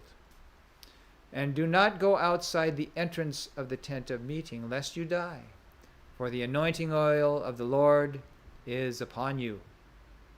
And they did according to the word of Moses. And the Lord spoke to Aaron, saying, Drink no wine or strong drink, you or your sons with you, when you go into the tent of meeting, lest you die. It shall be a statute forever throughout your generations. You are to distinguish between the holy and the common, and between the unclean and the clean. And you are to teach the people of Israel all the statutes that the Lord has spoken to them by Moses. Moses spoke to Aaron and to Eleazar and Ithamar, his surviving sons. Take the grain offering that is left of the Lord's food offerings, and eat it unleavened beside the altar, for it is most holy. You shall eat it in a holy place, because it is your due and your sons' due from the Lord's offerings, from the Lord's food offerings. For so I am commanded. But the breast that is waved and the thigh that is contributed, you shall eat in a clean place, you and your sons and your daughters with you, for they are given as your due, and your sons' due from the sacrifices of the peace offerings of the people of Israel. The thigh that is contributed and the breast that is waved they shall bring with the food offerings of the fat pieces, to wave for a wave offering before the Lord. And it shall be yours and your sons with you as a due forever, as the Lord has commanded. Now Moses diligently inquired about the goat of the sin offering, and behold, it was burned up. And he was angry with Eleazar and Ithamar, the surviving sons of Aaron, saying, Why have you not eaten the sin offering in the place of the sanctuary, since it is a thing most holy, and has been given to you, that you may bear the iniquity of the congregation, to make atonement for them before the Lord? Behold, its blood was not brought into the inner part of the sanctuary. You certainly ought to have eaten it in the sanctuary, as I commanded. And Aaron said to Moses, Behold, today they have offered their sin offering and their burnt offering before the Lord, and yet such things as these have happened to me. If I had eaten the sin offering today, would the Lord have approved? And when Moses heard that, he approved. Leviticus chapter 11. And the Lord spoke to Moses and Aaron, saying to them, Speak to the people of Israel, saying, These are the living things that you may eat among all the animals that are on the earth. Whatever parts the hoof and is cloven-footed, and chews the cud, among the animals you may eat. Nevertheless, among those that chew the cud or part the hoof, you shall not eat these. The camel, because it chews the cud but does not part the hoof, is unclean to you. And the rock badger, because it chews the cud but does not part the hoof, is unclean to you. And the hare, because it chews the cud but does not part the hoof, is unclean to you. And the pig, because it parts the hoof and is cloven-footed but does not chew the cud, is unclean to you. And the pig, I just read that. You shall not eat any of their flesh, and you shall not touch their carcasses. They are unclean to you. These you may eat of all that are in the waters. Everything in the waters that has fins and scales, whether in the seas or in the rivers, you may eat. But anything in the seas or the rivers that does not have fins and scales, of the swarming creatures in the waters and of the living creatures that are in the waters, is detestable to you. You shall regard them as detestable. You shall not eat any of their flesh, and you shall detest their carcasses. Everything in the waters that does not have fins and scales is detestable to you. And these you shall detest among the birds. They shall not be eaten. They are detestable. The eagle, the bearded vulture, the black vulture, the kite, the falcon of any kind, every raven of any kind, the ostrich, the nighthawk, the seagull, the hawk of any kind, the little owl, the cormorant, the short-eared owl, the barn owl, the tawny owl, the carrion vulture, the stork, the heron of any kind, the hoopoe, and the bat. All winged insects that go on all fours are detestable to you. Yet, among the winged insects that go on all fours, you may eat those that have jointed legs above their feet, with which to hop on the ground. Of them you may eat the locust of any kind, the bald locust of any kind, the cricket of any kind, and the grasshopper of any kind. But all other winged insects that have 4 feet are detestable to you, and by these you shall become unclean. Whoever touches their carcass shall be unclean until the evening, and whoever carries any part of their carcass shall wash his clothes and be unclean until the evening. Every animal that parts the hoof, but is not cloven-footed, or does not chew the cud, is unclean to you. Every one who touches them shall be unclean. And all that walks on their paws among the animals that go on all fours are unclean to you. Whoever touches their carcass shall be unclean until the evening, and he who carries their carcass shall wash his clothes and be unclean until the evening. They are unclean to you. And these are unclean to you among the swarming things that swarm on the ground: the mole rat, the mouse, the great lizard of any kind, the gecko, the monitor lizard, the sand lizard, and the chameleon. These are unclean to you among all that swarm. Whoever touches them when they are dead shall be unclean until the evening. And anything on which any of them falls when they are dead shall be unclean, whether it is an article of wood, or a garment, or a skin, or a sack, any article that is used for any purpose. It must be put into the water, and it shall be unclean until the evening. Then it shall be clean. And if any of them falls into any earthenware vessel, all that is in it shall be unclean, and you shall break it. Any food in it that could be eaten, on which water comes, shall be unclean. And all drink that could be drunk from every vessel shall be unclean. And everything on which any part of their carcass falls shall be unclean. Whether oven or stove, it shall be broken in pieces. They are unclean, and shall remain unclean for you. Nevertheless, a spring or a cistern holding water shall be clean. But whoever touches a carcass in them shall be unclean. And if any part of their carcass falls upon any seed grain that is to be sown, it is clean. But if water is put on the seed, and any part of their carcass falls on it, it is unclean to you. And if any animal which you may eat dies, whoever touches its carcass shall be unclean until the evening. And whoever eats of its carcass shall wash his clothes and be unclean until the evening. And whoever carries the carcass shall wash his clothes and be unclean until the evening. Every swarming thing that swarms on the ground is detestable. It shall not be eaten.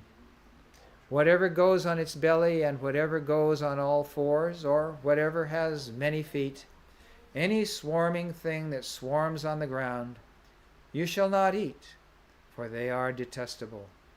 You shall not make yourselves detestable with any swarming thing that swarms, and you shall not defile yourselves with them, and become unclean through them. For I am the Lord your God. Consecrate yourselves, therefore, and be holy, for I am holy. You shall not defile yourselves with any swarming thing that crawls on the ground. For I am the Lord who brought you up out of the land of Egypt to be your God. You shall therefore be holy, for I am holy. This is the law about beast and bird and every living creature that moves through the waters, and every creature that swarms on the ground, to make a distinction between the unclean and the clean, and between the living creature that may be eaten and the living creature that may not be eaten. Shall I end there? That's it. All right, Yeah, thank you, Leviticus sir. 12. How are you? All right, good. How are you? Okay. All right, let's do it.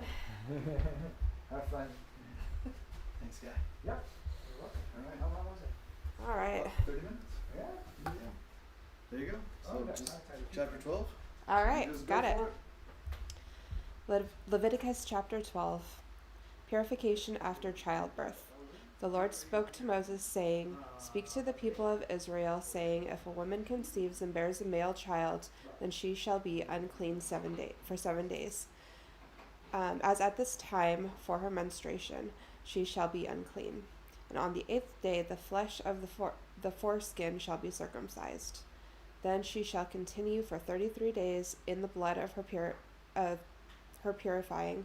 She shall not touch anything holy, nor come into the sanctuary until the day of her purifications are complete. But if she bears a female child, then she shall be unclean 2 weeks, as in her menstruation, and she shall continue in her blood of the purifying for 66 days. And when the day of her purifying are complete, whether for a son or for a daughter, she shall bring to the priest at the entrance of the tent of meetings a lamb of a year old for burnt offering, and a pigeon or a turtle dove for a sin offering. And he shall offer it before the Lord and make atonement for her. Then she shall be clean from the flow of her blood. This is the law for her who bears a child, either male or female. And if she cannot afford a lamb, then she shall take 2 turtle doves or 2 pigeons, one for a burnt offering and the other for a sin offering. And the priest shall make atonement for her, and she shall be clean. 13. Law about leprosy. The Lord spoke to Moses and Aaron, saying, When a person has on the skin of his body a swelling or an eruption or a spot, and it turns into a case of leprous disease on the skin of the body, then he shall be brought to Aaron the priest, or to one of the sons the priest. And the priest shall examine the diseased area on the skin of his body, and if the hair of the diseased area has turned white, and the disease appears to be deeper than the skin of the body, it is a case of leprous disease. When the priest has examined him, he shall pronounce him unclean. But if the spot is white in the skin of the body, appears no deeper than the skin, the hair is on the hair in it has not turned white, the priest shall shut up the disease shall shut the diseased person up for 7 days. And the priest shall examine him on the 7th day, and if in his eyes the disease is checked, and the disease has not spread in the skin, the priest shall shut him up for another 7 days. And the priest shall examine him again on the 7th day. And if the diseased area has faded, and the disease has not spread in the skin, then the priest shall pronounce him clean. It is only an erupt. and he shall wash his clothes and be clean. But if the eruption spreads in the skin, after it has shown himself to the priest for his cleansing, he shall appear again before the priest, and the priest shall look, and if the eruption has spread in the skin, then the priest shall pronounce him unclean. It is a leprous disease. When a man is afflicted with a leprous disease, he shall be brought to the priest, and the priest shall look, and if there is a white swelling in the skin that has turned the hair white, and there is a raw flesh in the swelling, it is chronic leprous disease in the skin of the body, and the priest shall pronounce him unclean.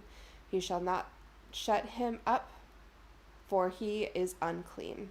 And if the leprous disease breaks out in the skin, so that leprous disease covers all of the skin of the diseased person from head to foot, so far as the priest can see, then the priest shall look, and if the leprous disease has covered all of his body, he shall pronounce him unclean of the disease.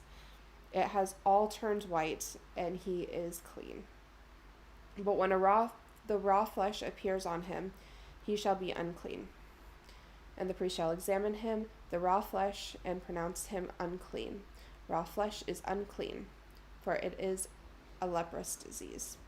And if the raw flesh recovers and turns white again, then he shall come to the priest, and the priest shall examine him, and if the disease has turned white, then the priest shall pronounce the diseased person unclean, or the diseased person clean.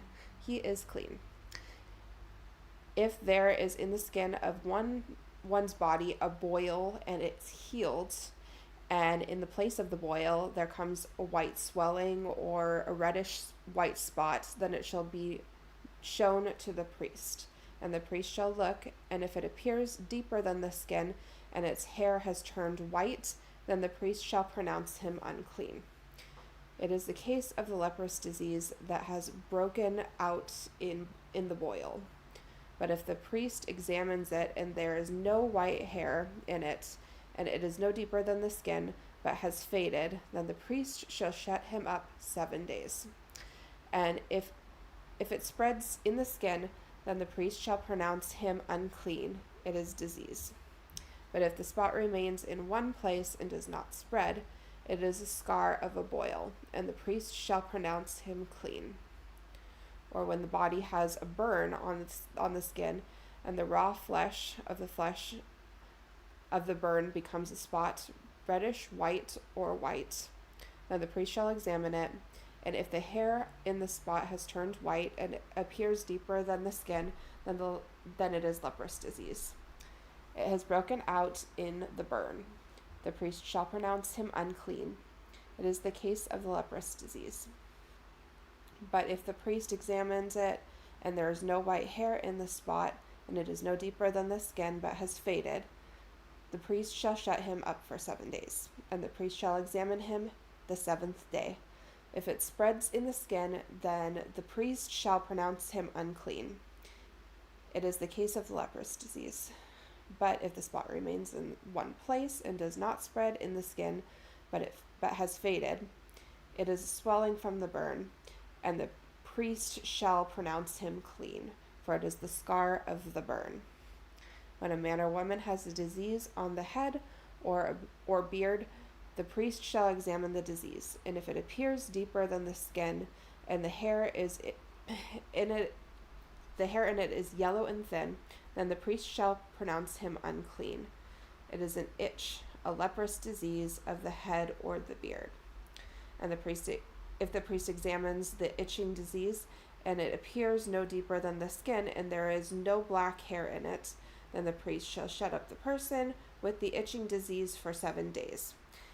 And on the 7th day, the priest shall examine the disease. If the itch has not spread, and there is in no yellow hair, and the itch appears to be no deeper than the skin, then he shall shave himself, but the itch he shall not shave.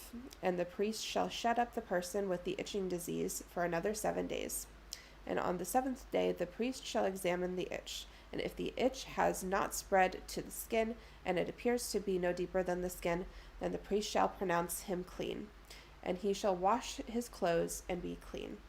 And if the itch spreads in the skin after his cleansing, then the priest shall examine him. And if the itch has spread to the skin, the priests need not seek for the yellow hair he is unclean.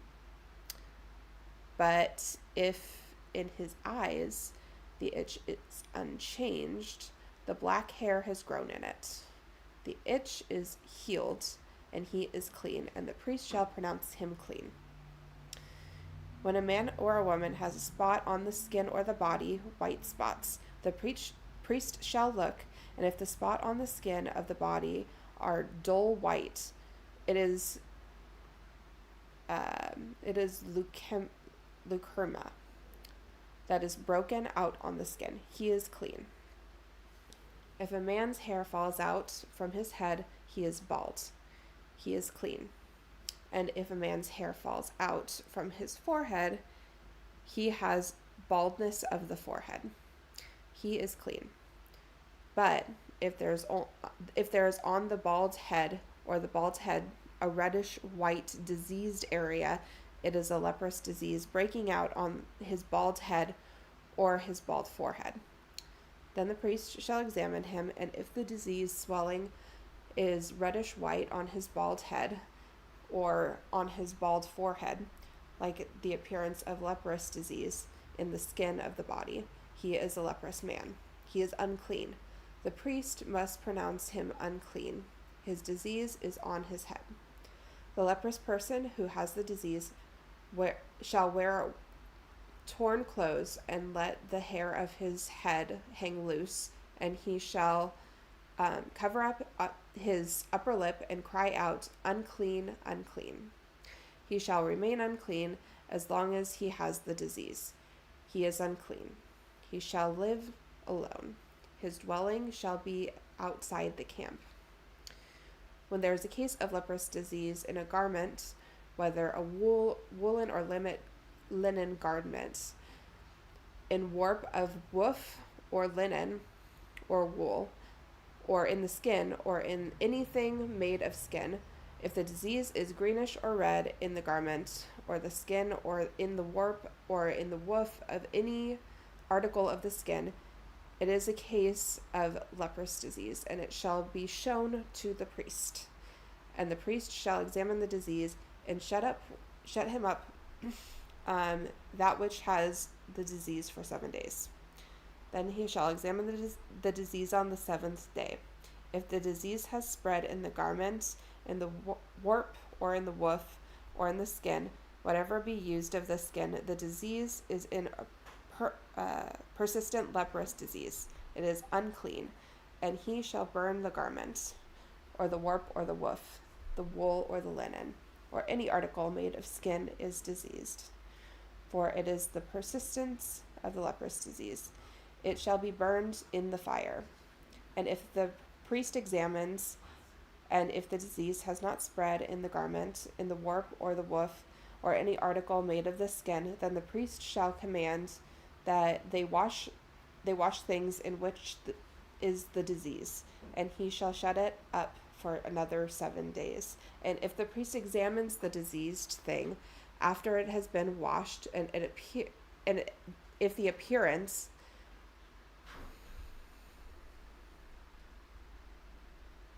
sorry, I lost my place, and the appearance of the diseased area has not changed through the disease, though the disease has not spread, it is unclean.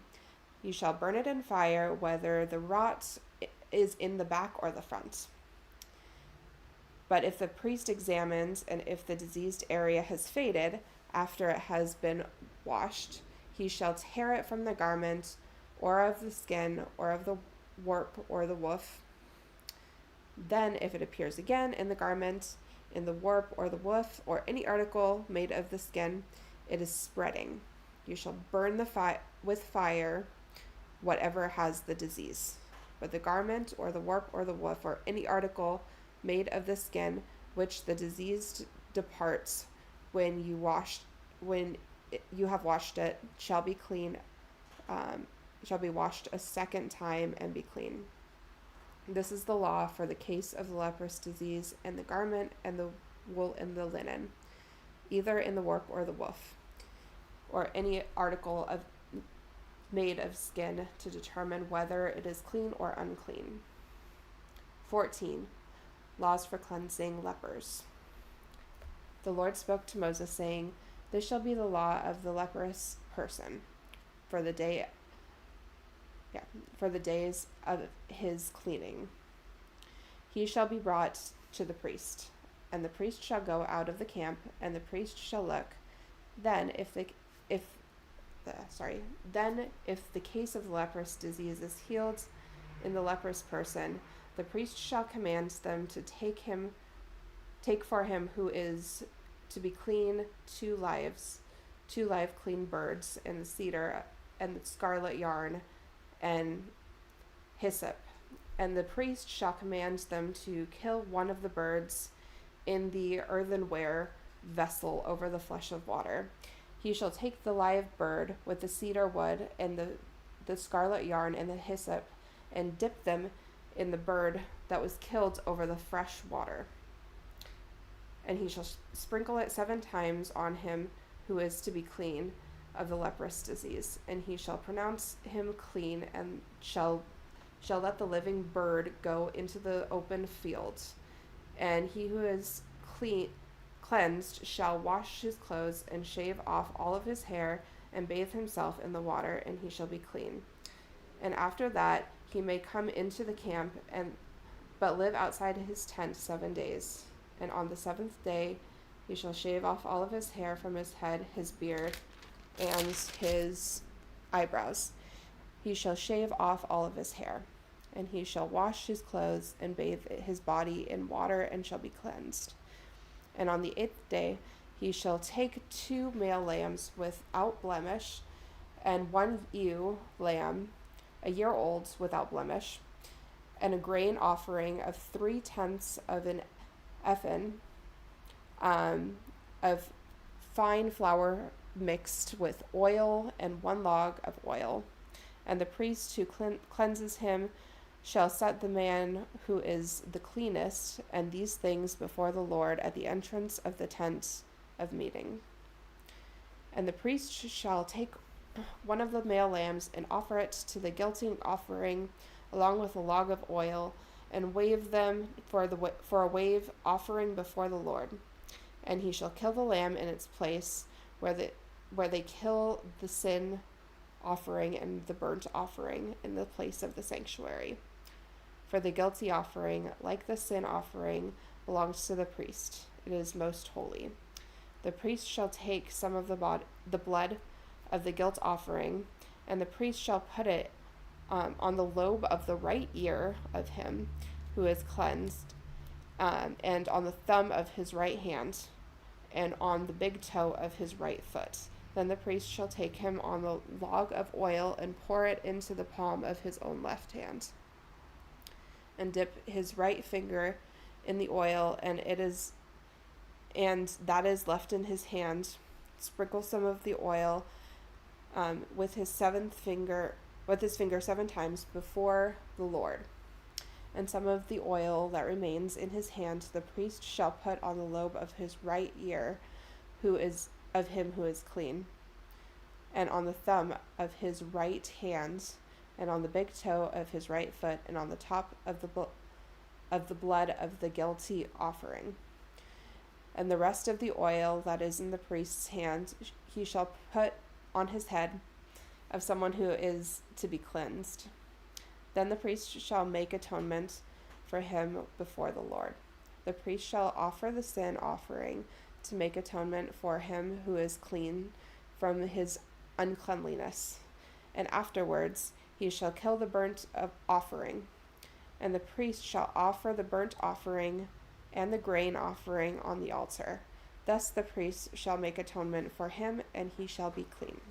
But if he is poor and cannot afford much, then he shall take 1 male lamb for a guilt offering to be waved, to make atonement for him, and the 10th of the ephah of fine flour mix with oil for the grain offering, and a log of oil.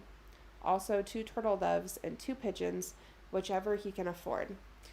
Then one shall be a sin offering, and the other a burnt offering. And on the 8th day he shall bring them for his cleansing to the priest, to the entrance of the tent of meeting before the Lord.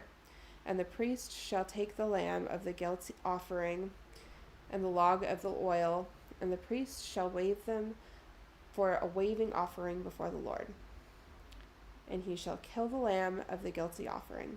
And the priest shall take some of the blood of the guilty offering and put it on the lobe of the right ear of the person who is to be cleansed, and on the thumb of the right hand, and on the big toe of his right foot. And the priest shall pour some of the oil into the palm of his own left hand, and shall sprinkle with his right finger some of the oil that is in his left hand 7 times before the Lord. And the priest shall put some of the oil that is in his hand on the lobe of his right ear of him who is to be cleansed, and on the thumb of the right hand of and on the big toe and of his right foot, in the place of where the blood of the guilty offering was put.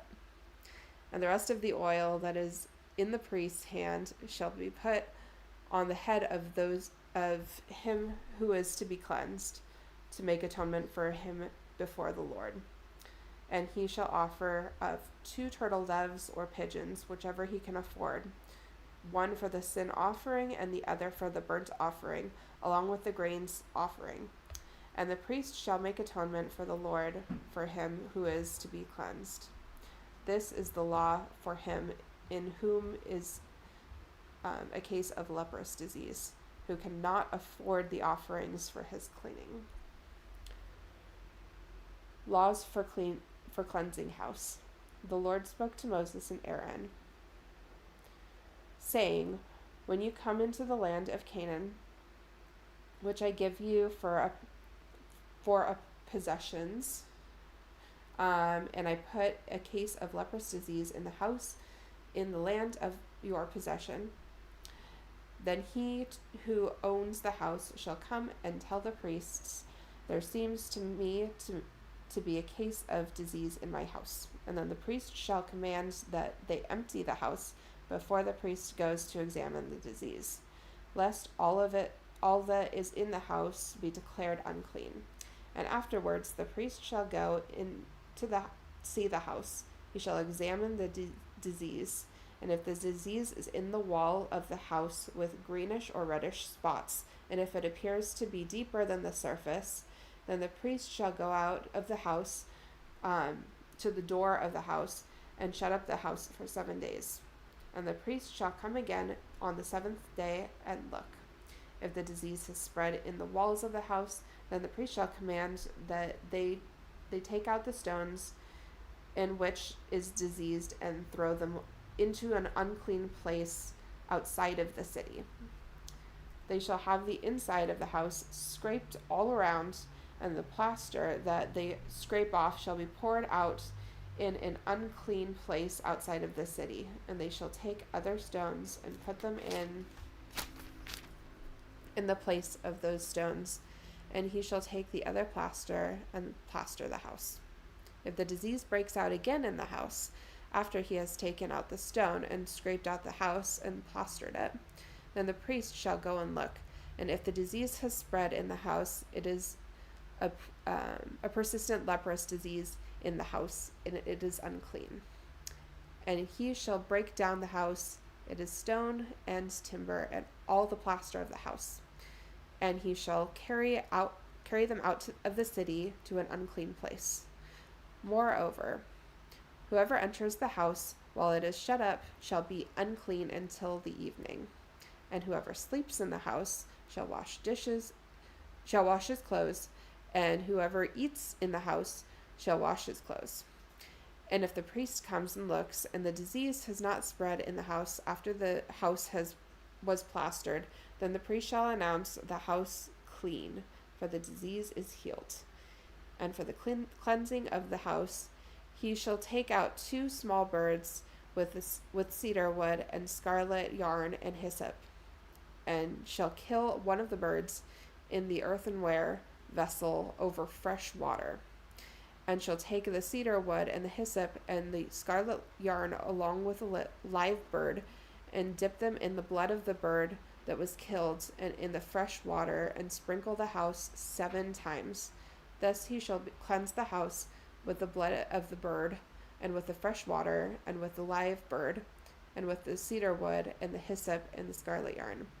And he shall let the live bird go out of the city and into the open country.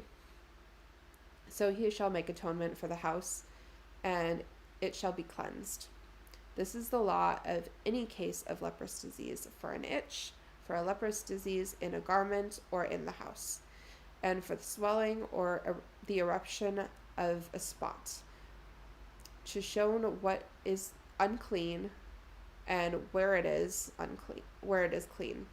This is the law for leprous disease. 15. Laws about bodily discharge. The Lord spoke to Moses and Aaron, saying, Speak to the people of Israel. Say to them, when any man has a discharge from his body, his discharge is unclean. And this is the law of his uncleanliness for a discharge, whether his body runs with a discharge or his body is blocked up by his discharge, it is unclean. Every bed on which one of the discharges lies shall be unclean, and everything on which he sits shall be unclean. And anyone who touches his bed shall wash his clothes and bathe himself in water, and be unclean until it's evening. And whoever sits on everything on which the one with the disease has sat shall wash his clothes and bathe himself in water, and shall be unclean until the evening. And whoever touches the body of one who with the discharge shall wash himself in the water and be clean until the evening, or shall be unclean until the evening. And if one with the discharge spits on someone who is clean, then he shall wash his clothes and bathe himself in the water and be unclean until the evening. And any saddle on which the one with the discharge rides shall be unclean. And whoever touches anything that was under him shall be unclean until the evening. And whoever carries such things shall wash his clothes and bathe himself in the water and be unclean until the evening. Anyone whom the one with the discharge touches without having rinsed his hands in the water shall wash his clothes and bathe himself in water and be unclean until the evening. And an earthenware vessel that the one with the discharge touches shall be broken, and every vessel of the wood shall be rinsed in the water. And when the one with the discharge is cleansed of the disease or of the discharge, then he shall count for himself 7 days for his cleansing, and wash his clothes, and he shall bathe in the body of the fresh water, and shall be clean. And on the 8th day he shall take 2 turtle doves and 2 pigeons, and come before the Lord to the entrance of the tent of meetings, and give them to the priest. And the priest shall use them, one for the sin of the offering, and the other for the burnt offering. And the priest shall make atonement for him before the Lord for his discharge. If a man has an emission of semen, he shall bathe his whole body in water and be unclean until the evening.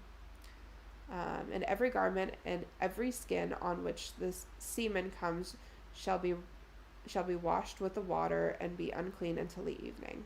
If a man lies with a woman and has an emission of semen, both of them shall bathe themselves in water and be unclean until evening.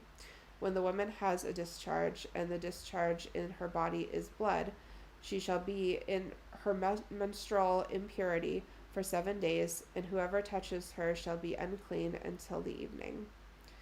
and everything on which she lies during her menstrual impurity shall be unclean.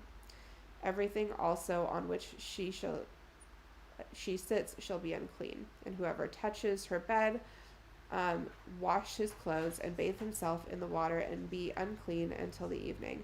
And whoever touches anything on which she sits shall wash their clothes and bathe himself in the water and be unclean until the evening. Whether it is the bed or anything on which she sits, when he touches it, shall be unclean until the evening. And if any man lies with her and her menstrual impurities comes upon him, he shall be unclean for 7 days, and every bed on which he lies shall be unclean. If a woman has a discharge of blood for many days, not all the times of her menstrual impurity, or if she has discharge beyond the time of her impurity, all the days of her discharge she shall continue in uncleanliness. As in the day of her impurity, she shall be unclean. Every bed on which she lies, all of the days on which she is discharged, shall be to her as the bed of her impurity. And everything on which she sits shall be unclean, as in the uncleanliness of her menstrual impurities. And whoever touches these things shall be unclean, and shall wash his clothes and bathe himself in water, and be unclean until the evening. And if she is cleansed of her discharge, she shall count herself for 7 days, and after that she shall be clean. And on the 8th day she shall take 2 turtle doves and 2 pigeons, and bring them to the priest to the entrance of the tent of meetings. And the priest shall use one for the sin offering and the other for the burnt offering, and the priest shall make atonement for her before the Lord for her unclean discharge. Thus you shall keep the people of Israel separate from their uncleanliness, lest they die in their uncleanliness by defiling my tabernacle that is in their midst. This is the law for him who has a discharge, and for him who has emission of semen, becoming unclean thereby, also for her who is unwell with her menstrual impurity, that is, for anyone, male or female, who has a discharge, and for the man who lies with a woman who is unclean.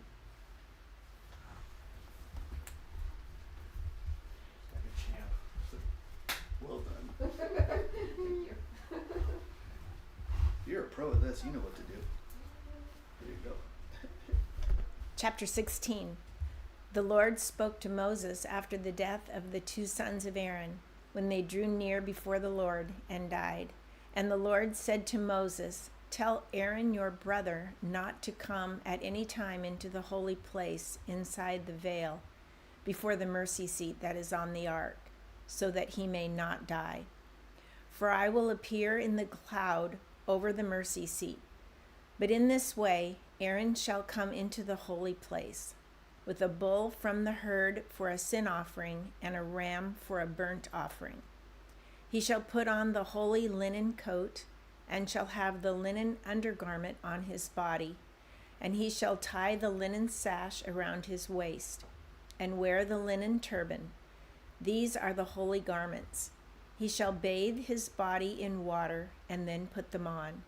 And he shall take from the congregation of the people of Israel 2 male goats for a sin offering, and 1 ram for a burnt offering.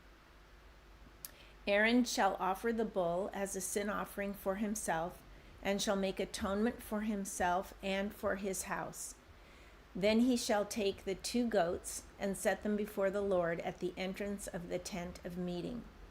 And Aaron shall cast lots over the 2 goats, 1 lot for the Lord, and the other lot for Azazel. And Aaron shall present the goat on which the lot fell for the Lord, and use it as a sin offering.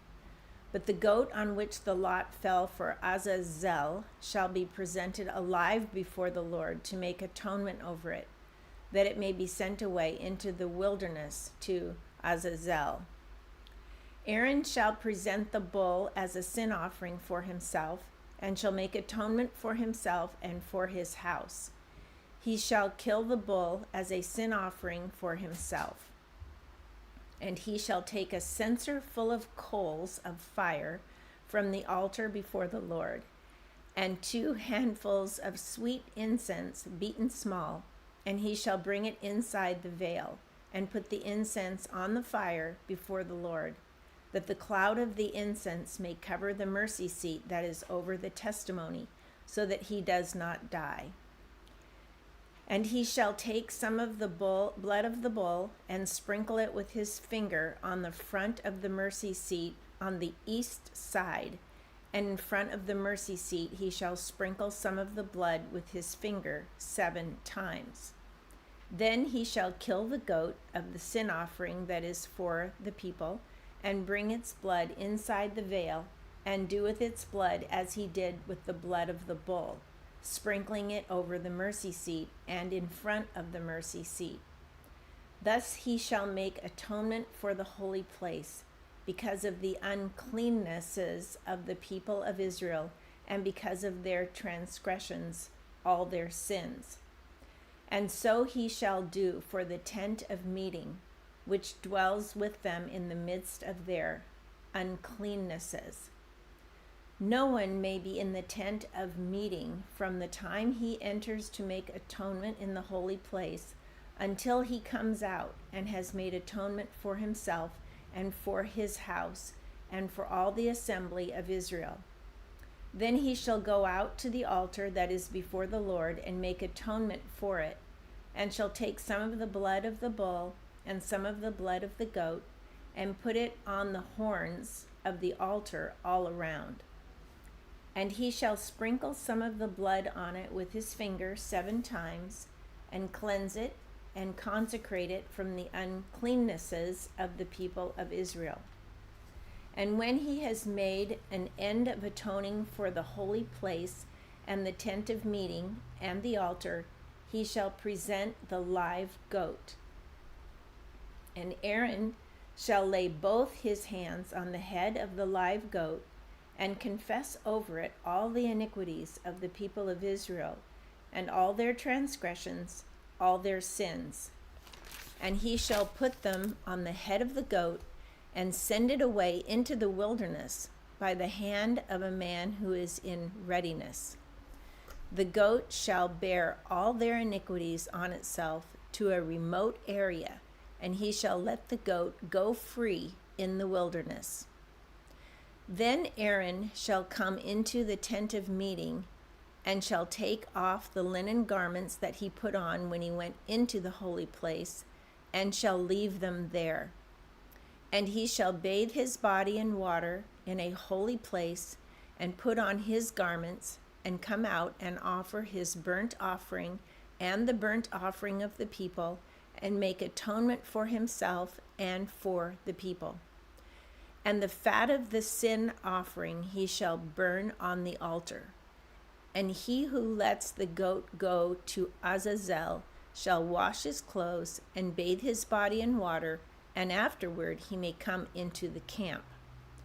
And the bull for the sin offering and the goat for the sin offering, whose blood was brought in to make atonement in the holy place, shall be carried outside the camp.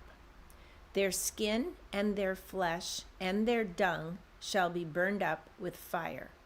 And he who burns them shall wash his clothes and bathe his body in water, and afterward he may come into the camp. And it shall be a statute to you forever, that in the 7th month, on the 10th day of the month, you shall afflict yourselves and shall do no work, either the native or the stranger who sojourns among you. For on this day shall atonement be made for you to cleanse you. You shall be clean before the Lord from all your sins.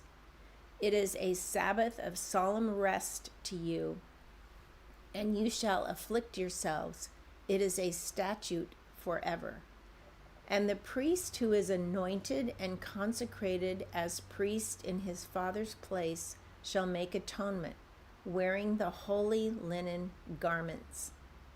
He shall make atonement for the holy sanctuary and he shall make atonement for the tent of meeting and for the altar, and he shall make atonement for the priests and for all the people of the assembly. And this shall be a statute forever for you, that atonement may be made for the people of Israel once in the year because of all their sins. And Aaron did as the Lord commanded Moses. 17. And the Lord spoke to Moses, saying, Speak to Aaron and his sons, and to all the people of Israel, and say to them, This is the thing that the Lord has commanded.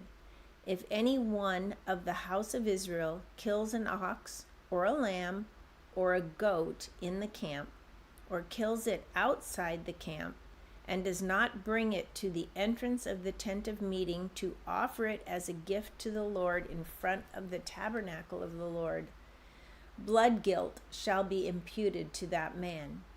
He has shed blood, and that man shall be cut off from among his people.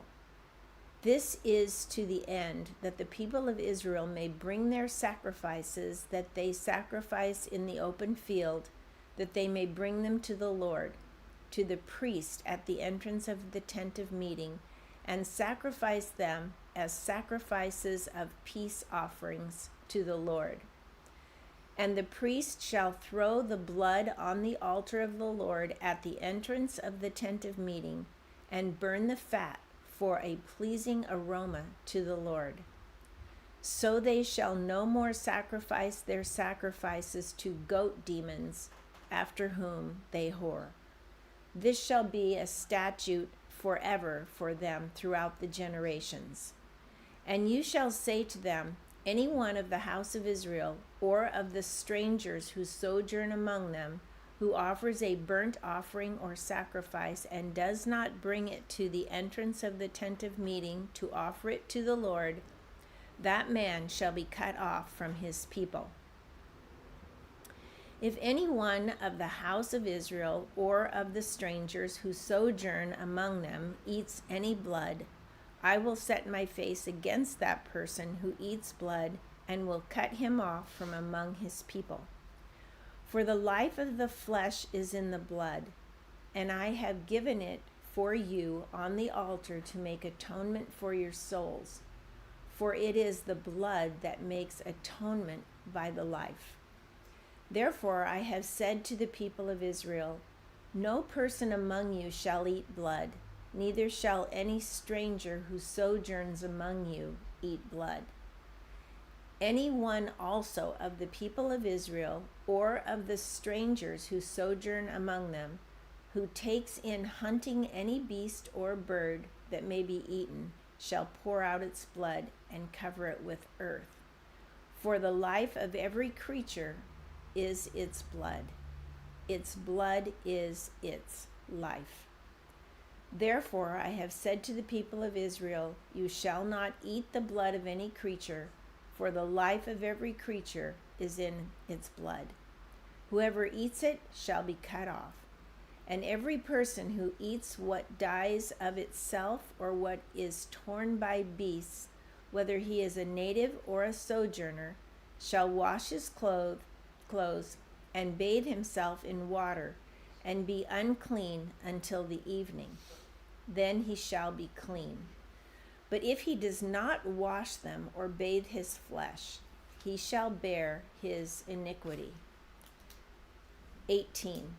And the Lord spoke to Moses, saying, Speak to the people of Israel, and say to them, I am the Lord your God.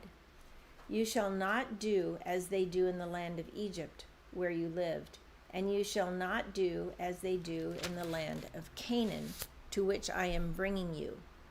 You shall not walk in their statutes.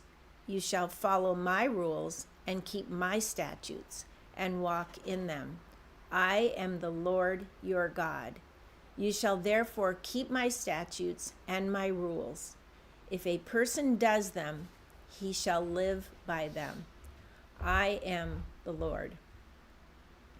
None of you shall approach any one of his close relatives to uncover nakedness. I am the Lord. You shall not uncover the nakedness of your father, which is the nakedness of your mother. She is your mother. You shall not uncover her nakedness. You shall not uncover the nakedness of your father's wife. It is your father's nakedness. You shall not uncover the nakedness of your sister, your father's daughter, or your mother's daughter, whether brought up in the family or in another home. You shall not uncover the nakedness of your son's daughter or of your daughter's daughter, for their nakedness is your own nakedness. You shall not uncover the nakedness of your father's wife's daughter, brought up in your father's family, since she is your sister. You shall not uncover the nakedness of your father's sister. She is your father's relative. You shall not uncover the nakedness of your mother's sister, for she is your mother's relative. You shall not uncover the nakedness of your father's brother. That is, you shall not approach his wife. She is your aunt. You shall not uncover the nakedness of your daughter-in-law. She is your son's wife. You shall not uncover her nakedness. You shall not uncover the nakedness of your brother's wife. It is your brother's nakedness. You shall not uncover the nakedness of a woman and of her daughter, and you shall not take her son's daughter or her daughter's daughter to uncover her nakedness. They are relatives. It is depravity. And you shall not take a woman as a rival wife to her sister, uncovering her nakedness while her sister is still alive. You shall not approach a woman to uncover her nakedness while she is in her menstrual uncleanness. And you shall not lie sexually with your neighbor's wife, and so make yourself unclean with her. You shall not give any of your children to offer them to Molech, and so profane the name of your God. I am the Lord. You shall not lie with a male as with a woman. It is an abomination. And you shall not lie with any animal, and so make yourself unclean with it. Neither shall any woman give herself to an animal to lie with it. It is perversion. Do not make yourselves unclean by any of these things, for by all these the nations I am driving out before you have become unclean, and the land became unclean, so that I punished its iniquity, and the land vomited out its inhabitants. But you shall keep my statutes and my rules, and do none of these abominations, either the native or the sojourner who sojourns among you. For the people of the land who were before you did all of these abominations, so that the land became unclean. Lest the land vomit you out when you make it unclean, as it vomited out the nation that was before you. For everyone who does any of these abominations, the persons who do them shall be cut off from among their people. So keep my charge never to practice any of these abominable customs that were practiced before you, and never to make yourselves unclean by them. I am the Lord your God. 19. And the Lord spoke to Moses, saying, Speak to all the congregation of the people of Israel, and say to them, You shall be holy, for I, the Lord your God, am holy. Every one of you shall revere his mother and his father, and you shall keep my Sabbaths. I am the Lord your God. Do not turn to idols or make for yourselves any gods of cast metal. I am the Lord your God. When you offer a sacrifice of peace offerings to the Lord, you shall offer it so that you may be accepted. It shall be eaten the same day you offer it, or on the day after, and anything left over until the third day shall be burned up with fire. If it is eaten at all on the third day, it is tainted. It will not be accepted. and everyone who eats it shall bear his iniquity, because he has profaned what is holy to the Lord, and that person shall be cut off from his people. When you reap the harvest of your land, you shall not reap your field right up to its edge, neither shall you gather the gleanings after your harvest. And you shall not strip your vineyard bare, neither shall you gather the fallen grapes of your vineyard. You shall leave them for the poor and for the sojourner. I am the Lord your God. You shall not steal, you shall not deal falsely, you shall not lie to one another, you shall not swear by my name falsely, and so profane the name of your God. I am the Lord. You shall not oppress your neighbor or rob him. The wages of a hired worker shall not remain with you all night until the morning. You shall not curse the deaf or put a stumbling block before the blind, but you shall fear your God. I am the Lord. You shall do no injustice in court. You shall not be partial to the poor or defer to the great, but in righteousness shall you judge your neighbor. You shall not go around as a slanderer among your people, and you shall not stand up against the life of your neighbor. I am the Lord. You shall not hate your brother in your heart, but you shall reason frankly with your neighbor, lest you incur sin because of him. You shall not take vengeance or bear a grudge against the sons of your own people, but you shall love your neighbor as yourself. I am the Lord. You shall keep my statutes. You shall not let your cattle breed with a different kind. You shall not sow your field with two kinds of seed, nor shall you wear a garment of cloth made of two kinds of material.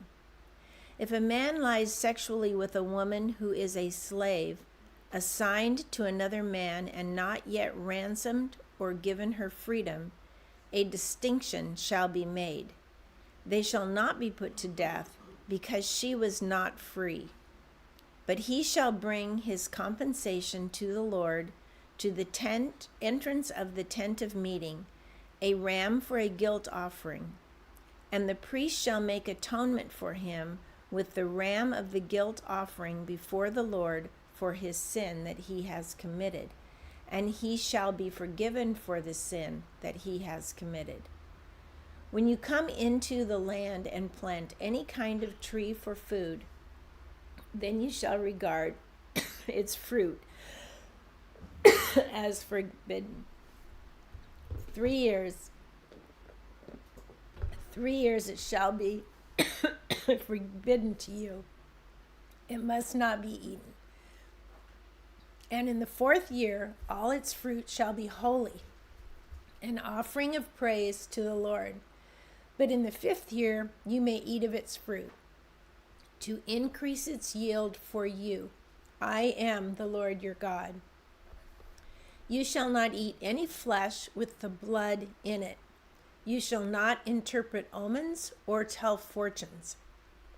You shall not round off the hair on your temples or mar the edges of your beard. You shall not make any cuts on your body for the dead or tattoo yourselves. I am the Lord. Do not profane your daughter by making her a prostitute, lest the land fall into prostitution and the land become full of depravity. You shall keep my Sabbaths and reverence my sanctuary. I am the Lord. Do not turn to mediums or necromancers. Do not seek them out and so make yourselves unclean by them. I am the Lord your God. You shall stand up before the gray head and honor the face of an old man, and you shall fear your God. I am the Lord. When a stranger sojourns with you in your land, you shall not do him wrong. You shall treat the stranger who sojourns with you as the native among you, and you shall love him as yourself, for you were strangers in the land of Egypt. I am the Lord your God. You shall do no wrong in judgment, in measures of length, or weight, or quantity. You shall have just balances, just weights, a just ephah, and a just hin. I am the Lord your God, who brought you out of the land of Egypt. And you shall observe all my statutes and all my rules, and do them. I am the Lord. 20. The Lord spoke to Moses, saying, Say to the people of Israel, any one of the people of Israel or of the strangers who sojourn in Israel, who gives any of his children to Molech, shall surely be put to death. The people of the land shall stone him with stones. I myself will set my face against that man and will cut him off from among his people, because he has given one of his children to Molech, to make my sanctuary unclean and to profane my holy name. And if the people of the land do at all close their eyes to that man when he gives one of his children to Molech, and do not put him to death, then I will set my face against that man and against his clan, and will cut them off from among their people, him and all who follow him in whoring after Molech.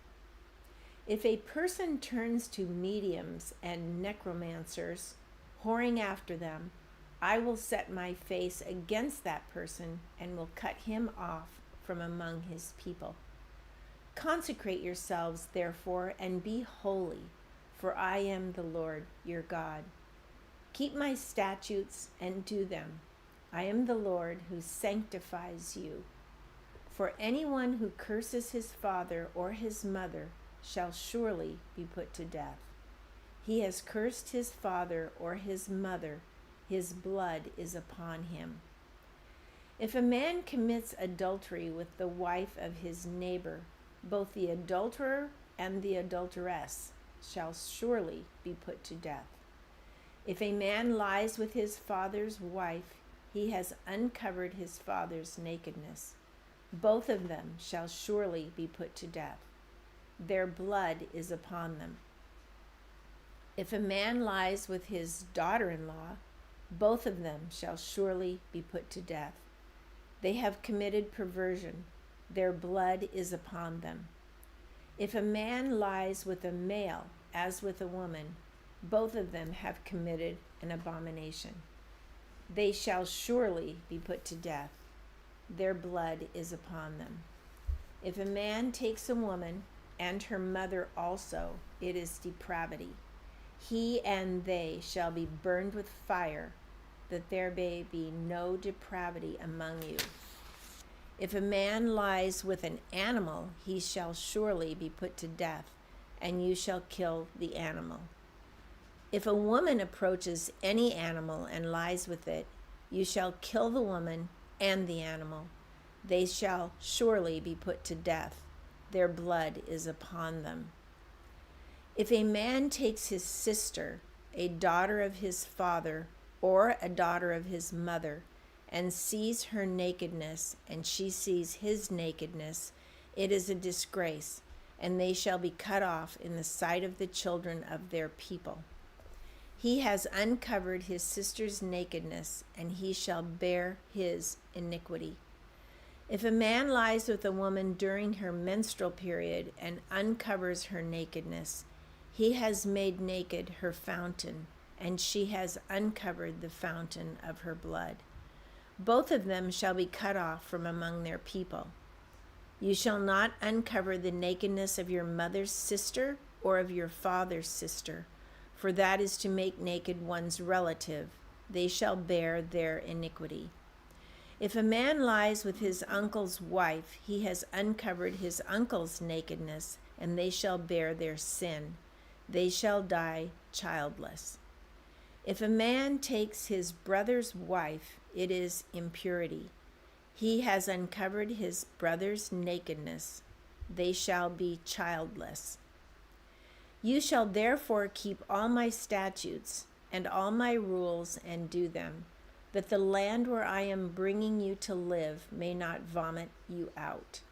And you shall not walk in the customs of the nation that I am driving out before you. For they did all these things, and therefore I detested them. But I have said to you, you shall inherit their land, and I will give it to you to possess a land flowing with milk and honey. I am the Lord your God, who has separated you from the peoples. You shall therefore separate the clean beast from the unclean, and the unclean bird from the clean. You shall not make yourselves detestable by beast or by bird or by anything with which the ground crawls, for I have set apart for you to hold unclean. You shall be holy to me, for I the Lord am holy, and have separated you from the peoples, that you should be mine. A man or a woman who is a medium or a necromancer shall surely be put to death. They shall be stoned with stones. Their blood shall be upon them.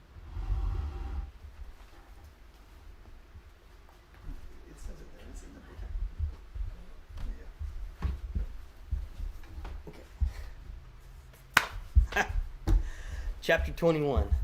And the Lord said to Moses, Speak to the priests, the sons of Aaron, and say to them, No one shall make himself unclean for the dead among his people, except for his closest relatives, his mother, his father, his son, his daughter, his brother, or his virgin sister, who is near to him, because she has had no husband.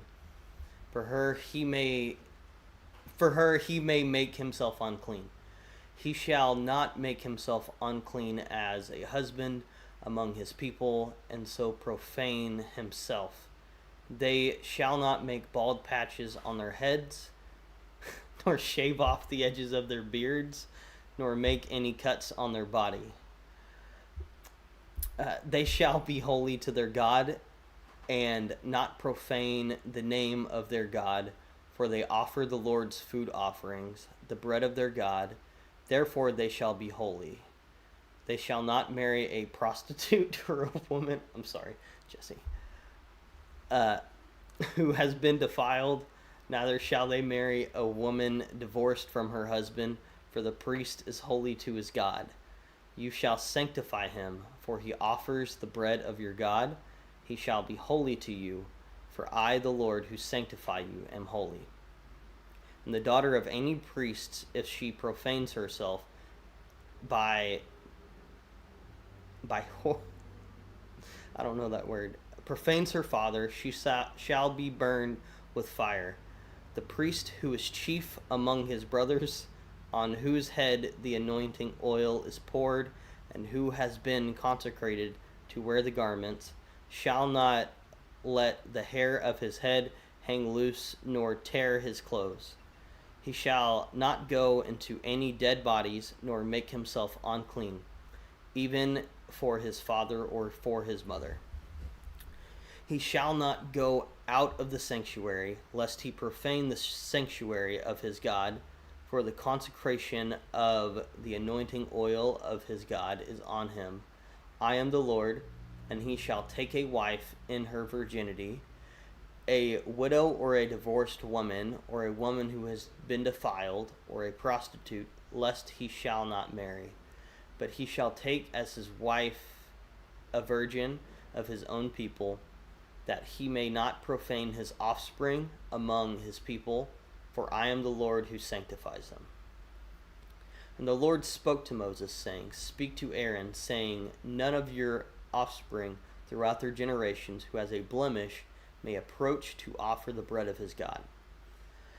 For no one who has a blemish shall draw near, a man blind or lame, or one who has a mutilated face, or a limb too long, or a man who has an injured foot or an injured hand, or a hunchback, or a dwarf, or a man with a defect in his sight, or an itching disease, or scabs, or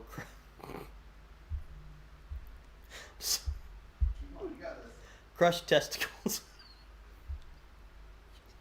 No man of the offspring of Aaron the priest who has a blemish shall come near to offer the Lord's food offerings.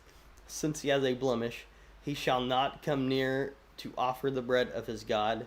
He may eat the bread of his God, both of the most holy and of the holy things, but he shall not go through the veil or approach the altar, because he has a blemish, that he may not profane my sanctuaries, for I am the Lord who sanctifies them.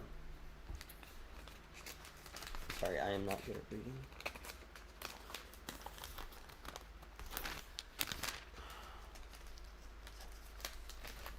Jesse, I might need help. I'm so sorry. These are stuck. Yeah. I'm sorry. Sorry. So Moses spoke to Aaron and to his sons and to all people of Israel. And the Lord spoke to Moses, saying, Speak to Aaron and his sons, so that they may abstain from the holy things of the people of Israel, which they dedicate to me, so that they do not profane my holy name. I am the Lord. Say to them, if any one of you, of all your offspring throughout your generations, approaches the holy things that the people of Israel dedicate to the Lord, while he has an uncleanness, that person shall be cut off from my presence. I am the Lord. None of the offspring of Aaron who has a leprous disease or a discharge may eat of the holy things until he is clean. Whoever touches anything that is unclean through contact with the dead, or a man who has had an emission of semen, and whoever touches a swarming thing by which he may be made unclean, or a person from whom he may take uncleanness, whatever his uncleanness may be, the person who touches such a thing shall be unclean until the evening, and shall not eat of the holy things unless he has bathed his body in water. When the sun goes down, he shall be clean, and afterward he may eat of the holy things, because they are his food. He shall not eat what dies of itself or is torn by beasts, and so make himself unclean by it. I am the Lord. They shall therefore keep my charge, lest they bear sin for it, and die thereby when they profane it. I am the Lord who sanctifies them.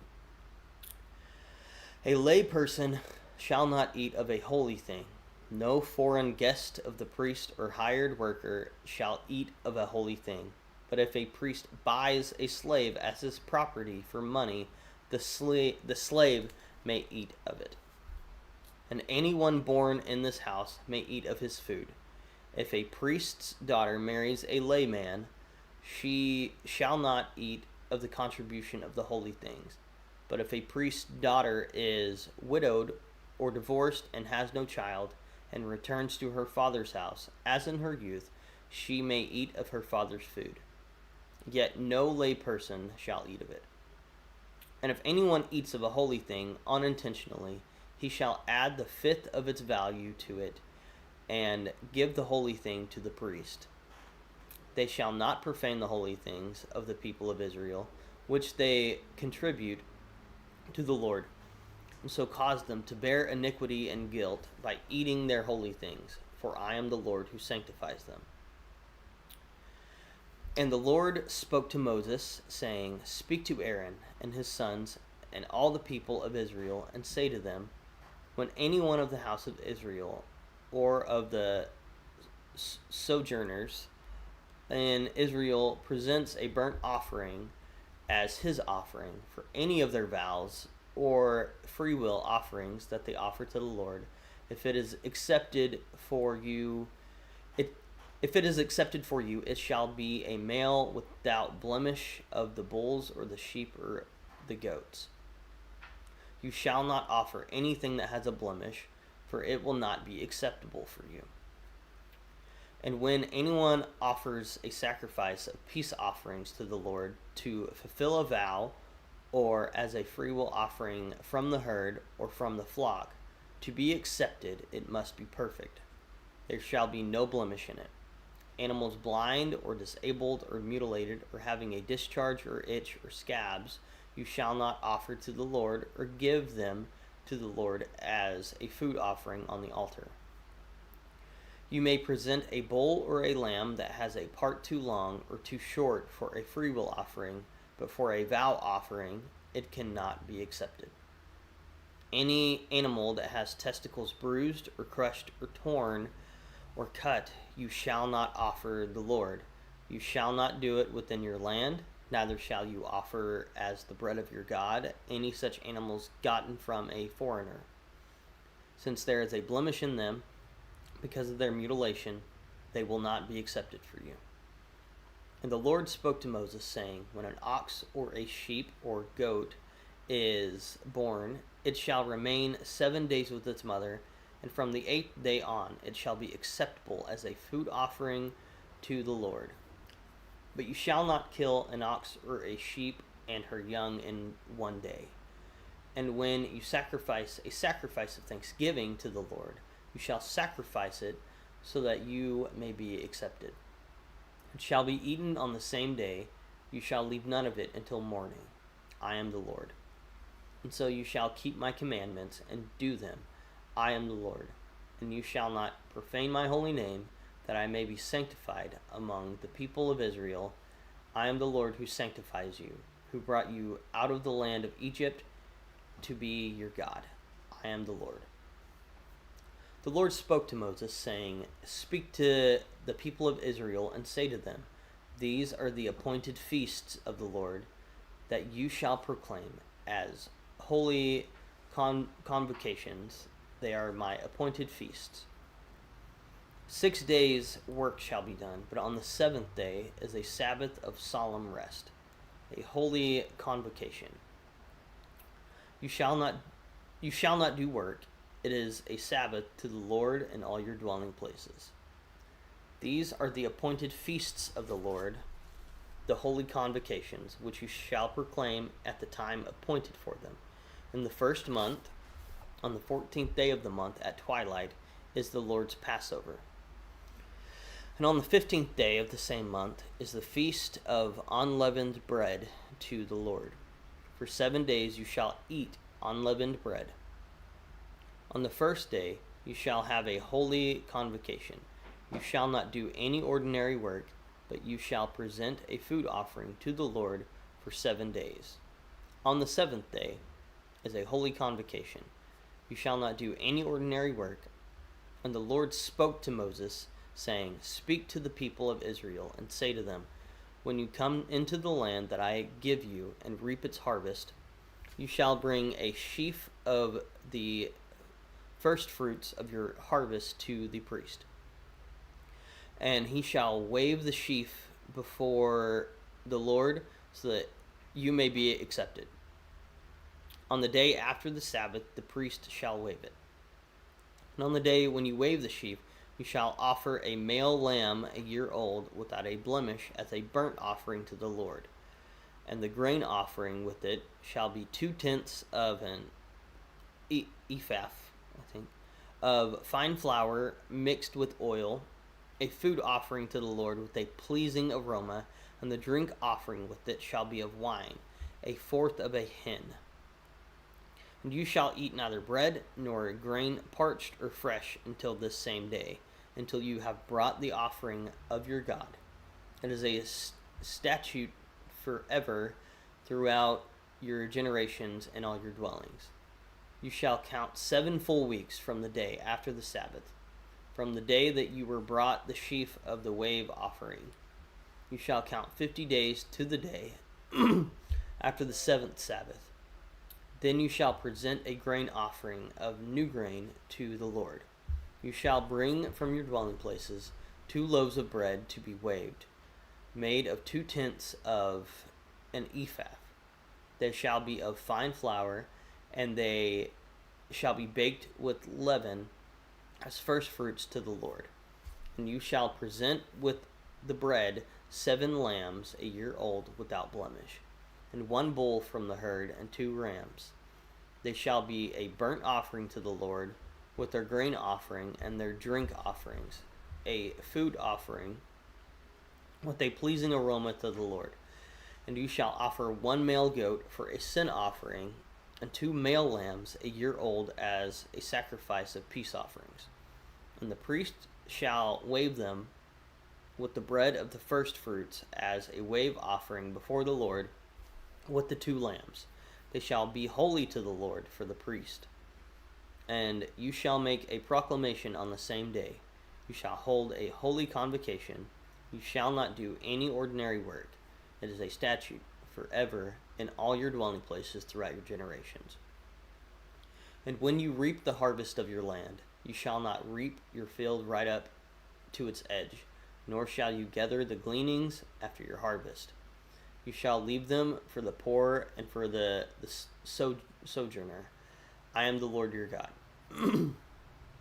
And the Lord spoke to Moses, saying, Speak to the people of Israel, saying, In the 7th month, on the 1st day of the month, you shall observe a day of solemn rest, a memorial proclaimed with the blast of trumpets, a holy convocation.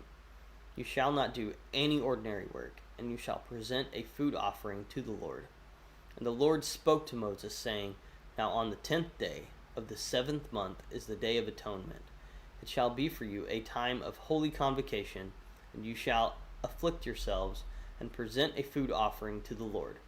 And you shall not do any work on that day, for it is a day of atonement, to make atonement for you before the Lord your God. For whoever is not afflicted on that very day shall be cut off from his people. And whoever does not do any work on that very day, that person I will destroy from among his people. You shall not do any work. It is a statute forever throughout your generations in all your dwelling places. It shall be to you a Sabbath of solemn rest, and you shall afflict yourselves.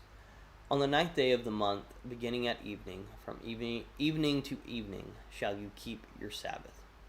And the Lord spoke to Moses, saying, Speak to the people of Israel, saying, On the 15th day of the 7th month, for the 7 days is the feast of booths to the Lord.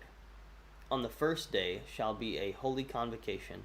You shall not do any ordinary work. For 7 days you shall present food offerings to the Lord. And on the 8th day you shall hold a holy convocation and present a food offering to the Lord. It is a solemn assembly. You shall not do any ordinary work. These are the appointed feasts of the Lord, which you shall proclaim as times of holy convocation, for presenting to the Lord food offerings, burnt offerings, and grain offerings, sacrifices, and drink offerings, each on its proper day, besides the Lord's Sabbaths, and besides your gifts, and besides all your vow offerings, and besides all your freewill offerings, which you give to the Lord. On the 15th day of the 7th month, when you have gathered in the produce of the land, you shall celebrate the feast of the Lord 7 days. And on the 1st day shall be a solemn rest, and on the 8th day shall be a solemn rest. And you shall take on the 1st day the fruit of splendid trees, branches of palm trees, and boughs of leafy trees, and willows of the brook. And you shall rejoice before the Lord your God 7 days. You shall celebrate it as a feast to the Lord for 7 days in the year. It is a statute forever throughout your generations, and you shall celebrate it in the 7th month. You shall dwell in the booths for 7 days. All native Israelites shall dwell in the booths, that your generations may know that I have made the people of Israel dwell in booths when I brought them out of the land of Egypt. I am the Lord your God. Thus Moses declared to the people of Israel the appointed feasts of the Lord. The Lord spoke to Moses, saying, Command the people of Israel to bring you pure oil from beaten olives for the lamp, that a light may be kept burning regularly. Outside the veil of the testimony, in the tent of meeting, Aaron shall arrange it. From evening to morning before the Lord regularly, it shall be a statute forever throughout your generations. He shall arrange the lamps on the lampstand of pure gold before the Lord regularly. You shall take fine flour and bake 12 loaves from it. 2/10 of an ephah shall be in each loaf. And you shall set them in 2 piles, 6 in a pile, on the table of pure gold before the Lord. And you shall put pure frankincense on each pile, that it may go with the bread as a memorial portion, as a food offering to the Lord. Every Sabbath day Aaron shall arrange it before the Lord regularly. It is from the people of Israel as a covenant forever. And it shall be for Aaron and his sons that they shall eat in a holy place, since it is for him a most holy portion out of the Lord's food offerings, a perpetual due. Now, an Israelite woman's son, whose father was an Egyptian, went out among the people of Israel, and the Israelite woman's son and a man of Israelite fought in the camp, and the Israelite's woman's the Israelite's woman's son blasphemed the name and cursed. When they brought him to Moses, his mother's name was Shelomith, the daughter of Dibri, the tribe of Dan. And they put him in custody till the will of the Lord shall be cleared to them. Then the Lord spoke to Moses, saying, Bring out of the camp the one who is cursed, and let out all who heard him lay their hands on his head, and let all the congregation stone him. And the people and speak to the people of Israel, saying, Whoever curses his God shall bear his sin. Whoever blasphemes the name of the Lord shall surely be put to death. All the congregation shall stone him, the sojourner as well as the native. When he blasphemes the name, shall be put to death. Whoever takes a human life shall surely be put to death. Whoever takes an animal's life shall make it good, life for life. If anyone injures his neighbor as he has done it shall be done to him. Fracture for fracture, eye for eye, tooth for tooth. Whatever injury he has given, a person shall be given to him. Whoever kills an animal shall make it good, and whoever kills a person shall be put to death. You have the same rule for the sojourner and for the native, for I am the Lord your God. So Moses spoke to the people of Israel, and they brought out of the camp the one who had cursed and stoned him with stones. Thus the people of Israel did as the Lord commanded Moses. The Lord spoke to Moses on Mount Sinai, saying, Speak to the people of Israel and say to them, When you come into the land that I give you, the land shall keep a Sabbath to the Lord. For 6 years you shall sow your field, and for 6 years you shall prune your vineyard and gather in its fruits. But in the 7th year there shall be a Sabbath of solemn rest for the land, a Sabbath to the Lord. You shall not sow your field or prune your vineyard. You shall not reap what grows of itself in your harvest, or gather the grapes of your undressed vine. It shall be a year of solemn rest for the land. The Sabbath of the land shall provide food for you, and for yourself, and for your male and female slaves, and for your hired worker and the sojourner who lives with you, and for your cattle, and for the wild animals that are in your land. All its yield shall be for food. You shall count 7 weeks of years, 7 times 7 years, so that the time of the 7 weeks of years shall give you 49 years. Then you shall sound the trumpet on the 10th day of the 7th month. On the day of atonement you shall sound the trumpet throughout all your land, and you shall consecrate the 50th year, and proclaim liberty throughout the land to all its inhabitants. It shall be a jubilee for you, when each of you shall return to his property, and each of you shall return to his clan, that the 50th year shall be a jubilee for you. In it you shall neither sow nor reap whatever grows of itself, nor gather the grapes from the undressed vines. For it is a jubilee, and shall be holy to you. You may eat the produce of the field. In this year of jubilee, each of you shall return to his property. And if you shall make a sale to your neighbor, or buy from your neighbor, you shall not wrong one another. You shall pay your neighbor according to the number of years after the jubilee, and he shall sell to you according to the number of years for crops. If the years are many, you shall increase the price, and if the years are few, you shall reduce the price. For it is the number of the crops that he is selling to you.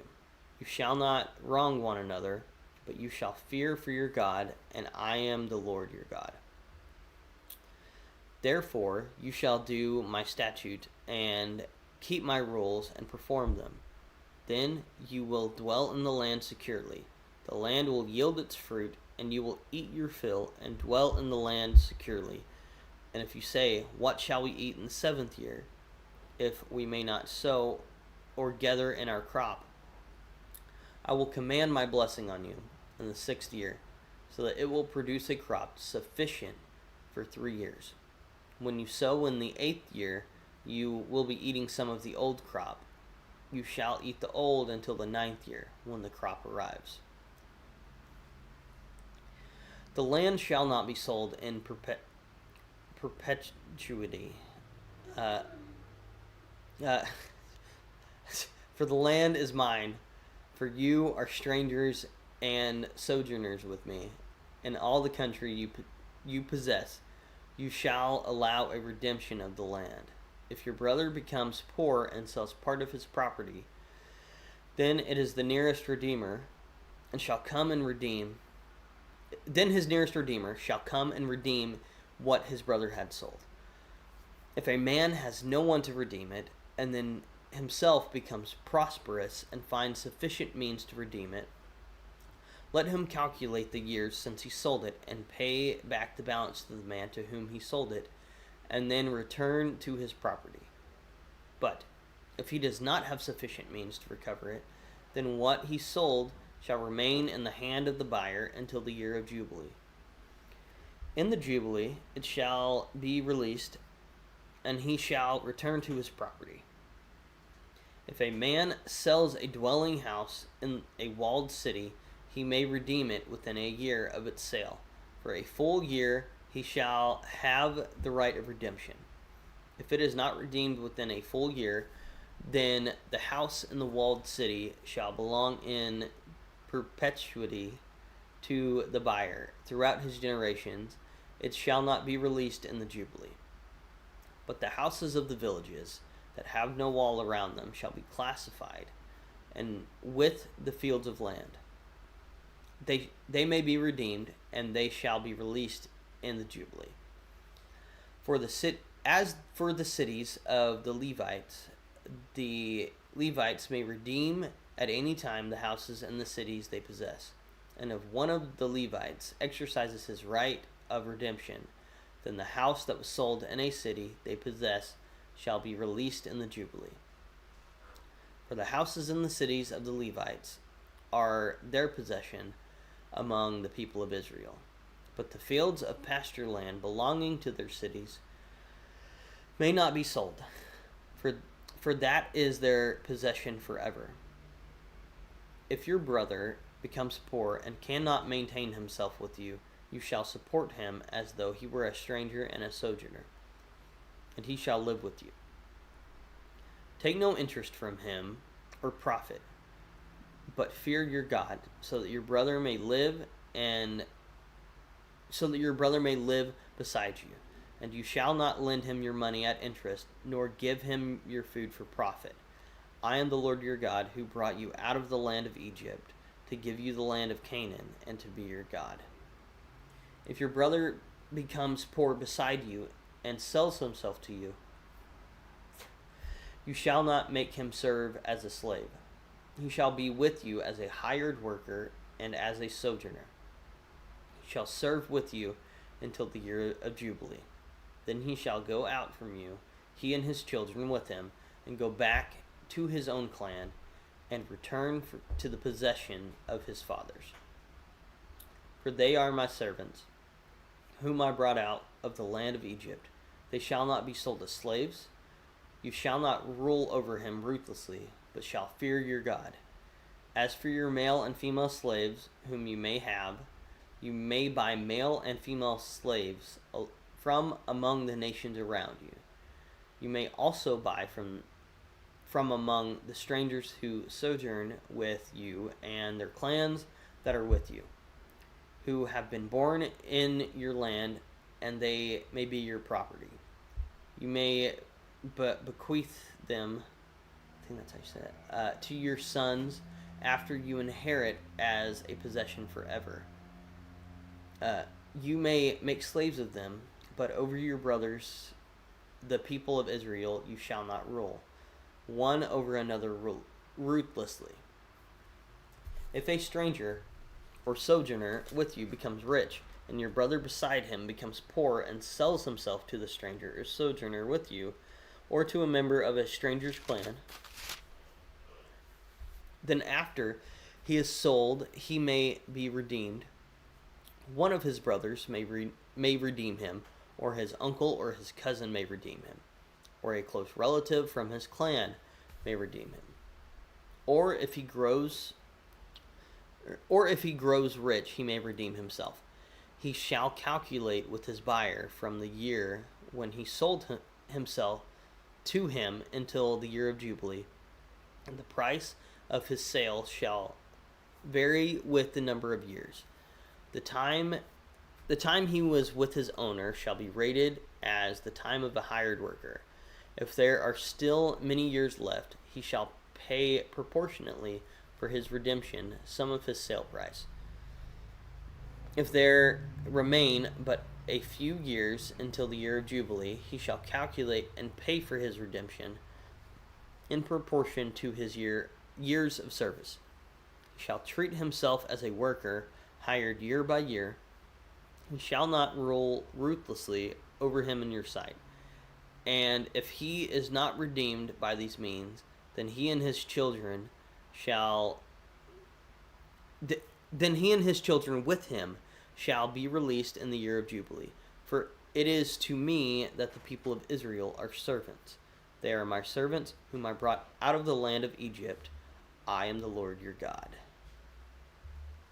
It is 6 o'clock. You can be done, and I can finish, or you can read the last 2 chapters. I'm going to read the first 2 chapters for the people. The first 2? Or the last two. That's we did what I meant. The first 2 already. Yep. Okay. Last 2. Yep. Thanks for being my best friend. 26, 27. All right. 26. You shall not make out idols for yourselves, or erect an image or pillar. And you shall not set up a figured stone in your land to bow down to it. For I am the Lord your God. You shall keep my Sabbaths and reverence my sanctuary. I am the Lord. If you walk in my statutes and observe my commandments and do them, then I will give you your rains in their season, and the land shall yield its increase, and the trees of the field shall yield their fruit. Your threshing shall last to the time of the grape harvest, and the grape harvest shall last to the time for sowing. And you shall eat your bread to the full, and dwell in your land securely. I will give peace in the land, and you shall lie down, and none shall make you afraid. And I will remove harmful beasts from the land, and the sword shall not go through your land. You shall chase your enemies, and they shall fall before you by the sword. 5 of you shall chase 100, and 100 of you shall chase 10,000, and your enemies shall fall before you by the sword. I will turn to you, and make you fruitful and multiply you, and will confirm my covenant with you. What's that? You shall eat old store long kept, and you shall clear out the old to make way for the new. I will make my dwelling among you, and my soul shall not abhor you.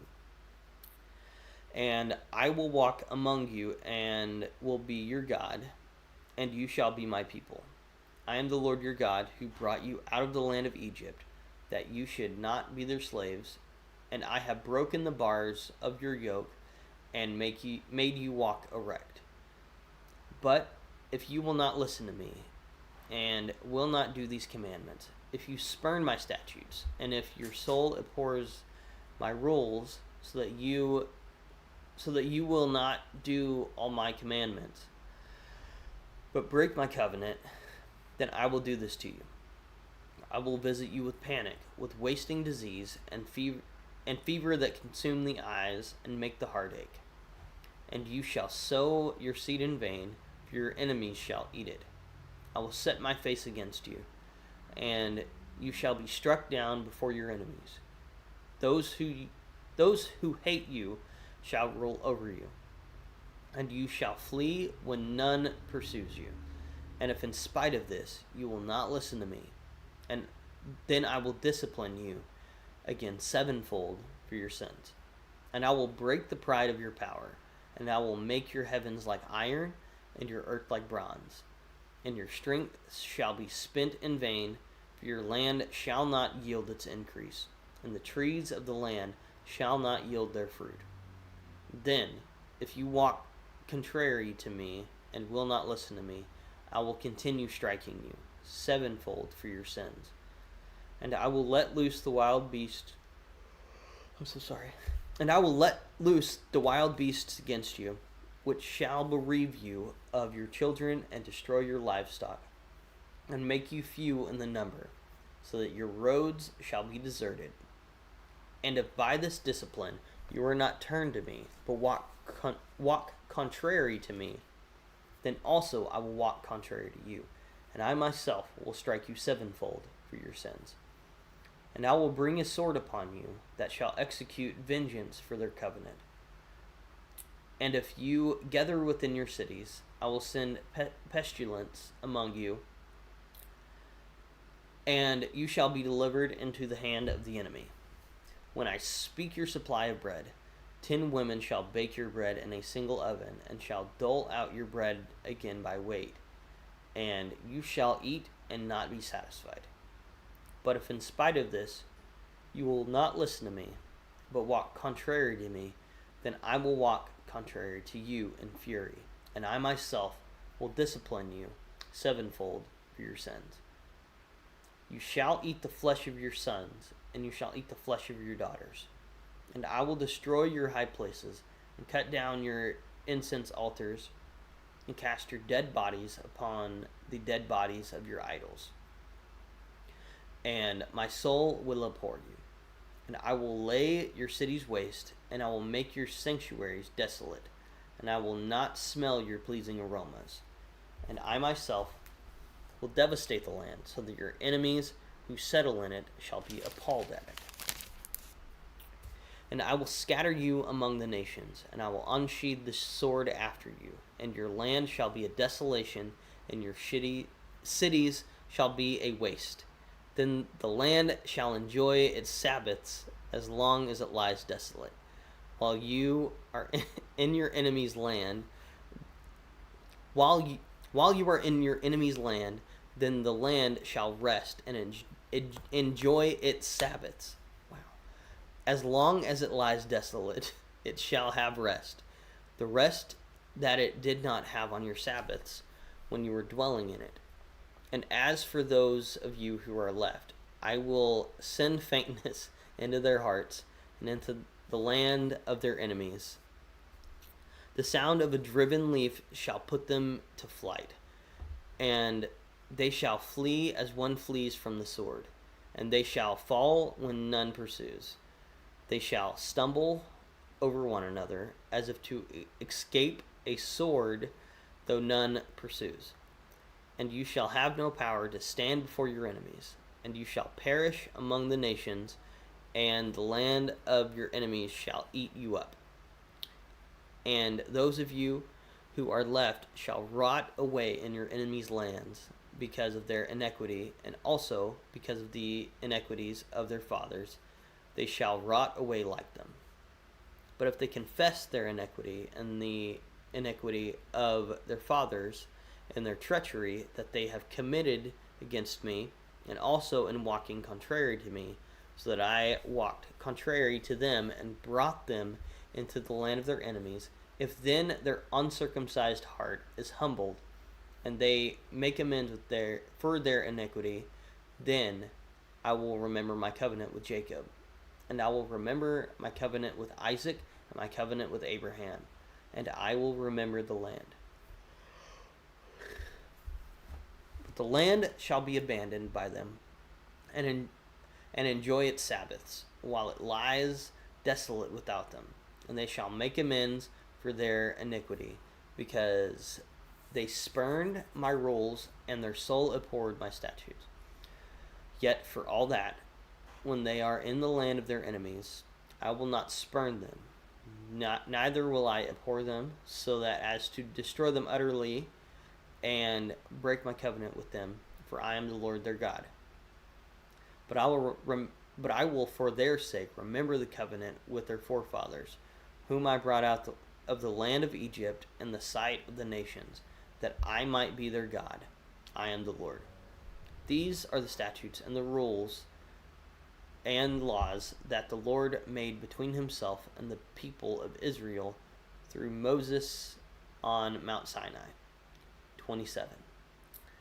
The Lord spoke to Moses, saying, Speak to the people of Israel, and say to them, If anyone makes a special vow to the Lord involving the valuation of persons, then the valuation of a male from 20 years old up to 60 years old shall be 50 shekels of silver, according to the shekel of the sanctuary. If the person is female, the valuation shall be 30 shekels. If the person is 5 years old up to 20 years old, the valuation shall be for a male 20 shekels, and for a female 10 shekels. If the person is from a month old up to 5 years, the valuation for a male 5 shekels of silver, and for a female the valuation shall be 3 shekels of silver. And if the person is 60 years old or over, then the valuation for a male shall be 15 shekels, and for a female 10 shekels. And if someone is too poor to pay the valuation, then he shall be made to stand before the priest, and the priest shall value him. The priest shall value him according to what the vower can afford.